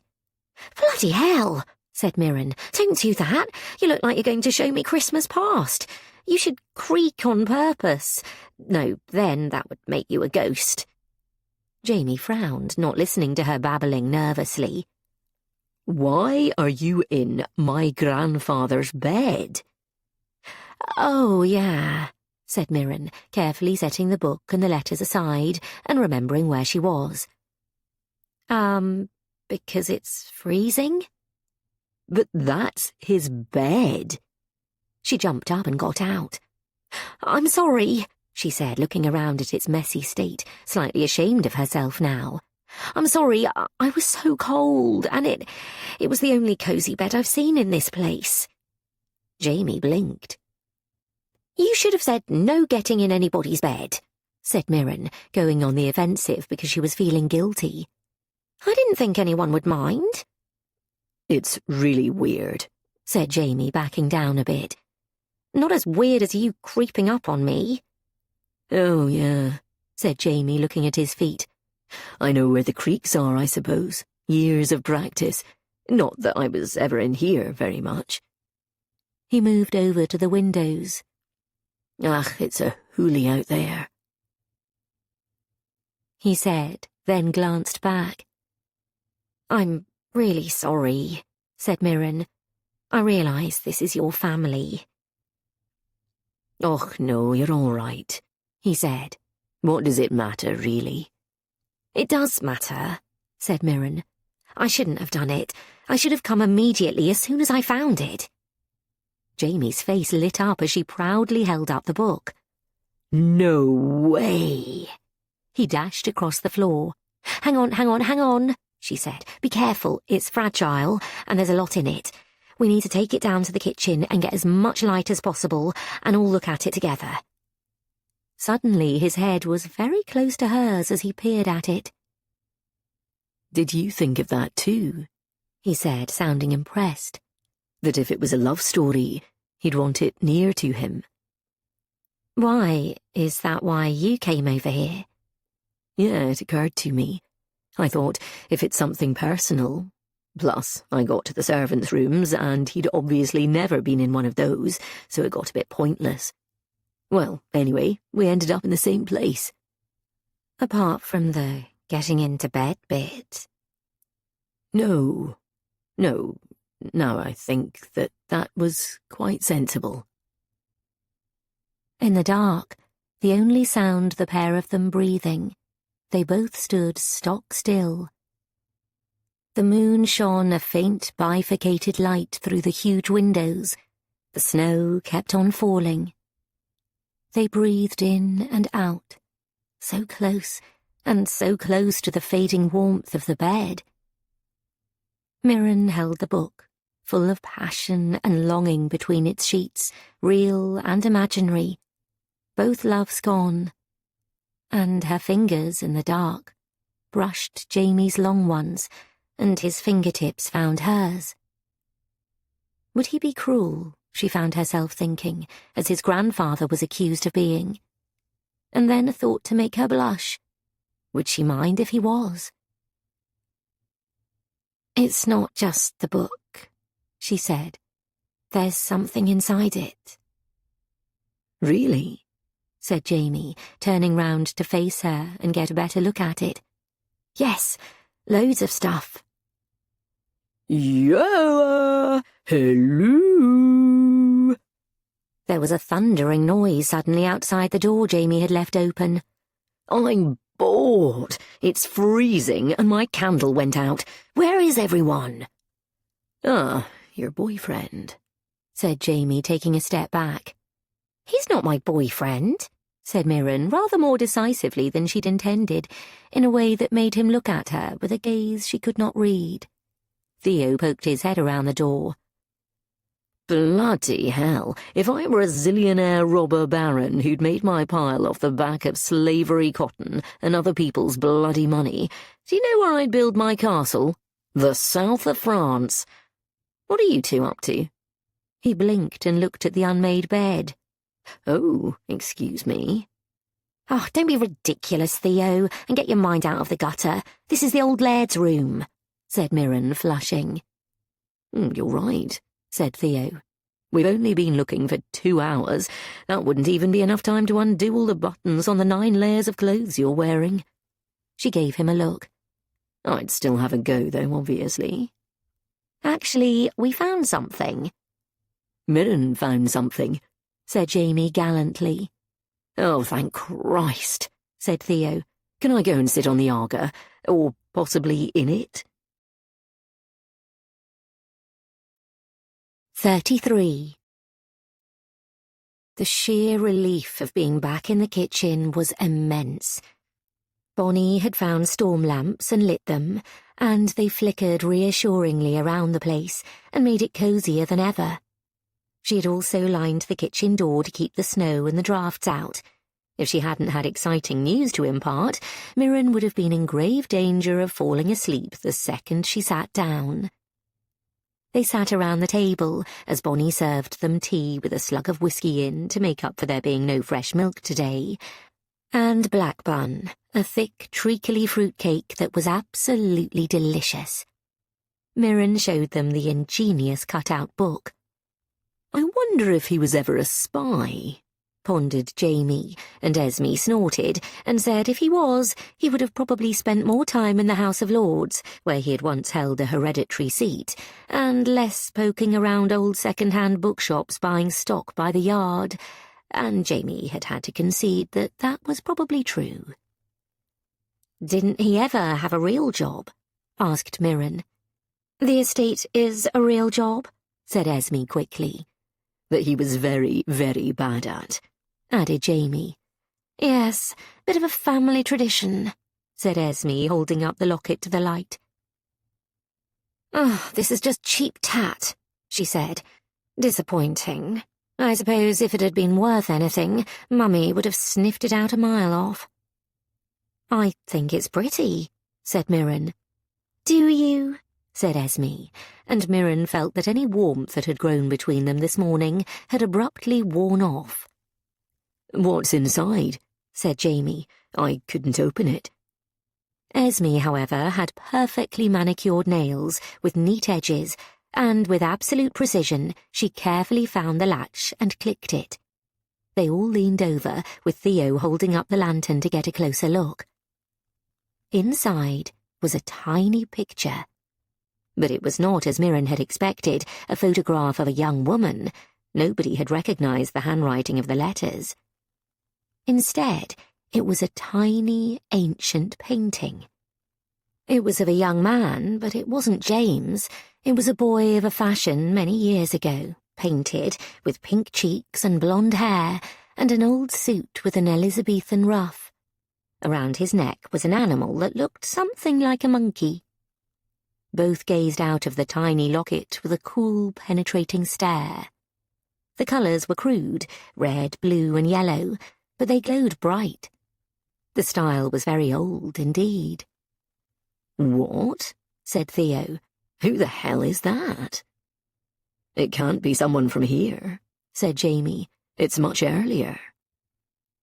All four of them stared at the picture. Theo once again took out his tweezers and very carefully worked the photo out of the locket. It was so beautiful and so strange. Turning it over in the dim light, they saw a faint trace of writing on the back. And sure enough, once more there they were, a series of numbers. "Bloody hell," said Esme. "Grandfather, what the hell else did you have to do all day?" Mirren read them out. 1, 2, 1, 3, 4, 1, 4, 2. She blinked. "Oh, God," she said. "Seriously, what now?" "Don't say Fibonacci." "Fibonacci, what?" said Theo. "What could it be?" "A date? The day this was painted? The 1st of the 2nd, 1341? "Not very likely," said Jamie gloomily. "The fashion is Elizabethan." "And it's printed, not painted," said Theo, holding it close to the candle, although wary of it. "Although that could be the original date." "But the clothes are too late. You'd need a 5 in there minimum." "Well, a date from another time, then?" "Yes, but where?" "Also, you know, this picture is almost certainly cut out of a book," ventured Theo, and they all groaned in unison. "Oh, God," said Esme. "For God's sake, this is absolutely bloody ridiculous. I don't even think there's anything at the other end. I don't even think there's that. There's nothing. It's all been some completely futile, ha ha ha, make money on your own, you suckers. It's all gone. If we ever get there, which I very much doubt, it'll be an empty jack-in-the-box. No wonder you didn't tell Mum about this stupid thing." "Ez," said Jamie, in a softer tone than he normally used. It's okay for you, said Esme. You've got a roof over your head. You've got it all. I'm the one bouncing about between friends I went to school with, spending half the year yacht hopping. I thought you loved yacht hopping, said Jamie. You're always going on about how great it is. Esme rolled her eyes. What? Hanging on, being beautiful and elegant and delightful and entertaining, and hoping for crumbs off their table? As every year the other girls get younger? Not particularly, no. Could you not just go and get a job? Said Mirren timidly. You must have friends who work in film and fashion and cool stuff like that. Esme heaved a sigh. Yes, I do. Those jobs don't pay actual money. You do know that. You can't live off them. Said Mirren, who did not know that.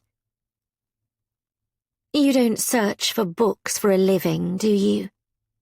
I'm a quantity surveyor. Esme snorted. Exactly. I don't even know what the hell that is. It means she can tell you if your house is about to fall down, said Theo. Is this house about to fall down? Mirren made a wobbling maybe sign with her hand flat. Oh, that looks like an easy job, said Esme.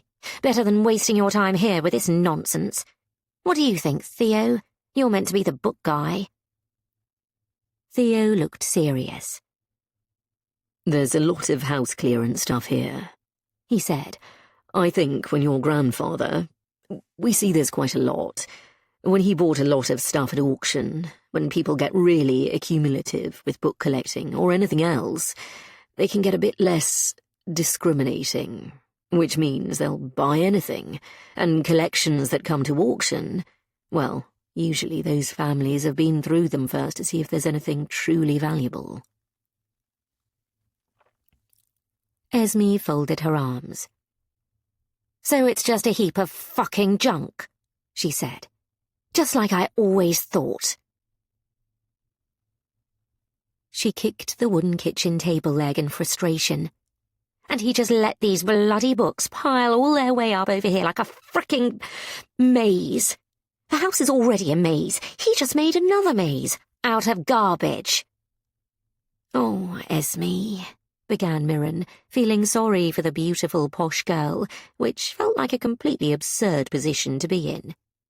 Shh, said Jamie suddenly. They all turned to stare at him, Esme looking truculent. How dare her little brother consider giving her a telling off? But Jamie was screwing up his eyes, as if trying to ignore everyone else in the room. A maze, he said.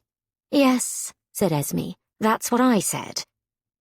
He grabbed the tweezers from Theo and stared intently at the picture. What's that monkey thing? He asked finally, screwing his eyes up even tighter and holding it right up to his face. I don't think it is a monkey. It's got stripes. Monkeys don't have stripes.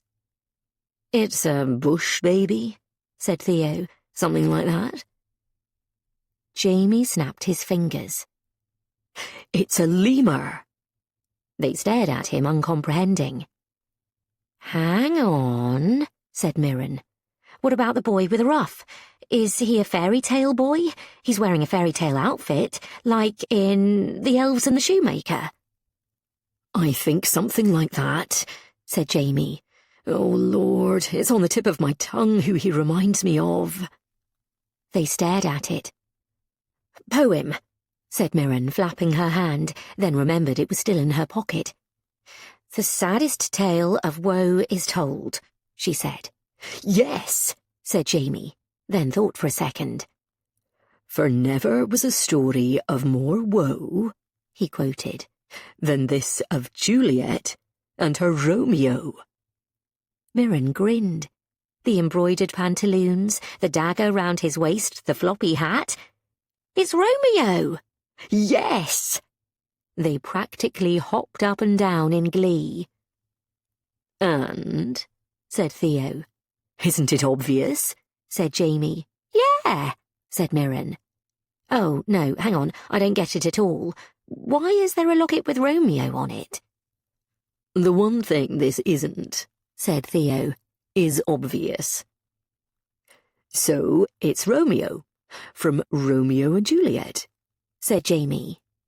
Romeo and a lemur. Exactly, Romeo Lemur. Who the fuck is Romeo Lemur? Said Esme.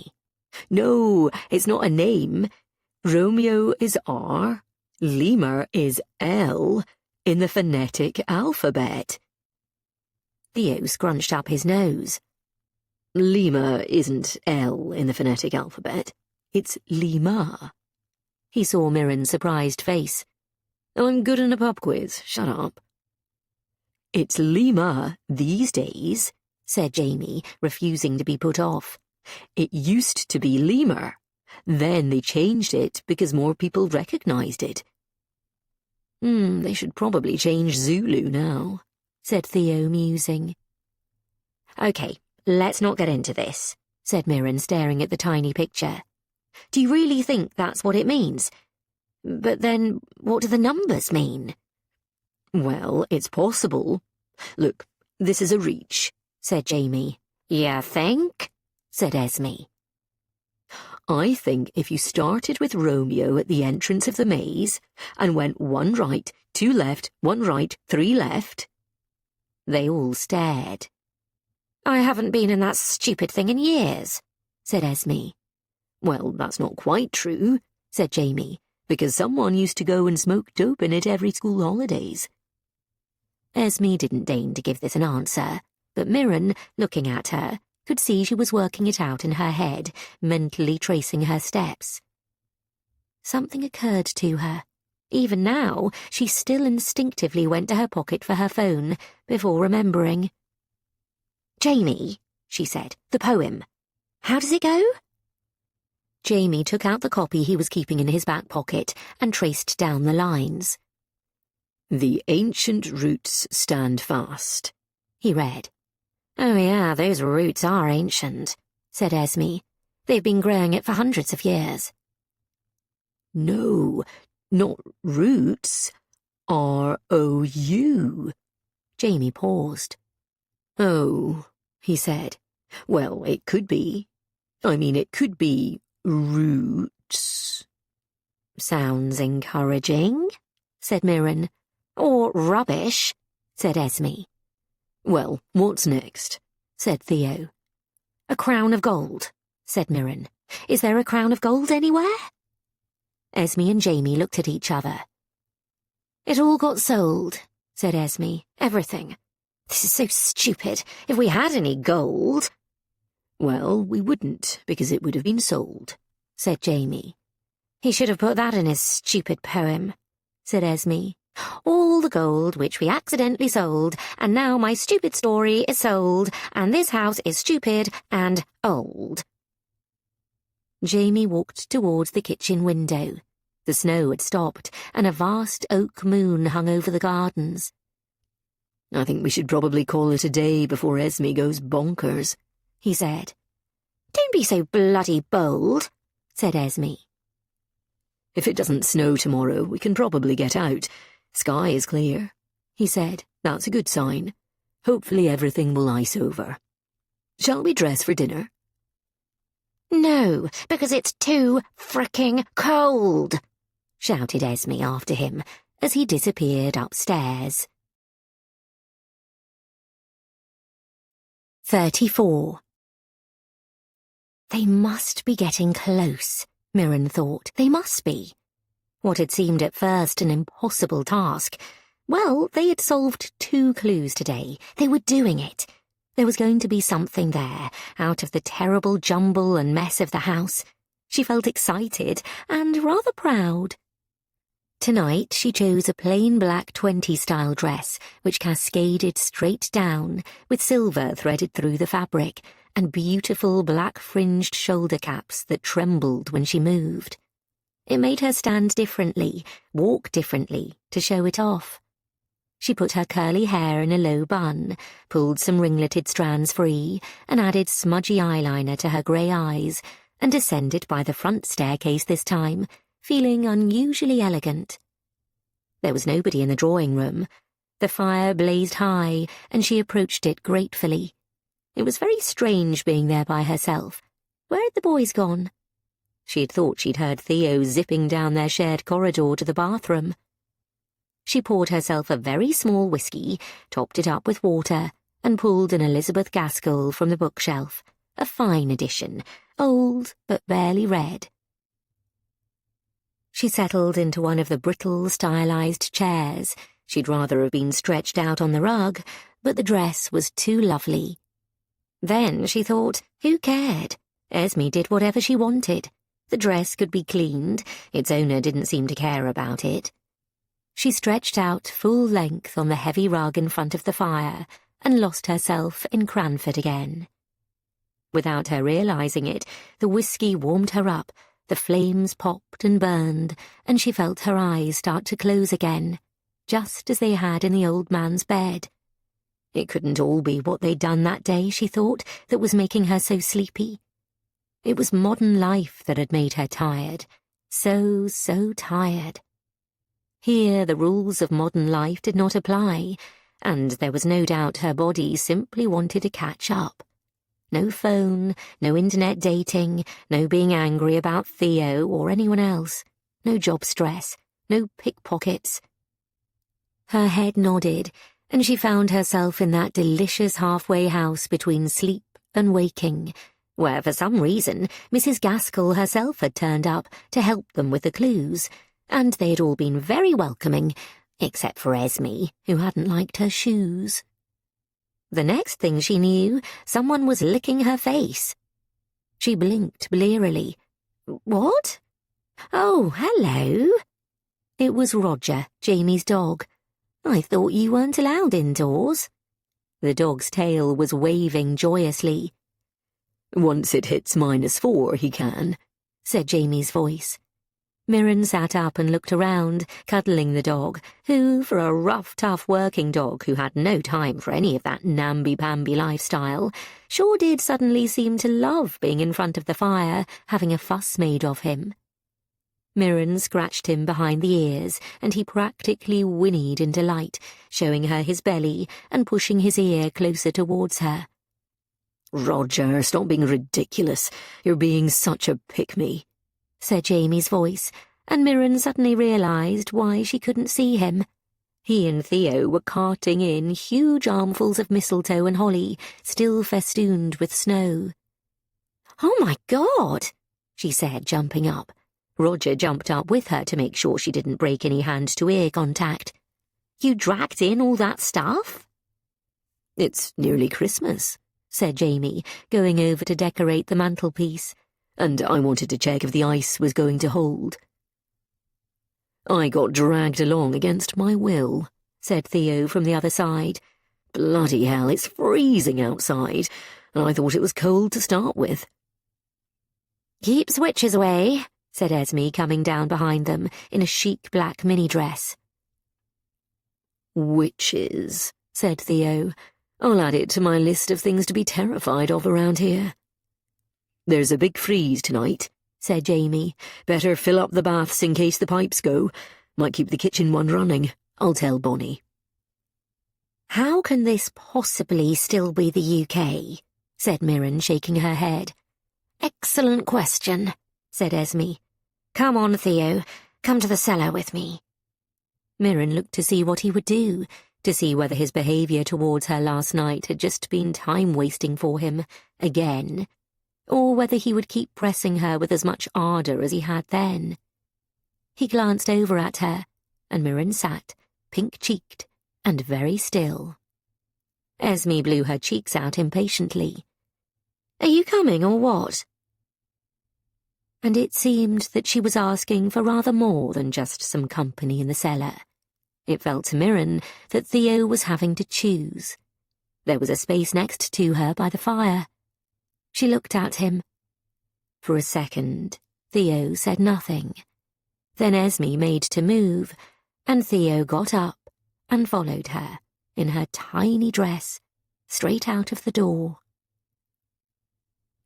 The strangest thing of all was how Mirren felt about it. Uplifted. Not at all what she would have expected. relieved. All that time spent wondering what she had done wrong, whether or not it was a good idea, all that worry and fretting and headspace and thinking about it, all completely wasted. She had not, in fact, been in danger of passing up the love of her life with one wrong move. She was not trying to land a good thing. She had been expending energy in the wrong direction completely. A handsome, charming, fundamentally weak man who could never fully be there for her, or, she suspected, for anyone else. She prodded her heart, but even then, all she could feel was clarity and relief that she hadn't fallen deeper in, lost her pride even more. It was okay. It was done. "What are you smiling about?" Jamie asked, as Theo and Esme clattered out. She shook her head. "Oh, things that used to matter but don't anymore," she said, cuddling Roger. "Oh, good," said Jamie. "I would love to have things that didn't matter anymore." Roger pushed his muzzle under her chin so she would pet him more. "It's because you're stretched out on the rug. Roger thinks you're another dog."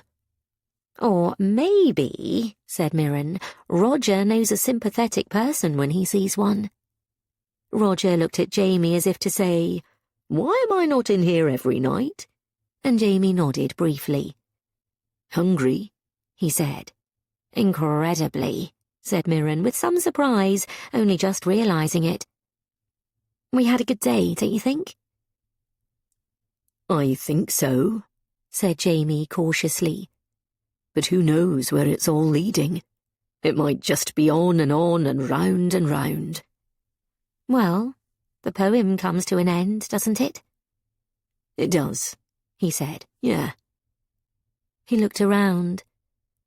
"I think he did like us here at Christmas, my grandfather, even if we moaned about his stupid treasure hunts." "It's a shame he's missing this one when you're doing so well." Said Jamie. Mirren leaned closer. "Do you think he really was just so unhappy?" "It seems so, doesn't it? Sad at school, an unhappy love affair. It feels like he wants to explain his life to us. Well, to me. Why it all ended so badly." "In a field, all alone," said Mirren sadly. Now she was here, it felt even sadder, his lonely death. "Yeah," said Jamie. "In a field, all alone." They were quiet for a while. "You never think grown-ups are unhappy, do you?" said Jamie. "When you're a kid, it never crosses your mind. You think they're having the best time." "They can stay up as late as they like." Yeah, they can eat sweets whenever they want. "Drive cars." Exactly. I cannot believe what we ever complain about. They both smiled. "I love going to bed early," confessed Jamie. "It's one of my favourite things." "Mine too," said Mirren. "And if I eat a whole bar of chocolate, I want to throw up." "Me too," said Jamie.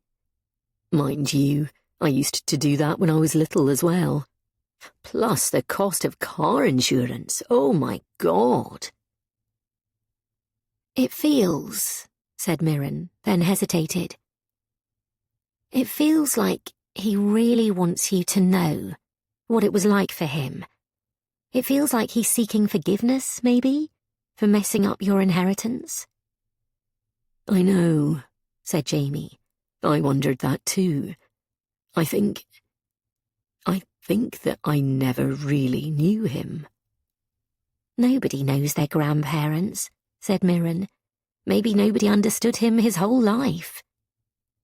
"I think the person who wrote the sunset letters to him did," said Jamie. "And for whatever reason—" "Do you think it was a man?" said Mirren. "That seems the likeliest. Sorry and all that." "That's what Mum thinks, that he was gay," said Jamie, rolling his eyes. "She'd love that. It would make her feel hip and down with things." "So your mum just never visited your grandfather at all?" He shook his head. Once the money was finished, she was gone. I think my grandmother and she were in fair cahoots about it. You get that in divorce, don't you? Sides get taken. His voice trailed off. My mum said some right awful things about my dad as well. There's a lot of broken marriages in your family. There are. So, who was your grandmother? Is she definitely not the letter writer? Definitely not, said Jamie. I'd recognise her handwriting from the disappointed letters she used to send me about my school report. Mirren smiled. Ah, a family trait. Yeah, said Jamie. Anyway, she was a laird's daughter from Lewis. It was kind of an arranged match between clans. I know some arranged marriages work fine, but this one, not so much. She went back to Lewis in the end, couldn't bear the house or the East Coast. I don't remember them ever exchanging a kind word. He lay down on his back, his head near hers on the old rug. It was strangely intimate, but not uncomfortably so. He stared at the ceiling, and Roger sat on his chest in front of the fire. He appeared to have adjusted remarkably speedily to being an indoor dog. My mother grew up very like her. He was very short with her, though she gave as good as she got, mind you. She was vile back to him. And then she announced that her therapist had recommended family estrangement, and therefore she didn't have to contact him ever again. She announced it at Christmas as well, right in front of us. Wow. You're not estranged from her, though? Oh, no. She still likes to get in touch to tell me what to do, said Jamie. And how I'm going to make a mess of this place just like he did. And if she catches me reading, it's because I'm too fond of books. And sometimes, when she's drunk, she needs to slag off my dad again, or either of her subsequent 2 husbands. I can't quite keep them straight. Oh, sorry, I'm going on and on and on. Tell me about your family. Mirren stared up at the ceiling. It was incredibly high, with plaster moulding and a huge hanging crystal chandelier. There was a vast, soaring painted roof above a room full of beauty and treasure beyond imagining.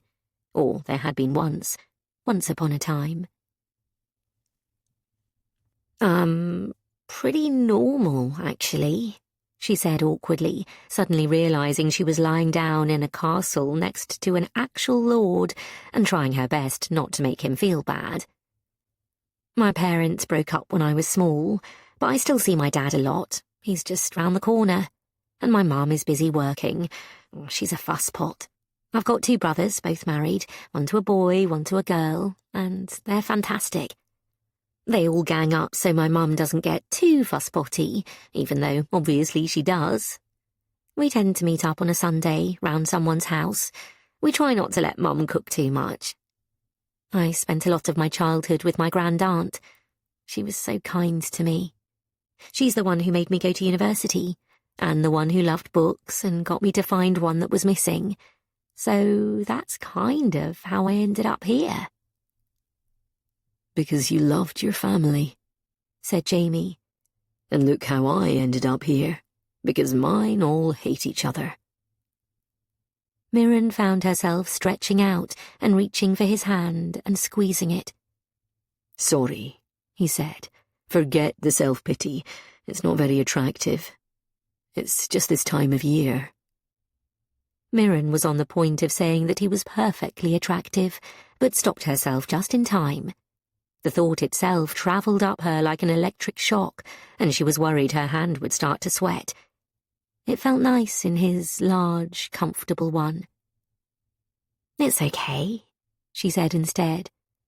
The idea that Christmas has to be super happy for everyone was invented by supermarkets to sell you stuff from September onwards, and it makes less happy people even more unhappy. It's an arbitrary date. It's in the deep heart of winter, said Jamie. Not quite arbitrary. No, not quite, said Mirren. I know. But, you know, from Christmas onwards, it gets lighter every day. He squeezed her hand. That's true, he said, glancing at her. Then he frowned. What now? She said. You've forgotten a small niece who betrayed you once? He actually guffawed at that.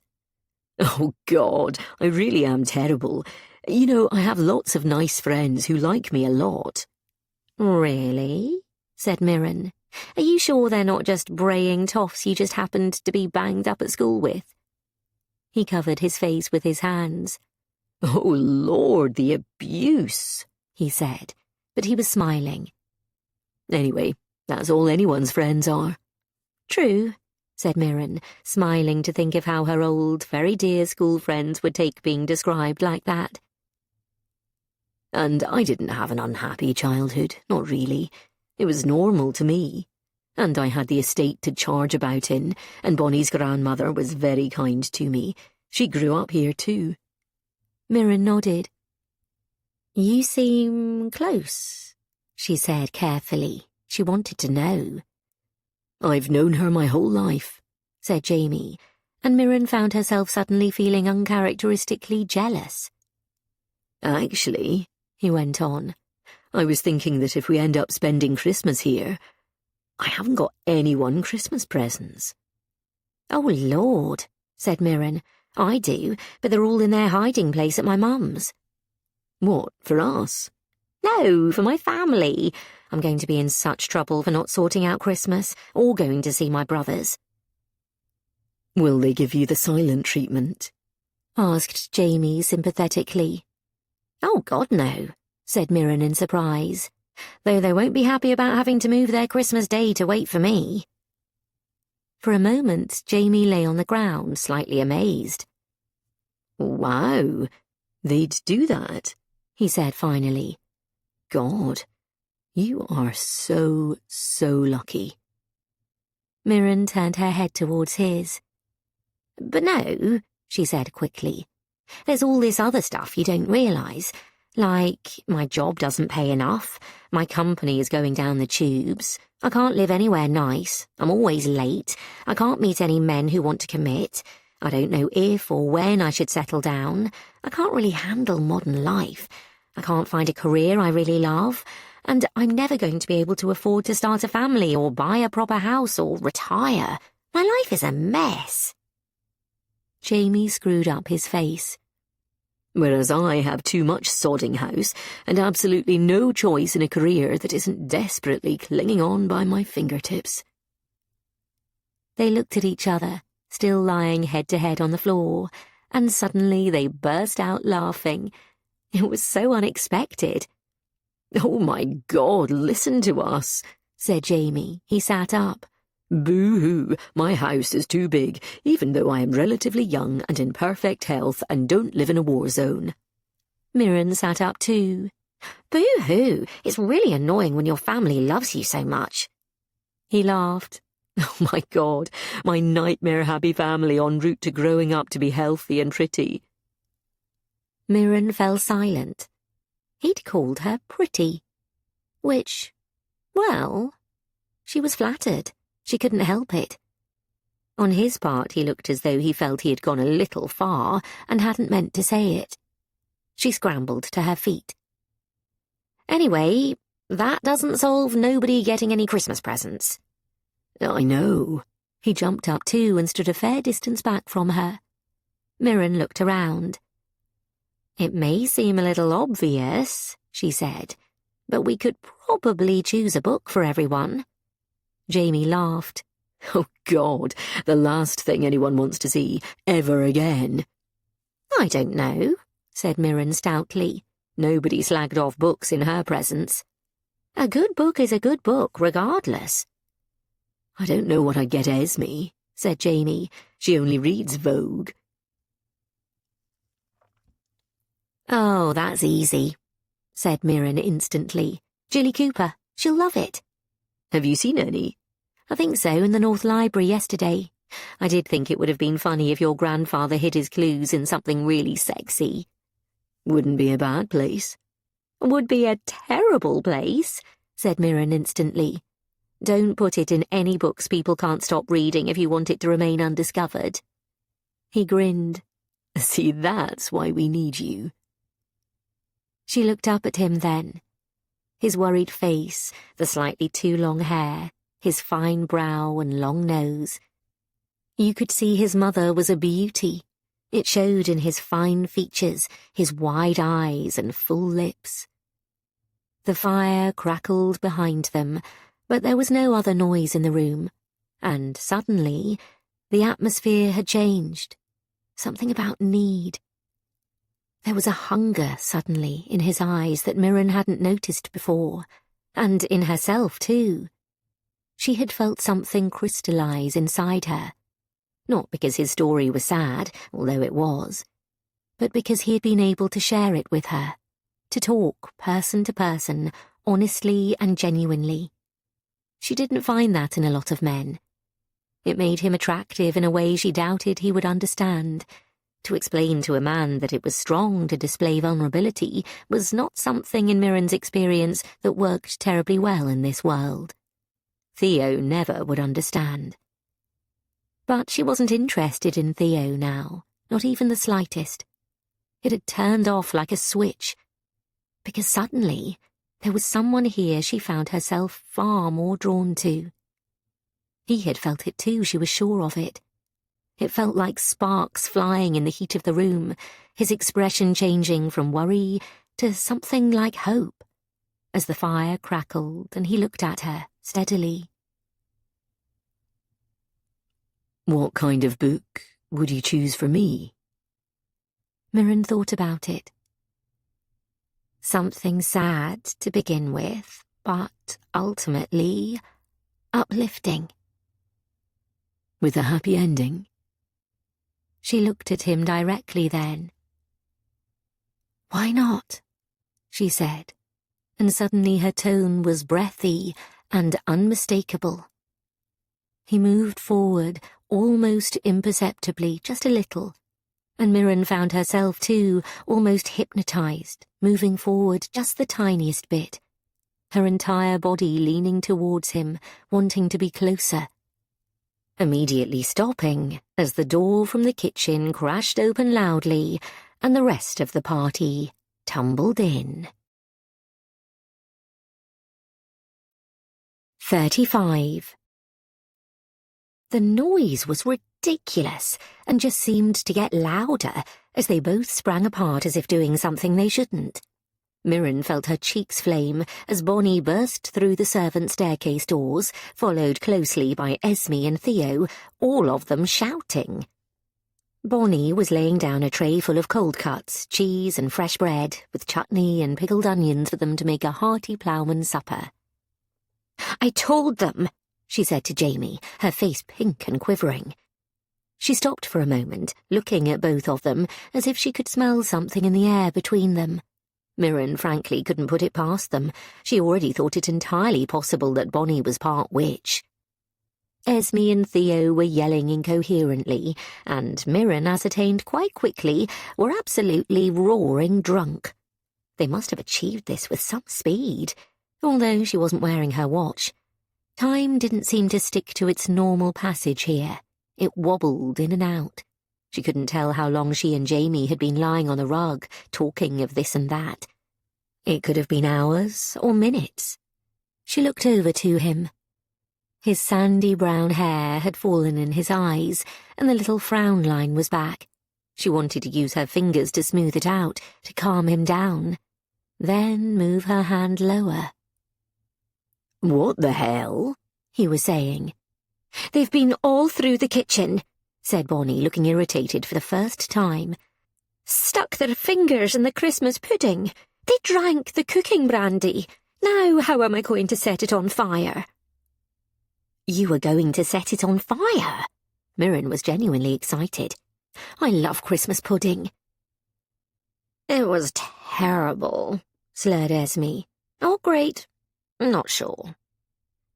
"Not as great as the slow gin," said Theo. His hair was awry, his chin unshaven, and his eyes weren't quite focused. "You drank the slow gin," said Jamie. "That's been there for donkey's years." "It gets stronger every year," said Esme. That's why nobody drinks it, said Jamie. It's rocket fuel. Good, said Esme emphatically. That's what this place needs, a fucking rocket. Explode the bloody lot. Theo started tucking into the bread and cheese without even taking a plate. Bonnie folded her arms in a way that spoke volumes. Sorry, said Jamie. I really am. And he looked at her gently, in a way that Mirren wished he were using on her. Just keep them out of my kitchen, said Bonnie crossly. Oh, Bonnie, Bonita, we are so sorry, said Theo, prostrating himself, his mouth full. When you are so wonderful. You are wonderful, you know. So wonderful. Yeah, all right, said Bonnie. Almost makes me take my focus off my girlfriend, said Theo, his eyes sliding all over the place as he awkwardly segued across the room, all of him jerking about clumsily, except for his glass of dark brown liquid, which remained miraculously upright. You're what? Said Esme, suddenly not sounding quite so drunk. But Theo was, to Mirren's horror, already standing right in front of her. I miss you, my angel, he said, half crooning to Mirren, blasting some boozy breath on her face. Please come back to me. Wait, I didn't realize he was your... I thought you said... Jamie's face was suddenly a mixture of upset and confusion, which, if Mirren hadn't been so utterly horrified, might have answered a few of her questions. No, said Mirren. Course you are, said Theo, then in a mock whisper to Jamie. She loves it. I don't love anything, said Mirren desperately. Oh, my God. Course you do, said Theo. You were giving me the come-on last night. The room fell silent as Mirren boiled with fury. It had only been flirting, and she had had no idea that she would suddenly feel quite differently about her employer. She hadn't even noticed it creeping up on her. She had thought she would get her own back on Theo, and, okay, had been feeling a bit lonely, but, well, that was yesterday. Nobody would give her a chance to explain, and she couldn't anyway without it sounding worse. Jamie was looking genuinely horrified. Theo was wildly swinging around, shouting, Someone put that music on. It's too quiet in here, and I want to dance with my baby. And Esme was looking miserable and slightly more sober. Actually, said Jamie suddenly, I'm not that fussed about supper. I think I'll just go to bed. Me too, said Mirren. Theo, you're a disgrace. No, you stay, said Jamie, sounding tired. Yeah, stay, said Theo, grabbing her with one hand and some more bread with the other. Esme was fumbling with the record player. I'll dance, she announced boldly, and as if things weren't already bad enough, as the old music came on, in a ghastly way, the needle speeding up on the record, she started to perform what was clearly supposed to be a very sexy dance, while Theo grabbed one arm, then held on to Mirren with another. The speeded-up waltz sounded gruesome, but neither of them seemed to care. Get off me, Mirren said crossly, pushing him away and running to the door. But Jamie had vanished into the gloom, and the spell was broken. 36. Mirren lay in bed, absolutely freezing, and more than a little hungry. Even though she had stoked up the fire and closed the curtains, it wasn't enough. The temperature had plunged. She could see her breath in front of her whenever she moved away from the fire. At first, running upstairs, she'd been hot, cross and bothered. But she'd cooled down rapidly, still horrified by the double whammy of realising she felt something for sad, conflicted, handsome Jamie, and then immediately having those feelings dashed by that absolute dipshit Theo. Theo, who had now managed to make her this upset twice, which meant that the second time was absolutely her fault. She groaned to herself in hopeless embarrassment. Oh, God. Of course she shouldn't have flirted with him like that. She'd been trying to imply he was missing something, but it had completely backfired. For the first time, thoughts of the book completely fled from her head, and she lay down, staring at the draped curtains of the dark red bed, utterly frustrated with herself. And freezing. She would need to get out of bed and put some extra clothes on. Of course, doing this made her instantly need a pee, so she zoomed down the corridor as if this was completely normal and she'd always done it. It was too cold to sit on the toilet seat. There was no noise in the passage, but from very far away she could still hear some strains of music. They must still be down there. Mirren smiled ruefully to herself, washing her hands in the freezing water. He'd never change. She hadn't wanted him. She had just felt. Well, she could say it, here in this huge, rackety, empty palace in the depths of winter. She'd felt so lonely. She headed back from the bathroom, her eyes adjusting. With no more snow and a full moon flooding in through the window at the far end of the passageway, you could see quite distinctly. The house made noises here and there, but she was no longer afraid. Sad, quite furious with herself, but not afraid. Back in her room, she stood gratefully in front of the fire and pulled open a drawer at random, finding some old jerseys inside, which she simply put on, as well as an old pair of socks. Normally, putting on some absent or dead stranger's socks would have freaked her out. Not anymore. She grabbed a blanket off the bed to go and look out of the window. The moon was absolutely ridiculous. If she'd had her phone, she would have been tempted to take a picture, which then, of course, wouldn't have come out, would have been as crap as everyone else's pictures of the moon always were.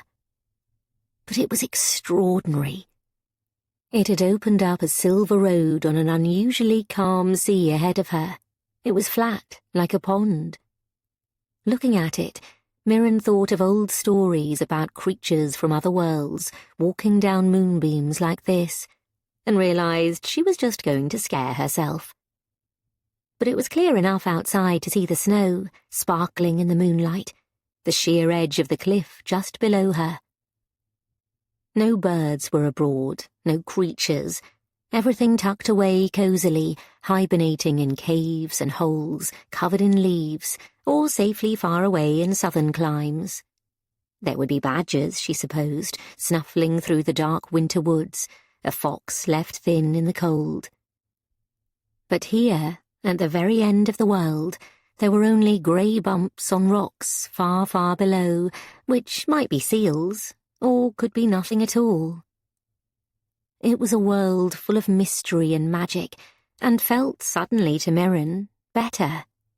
It was so much bigger than her own worries, just as being here at Forres had made her feel far distant from her petty problems in London.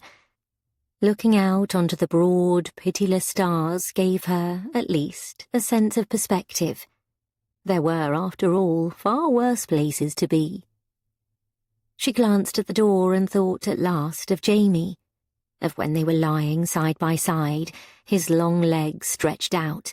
Roger was now carefully curled up on his chest in complete defiance of his stated treatment of the dog as a working animal, the worried look on his face chased away by sudden starts of laughter, like sunshine after clouds. Oh, it would have been stupid anyway, she told herself. She was basically trade, a shop girl, a maid. The idea of her, Mirren Sutherland from South London, and Laird Jamie Mackinnon of Forres Castle, it was laughable and absurd. She didn't even know where in this place he was sleeping, miles away, in a completely different part of the castle from the help. Or he might be in Bonnie's bed right now. They were miles apart. Miles. Standing right outside her door, Jamie once again cursed his cowardice. He had loved chatting. He had found her so easy to talk to. No falseness, no pretending to be interested in hunting and fishing and shooting, or horses, or money, or the city, or what Lady So-and-so was doing, or capital gains tax, or laying down bottles. The kind of people he normally met. The women who showed an interest until they got up close to the house and realised it wasn't at all what they'd hoped for. And neither was he. He wasn't a romantic laird in a book. He was a slightly messed-up bibliophile with a tendency to look on the negative side of things. But with Mirren, they could talk about books and puzzles and real things. She was just so easy to be with and such fun. She cheered him up. And when he had seen her all curled up in his grandfather's big bed, so immersed in her book that she hadn't even heard him come in, well, it was cold, but it wasn't that cold. She'd given him an absolute jolt. He'd felt suddenly incredibly attracted to her. And on the other hand, he'd met a million Theos. He didn't think a single one of them was good enough for her. But her reaction, it had given him hope, had it? The way she'd looked at him, the outraged denials. Was he being ridiculous, thinking there was something there? He was envious of Roger, who had immediately walked over to Mirren and licked her face. He didn't even know what he was doing in this corridor, just a stupid urge to be near her, really, to continue their conversation now it had started. As he approached, silently, he realised how ridiculous an idea it was. Theo might even be in there now, although the faint strains of music from downstairs suggested not. God knows what he was getting up to with Esme, although better that than Mirren, he supposed, and at least if he was with Esme, he wasn't annoying Bonnie. But even so, he was also being completely inappropriate. She would be fast asleep and think he was an intruder, because he was behaving like one. With a lump in his throat, Jamie took one last longing look at Mirren's bedroom door and retreated on soft feet, not realising someone was on the other side of it, staring at it with equal fervent longing. 37. There was some slightly shamefaced looks the next morning at breakfast, which Mirren, despite her sadness, tucked into with a will. Esme and Theo had sidled in at different times, Theo looking rough, Esme looking fabulous, the slightly weary cast to her face only making her sexier than ever. The fact that they made a massive point of arriving at different times made it even clearer to Mirren that there was a very strong chance they'd got up to something. Theo didn't seem ever to be able to not at least give it a go. Jamie was up, quietly pacing, looking at the poem and waiting for the sun to rise. Nobody seemed to have remembered what day it was until Bonnie appeared, bright as a button, smiling, and with a packet of batteries. "It's Christmas Eve," she said, "and I thought of something." And she slotted the batteries into a small transistor radio and turned it on. Theo groaned. Is it going to be the emergency broadcast network telling us the rest of the world is enjoying a zombie invasion? He said, but instead it crackled into life with carols, from kings, in fact, the voices of the young choristers ringing out high and sweet, and to us is born a son. Theo buried his head in his hands. "Ow," he said. Mirren smiled tentatively. "Is that your way of telling us we're not getting out today?" "'Fraid so," said Bonnie. "They haven't opened the road yet, unless you've got a friend with a helicopter." "I do," said Esme suddenly. "Oh no, hang on. Oh, I slept with his sister." And that annoyed him, said Theo curiously. I know, I was surprised too. It's going to be a funny old Christmas, said Mirren. No stockings, said Esme, sighing. No big boxes under the tree, said Mirren. No mother drunk by lunchtime, said Jamie. Thank heaven for small mercies. No mum throwing the gravy on the floor because someone said it was lumpy, nodded Mirren. No church, said Theo. This is looking up. Where is the church, anyway? Oh, we have our own. You have your own church? Of course you do. But it's probably rather snowed in. And we don't have a vicar, added Esme, since the last one was caught doing un-vicary things. Actually, these days, I think those are very vicary things, said Jamie. Oh, Bonnie, is that bacon? Bonnie unveiled a large silver container with a lid that was obviously from something else.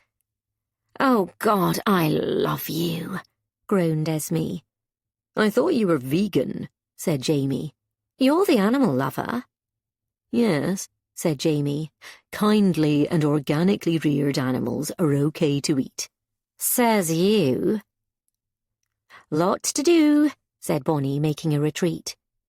Can we have Buck's Fizz? Asked Esme. As 1, it's Christmas Eve, and 2, I need a hair of the dog. No one stood up, so Esme made it in the end. She added a very small amount of orange juice to each glass, topped it up with fizz, and handed it around. Theo looked at it as if trying to figure out whether that would make things better or worse, then obviously decided it was worth the risk, and necked it. Okay, Esme declared. That feels better. She glanced at Jamie, who was still very focused on the sunrise. Please tell me today is the day we finally get our presents. I hope so, said Jamie, who was holding on to Mirren's copy of the poem as if it was something precious. If we're right about the maze. What else can it be? Anything, said Jamie. Someone's old dry cleaning receipt. Oh, don't say that. Please don't say that. The delicious aroma of bacon spread as Theo made himself a sandwich and looked at it contemplatively. Esme reached for the dish herself. You're the worst vegan ever, said Jamie. I'm eating the bacon, said Esme. It's my Christmas present to myself. But not the poor pig. Everyone stop talking about pigs, said Theo, or I might throw up. Esme refilled his glass. Kill or cure, he said, and downed it. Mirren came over and stood behind Jamie. The sky behind the trees was bright pink and gold, breathtaking colours. As she stared, the stag appeared once again, his horns high in the trees, part of the wild forest itself. She noticed Jamie incline his head ever so slightly, as if nodding in respect, and it didn't seem weak or ridiculous. It seemed absolutely right. It's going to be the most beautiful day, she said quietly, amazed really that she would ever say that on a day so cold you could quite clearly see where Jack Frost had been, his fingers leaving traces all over the insides of the windows. But she meant it. Happy Christmas Eve. He turned to look at her, and his eyes had their sad look back. Yeah, he said. I think we will find it, said Mirren, trying to be optimistic. Look out there. The first golden beams were bouncing off the ground. The snow had hardened into solid ice, glistening like diamonds, crunchy and solid. The whole world knew, she said, still quietly, as if trying not to startle a shy creature. That's the promise of Christmas, isn't it?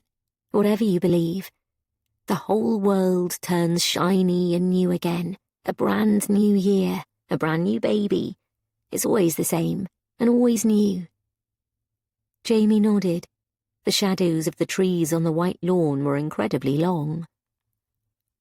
My grandfather never managed to make everything new.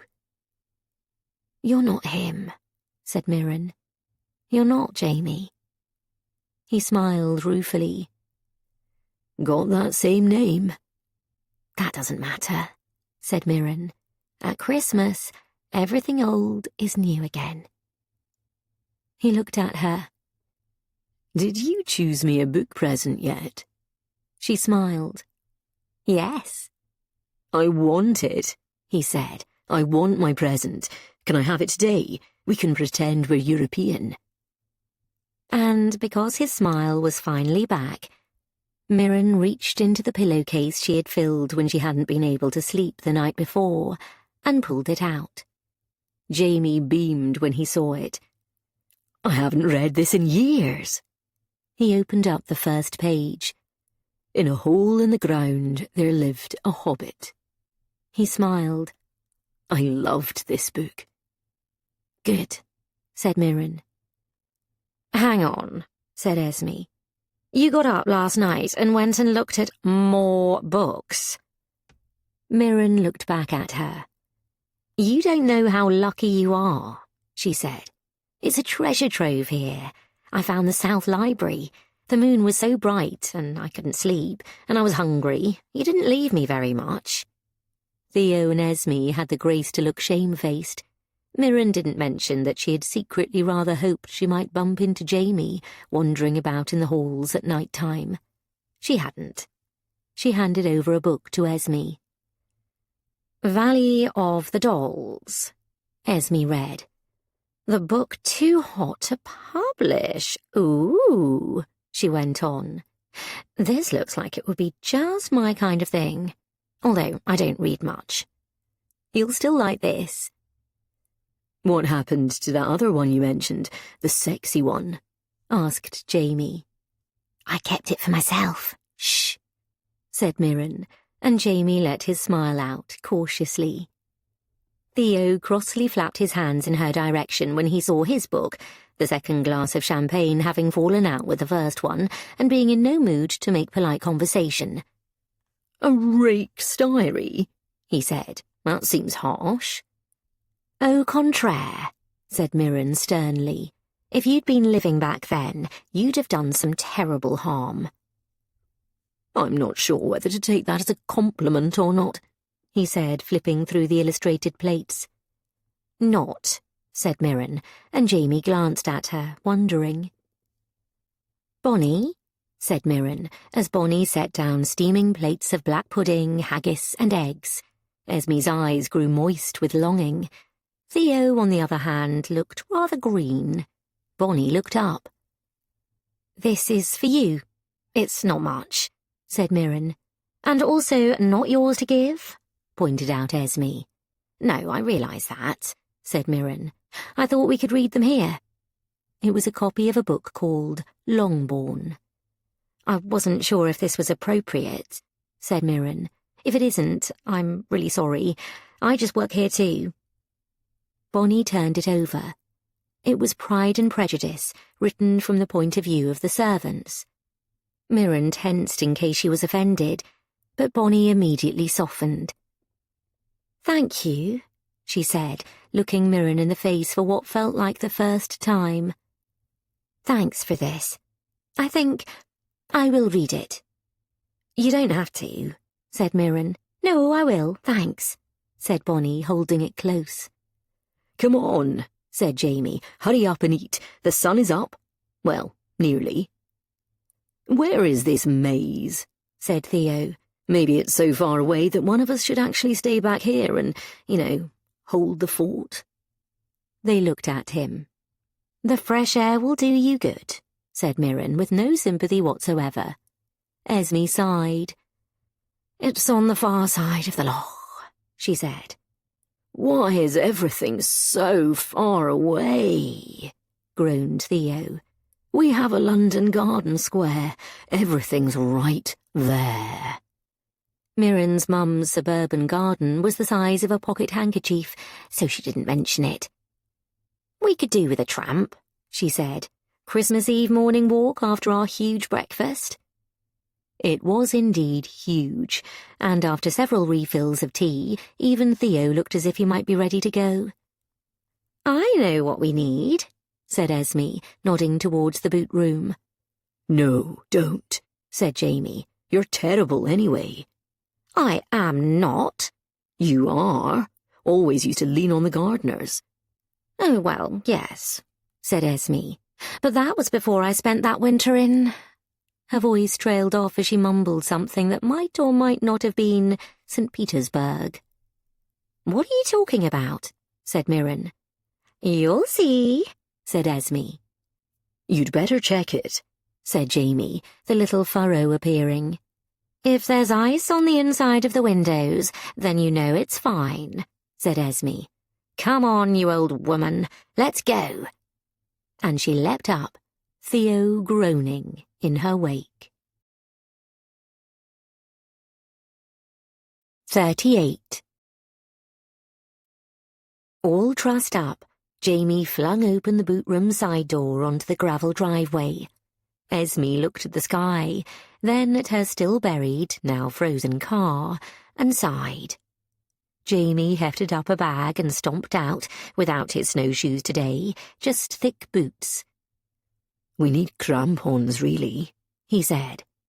But actually the thick layer of ice that had formed on the snow was both fairly straightforward to walk on, certainly easier than the thigh-deep snow, and oddly satisfying as it crunched beneath their heavy boots.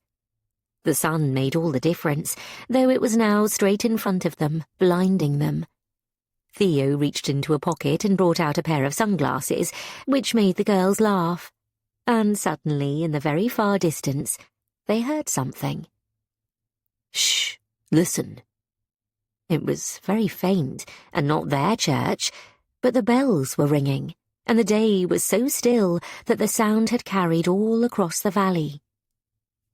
"That must mean some people have made it to church," said Esme. "Don't make me feel guilty," said Theo. "No, it means some roads must be passable, if they're ringing the bells. I mean, ours won't, but other people can't be in such desperate straits." "Are they real bells?" said Mirren, "not just recordings?" "Recordings?" sniffed Esme, as if she'd never heard anything more ridiculous. "Well, if it were recordings," said Jamie comfortingly, "that would mean their power was back on, which would be great too."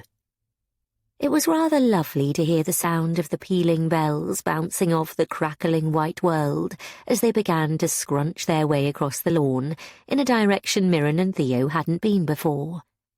With the sea behind them, the forest ahead, they bore far to the right. Again Mirren turned back, trying to imprint the house, outlined in ice and sun, into her memory, in case she never came here again. Well, of course she would never come here again, she remonstrated with herself. Why would she? She should consider herself happy that she found it, and saw it, and met him. She looked at Jamie marching out, in his element on the difficult ground, perfectly at home. They passed the low settling of outhouses on the side, with smoke coming out of one chimney. "What are those?" asked Theo. "Oh, the farm cottages. Abandoned now," said Esme airily. "That one isn't abandoned." Jamie tutted. "It's Bonnie's, obviously." "Oh, yeah, of course." "Didn't you know?" said Theo. "I've never been in those buildings," said Esme. "You have buildings on your own property you've never been in?" Esme shrugged. "Do we have to go through the whole raised in a castle thing again?" "Have you been in them?" Mirren asked Jamie, not sure she wanted to know what the answer was. "Oh, yes," said Jamie, "when I was small. Bonnie's gran, Mrs. Airdrie, lived there. She was really kind to us. Bonnie's mum worked up in Aberdeen, still does. So old Mrs. Airdrie raised Bonnie, really. Her dad was a gillie, moved on." His face twisted. "Bit of a theme." "Isn't it?" said Mirren with some feeling. "So you guys played together?" He nodded. "Yeah, Mrs. Airdrie was an amazing baker too. Bonnie got it all from her. Mirren frowned, crunching on. When did you and Bonnie realise, though, that you would own the house and she would work in it? Jamie smiled at the memory. Theo and Esme were hanging behind. Esme had conjured up a vape from somewhere and they were sharing it. When we were about 9 or so, she went mental. I can see that wee face now. So what did you do? What did people say? Oh, my mum didn't care. Didn't know why I was hanging around with her in the first place. And of course we all, assumed Bonnie would leave, go to college, so it didn't matter. Nobody thought she'd grow up to work in the house. That was a ridiculous idea in this day and age. But Mrs. Airdrie was very good. She pointed out that they own their own house, outright. They do, and it's all stipulated to Bonnie. And that she could go to college too if she wanted. And we had a stupid big cold house, and they had a small cosy house, and pot noodles, and a big telly. Jamie smiled ruefully. I think we both knew she had the better end of the bargain. I practically lived in there. What changed? I got sent away to school, said Jamie. And then it was different after that. Why does she stay working here? Said Mirren, still wondering if the answer to that question was standing right in front of her. I genuinely don't know, said Jamie, in a way that made Mirren's heart pound. Either he was telling the truth, in which case they had never dated, or he was the biggest cat of all time, and she didn't think he was. Mind you, she had been wrong about Theo too. She wasn't the best judge of character. She nursed her gran all through her last illness. There's nothing keeping her here now. You guys are close, ventured Mirren. We were when we were children, said Jamie, then trailed off and seemed unwilling to say any more. He glanced up as Mirren was wishing she had brought her sunglasses too. The sunlight on the ice was blinding. But inside, hope was leaping in her heart. You're easy to talk to, said Jamie shyly. Enough with the crazed flattery, said Mirren, and he smiled. Maybe she just loves the house that much, she suggested, looking back at the house, sparkling in the bright, multifaceted, frosted morning. I could see why. Maybe she does, said Jamie, and she doesn't need to find a way to pay for the roof. And the frown was back. They left the cottages behind and crunched down a path. The snow was nearly level with the old stone walls. London snow was thin and wet and never lasted. It never even turned up till March, usually, and plenty of years it didn't turn up at all. This was the real thing. Huge slabs of icing, not made grey by lorries or murky by feet. It was pure white, spoiled by nothing but tiny bird footprints and occasional glancing hooves. Roger was clocking along behind them, his claws clacking on the icy surface. "What's up here? The maze?" said Mirren. She was enjoying being out of the gloomy castle, enjoying the sun on her face, swathed in every layer she could dig up, old wool made for the low temperatures. When you were warm enough, and you didn't have a wind blowing straight in your face, it was genuinely glorious. The only sound, the crunching on the icy surface. "What's up here? The maze?" said Mirren. She was enjoying being out of the gloomy castle, enjoying the sun on her face, swathed in every layer she could dig up, old wool made for the low temperatures. When you were warm enough, and you didn't have a wind blowing straight in your face, it was genuinely glorious.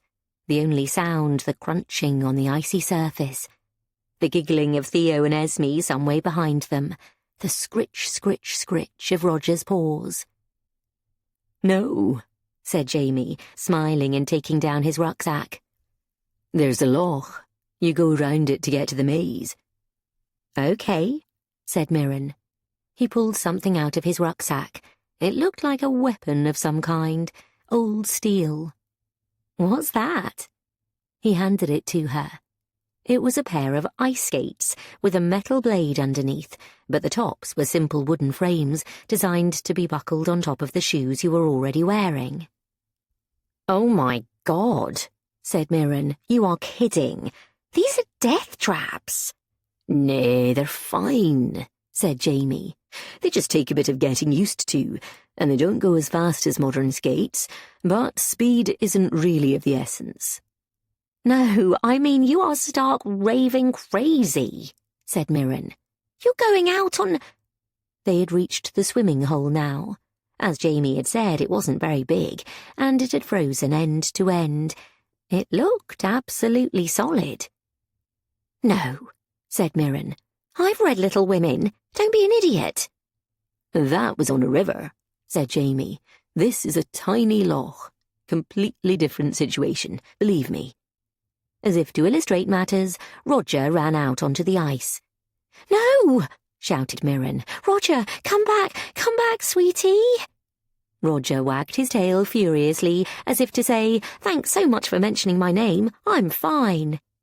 Then his back leg gave out from under him Bambi style, and his face took on a comical expression as he scrabbled back to the safety of the white-frosted fronds surrounding the water. "Okay, it's still a definite no," she said. But Jamie had perched on a rock and was tying on the skates. "Come on," he said. "It's perfectly safe." As if to illustrate this, he bent down, grabbed a rock, and hurled it onto the middle of the water. It bounced off as if he'd thrown it at the wall. "I've done it all my life." "I can barely skate on the Christmas rink at Somerset House," said Mirren. "And there they have people who push you around on a penguin." "So you're trained," said Jamie. Esme was behind them and was pulling out her own skates from Jamie's bag. She had proper black professional standard ice dance boots. Mirren felt Esme's scorn. She didn't even bother trying to persuade Mirren to come with her. She didn't give a toss either way, Mirren realised. And Theo, naturally, would absolutely have to ape the poshest people in the place at any point, so he was strapping up his shoes as well. "Oh, for goodness sake," said Mirren, grumbling, as Jamie, with a smile, proffered the buckle skates again. "This is like when your mother says, 'Would you jump out of a window because all your friends were doing it?' Except in this case, it's, 'Would you sink to an icy, freezing, agonising death because your boss gave you something from 100 years ago when they were all totally used to icy, freezing, agonising deaths?'" "Your boss?" said Jamie. Esme and Theo were clanking noisily towards the rink. Theo had gone rather pale. Mirren wondered if he was going to throw up. She looked at Jamie. "Just being literal," she said. "Uh-huh," he said, and once again she was conscious, warmly embarrassingly conscious, that she had absolutely no idea where the line was between them, if there was something there, or if she had imagined the entire thing. Taking off her mittens, she fumbled with the straps with cold fingers and nearly fell over. "Come here and sit down," he said. "This is a very comfortable, rock." She did so, and he knelt on the ground and started tying the buckles together tightly to make her shoes secure. It felt oddly personal, him on one knee down by her feet. She looked at his bent head, the sandy hair falling over his face, and thought, what would it be like? What if he were bending over her feet and leaning down to kiss her ankle, which would be tanned somehow, obviously, and then he would kiss her, slowly, taking his time, bit by bit, slowly moving up her body, looking up at her with his piercing eyes, that smile that went right through her. She felt a blush rise to her cheeks, suddenly, in that instant, wanting nothing more than to be held tightly in his arms, to crush herself against him, lift her legs around his long, lean torso. "What?" "What?" she said, startled as he did indeed fix those hazel eyes on her. There were flecks of green in them. You looked absolutely miles away. Nothing. Suddenly Roger came over and licked her hand, and for reasons completely mysterious to Jamie, she burst out laughing. I was miles away. Never mind. She was still pink, and he looked at her curiously and straightened up, blocking out the sun in front of her. Ready? He held out his hand. She looked up at him, took a deep breath, and grabbed hold of it. To die? Always.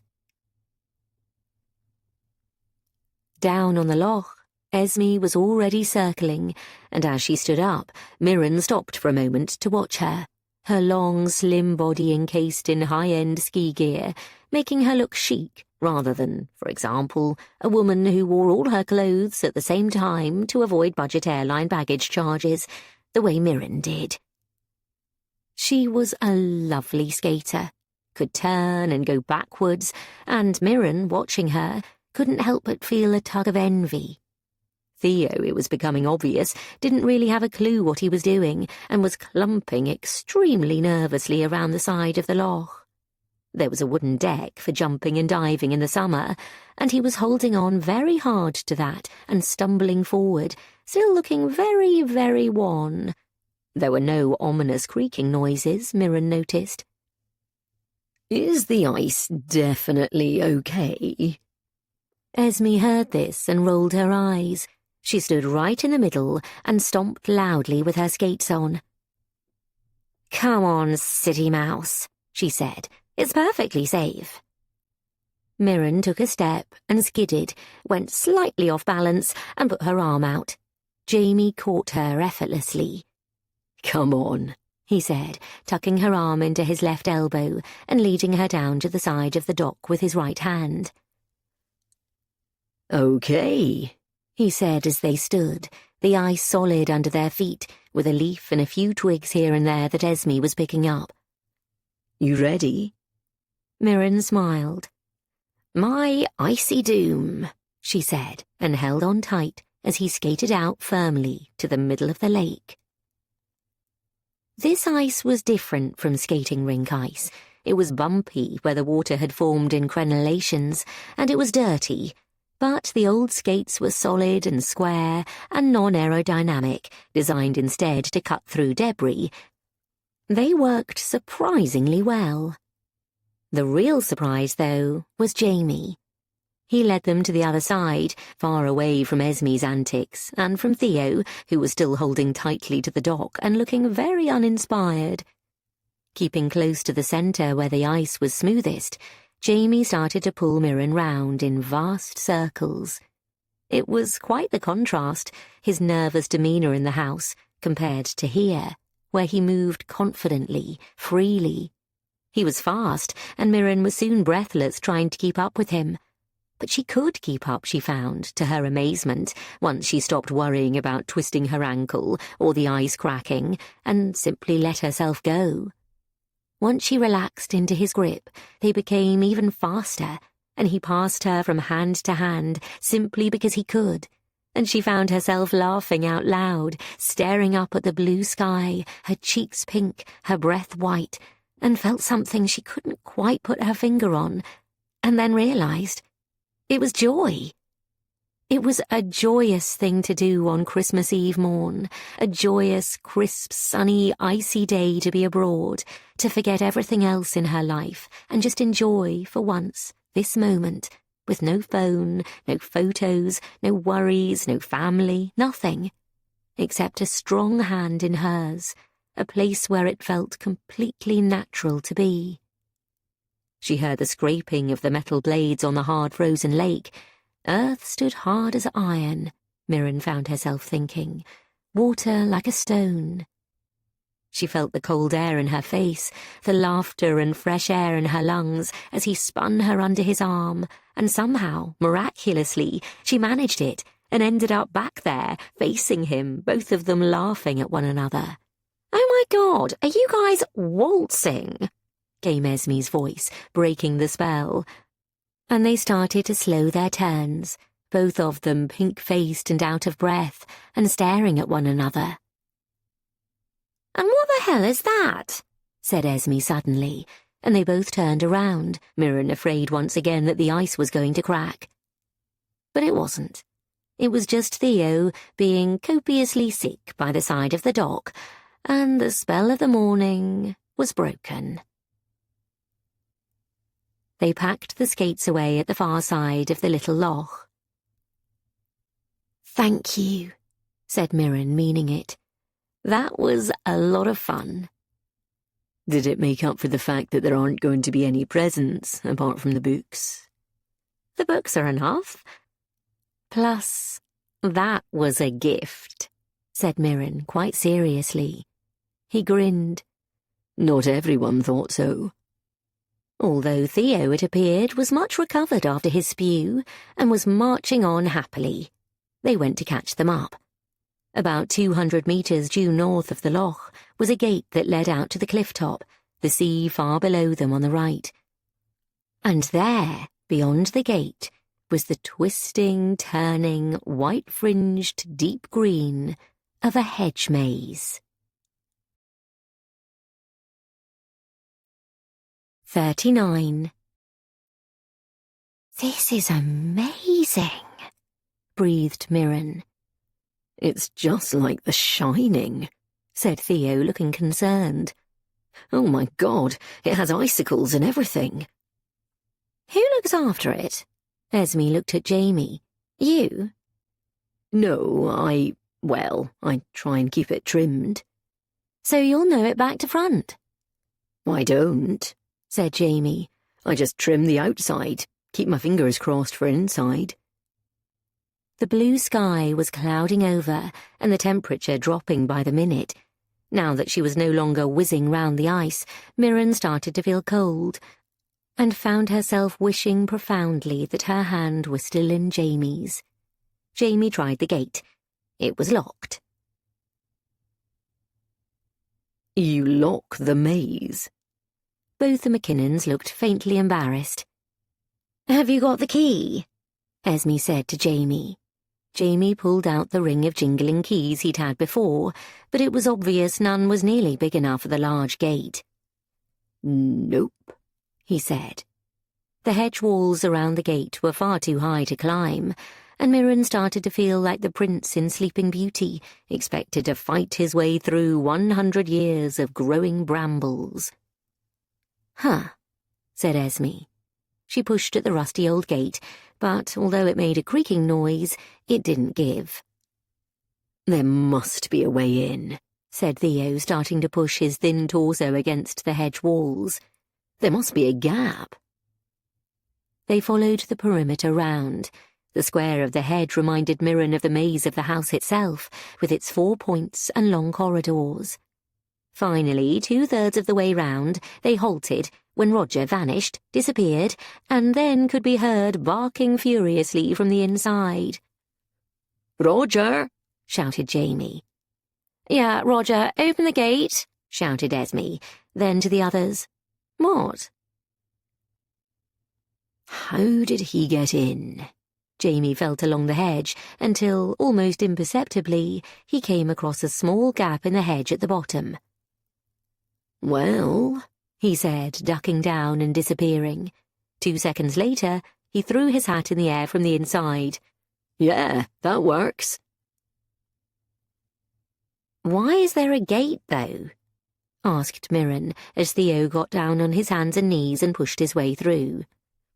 "Don't spew again, Theo," Esme was calling, and then to Mirren. "Oh, we tried at one point to charge admission. You can imagine how well that went down with the locals." "So badly that they made a tunnel into it?" Esme smiled tightly. "Jamie has really been trying, I think. When the National Trust didn't want it, and the hotel groups didn't want it, and the army didn't want it, he has tried to save the place. That's why you're here." Mirren glanced back at the big house. "Do you want to save it?" Esme didn't answer, but instead ducked down and, as elegantly as she did everything else, shimmied through the hole. Mirren looked at the grey clouds gathering on the horizon, surely not more snow, and shivered, pulling the huge coat closer round herself.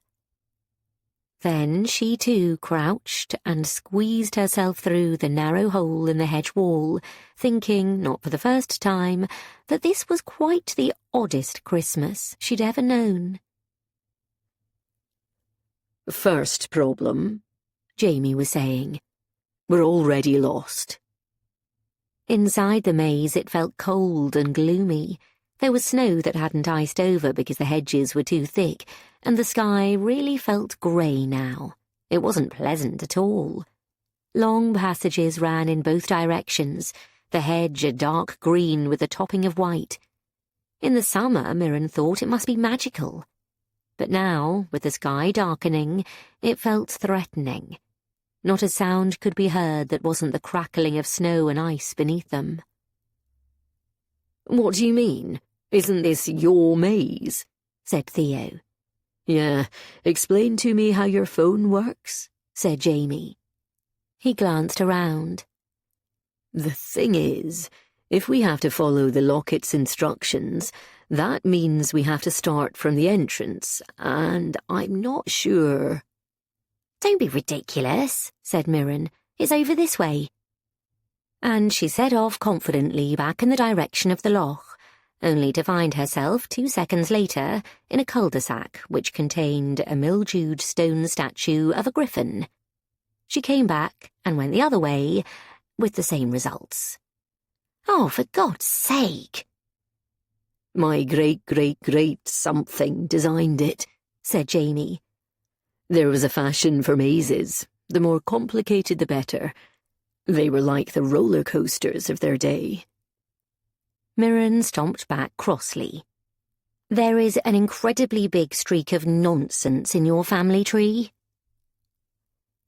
When I was small, said Esme, with an uncharacteristically romantic cast to her voice, I used to come here and think the maze went on forever. I used to think I would pop out at school or in London. That would be cool, said Theo, and for once he didn't sound as though he was just agreeing to agree. Isn't the answer always go left or something? He added. At Hampton Court it is, said Jamie. This is much bigger. Can't we just smash through the hedges? Said Esme. It's our bloody maze. They looked at her, appalled. You sound like Mum, said Jamie. That would be terrible, said Mirren. We just have to keep heading east. Someone keep in charge of where east is. Where is it? Said Theo. Where the sea is, said Mirren impatiently, shivering even in her big jacket. By popping his head over the hedge like a friendly otter, Theo managed to steer them more or less in the direction of the starting gate, and when they were only one hedge away, they crawled underneath it as best they could, and stood, wiping the snow off themselves. Everyone was mucky, but they were on the right side of the gate. Now, maybe, they could begin. 40. Okay, said Jamie, taking out the locket, his hands trembling slightly. I'm still not sure about your lemur hypothesis, said Esme. What if it's a badger or something? I don't know what you want me to do with that information, said Jamie, seeing as your contribution so far has mostly been, please buy me some shoes. Esme tutted. Isn't getting to the centre... Doesn't it start with a right? She said. Yeah, said Jamie. Yeah, it definitely does. I remember that much. Okay, he said. 1 right, 2 left. What's in the middle? Asked Mirren. A fountain, said Jamie. Well, there was. I don't think it's working anymore. You wouldn't hide a book out here, surely? Said Mirren. Oh, God, said Theo. If this is another 9 clues. He jumped up and down to get warm. Seriously, I don't know how long I can stay up here. Cool as it is to miss a family Christmas, obviously." Jamie looked down and set off, and for want of a better idea, they all followed him. They trudged on, her head down, all feeling the cold now. The snow, which had not formed an icy crust, reached over the top of Mirren's boots and slipped in, and even 2 pairs of socks couldn't keep her toes dry. Her feet started to get wet and then numb, which meant she felt absolutely dreadful. The scale of the maze was insane. She couldn't see above the high hedges piled with snow, just the threatening sky above and wetness underfoot. The fun of the snow had gone. Esme was still needling Jamie about whether they were actually doing anything useful. Mirren turned her head as they did indeed walk past the centre of the maze. She stopped for just a second to take it in. There was a fountain there, and it was frozen. It was an extraordinary-looking thing, the water cascading down, clear and hard, and then just stopping, piled on top of itself, over and over on its way to nowhere. It looked like a strange alien, bulbous and unexpected. Jamie watched her looking at it. "Weird, eh?" "So weird. I want to touch it, but I also really don't. It's like we're in the upside down." "Where strange things happen. "Where angels fear to tread," she said, and he looked at her curiously, and suddenly she felt it, just as she had before, getting dressed or looking at her own reflection in the window. That the gossamer thin line of present reality shimmered between times and between old worlds and new, and that normal rules did not necessarily apply down here in the very depths of the year. He smiled. "You can tread, I think," he said. "Just don't lick it." She broke out laughing, her reverie broken. "Okay," she said, and laughed, her cheeks pink, her eyes sparkling. He screwed his eyes up, staring at the locket. "We're not done," he said. "I reckon we're going round in circles," hollered Esme, "and I'm getting frostbite." "Yeah," said Jamie, not sounding very sure of himself. "Come on, then." They marched on, but the one reassuring thing was that they didn't end up in any more cul-de-sacs. They never quite stopped, even though Esme insisted they were going nowhere. Mirren's toes were freezing now. They were sore to the point of pain. She was getting seriously worried they'd never find their way out. She was, she realized, indeed marking well in Jamie's footsteps, just like the song. Finally, he came to a stop, up against a leafy corner, snow heaped high. Mirren was distracted and stumbled into him. "Whoa there," he said, holding her up. Then he looked at her closely. "You're freezing, aren't you?" She nodded miserably. "Oh, Lord," he said. "I'm so sorry. Worst Christmas ever." He cast around for the best thing to do. "Let me see your hands." She looked at him, but he seemed entirely serious. She held out her hands, and he took the mittens off as well as his own. "Yes, you're wet," he said, frowning, then rubbed her pale white hands, trying to get the life back into them, then put her hands into his own warm gloves and squeezed them tight. Mirren looked at him. The warmth of his hands on hers felt so good, even if it hurt a little as the blood pulsed them back to life. His gloves were far better than hers. "Thank you," she said, looking at him, and suddenly the fact that they were lost in a freezing, spooky old maze in the middle of nowhere didn't seem to matter so much. It didn't matter at all. She was about to boldly ask for a hug, to step forward, ask for more than just his hands, ask for his arms, his long, lean, warm body. Suddenly, she wanted this more than anything in the world. She craved it. "Come on!" yelled Esme. "It's completely freezing." and I want to be sick again," said Theo unnecessarily. Esme marched forward, kicking her way through the snow, and they meekly broke apart and followed. "One more right," said Jamie.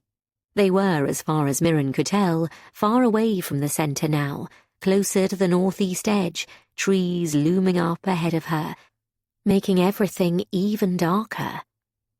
This end of the maze was neglected. Presumably people made it to the centre, then went back out again the same way, or bumbled about the beginning half. This was a distant corner, which presumably would look beautiful and symmetrical from above, but was even more neglected than the rest. Piles of dark, rotting leaves were submerged in snowy corners, forming sinister outlines in the dirt. Mirren's mood changed. She didn't like it suddenly, being so lost, so far away from home. They were incredibly far away from the house, even.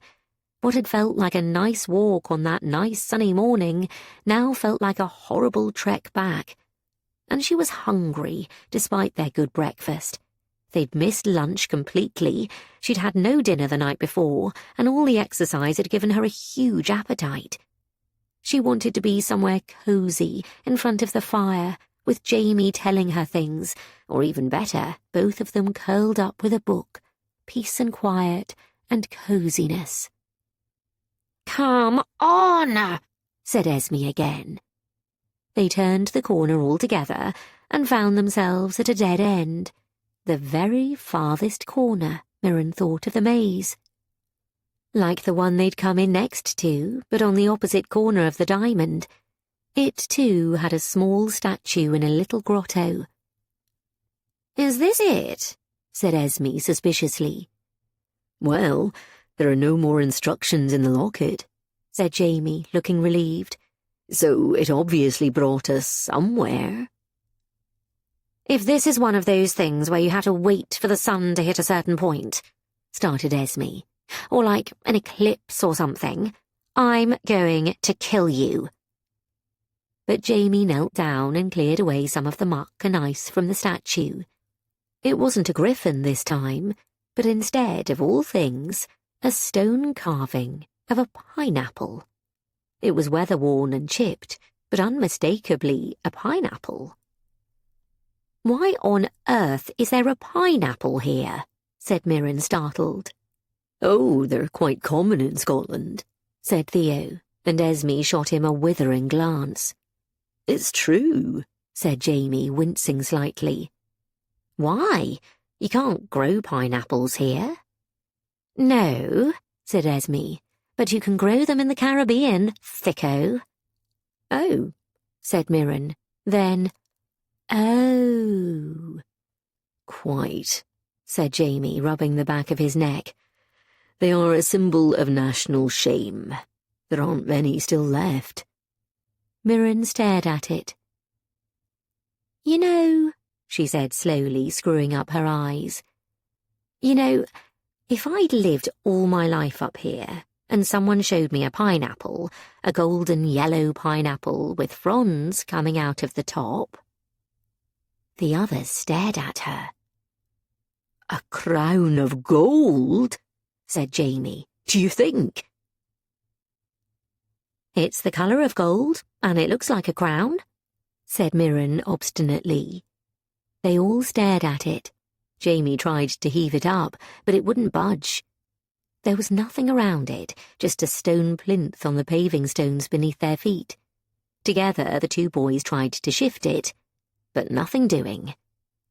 "Bloody hell," said Esme, and gave it a good boot with her foot. Nothing happened, except she hurt her foot and swore in a way you presumably only learned how to do at either really posh boarding schools or at sea in the 19th century. "Bollocks," said Jamie, looking around. "There's nothing else here. Nothing." Theo started searching the heavy hedges, which helped not at all, except he managed to scratch his face. Esme was still hopping. Jamie started exploring the ground, pushing leaves aside with his feet, the back of his neck going red. It got even darker overhead. Mirren stepped forward, holding up the torch, and examined the statue closely.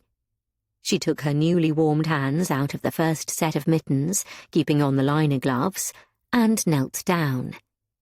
The pineapple stood about 1 metre high on its plinth. Its stone was green and covered in moss and bird droppings, and worn away on its north and east side, where the winds swept down. The lines of the rind had been etched into it with a chisel. It was fine work, or had been once upon a time. Each had a dot in the centre, or raised stone, just like the fruit, and its leaves, slightly broken now, made a profusion at the top. For an instant, Mirren wondered what it must have been like to live in the depths of the Scottish winter and taste a pineapple for the very first time. It must have been unimaginably exotic and extraordinary. She thought, too, of the awfulness of the trade that went to the Caribbean, that built this beautiful house in its grounds. No wonder its inhabitants had felt themselves cursed at one time or another down the years. No wonder. Experimentally, she pushed one of the pineapple's buttons. Nothing happened, of course, but as she looked across the surface, she saw one that did not look like the others. It almost did, but as she peered at it closely, she could see it was not stone, but metal, painted to look like stone, but slightly worn on one side, where the metal gleamed through. She looked up. Esme and Theo were arguing about something. Jamie was just looking lost. Bending her head in an act of supplication that did not seem out of place, Mirren scratched away the ice until it was clear. Then pressed the button hard. And the top of the pineapple made a heavy grinding noise, and the leaves began to move. 41. The effect on the group was electrifying. Esme darted over, her sore foot forgotten. Theo managed to swallow down whatever had been threatening to reappear. Jamie looked up, his face full of hope. They all shuffled forward. The leaves had moved a few centimetres to the right, but no further.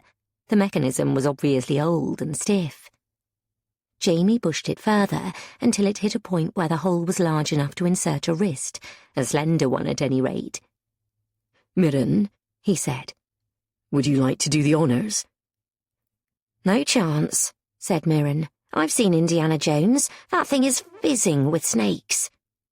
Jamie laughed, surprised. "Living on what, exactly?" "Other snakes. They're cannibal snakes. I'm not doing it." "Oh, for goodness sake," said Esme. She pulled off her gloves, just as Theo hissed loudly and she started. "Stop it," she said. "I mean it." "Let's drop a stick down," said Jamie, "if you guys are really that scared." "What's the use in that?" said Mirren. "They're cannibal snakes. They'll eat it or have sex with it, or both." Jamie shone his torch into the hole. "See? No snakes." "Yeah, obviously they've gone quiet now." "I've got thin wrists," said Theo, rather annoyed he had to own up to this. "I'll put my hand in." He looked at them. "Would your grandfather booby-trap it, though?" Esme and Jamie looked at each other, and Jamie shook his head decisively. "He was eccentric and unhappy, but he wasn't cruel. Not deliberately." Theo rolled up his sleeve and stuck his hand all the way down into the middle of the pineapple. They watched him as he groped around. "Ah, snakes!" he shouted, his hand dropping and his shoulder heading down to the stone as he suddenly got pulled in. Mirren gave a small shriek before he burst out laughing, and she gave him the V sign, even as he very carefully brought up. "Oh, for God's sake," said Esme. "Seriously, Grandfather, give it a rest." "He wouldn't have put a valuable book out here in the wind and the weather," said Jamie, taking a worried glance at the clouds. Theo had withdrawn another wrapped pile of letters, thickly encased in wax paper, presumably to protect them from the elements. "We live like this now," he said ominously, "tramping about, picking up old rubbish." "It's not rubbish," Jamie and Mirren said at the same time. "What if there are 45 clues?" said Theo. "I bet they're all just school reports." "Come on," said Mirren. "This is great. Jamie, your locket was right." Jamie carefully closed the pineapple's crown back over. "I know," he said, shaking his head. Esme looked up. "Oh, crap," she said. First one snowflake, then another, then suddenly a thicket. They headed forward instinctively, but the snow came down thicker and thicker. "Hang on," shouted Jamie. "We have to reverse the instructions to get out." "Don't be daft," said Esme. "We'll find it." But Esme was dangerously wrong. She charged off down a promising-looking passage, only to hit a thick dead end, just as Mirren had. Visibility was so bad they lost sight of her. "Can't we follow our own footsteps back?" said Theo. And indeed that would have been an excellent idea, had the snow not been covering every trace of their paths the second they stepped onwards. "Esme!" hollered Theo. "I'm here," she said sulkily. "Stupid bloody place." "Torches on," ordered Jamie. "Come on, let's be organised. Let me see. If it was third on the right, that must be—" Hands shaking, they set off and trooped down a path. Before too long, though, it became obvious as they hit one dead end after another that somehow Jamie had miscounted, or they'd got turned around, because they weren't getting out of there. They couldn't see the end, and on one turn they got straight back to the pineapple grotto again. The pineapple was almost totally obscured by snow. If they'd been 10 minutes later, they'd never have found it at all. They set out again, but with hideously the same result, no matter how carefully they tried to reverse the instructions, or how many times Esme announced she was sure she recognized this or that path, or Theo kicked at the undergrowth to try to find more hidden entrances. Visibility was genuinely very poor now. "Bugger," said Jamie. "Shit," said Esme. "Oh my God, we're going to freeze to death out here." Mirren didn't say anything. She was too cold. She felt rather strange, as if she was floating, barely there at all, a ghost in the maze. It wouldn't bother her, she thought, if she were to tear her clothes off, run barefoot, a nightgown flapping around her, nothing more, exploring the maze, getting further and further in, deeper and deeper down. That, in fact, seemed to be a very delightful idea indeed. Sleepily, she pulled the zip down a little on her jacket. Beside her, the boys appeared to be having an argument, even as the snow continued to come down. "Come on," Theo was saying, holding up a lighter. "Come on, we'll just burn a hole that we can crash through." "You'll burn the entire damn thing down," Jamie was saying. "It's been here for hundreds of years." "Yes, and so will our corpses if we don't get out of here quickly." "Don't be ridiculous," said Jamie, but he didn't sound convinced. "Come on, let's go again, one more time. We're back at the start. Third on the left." He turned round and caught sight of Mirren, who was swaying slightly, then made a decision. "Christ," he said to Theo, who was still waving his Zippo around. "Oh, for God's sake, okay, try it." Theo bent down and flicked at the lighter, which made a tiny spot of yellow light in the darkening afternoon, in the thick snow. He held it to the wall of the maze.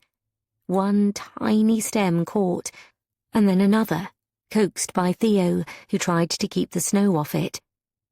Jamie and Esme joined in, trying to make a barrier against the wind. The tiny stalks crackled until a large pile of snow collapsed on them and put them out. Theo frowned and started again. "Have we got any kindling?" We really need something a bit more flammable. Jamie looked worried. Well, he said, there's the letters. Use the envelopes, said Esme impatiently. But it's someone's personal mail. I feel warm already, said Mirren in a slightly dreamy voice, and they all looked at one another. Fuck it, said Jamie. Actually, said Esme, and pulled out a hip flask. Esme, said Jamie disapprovingly. Oh yeah, like you've got a better way than watching your future fall apart in real time. They scrunched up some envelopes, doused the roots in alcohol, and the old paper, fine as an onion skin, blazed immediately. Enough little branches caught for them to enjoy the blaze. Jamie pushed Mirren out in front of it, and she felt herself swim in and out a little, not sure why there was a fire there, until there was finally enough burning for them to start kicking at it. The fire reared back like an animal and grabbed other branches and roots inside the hedge, the ones inside that were protected from the snow and had stayed dry. It was surprising how fast they caught, and Theo shot them a worried glance. But there wasn't time. He had to boot through. Very nervously, the men used their gloved hands to pull ashy branches apart as Esme hopped from foot to foot and told them to hurry. Crawling through the bottom of the hedge with fire on either side of her to get out of the castle maze confirmed to Mirren that this was a very strange dream of some kind. Jamie was concerned and kept prodding her to go faster, and she didn't know why he was doing that. She didn't mind being there. She wouldn't be surprised at this point if a white rabbit turned up and she had to play croquet with the flamingo. Once they were all out and found themselves on the far east side of the maze, miles away from the entrance, or the hole on the other side, Esme set out apace to the castle. Jamie looked back, worried at the smouldering ruins of his hedge. The snow will put out the flames, right? He said. Theo was already heaping snow on the remaining fire. Of course, he said. You keep moving, I'll make sure it's out, and it'll be easy to repair. I'll add it to my list, said Jamie. You know the way back? Theo nodded towards the direction of the house. No electric lights could be seen. The world around them was dark, lit only from the fire and the torches. But they could just make out, only just through the thick snow, a tiny flickering glow. Candles, it must be. But not one or two. All of them. Bonnie had lit all of the candles she could find to light their way home. 42. Later, Mirren couldn't remember much about that journey. People seemed to be shouting at her. Theo was there, then he wasn't, then he was again, and it took a long, long time. They skirted the loch, covered in snow on top of ice now. It got harder and harder to move as the snow settled on the crust, piled up in corners, and rendered slippery sections invisible and incredibly dangerous. They slithered their way home, half shoving Mirren ahead of them, Esme cursing colourfully in their slipstream. It was so far. And even with the pale glow of the castle ahead, they still lost their bearings in the deep dark as the batteries of the torches started to fade and fail. Jamie constantly worried they would stray towards the cliffs, urging them on while staying on their left. He half-carried Mirren up through the gardens in the end. She was in such a bad way. It had been a strenuous expedition. "Bonnie!" he hollered as they finally, at last, turned up at the kitchen door, looking as if they'd all just come back from the South Pole. Every bit of them was covered in snow. Jamie had it in his eyebrows. They fell in through the kitchen door, into the blissful warmth of the Arga-warmed room, which had something delicious-smelling cooking on the stove. Bonnie was nowhere to be seen. "Oh, God," said Jamie, propping Mirren up on the chair nearest the Arga. She looked up with a start. "Oh, God," she echoed. "What the hell?" "Don't. It's okay," said Jamie. He found suddenly that he wanted to weep. It was a ridiculous sentiment, and he tried immediately to swallow it back. Mirren, he realised suddenly, had noticed. "Do you know, I could cry," she said immediately. "God, that was so weird." He knelt down to keep himself busy. "What are you doing?" "Taking your boots off," he said. "You need to warm your feet up." "Christ, I really do," said Mirren. He carefully pulled them off, and once again she was watching his sandy head. She was very tired, suffering from the effects of exposure, underslept and overstimulated, and she had seen the tears in his eyes. That was her excuse anyway for pulling off her mitten with her teeth, taking her frozen hand and running it softly through his hair. He looked up at her, his hazel eyes brimming with unshed tears, and blinked a couple of times. Then he put his hand on hers, drew it to his head. "I was worried about you," he said gently. "Ow!" said Mirren suddenly. "Ow, ow, ow, ow, ow, ow, ow!" "What?" "My hand! It hurts like buggery." She shook it hard. "That's the circulation coming back. You really are a softy southerner, aren't you?" "Yes," said Mirren.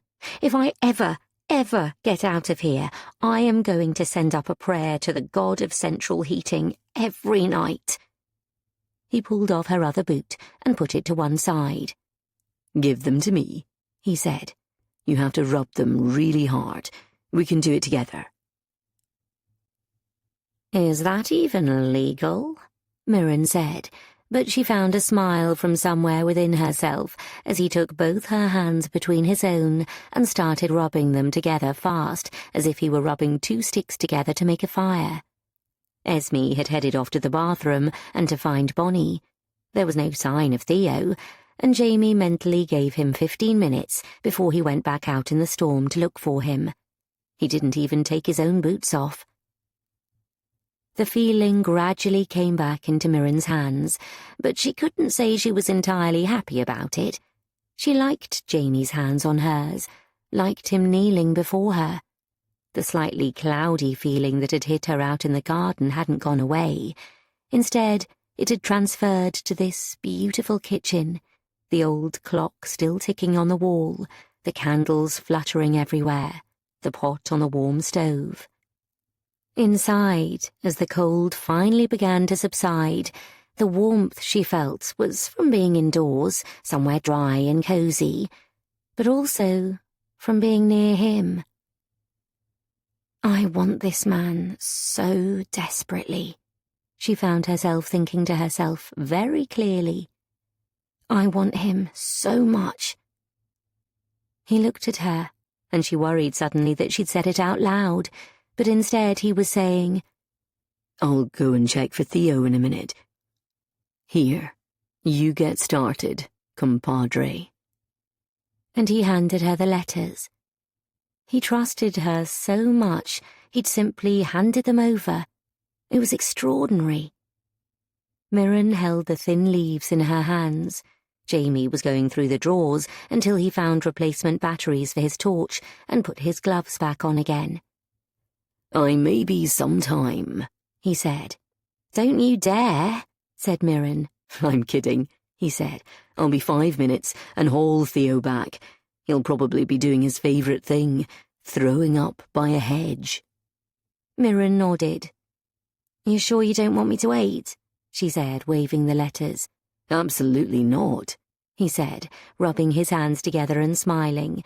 And she was so happy that he was as excited to get on with it as she was. "You can précis them for me when I get back. If it's really good, don't come and find me. I order it. You basically nearly died just now." "I did not." "You did so." "Well then," she said, "you saved my life. I owe you a life." He didn't answer, just looked at her for a long time. Then he strode across the kitchen floor, leaving puddles of melted snow in his wake, and opened the door again, to head out into the howling blizzard. Mirren moved closer to the Aga, luxuriating in its heat. The opening of the kitchen door had sent a freezing wind through the space, revealing how very awful it was out there.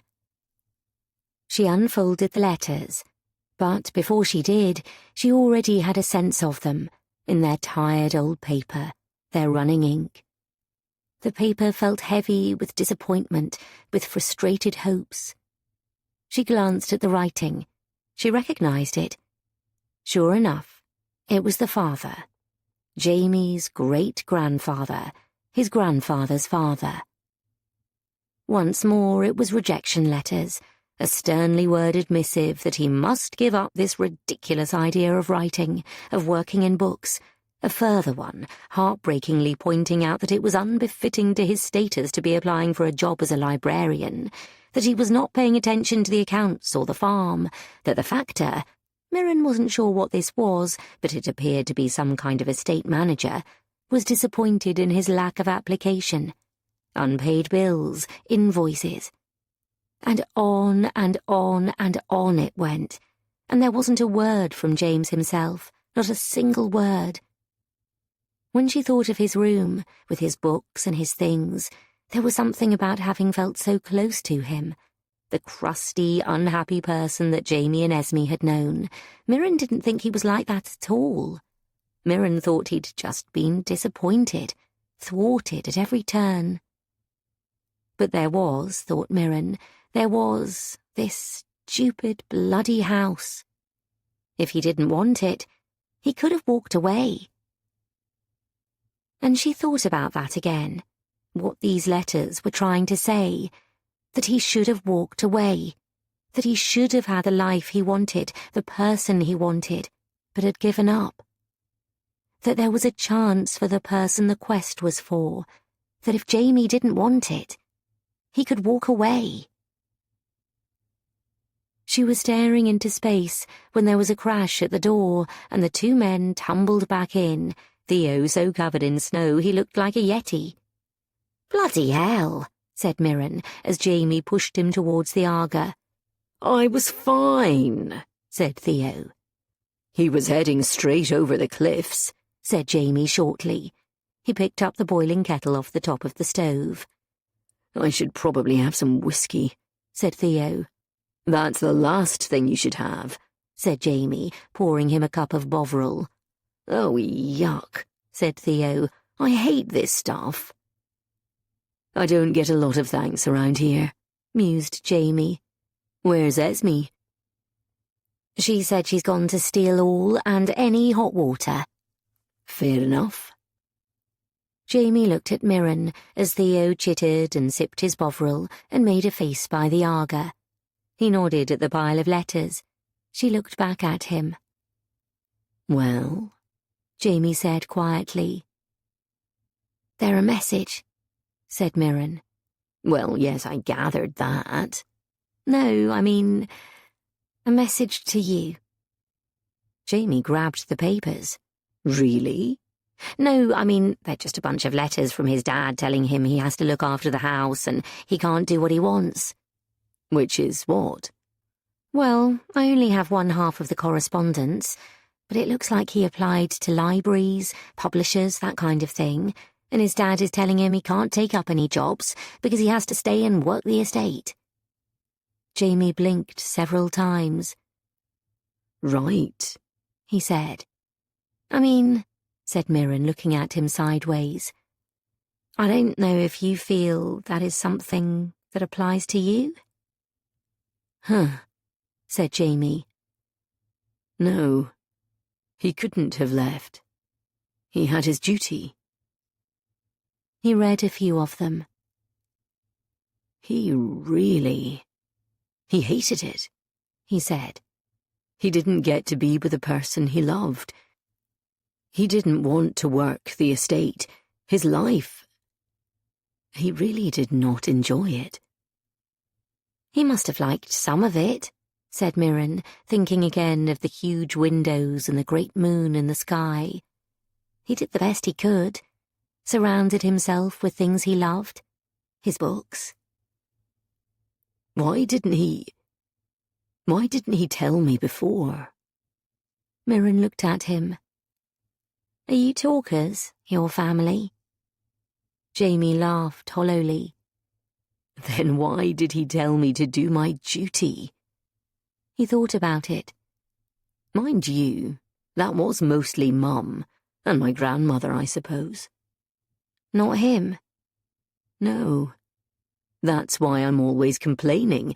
He didn't teach me anything, nothing about land management or how it was meant to work. I thought he just didn't trust me. Do you think he was maybe leading you another way? Jamie didn't say anything. I understand about duty to a house like this, said Mirren. I mean, lots of people do think it's your duty. Maybe he thought you thought it was too, that everyone else was right, that it was just him who had failed. Until the very end, said Jamie, and Mirren suddenly felt so sorry for him. Until the end, when he thought, I've wasted my life, that's it, it's done, and walked out into a field. There was silence then. I think this is actual filth, said Theo loudly, banging down the cup of Bovril. I'm going to find Esme. I think she absolutely would prescribe some whiskey. Ez! And he left the kitchen. Jamie and Mirren both looked again at the papers. Is there another clue? Said Jamie, and they both sifted through. Was there nothing else there? I don't think so, said Mirren. Theo brought it all up in one, the wax paper bundle. He fished down again afterwards for snake eggs or something, but that was definitely it. They leafed through the letters, but they all seemed normal. Shit, said Jamie. What? You don't think it was on the envelopes? What do you mean? The envelopes we burned. What do you mean? How? Well, people write tiny clues under stamps and things. These are just letters. Mirren screwed up her face. Oh, God, she said. Oh, no. If we've literally burned the last clue after all this. Everyone nearly dying of exposure, said Mirren. God, said Jamie, staring at them. No, surely not. Come on. What's that spooky thing people use, like lemons or invisible ink? Jamie held the paper up to the Aga and shone a torch behind it. Anything? Nope. Oh, Lord, said Jamie, scratching his head. Maybe that's it. Maybe we've torn it. Oddly, Mirren didn't feel as bad as she thought she might, not finding it. She wouldn't have changed what they'd done for anything. Does it matter? She said. You got the point. I've got the point, said Jamie. I haven't got the book. Oh, yeah, she said. She set all the sheets out on the kitchen table, and they moved them around, rearranged them.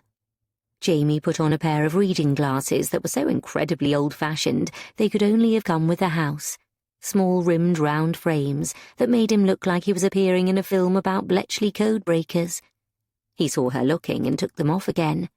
No, she said, I like them. And he didn't make a joke or brush off her remark. He put them back on and stood over her shoulder, so close she could feel him breathe. It was odd. It was while she was thinking about him, about the proximity of him, his soft, tweedy scent that she liked very much, the brush of his jumper against her hair that made her want to lean back very much into him, made her feel almost faint with desire for him, simply to put his arms around her from behind, wrap her up in his coat, keep her warm, keep her safe, let the rest of the world fall even further away for them.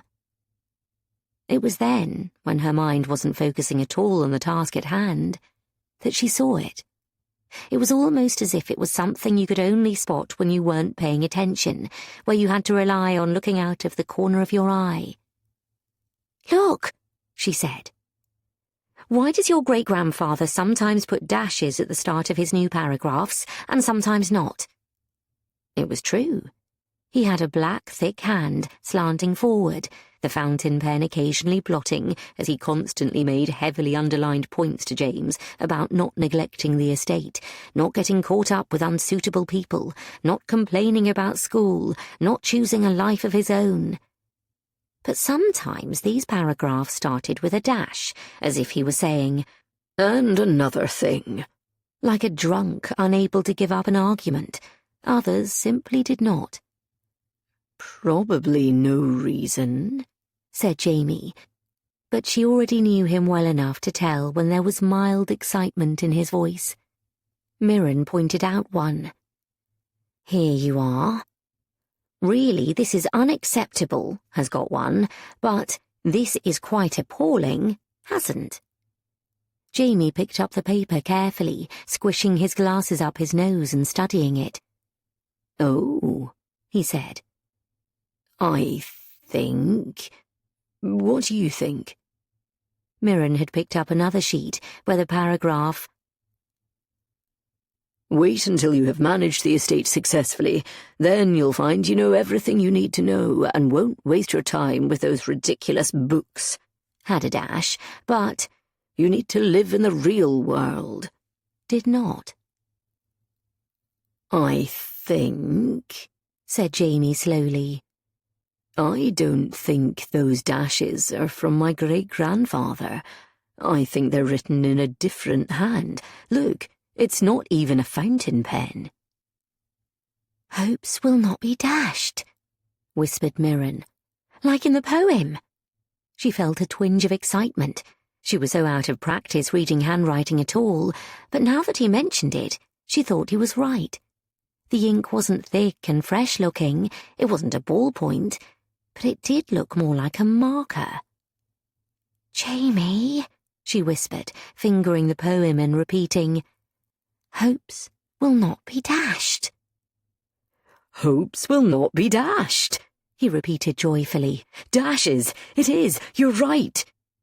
"Really?" she said. "Or are we imagining it? Is this letter graffitied?" "This is all a feat of imagination," said Jamie, sounding excited. "But it's taken us this far." "Fair enough," said Mirren. "So what should we do?" "Well, the dashes point at capital letters. Let's write them down." They worked through the pages in companionable silence. The wind still howled outside, but inside, in the kitchen by the stove, it was quiet and cosy. "Okay," said Mirren finally. "I have OOUTDS. Outside? Outdoors?" RNWARJY, read Jamie. "Oh, that's nothing, it's just rubbish." "Well, it's rubbish now," said Mirren. "Maybe it's an anagram of some kind." "Warts?" said Jamie. "Wardouts?" "No B," said Mirren. "We'll need to do it on paper." She drew a circle of all the letters. "This is why I've never been on Countdown," she said. "What's Countdown?" said Jamie. "You're too posh for Countdown." "Oh, no, hang on. I know what it is. We just can't pick up Channel 4 here." Mirren rolled her eyes. "Okay," she said. "Solve the anagram. Let's try with a J first. Not many words begin with J." "Joust?" "If we have to joust, I'm out of here."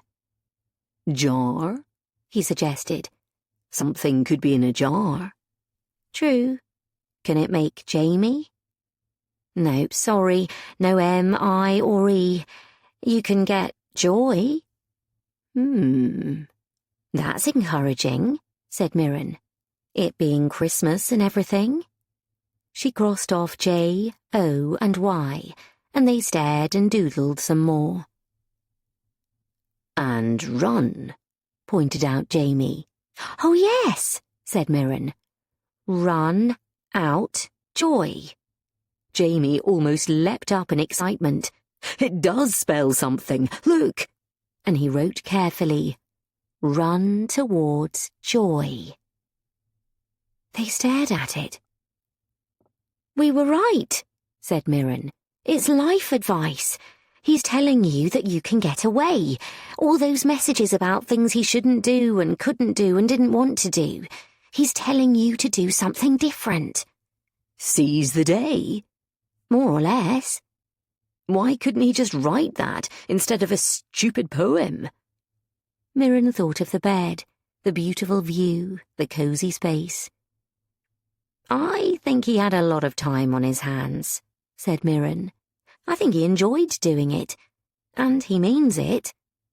And also, she paused thinking, he might have wanted you to explore properly, explore the whole house, and see that you couldn't save it, maybe? Said Jamie. He leafed through the papers. There's nothing else, he said. This is it. No more clues. She looked up at him. It's really not bad advice. I know, I totally get that, he said. But... They looked at the original poem again. Understand, my friend. He frowned. Do you think this is it? This is the end? He just wanted to be understood. Run towards joy, said Mirren. I think that's not a bad outcome. Jamie's face was a mixture of bewilderment and hope. I could just walk away, he said. He looked at Mirren. Do you think I could? Mirren shrugged. I bet there's a botanical garden somewhere that needs its spiders saving. But where would I live? What would I do? Those are questions, said Mirren, that, believe it or not, most of us deal with every day. He blinked, and Mirren thought she could see new possibilities dancing in his eyes. God, he said, Esme is going to spit. Did she think you were going to find a pot of treasure and buy her a yacht? It's not outside the realms of possibility. But there wasn't really a book, said Mirren, or rather it was a book of his letters, and valuable advice. Goodness. Jamie looked around, stricken. Do it now, Mirren told herself. Take him by the hand, kiss him if you have to, before you get interrupted again. And just as she had this thought, Bonnie walked into the kitchen, holding a live duck by the neck. The duck was loudly unimpressed. 43. Mirren squawked almost as loudly as the duck and jumped backwards. Bonnie shot her a look. Come on, this is Quackers. Don't startle her. You'll make it worse. You know this duck? Said Mirren. Bonnie ignored her. Jamie, could you? Can't Esme do it? Said Jamie, walking over and reluctantly holding the bottom half of the duck. Didn't you want to do this outside? No, they're unionised, said Bonnie. Are you going to... What are you going to do to the duck? Asked Mirren. Oh, God, said Bonnie. I really don't have time to explain the countryside. Jamie? Jamie, she said in a warning tone of voice. Would you stop being soft? Esme? Esme! Esme, as it turned out, was heading in, dressed in a sleek trouser suit. Yes, no need to holler, she said, then grinned. Oh, God, is my brother being pathetic again? You'll still eat it? I know, said Jamie. I just don't. Come on, Bonnie, we'll do it outside. Maybe the larder? Said Bonnie reluctantly. Out, said Esme, opening the door and letting the full force of the wind in. It wrenched the door open, smashing it all the way around against the wall. In the commotion, Jamie dropped his end of the duck, which took immediate advantage of the situation, pecked Bonnie hard on the arm, and flapped out into the dark, snowy sky. They sat around the table.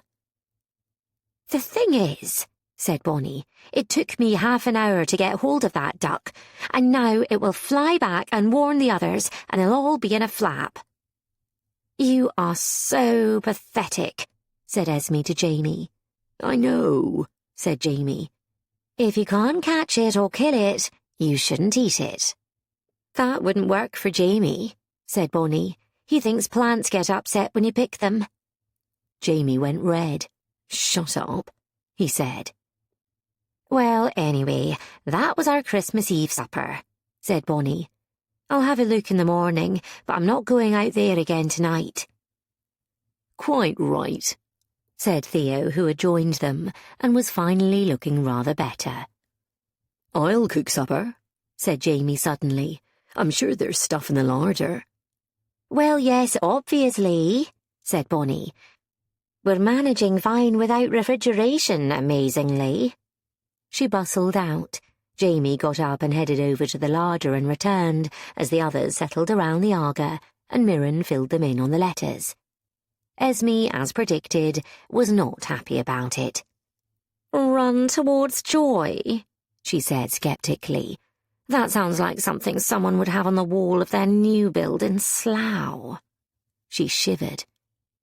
"You are such a snob," said Mirren, whose mum had live, laugh, love up, and Mirren didn't mind it in the slightest.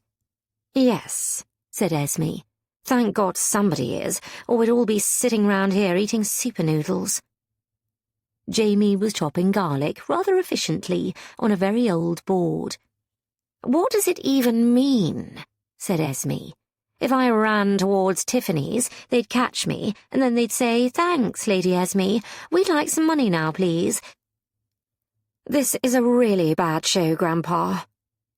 She frowned and leafed through the letters again. "Thanks for your legacy of total failure." Jamie added a little butter to a huge old pan, heated it, and let the garlic sizzle into it. The smell was instantly intoxicating. Mirren remembered she was absolutely as hungry as she had ever been in her life, starving, in fact. Bonnie pushed open the door. "Time for gin and tonics?" she said, carrying a tray. "Oh, God, yes, yes! Can I have one so strong that it will basically make me pass out?" said Esme. "You want a tonic-flavoured martini?" "That is exactly what I want." Bonnie smiled indulgently. She even had ice cubes. She had also baked some little cheese puffs, warm from the oven, and light and delicious as clouds. Despite their dead end, Mirren couldn't help being delighted. Jamie had chopped a bunch of misshapen tomatoes that had obviously been grown in the grounds, and added them gently to the garlic with a sprinkling of ground chilli, and Mirren's stomach growled. The wind howled round the house, and there was a crashing noise. Mirren, who had been feeling woozy, and Theo, who was making good headway with his G&T, both started. Nobody else moved at all. "What the hell was that?" said Mirren. "Another tile off the roof," said the others, almost at the same time. "The snow weighs them down," said Jamie, looking up. "I know I didn't come here to do quantity surveying," said Mirren, "but this place really is falling down, you know. We'd probably condemn it." Everyone laughed, but Mirren frowned. There surely wasn't a book in the world that could save this place. The big water pot boiled, and he emptied some pasta into it. "Be careful you don't harm that pasta," said Esme. "Oh no, I'm getting all hot and bendy." "Shut up, Esme." "I think you're hot and bendy," said Theo. "You shut up," said Esme, but she smiled. "This is joy," Mirren found herself thinking suddenly, completely out of the blue. sitting in this kitchen with these odd people and a warm oven and a gin and tonic and food on the way. This is joy, and it's nearly ended. It was such a simple meal. Rich, garlicky pasta with a squeeze of lemon, a leafy salad from the greenhouse, Bonnie's heavy sourdough bread with thick salty butter, red wine that tasted as old and deep as mined jewels. But it was one of the best Mirren could remember. Jamie persuaded Bonnie to join them, and for once she acquiesced, pointing out that she would have to, as he had done for her roast duck, and they all reminisced about Christmases past, when dozens of people would come to the castle, when great braziers would line the driveway for the carriages or cars with chauffeurs, or just people driving drunk, as they did in the country in those days. Bonnie could remember stories of how downstairs, in the old days, they would have to put up the visiting maids and footmen, and how there were all sorts of funny business. And, of course, then there was Boxing Day, the day after Christmas, when the staff got their boxes or gifts and had a day off to spend with their own families after waiting on the great house. It felt so long ago, and yet so close, in the walls and the floors and the endless rooms for guests and staff and dogs and horses and noise. Now the castle felt so empty. People preferred mod cons and hotels and the distractions of a city, or ready access to the internet. Mirren thought of her own little studio in London, so far away, so near to so many people, their noise, their cooking smells, their fuss, but still feeling so alone. Whereas here, she felt so much freer. And it was true, she had barely been alone for a second.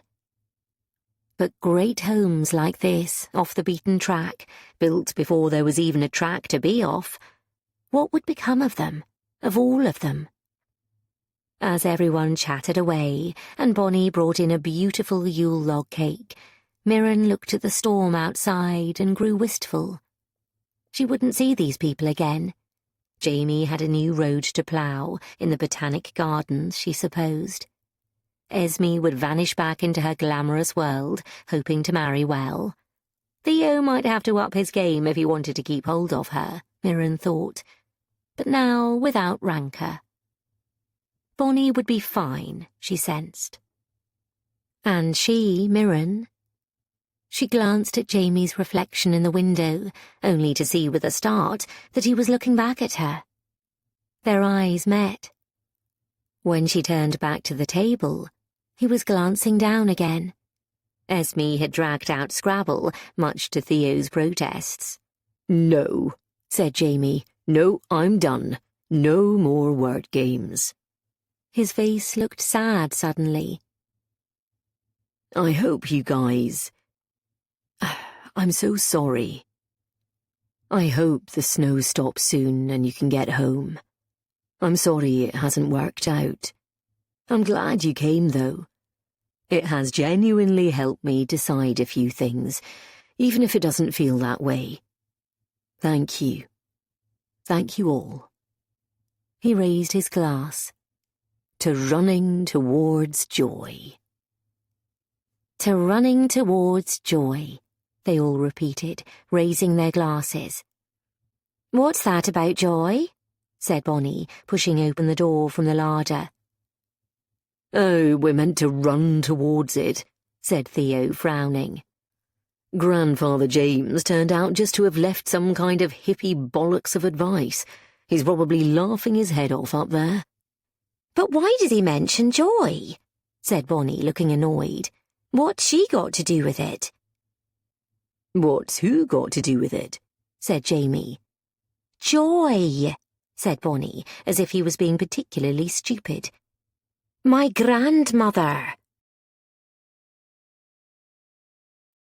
44. The room stared. "Mrs. Airdrie," said Esme stupidly. "Mrs. Airdrie," echoed Jamie. "You didn't know your housekeeper's first name," said Mirren. "But that wasn't her name," said Esme, screwing up her face. Her name was Joyce. Yes, which she hated, said Bonnie. Everyone called her Joy. She paused. Everyone who knew her well. Neither of the McKinnon children said anything to that. Hang on, said Theo, looking excited. Where is she now? Bonnie shook her head, and the other two looked stricken. She died, years ago, breast cancer, said Bonnie shortly. Oh, I'm sorry, said Theo. Your grandfather was very good to us, said Bonnie. Left us the cottage, left the trust for me. It's why I still work here. They looked at her. His room, said Mirren suddenly. His lovely room. Fire and pictures and coziness and no dust or anything. You made it lovely. Bonnie smiled sadly. I wanted to. Jamie looked confused. The one night I went out, said Bonnie, going white suddenly. That was the worst night of my life, apart from when I lost my gran. You don't know. None of you really knew him. He was the best, kindest man I ever met in my life. Theo looked confused. So, how could we... What does he mean? Did he know she died? Of course, said Bonnie. He was never the same after that. Not that anybody asked or cared. He started hoarding, piling stuff up. He was obviously grieving, obviously deeply sad. Mirren looked at Jamie, who had come to exactly the same thought at the same point. He nodded and rooted in the box by the side of the table. He pulled out one of the letters from the bedroom and held it up. Bonnie, he said gently, is this your grandmother's handwriting? Bonnie looked at the letter and grew very pink. Of course, she said, and I don't think you should be reading them. How old was she when your mother was born? Said Esme, trying to soften her demanding tone. None of your fucking business, said Bonnie. And with this, she disappeared back into the scullery. Bloody hell, said Theo. Run towards Joy, said Jamie. He must mean... I wonder. Bonnie took the smaller cottage after Mrs. Airdrie died. We thought it was being kept for other staff, who never came, of course. Hang on, said Theo. You know what this implies. If she was... Bonnie's mum wouldn't have had to work as a skivvy, would she, if she was the laird's daughter? Said Mirren. That would be really... that wouldn't happen, would it? Esme and Jamie looked at her. Bloody hell, said Jamie. What? Bonnie's mum didn't work here. She was sent away to school. We never knew how or why. She got a great job in Aberdeen. It was always a surprise that Bonnie loved being back here so much that she ended up spending all her holidays and most of her childhood with her grandmother. Nobody was more surprised than us when she applied for the job when her grandmother retired. His voice tailed off. We grew up together. You behave as if you used to date sometimes, said Mirren. Do we? He looked confused. Or like family? Jamie laughed ruefully. Oh my God, he said. And nobody knew.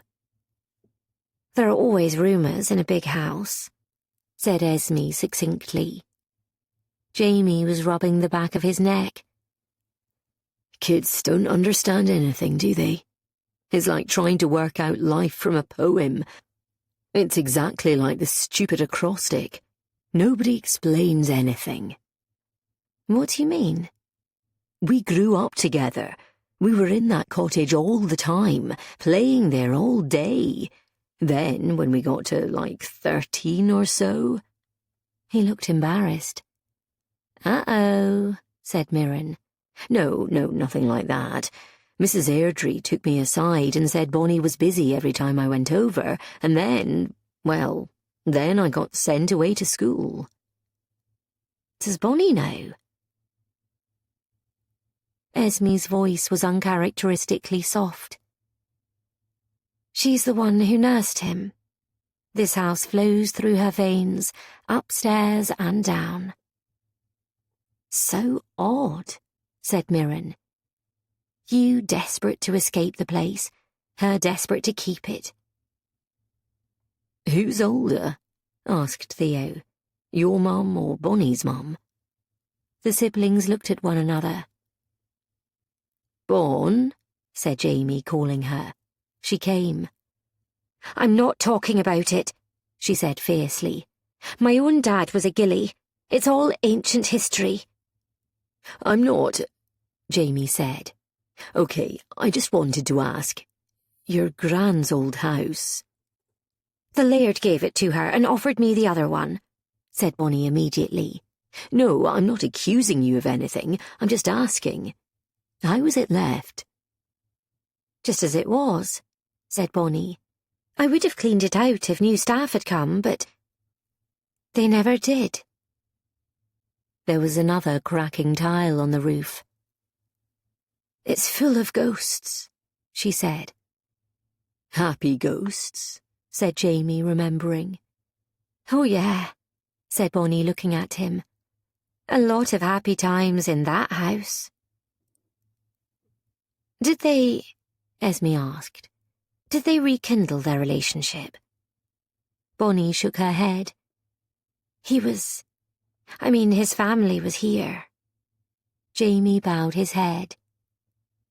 "And by the time everything got settled, I think by then it was just too late. Too much had happened. Too much time had passed. I think he was beginning to get really eccentric then, and my gran was busy with me in the house, and, then she got sick. She had cancer on and off for years.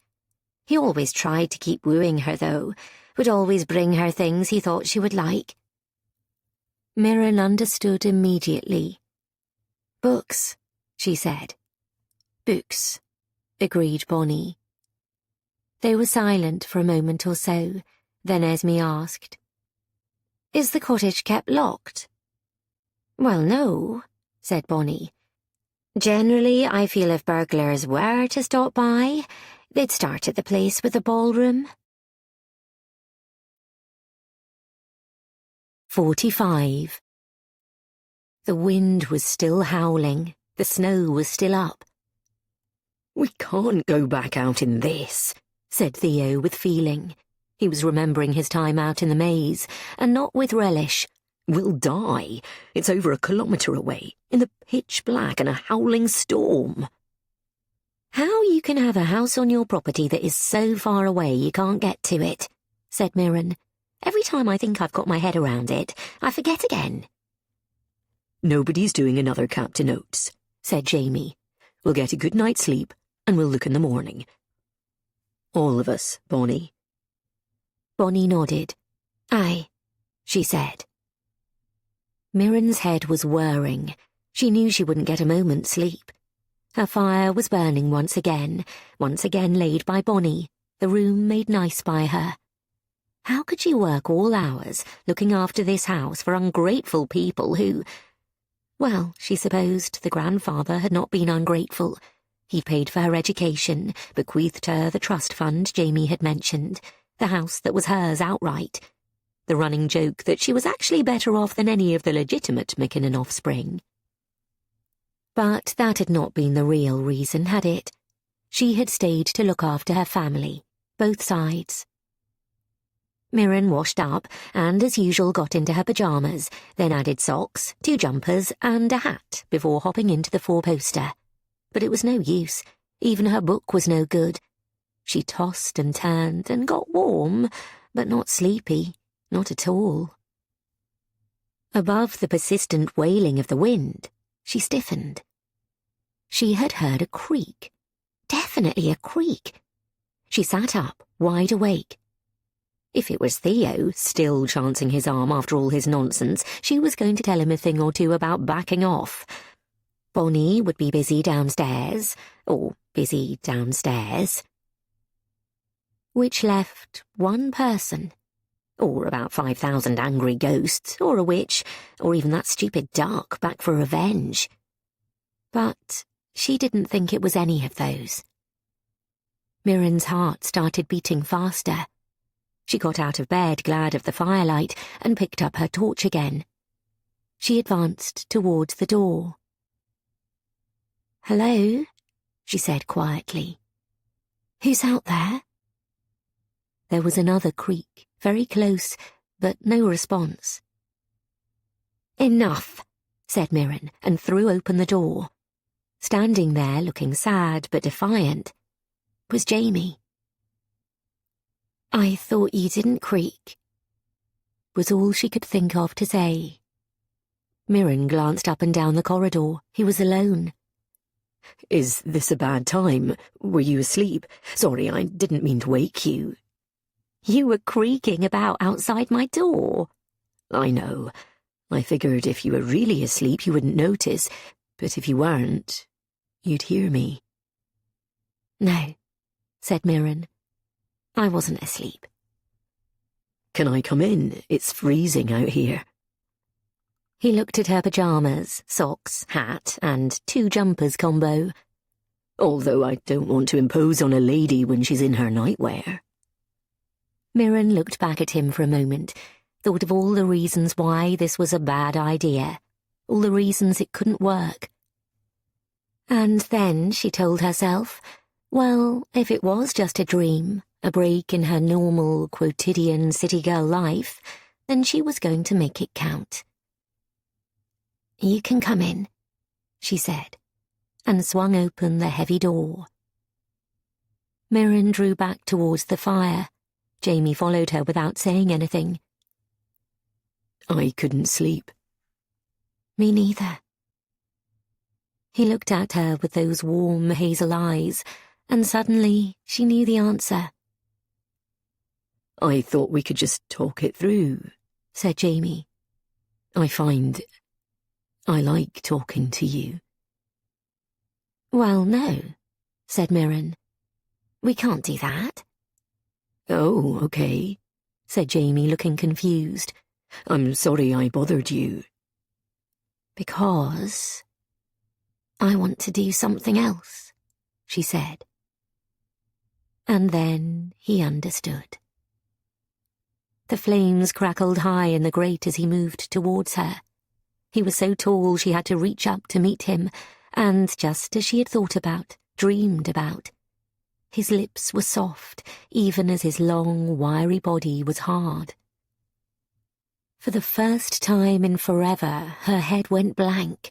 Every thought of everything, her phone, her flat, her family, her job, her Christmas, the book, the messages, everything left her.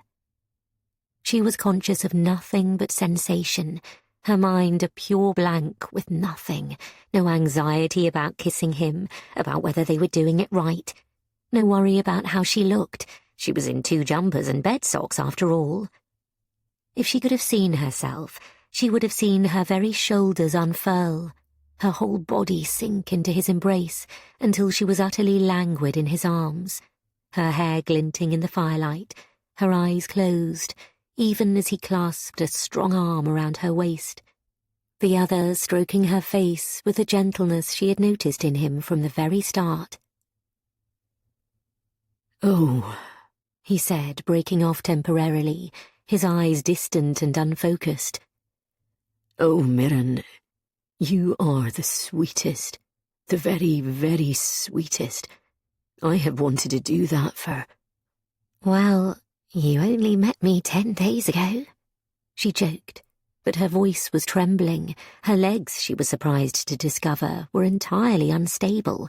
Even her breathing was faster than normal. "I thought you were with—" "Christ, no," said Mirren, and she flushed. He doesn't compare to you." "Oh, goodness," he said. "You are the only good thing to happen to me in—" He shook his head. "Shall we talk less?" said Mirren. So he kissed her again, slowly and gently, as if they had all the time in the world, as if they were cooped up in a Scottish castle, hemmed in by snow, in the depths of the year, on Christmas Eve. Ordinarily, Mirren would be worrying if there had been the right number of dates, or what his intentions were, or even whether she liked the person that much for quite a long time before she ever slept with them. And even then it could be extremely awkward, and sometimes just plain drunken. Tonight was not going to be like that. "Come to bed," she said. "It's warmer." She expected him to be anxious, apologize possibly, worry that he was taking advantage of her. He did none of those things. He simply took her hand, took off her ridiculous hat and threw it across the room, then kissed the forehead he had removed it from. Then, holding her hand, he drew her steadily towards the bed, and she followed, hypnotized, happily surprised, entirely willing, overwhelmingly excited. Jamie opened the bottom curtains, the ones that faced the fire, so she could see him in the flickering light. They knelt, face to face, and he kissed her lips, then her neck, and started down her chest, so softly, so sweetly that she let out an involuntary sigh. Then opened her eyes. "It's all right," he said. "I don't think anyone can hear you." "I heard you making a tiny creak." He smiled. "Yes, well, you aren't one of the wine cellar twins." She smiled, and he returned unhurried to the matter in hand. She hadn't known what she had expected, barely knew what drew her to him so strongly. But his gentleness, the obvious abhorrence he had for hurting things, showed itself clearly here. His soft lips were light and teasing, unfurling her like a butterfly, making her push herself towards him, desperate for his teasing lips to return to every part of her body. Carefully, he pulled off her final vest. She wasn't wearing a bra, and he smiled happily. "Look at you in the firelight," he said. "Look at you." "I am mostly goosebumps," said Mirren. "Oh, no," he said. "Let's see if we can do something about that." "I think," said Mirren, her voice muffled, "you might be causing them." But then he drew her full breast into his mouth, still with that maddening slowness and care. Mirren found herself thinking about his gardener's hands, gentle and strong. What an exceptional amount of patience that might require. Then she found it impossible to think of anything at all. Her mind went white entirely as his head went lower, gradually kissing down her torso and down between her legs, and she drew in a breath as she felt his lips slowly move between her thighs. She let out a small moan and caressed his head, pulling him closer towards her, hearing the fire crackle as heat flooded her entire body. His tongue was searching for something, found it, and she felt her head fall back behind her, the sensation incredibly intense after so long. "Oh my God," she said, then reached down. "No, later. For now, I want you here, right here. Now, please." Again, with teasing slowness, he kissed all the way back up her body until little spasms of delight were coursing through her. "Tell me you were incredibly presumptuous and brought a condom," she whispered, "because I don't think we can nip to the all-night garage." He laughed, looking a little rueful, and confessed that he had. And then they continued, staring into each other's eyes in the flickering firelight, completely naked and, unusually for Mirren, completely unembarrassed, completely unself-conscious. He covered her, and, still looking into her eyes, slowly and totally in control, he entered her, just the tip. Her eyes widened at the width of him, but he didn't smile or apologize. "It's okay," he said. "It's okay, just—" She felt her breath coming fast now, feeling so close to him. He laid his body full length on hers, and she felt his heart beat faster, and a groan escaped him, and suddenly she was sweating all over. She held on to him closely as he pushed further, breathtakingly deep, all the way inside her. Both slippery now, the heat and the pressure overwhelming.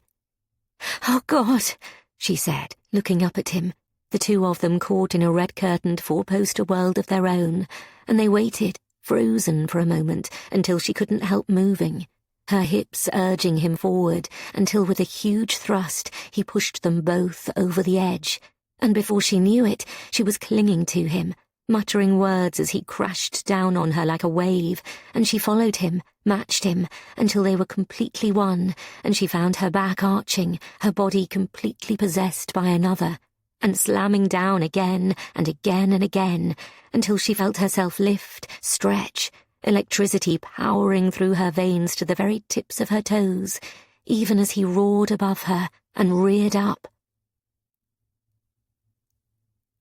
Neither of them spoke afterwards, both a little startled by what had just taken place. They swapped shy glances and giggled a little. Mirren felt sweat drying on her skin, but also felt the urge to touch him again, to stroke his hairless chest, to make sure in a way that he was still real. And yet even touching him set her off again, astonishingly, once more with longing. He looked at her equally astonished, then pulled her back towards him. He sat back against the back of the bed. "Here," he said. "Come and sit on me. I want to see."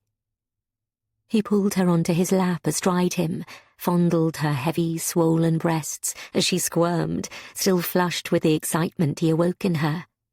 He hoiked her closer, looked up at her, his beautiful sandy hair falling over his forehead, the green highlights glowing in his hazel eyes. She pushed herself against him. "This isn't getting the book found," she said, trying to lighten the mood. "What fucking book?" he said, taking her face in his hand once more, crushing her tightly to him with the other hand, refusing to loosen their tight connection, until once again, hard against him, she found herself holding one of the curtains, screaming hoarsely as her curls cascaded down her damp back, while he rammed her steadily, taking his time, refusing to relinquish his hold, even as she cried out over and over. Afterwards, still warm, sore, still feeling as if inside she was entirely melting, Mirren stood up and walked towards the window, conscious he was watching her every move and of the power that it gave her, that she had over him in that moment, even as she knew he must be falling asleep. She glanced back, and the fine eyes were already drooping, the long lashes shadowing on his high cheekbones, and she felt a bolt of both joy and alarm. Joy at his beauty, alarm that this might be, would be, must be, part of a short-lived thing, a sojourn from real life where normal rules applied, where he would marry someone posh and annoying, and she would save up to try to soundproof the connecting wall. She turned back towards the window. The snow had stopped finally. Finally, the storm had blown itself out. Which was good, of course. But it meant, at some point, they would inevitably have to go home. This spell would come to an end. On the other hand, would she have missed it? Would she ever have missed this? An evening that she already knew she would remember for the rest of her life, would probably, she thought, spend the rest of her life trying to equal. The moon shone strongly now through the clearing sky, casting its light. She moved closer to the window, dreamily taking in the view. Then suddenly, she stopped short. "Jamie!" she hissed loudly. "Jamie!" What? Came the amused voice, sounding sleepy. I mean, I can probably manage another time. You are just so unbelievably fucking sexy. Jamie, come and see, now! 46. From the window, Mirren pointed. Her tone woke Jamie up fully and he leapt up, grabbing a blanket to wrap them both in. If this is just a really good moon, could you take a bad photo of it and show me later? He said. But as he crossed to the window, he fell silent. What is it? Said Mirren. Is it something totally normal that happens here all the time, and I can just ignore it because it's some weird country thing I just don't understand? Jamie didn't answer her at first, and just leaned over. Crap, he said. No, I think... He got even closer to the window. On the horizon to the north was a steady orange glow. Crap, he said again. You know what's there? Mirren looked at him, shrugging. I think it's the maze. Oh, God, she said. Theo didn't get the fire out. Theo got completely turned around in the snow, said Jamie. I was lucky to grab him on his way back from the maze, but I didn't think to go back. I thought if I couldn't see any flames, it must be all right. It's so cold and wet. Mind you, the snow is fresh, and there was fuel on it. It must have got inside the roots, and there was enough left when the snow stopped to smoulder. Oh, God. Oh, no, said Mirren. Then she frowned.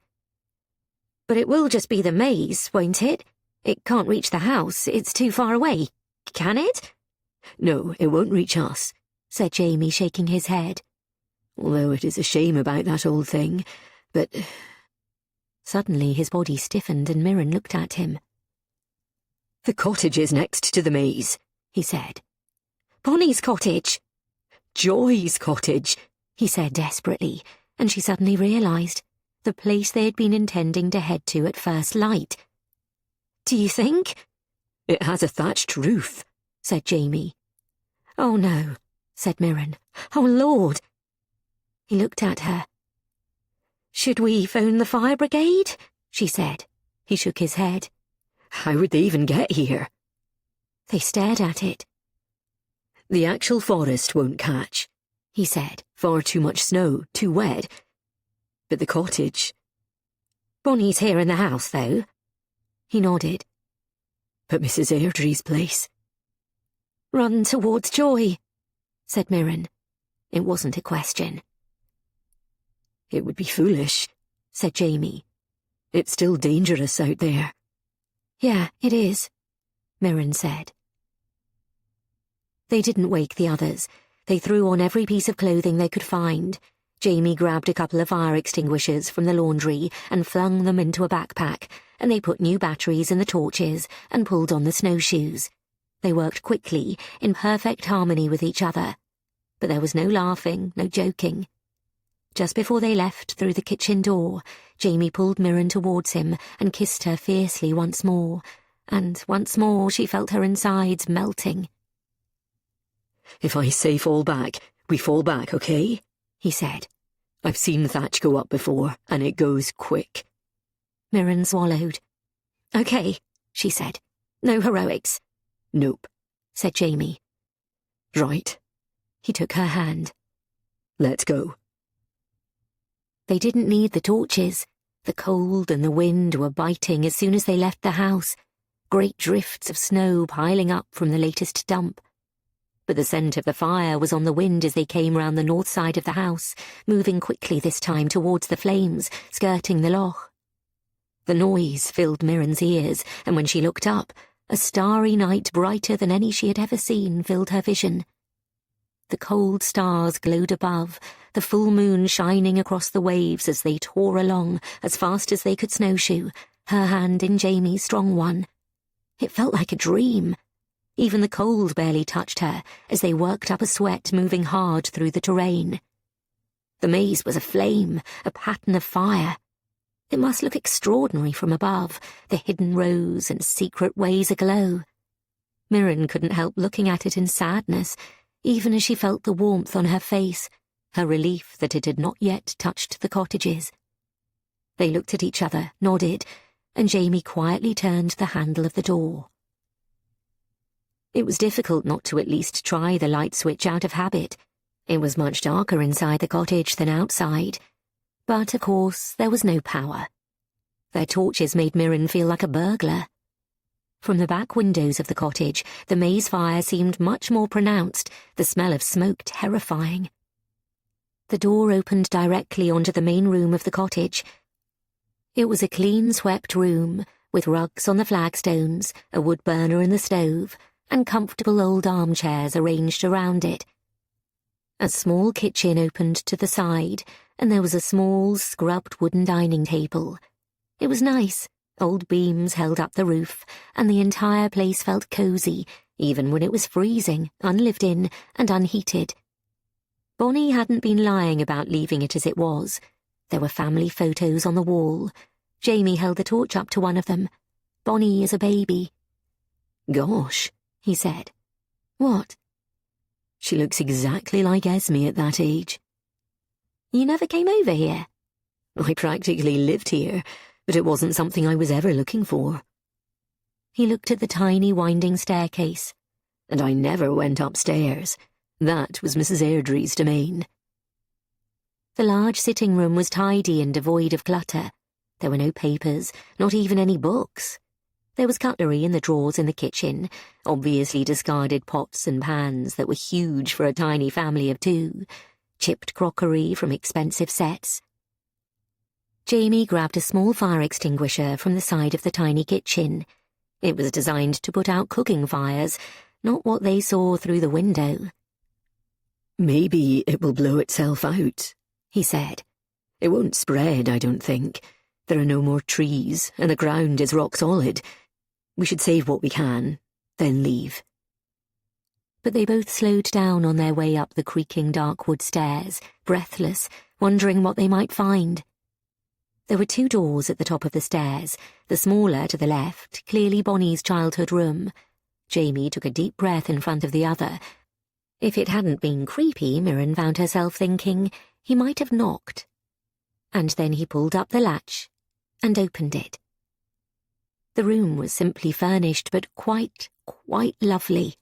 A large, soft sleigh bed, a thick, fluffy red rug covering dark wooden floorboards, a tiny fireplace filled with dried flowers, beautiful pale white furniture. This room was a haven, everything carefully chosen and looked after. There was good art on the walls, and an immaculate little bathroom off to the side, and there were 3 windows in total, all the way around, and even lovelier than at the castle, because the view from the southern window was the castle itself. "I wasn't expecting this," whispered Mirren.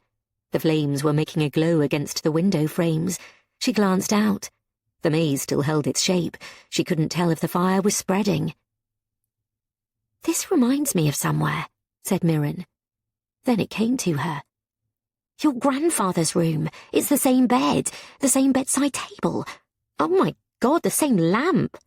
I wondered why it was all so modern." "Oh, yes," said Jamie, frowning.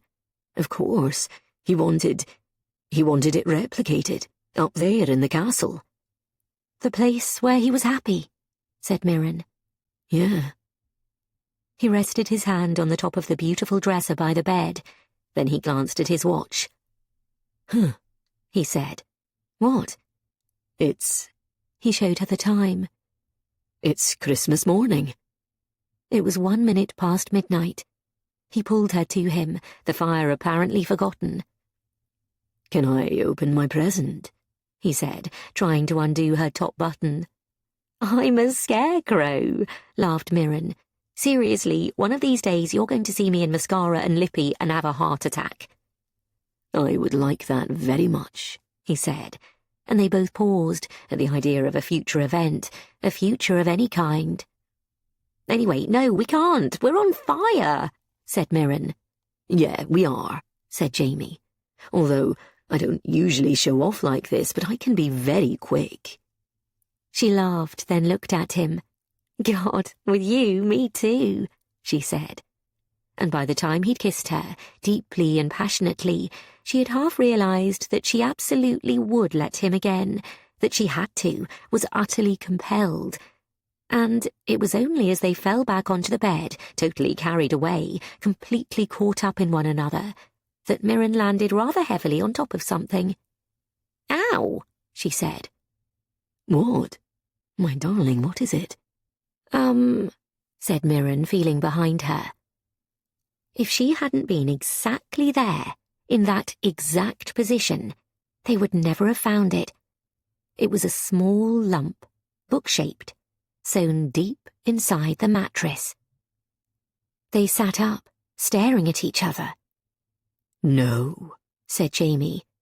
"Oh my God," said Mirren. "Do you think?" "What else could it be?" They stared at each other in the faint glow of the flames. "This is it," said Jamie. "I can sense it." Mirren nodded. "I think so." He tore the stitches of the mattress cover apart and fished inside until he pulled out a soft, faded old jiffy bag. He handed it to her. "You open it." "Absolutely not, you do it." In the end, they tugged at it together, carefully opening the bag, and pulled it out. It was well wrapped up, covered in layers and layers of bubble wrap. "Is it more letters?" breathed Mirren. Jamie looked at her and shook it. "I don't think so," he said. And that was the moment the flaming branch fell against the roof. 47. Mirren screamed and Jamie looked up. "Come on," he said. "Out, out, get out. Run back towards the house." "Not without you," said Mirren. "I'll run across the loch and die." "Okay," he said, tucking the parcel carefully into an inside pocket of his jacket. "Follow me." Outside the house, they ran around the back, and he handed her another fire extinguisher. "Know how to use one of these?" "I absolutely don't." "Okay, well, don't open it in your face." He showed her how to pull off the black safety guard, and they directed the foam towards the branch on the roof, which lay there smouldering among the thatch. Mirren's aim was terrible, but Jamie managed to bank it carefully, smothering the flame and adding as much of the spray as he could for good measure. "Okay," he said as it finally damped down. "Okay." He was breathing hard as he put down the fire extinguisher, just as Mirren turned round to see that a line of low hedging had caught on the side of the kitchen garden and was racing closer to the castle. They could hear Roger outside somewhere, barking his head off. "Quick!" But they couldn't move quickly with their stupid snowshoes, or at least Mirren couldn't. They forged their way ahead as well as they could, hot and red-faced, Mirren's muscles all screaming at her as she deeply regretted not paying attention to the CrossFit machine. "Bloody hell," she said. Jamie was looking at the smouldering hedge. "You go ahead. Wake up the others. We'll get them out." "Where?" said Mirren. "Well, we'll get them downstairs, just in case.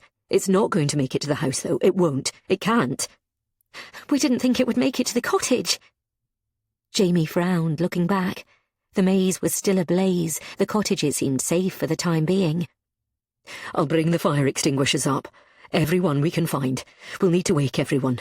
Buckets, too. Cover it in snow." They went in the main door, the big old wooden entrance creaking furiously at being opened, as it so seldom was. Jamie left it open, then found the huge old gong and started hitting it. Roger stayed outside, as if astounded that the humans could be so stupid. "Everyone, up, up, everyone!" Mirren stood behind him. "Oh, God," she said suddenly. "Do you think Theo and Esme—" Jamie covered his face with his hands and almost started laughing. "Oh, please," he said. "What are we like?" But Esme came running down by herself, nightgown flying behind her. "The maze is on fire!" she shouted. "Really?" said Jamie. "That's a coincidence. We were ringing the bells for fun." "It won't reach the house," said Esme bullishly. Then they all turned as Bonnie ran up to them, and finally Theo, down the main stairs, rubbing sleep from his eyes. Bonnie stared out of the main doors.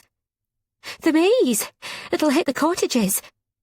"No, the cottage is fine," said Jamie. "I checked."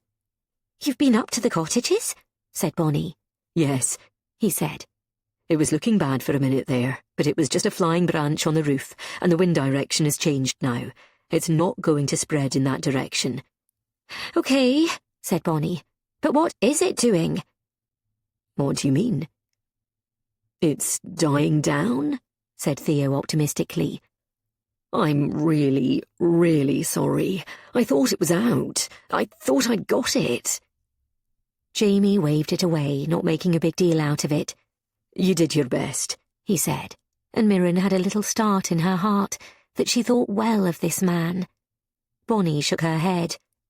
"It wouldn't be enough," she said. "I know," said Jamie. "We're just down to round up all the fire extinguishers." Bonnie nodded. Then suddenly she stopped and cocked her head. "Can you hear it?" They all stopped then and listened. There was a cracking sound, a creaking and a twisting noise. "What's that?" said Esme. Bonnie looked at her. "It can't be the thaw," said Jamie. "It's still freezing outside." "I think," said Bonnie, "I think it's worse. I think if there's anything you need, you should probably grab it." And in the second of stunned, disbelieving silence that followed, Jamie grabbed Mirren and held her close. He didn't know. But Mirren, the quantity surveyor, she knew. She looked at Bonnie and nodded in agreement. "What are you talking about?" said Esme. The cracking grew louder. There was a creaking everywhere. Something was very wrong. "It's the pipes," said Mirren quietly. Bonnie nodded. "They're unbelievably old, and the stress they've had on them, the snow, then the ice has frozen them. Then more snow's warmed them. I mean, we've had bad years before. And the flames have stretched them, and the cold must have pulled them about like billy-o." The two girls nodded. "The pipes run up the north side. It's a long branch off the mains water. Your great-great-grandfather got us off the well system about the same time as the railways came, and I don't think anyone's looked at those pipes since. Well, Jamie, have you even looked at the schematics?" Jamie looked very guilty as the creaking grew louder. "They've burst before," he said defensively, "loads of times." "And been patched up here and there, but they haven't been heated over a flame before." The creaking and crackling was growing louder, and then Mirren turned to look behind her. From the laundry behind them, where the scullery and storerooms were, came a faint, trickling noise, and suddenly she could see it. A line of water moving terrifyingly quickly, seeping under the door. "OK, no time to grab anything," said Bonnie authoritatively. "Let's get out." "Where?" said Esme. "The cottages are closer to the fire." "I know," said Jamie, "but if we take the extinguishers—" Already one side of the kitchen floor was covered in water, moving at lightning speed, like a living thing, spreading over the floor, and they ran through to the main section of the house to leave by the front door. What they saw there dismayed them utterly. There was water cascading down, pooling at the bottom of the staircase, desperately flowing downstairs, looking for an exit. But that was not the worst of it. Years of neglect, of lack of money, lack of care.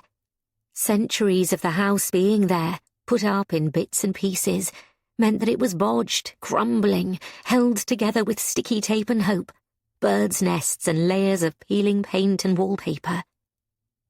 They watched, horrified, as cold water cascaded around their heels, at first very slowly, then faster and faster, and then, horrifyingly, a crack appeared above the ancient door, running swiftly upwards, straight to the ceiling. Jamie rushed forward and pulled at the great door, but the water pounding against the wood that had warped was holding it fast. He twisted the great handles without success. They charged back to the kitchen, just in time to see a huge eruption of black, filthy water from the butler sink pounding against the ceiling with full force, The ground was trembling now beneath their feet. Jamie looked at Mirren. "Might this come down?" "I said we all needed hard hats," said Mirren. They turned backwards, pursued by the filthy, sticky water that had started to move things, chairs, plates, and most of all books, coming at them menacingly out of the dark. Mirren gave a silent prayer of thanks that the electricity was not on to spark. But as it was, things were bad enough. "Break the windows?" said Theo. But the water was now over their knees, kept pouring out from every sink, every loo, every hole in the place, like a river breaking its banks. They waded back to the main hall, where things were worse than ever. The grandfather clock had lifted off the floor, was slowly subsiding in the water. "Oh, God!" said Esme. "Quick, up the stairs!" Nobody had a better idea, and they ran up against the water crashing down. The smell was terrible, as water cascaded through every wall or ceiling with a crack in it, which was all of them. Masonry was tumbling now, falling from the cornices, the elaborate plasterwork on the ceiling. A large chunk caught Theo on the head and he cried out. "We have to get out of here," said Jamie. "The turret," said Mirren and Esme both at once. With a tremendous bang, a picture fell off a wall that was cracking in half. Jamie's torch was wobbling, its batteries running low. "Quickly then," said Bonnie, and they tore along the corridors, wading through the water and a sea of books. Mirren's heart was sad to see them floating by, a life's work, a memoir of a great hero now forgotten, a history of wars in which nobody now was left alive, incomprehensible jokes from long ago, compendiums of butterflies, stories of kings and queens of foreign lands, unimaginably long ago. An Alice in Wonderland crossed her vision, looking surprised to be off on an adventure of its own. Great long lists of cricketers eddied around her. A Shakespeare floated past peaceably, as if content to know that nothing could sink him forever. She passed the door of the East Library just in time to watch the great chandelier come crashing down. The small door in the corner was also jammed, but all 5 of them together hurled their weight on it, and they spilled through it, almost falling down the stairs in their eagerness. This was the far corner, the very far edge of the castle, and it was built of ancient, thoroughly solid stuff, stones laid hand over hand. There were no curlicues, no plaster cherubs or fancy borders, no light fittings to crash, no pipes to unleash chaos. Even with the torches it was black as pitch down the hole, and the noises from the rest of the house were harrowing. "Nobody lose their footing," said Esme as they started down the spiral stairs. "You'll fall all the way down." Her voice echoed, and Mirren shivered, terrified, holding tight to the external wall, even as on the other side of it, all hell was breaking loose. She couldn't feel her feet. The water was cascading all down their ankles, and she couldn't see them either in the dim light. But she felt, all the way down, the comforting hand of Jamie's in hers, pulling her onwards. He never let her go, even if he would have balanced far more easily on his own.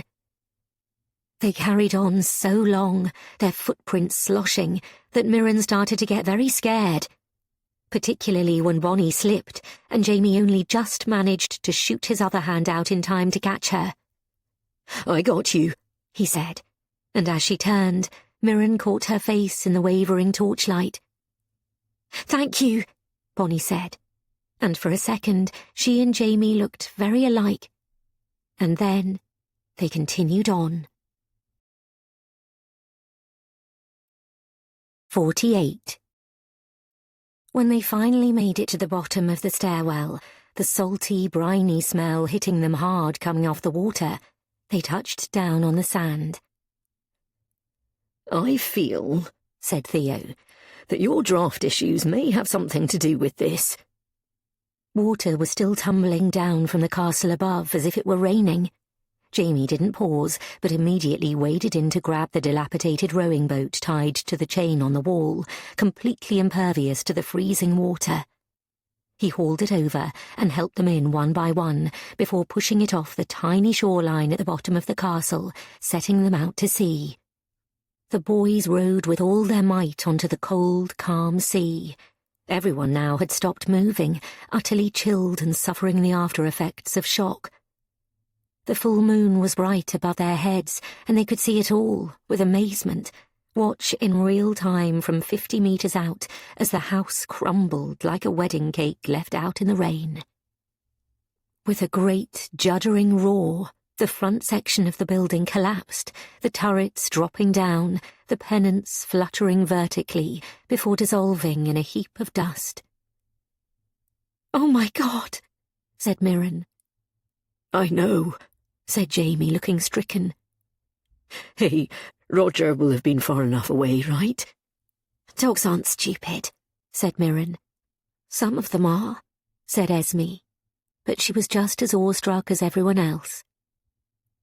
But the back section, the ancient chapel and the stone-built tower that had held off Vikings and marauders down the centuries, that stayed strong and true, finally revealed, ruins among the landscape, lit by the huge moon. Silence fell.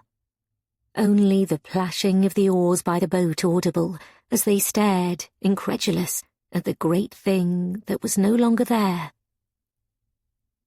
Mirren moved closer to Jamie and put her arms around his waist. He leaned his head very gently on top of hers as they bobbed along in total silence. Eventually, Jamie considered it safe for them to find a place to land and started to pull. But, just as he did so, from nowhere, there was an enormous roaring noise, and a dark shape loomed, seemingly out of nowhere, and a huge light beam shone in their faces, and a broad Scottish accent shouted out, "You's okay? You's okay down there?" 49. The power was back on in Bucky, where the RNLI station was. The blessed warmth of the cabin of the boat, the hot tea they were given, the warm red blankets they were all wrapped in felt like very heaven. A medic checked them out, bandaged Theo's poor head, and announced them shocked, but otherwise very lucky. A passing tanker had called in the fire. Mirren kept apologising to them for it being so early on Christmas morning, and a few of the kindly men and women laughed, and one or two said their kids would be up already, so it didn't really make much difference, but that the rest of them had volunteered that day, and would they like to stay and share their Christmas breakfast? None of them could sleep, and nobody had anywhere to go. Theo, though, had thought to grab his phone, and he plugged it in. There were a zillion messages, and he looked at it, grimaced, and was tempted to switch it off again. There were boiling hot showers and fresh T-shirts with RNLI written on them, and clothes that went in a tumble dryer and came out fluffy and delicious, and everything they needed to feel cosy again, even though Mirren occasionally shivered despite herself. She kept seeing the castle, outlined against the starry sky. They had all devoured an enormous amount of porridge with thick cream and a slug of whiskey for Christmas, then sausage, haggis and potato scones, washed down with mug after mug of tea and thick slices of fried toast. It was the most delicious meal she had ever tasted. Jamie clearly agreed with her, and Esme didn't even make any remarks about whether anyone was being a vegetarian or not, so that was something. Apart from that, they hardly spoke, each counting up the cost of what had happened and what was left, as if they even knew. "I'll need to call Mum," Jamie murmured to Esme. "She won't care," said Esme, and Mirren squeezed his hand, sad that it was true. "So, it was all for nothing," said Theo eventually. "We didn't find anything." Jamie glanced up from the table where he'd been eating a fourth slice of toast. "Oh my God," he said, "I nearly forgot." He reached into the inside pocket of his jacket, hanging on the wall. "Thank God I didn't put it in the tumble dryer," he said, and he took out the little packet. "Have you seen this before?" he said to Bonnie, who shook her head. They all gathered round. It might be nothing, warned Jamie. More letters or directions to something that might not be there anymore. He unwrapped the envelope, which was padded. Hang on, said Theo, feeling in his trouser pocket. I think I still have... You rescued your gloves, said Mirren. I'm here in a professional capacity, said Theo. Are you? And Mirren blushed, even as he grinned at her to let her know he was only joking. Under the utilitarian bare bulb of the lighthouse common room, Jamie donned the gloves and unwrapped, carefully, the layers and layers of bubble wrap. Inside, there was a small, crumbling, ancient book. On the wooden cover was the rough outline of a bearded man in what had clearly once been gold, and some lettering Mirren couldn't make head nor tail of. None of them touched it. They just looked at it. It was beautiful, the lettering carefully placed and stamped. Even though faded to a dull, dried blood colour, the cover ancient painted wood. It was clearly terribly, terribly old. The drawn man's face was serious. Hooded eyes looked out from down the centuries. I don't even want to... Jamie started, obviously loath to open it. Don't touch it, said Theo suddenly, his voice stricken, all his playfulness gone. They all turned to look at him. What is it? said Jamie. I don't know for sure, said Theo. I don't know, but... He pulled out his newly charged phone. I think... It can't be. He did some frantic Googling. Oh, he said. Oh, no, it can't be. What? The Proto-Evangelium. He shook his head. No, I don't believe it. Mirren looked at the incredibly ancient thing, amazed it could cause such a reaction. The proto-what? said Esme.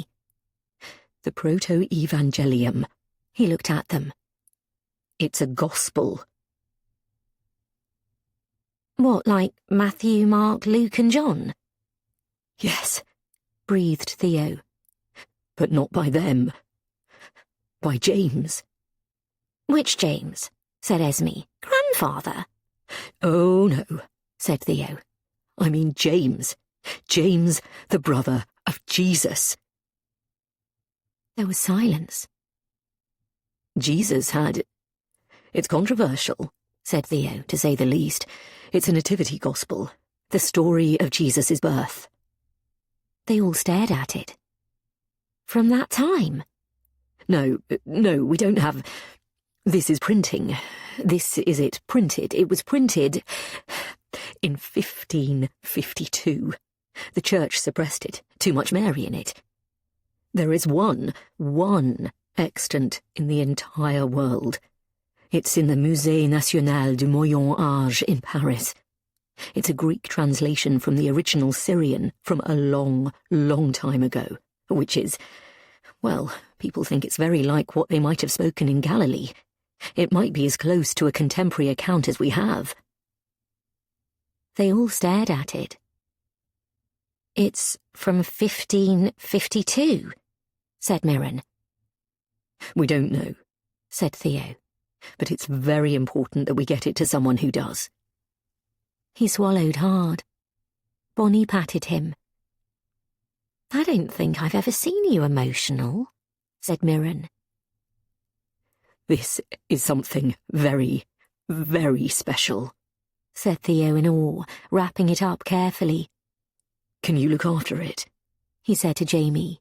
God, no, said Jamie. We've already lost something precious tonight. Mirren, can you hold on to it? Mirren looked at Theo. You take it, she said softly. Then you can have your name in the British Museum too. 50. Roger came bounding up delightedly as they returned. The road had been ploughed to let the fire engines through, and they had successfully secured everything. The hedge was a black ruin, and the smell hung heavy, but the shape was still there. It could grow back. Jamie made such a fuss of the dog, Mirren couldn't help but laugh. I thought he was a working dog. Roger came up for his rightful cuddle from her too. He is, said Jamie. From now on, he's working as a petting animal. They advanced cautiously towards the ruins, having been warned by the fire brigade not to go anywhere near it or inside. It was a huge mass of rubble and mulch. All that money, all that wealth and power, now just so much muck and dust. Esme had spirited Theo and the book off to the Holt in the Land Rover. Just before they'd left, there had been a roaring noise from the gates, and, charging up, there came a huge black motorbike ridden by someone in a leather jacket. The noise was incredible as it came to a stop that sprayed ice everywhere. "Ian!" came a yell, as Bonnie, normally so staid, careered towards him. The tall youth pulled off his helmet, revealing a shock of bright red hair, grabbed Bonnie as she ran to him, and gave her a full, deep-throated snog in front of everyone. They eventually came up for air, and Ian gave them all a cursory glance. "All right, eh?" he said nonchalantly, as if he'd just popped by on his way somewhere else. Bonnie put the spare helmet on excitedly, hopped up on the back of the motorbike, and they'd departed in a roar of smoke and gravel and snow. "What is it?" said Jamie, seeing Mirren's face. At one point I thought maybe she kept working here because she was in love with you." Jamie had thrown back his head and laughed. "Oh, my God, no, I don't think it was that."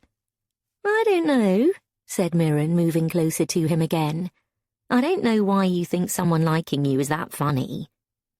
And he'd pulled her to him very tightly. Afterwards, back at Joy's cottage where they were staying, he paced up and down. "What are you thinking?" she asked. "You need sleep." "I can't sleep," said Jamie. "I'm too wired." He looked at the photos on Mrs. Airdrie's old dresser. "You know," he said, "Bonnie's 3 months older than me." Mirren raised her eyebrows. "Uh-huh," she said. There was a pause while she processed what he was trying to tell her. "Are you sure you don't want to sleep on it?" Jamie shook his head. "She tended to him every day. Our grandfather. She kept the house going, kept his room warm, tended him while the rest of us just complained. This is her home, what's left of it." Mirren smiled. "Are you sure she won't think you're just giving her a pile of old rubble?" "I'm not so sure about that," said Jamie. "What do you mean?" "I told you about the heritage people. They'd liked the back, but not the front." "Yes." "Well, now it's all the back." "Oh!" "I really think they could do something with it." "With the ruins?" "Uh-huh." When she came back the next morning looking sleepy and happy, Bonnie listened for a long time, nodding seriously. Then she and Jamie made a plan together. They would use the sale value of the book to pay off the council bill, then generally clean up, then lease the ruins to the heritage people. But it would be hers, and she would run it. They would keep a cottage each, and Esme could have the gardener's lodge if she wanted it. "What are you going to do for a real job?" asked Bonnie. "I don't know," said Jamie. "I've never had to think about it before." He looked at Mirren. "What's being a quantity surveyor like?" "I can't remember, and I've probably been fired," said Mirren. "Don't start a podcast," said Bonnie. "Okay, well, I'll think about it." "That maze needs to be regrown," said Bonnie thoughtfully. Jamie smiled. "Are you going to hire me as a gardener?" "Got any better ideas?" "What are you going to do when he won't kill the snails?" said Mirren. "Turn him out of his house," said Bonnie. "Kidding." Mirren picked up an old photo again, Joyce as a young woman. She was lovely, with the same round cheeks and soft brown hair as Bonnie. Do you think, afterwards, later on in life, they maybe got back together? Bonnie shrugged. I don't know. Who knows? I know he loved her all his life, and she loved him too once.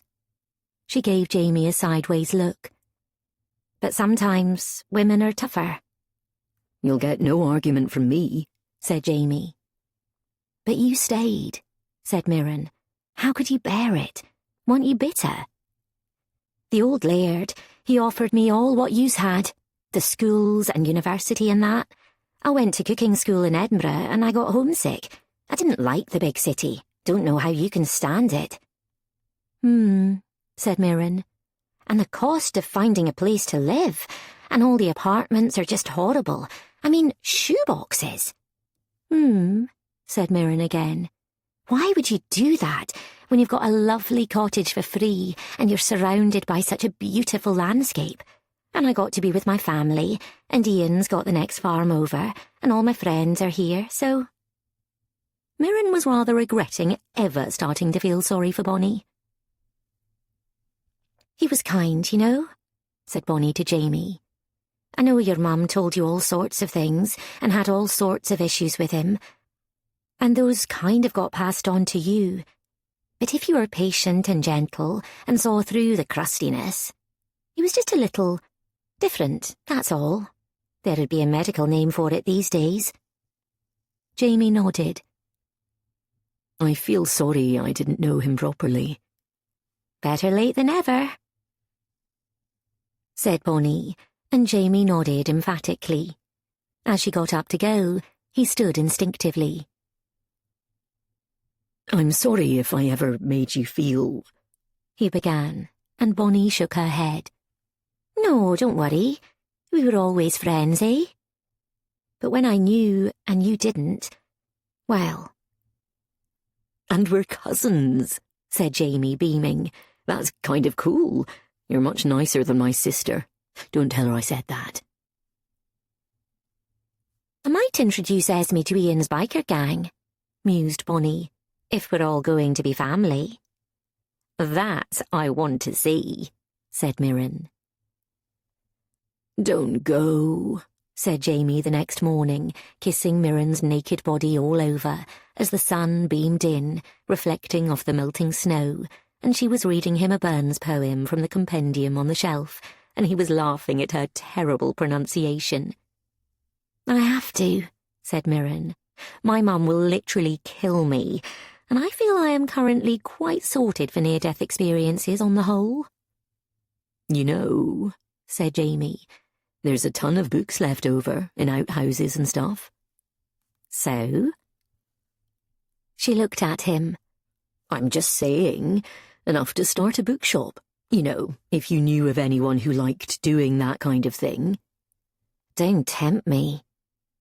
He pulled her back towards him in the warm bed. Oh, my darling, he said. I think that's all I ever want to do. Run towards joy, said Mirren sleepily. Run towards you. Epilogue. It is spring, and Mirren is back at the cottage. She has let the unfortunate London flat out for an incredible amount of money. She felt so guilty about it that she told them about the bad soundproofing and the bad water pressure, and they said it was still a lot nicer than anything else they'd seen, thanks. She bought, rather reluctantly, a new phone, but fortunately the internet in the cottage was completely non-existent, so she didn't feel as if it was dragging her back too far. And in January, her nice boss had called her into the little office, saying that she was really, really sorry the office was going to close, but they should be able to offer some redundancy money, and Mirren had done her best to put a very sad face on. There are all sorts of interesting things sprouting in the kitchen garden on the grounds of the estate. Builders, merchants and salvage yards had swarmed the site, disappointed by how little treasure was left. But the vast piles of rubble had gone regardless. Jamie is working hard on re-establishing the garden's original footprint. The children who arrive to inspect the ruins very carefully on the permitted school trips up the bumpy track are generally more interested in the secret cave for obvious reasons, or Bonnie's scones for equally obvious reasons. But there are often one or two who sidle up quietly and watch as Jamie explains how he is trying a new humane slug removal system, or admire the pathway full of daffodils he has planted along the outlines of the old house, still visible. The maze is still recovering, but recover it will. But today there are no visits scheduled, and they have something to do. Mirren comes down from the cottage where she has been trying to file even more paperwork and carry on with the leftover books. It has been quite the job, but Jamie is going to build little shelves into the old stable block, and that should work. As well as the redundancy in the rent from her flat and the money from the sale of the book, Jamie had also tracked down, astoundingly, an extant insurance policy from 1896, which was honoured by a 200-year-old insurance company in Edinburgh. Unfortunately, it covered the entire property for £18,000, but it has still come in extremely handy. Esme has arrived back too, fresh from the Australian sun. She is having fun with her share of the windfall, and Mirren sees no harm in that. The three of them, plus Roger, who is now officially an indoor dog and in some danger of getting rather fat, walk round the back of the building towards the ancient chapel. Today the sun is shining gently on the sea, and the light is dancing on the waves. Everything grows so quickly up here, and once the snow had gone, snowdrops and early daffodils had appeared everywhere. The place is a riot. Soon, moss will reclaim the last of the stone still visible. Nature will take over, and it will be as if the great house never existed. Ian joins them, along with Bonnie's mum. She is so like her daughter, but also so like them all, Mirren thinks. She is a lovely woman, still rather taken aback by their change in fortunes. She tells Mirren she has never seen young Jamie so content, which in turn makes Mirren so happy she thinks she's going to bubble over. Nora and her brothers are arriving for Easter, and she cannot wait to show them everything. But this is for Jamie's family. Behind the chapel is the graveyard, and Joy Airdrie is buried there, as are generations of staff, and there is a war memorial to the young men who worked at the big house and never came home from fighting. There is a fancy mausoleum for family members, which rather made Mirren shiver. But Jamie has sorted things, and has, rather bravely, Mirren thought, gone in and retrieved the silver casket that held his grandfather's ashes, and scattered them, not all of them, just a few, by, but not on, Mrs. Airdrie's grave. They want to be respectful to both of them. The wind blowing off the sea is cold, as it often is in April, and suddenly Mirren gets that sense she has now and again of being out of time. She feels she can see the house behind her again, and almost feel as if there was snow on the ground, and an old man who remembers it buzzing with light and life, and now sees it empty and hollow, and hopes he can do better for future generations, who hopes something better will come, and dies knowing he has done his best, in his own way, to save his heir, if he wants to be saved. The saddest tale of woe is told, read Jamie off the sheet Mirren had copied out by hand. He carried it everywhere with him in his wallet. When all the songs are past, then you must find a crown of gold, and hopes will not be dashed. Then they turn from the chapel and wander back in the sunshine, looking at the ruin, still marvelling at how very, very strange it is that the house simply is not there. And more than that in the end, it barely matters. They are holding each other and looking forward to scones. The cast-iron range had survived and been moved with great difficulty, and the help of Ian's biker gang, who, as it turned out, Esme did like very much.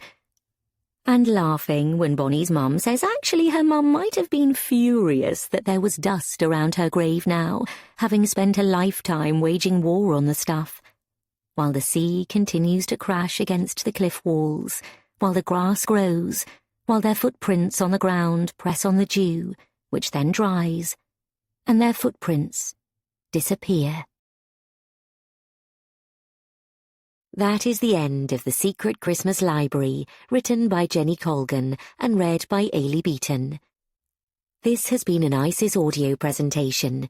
Text copyright Jenny Colgan 2025. Production copyright ISIS Audio 2025.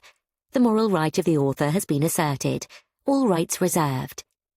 If you have enjoyed this production, please call us on 01164 971 233 or visit our website www.thereadinghouse.co.uk.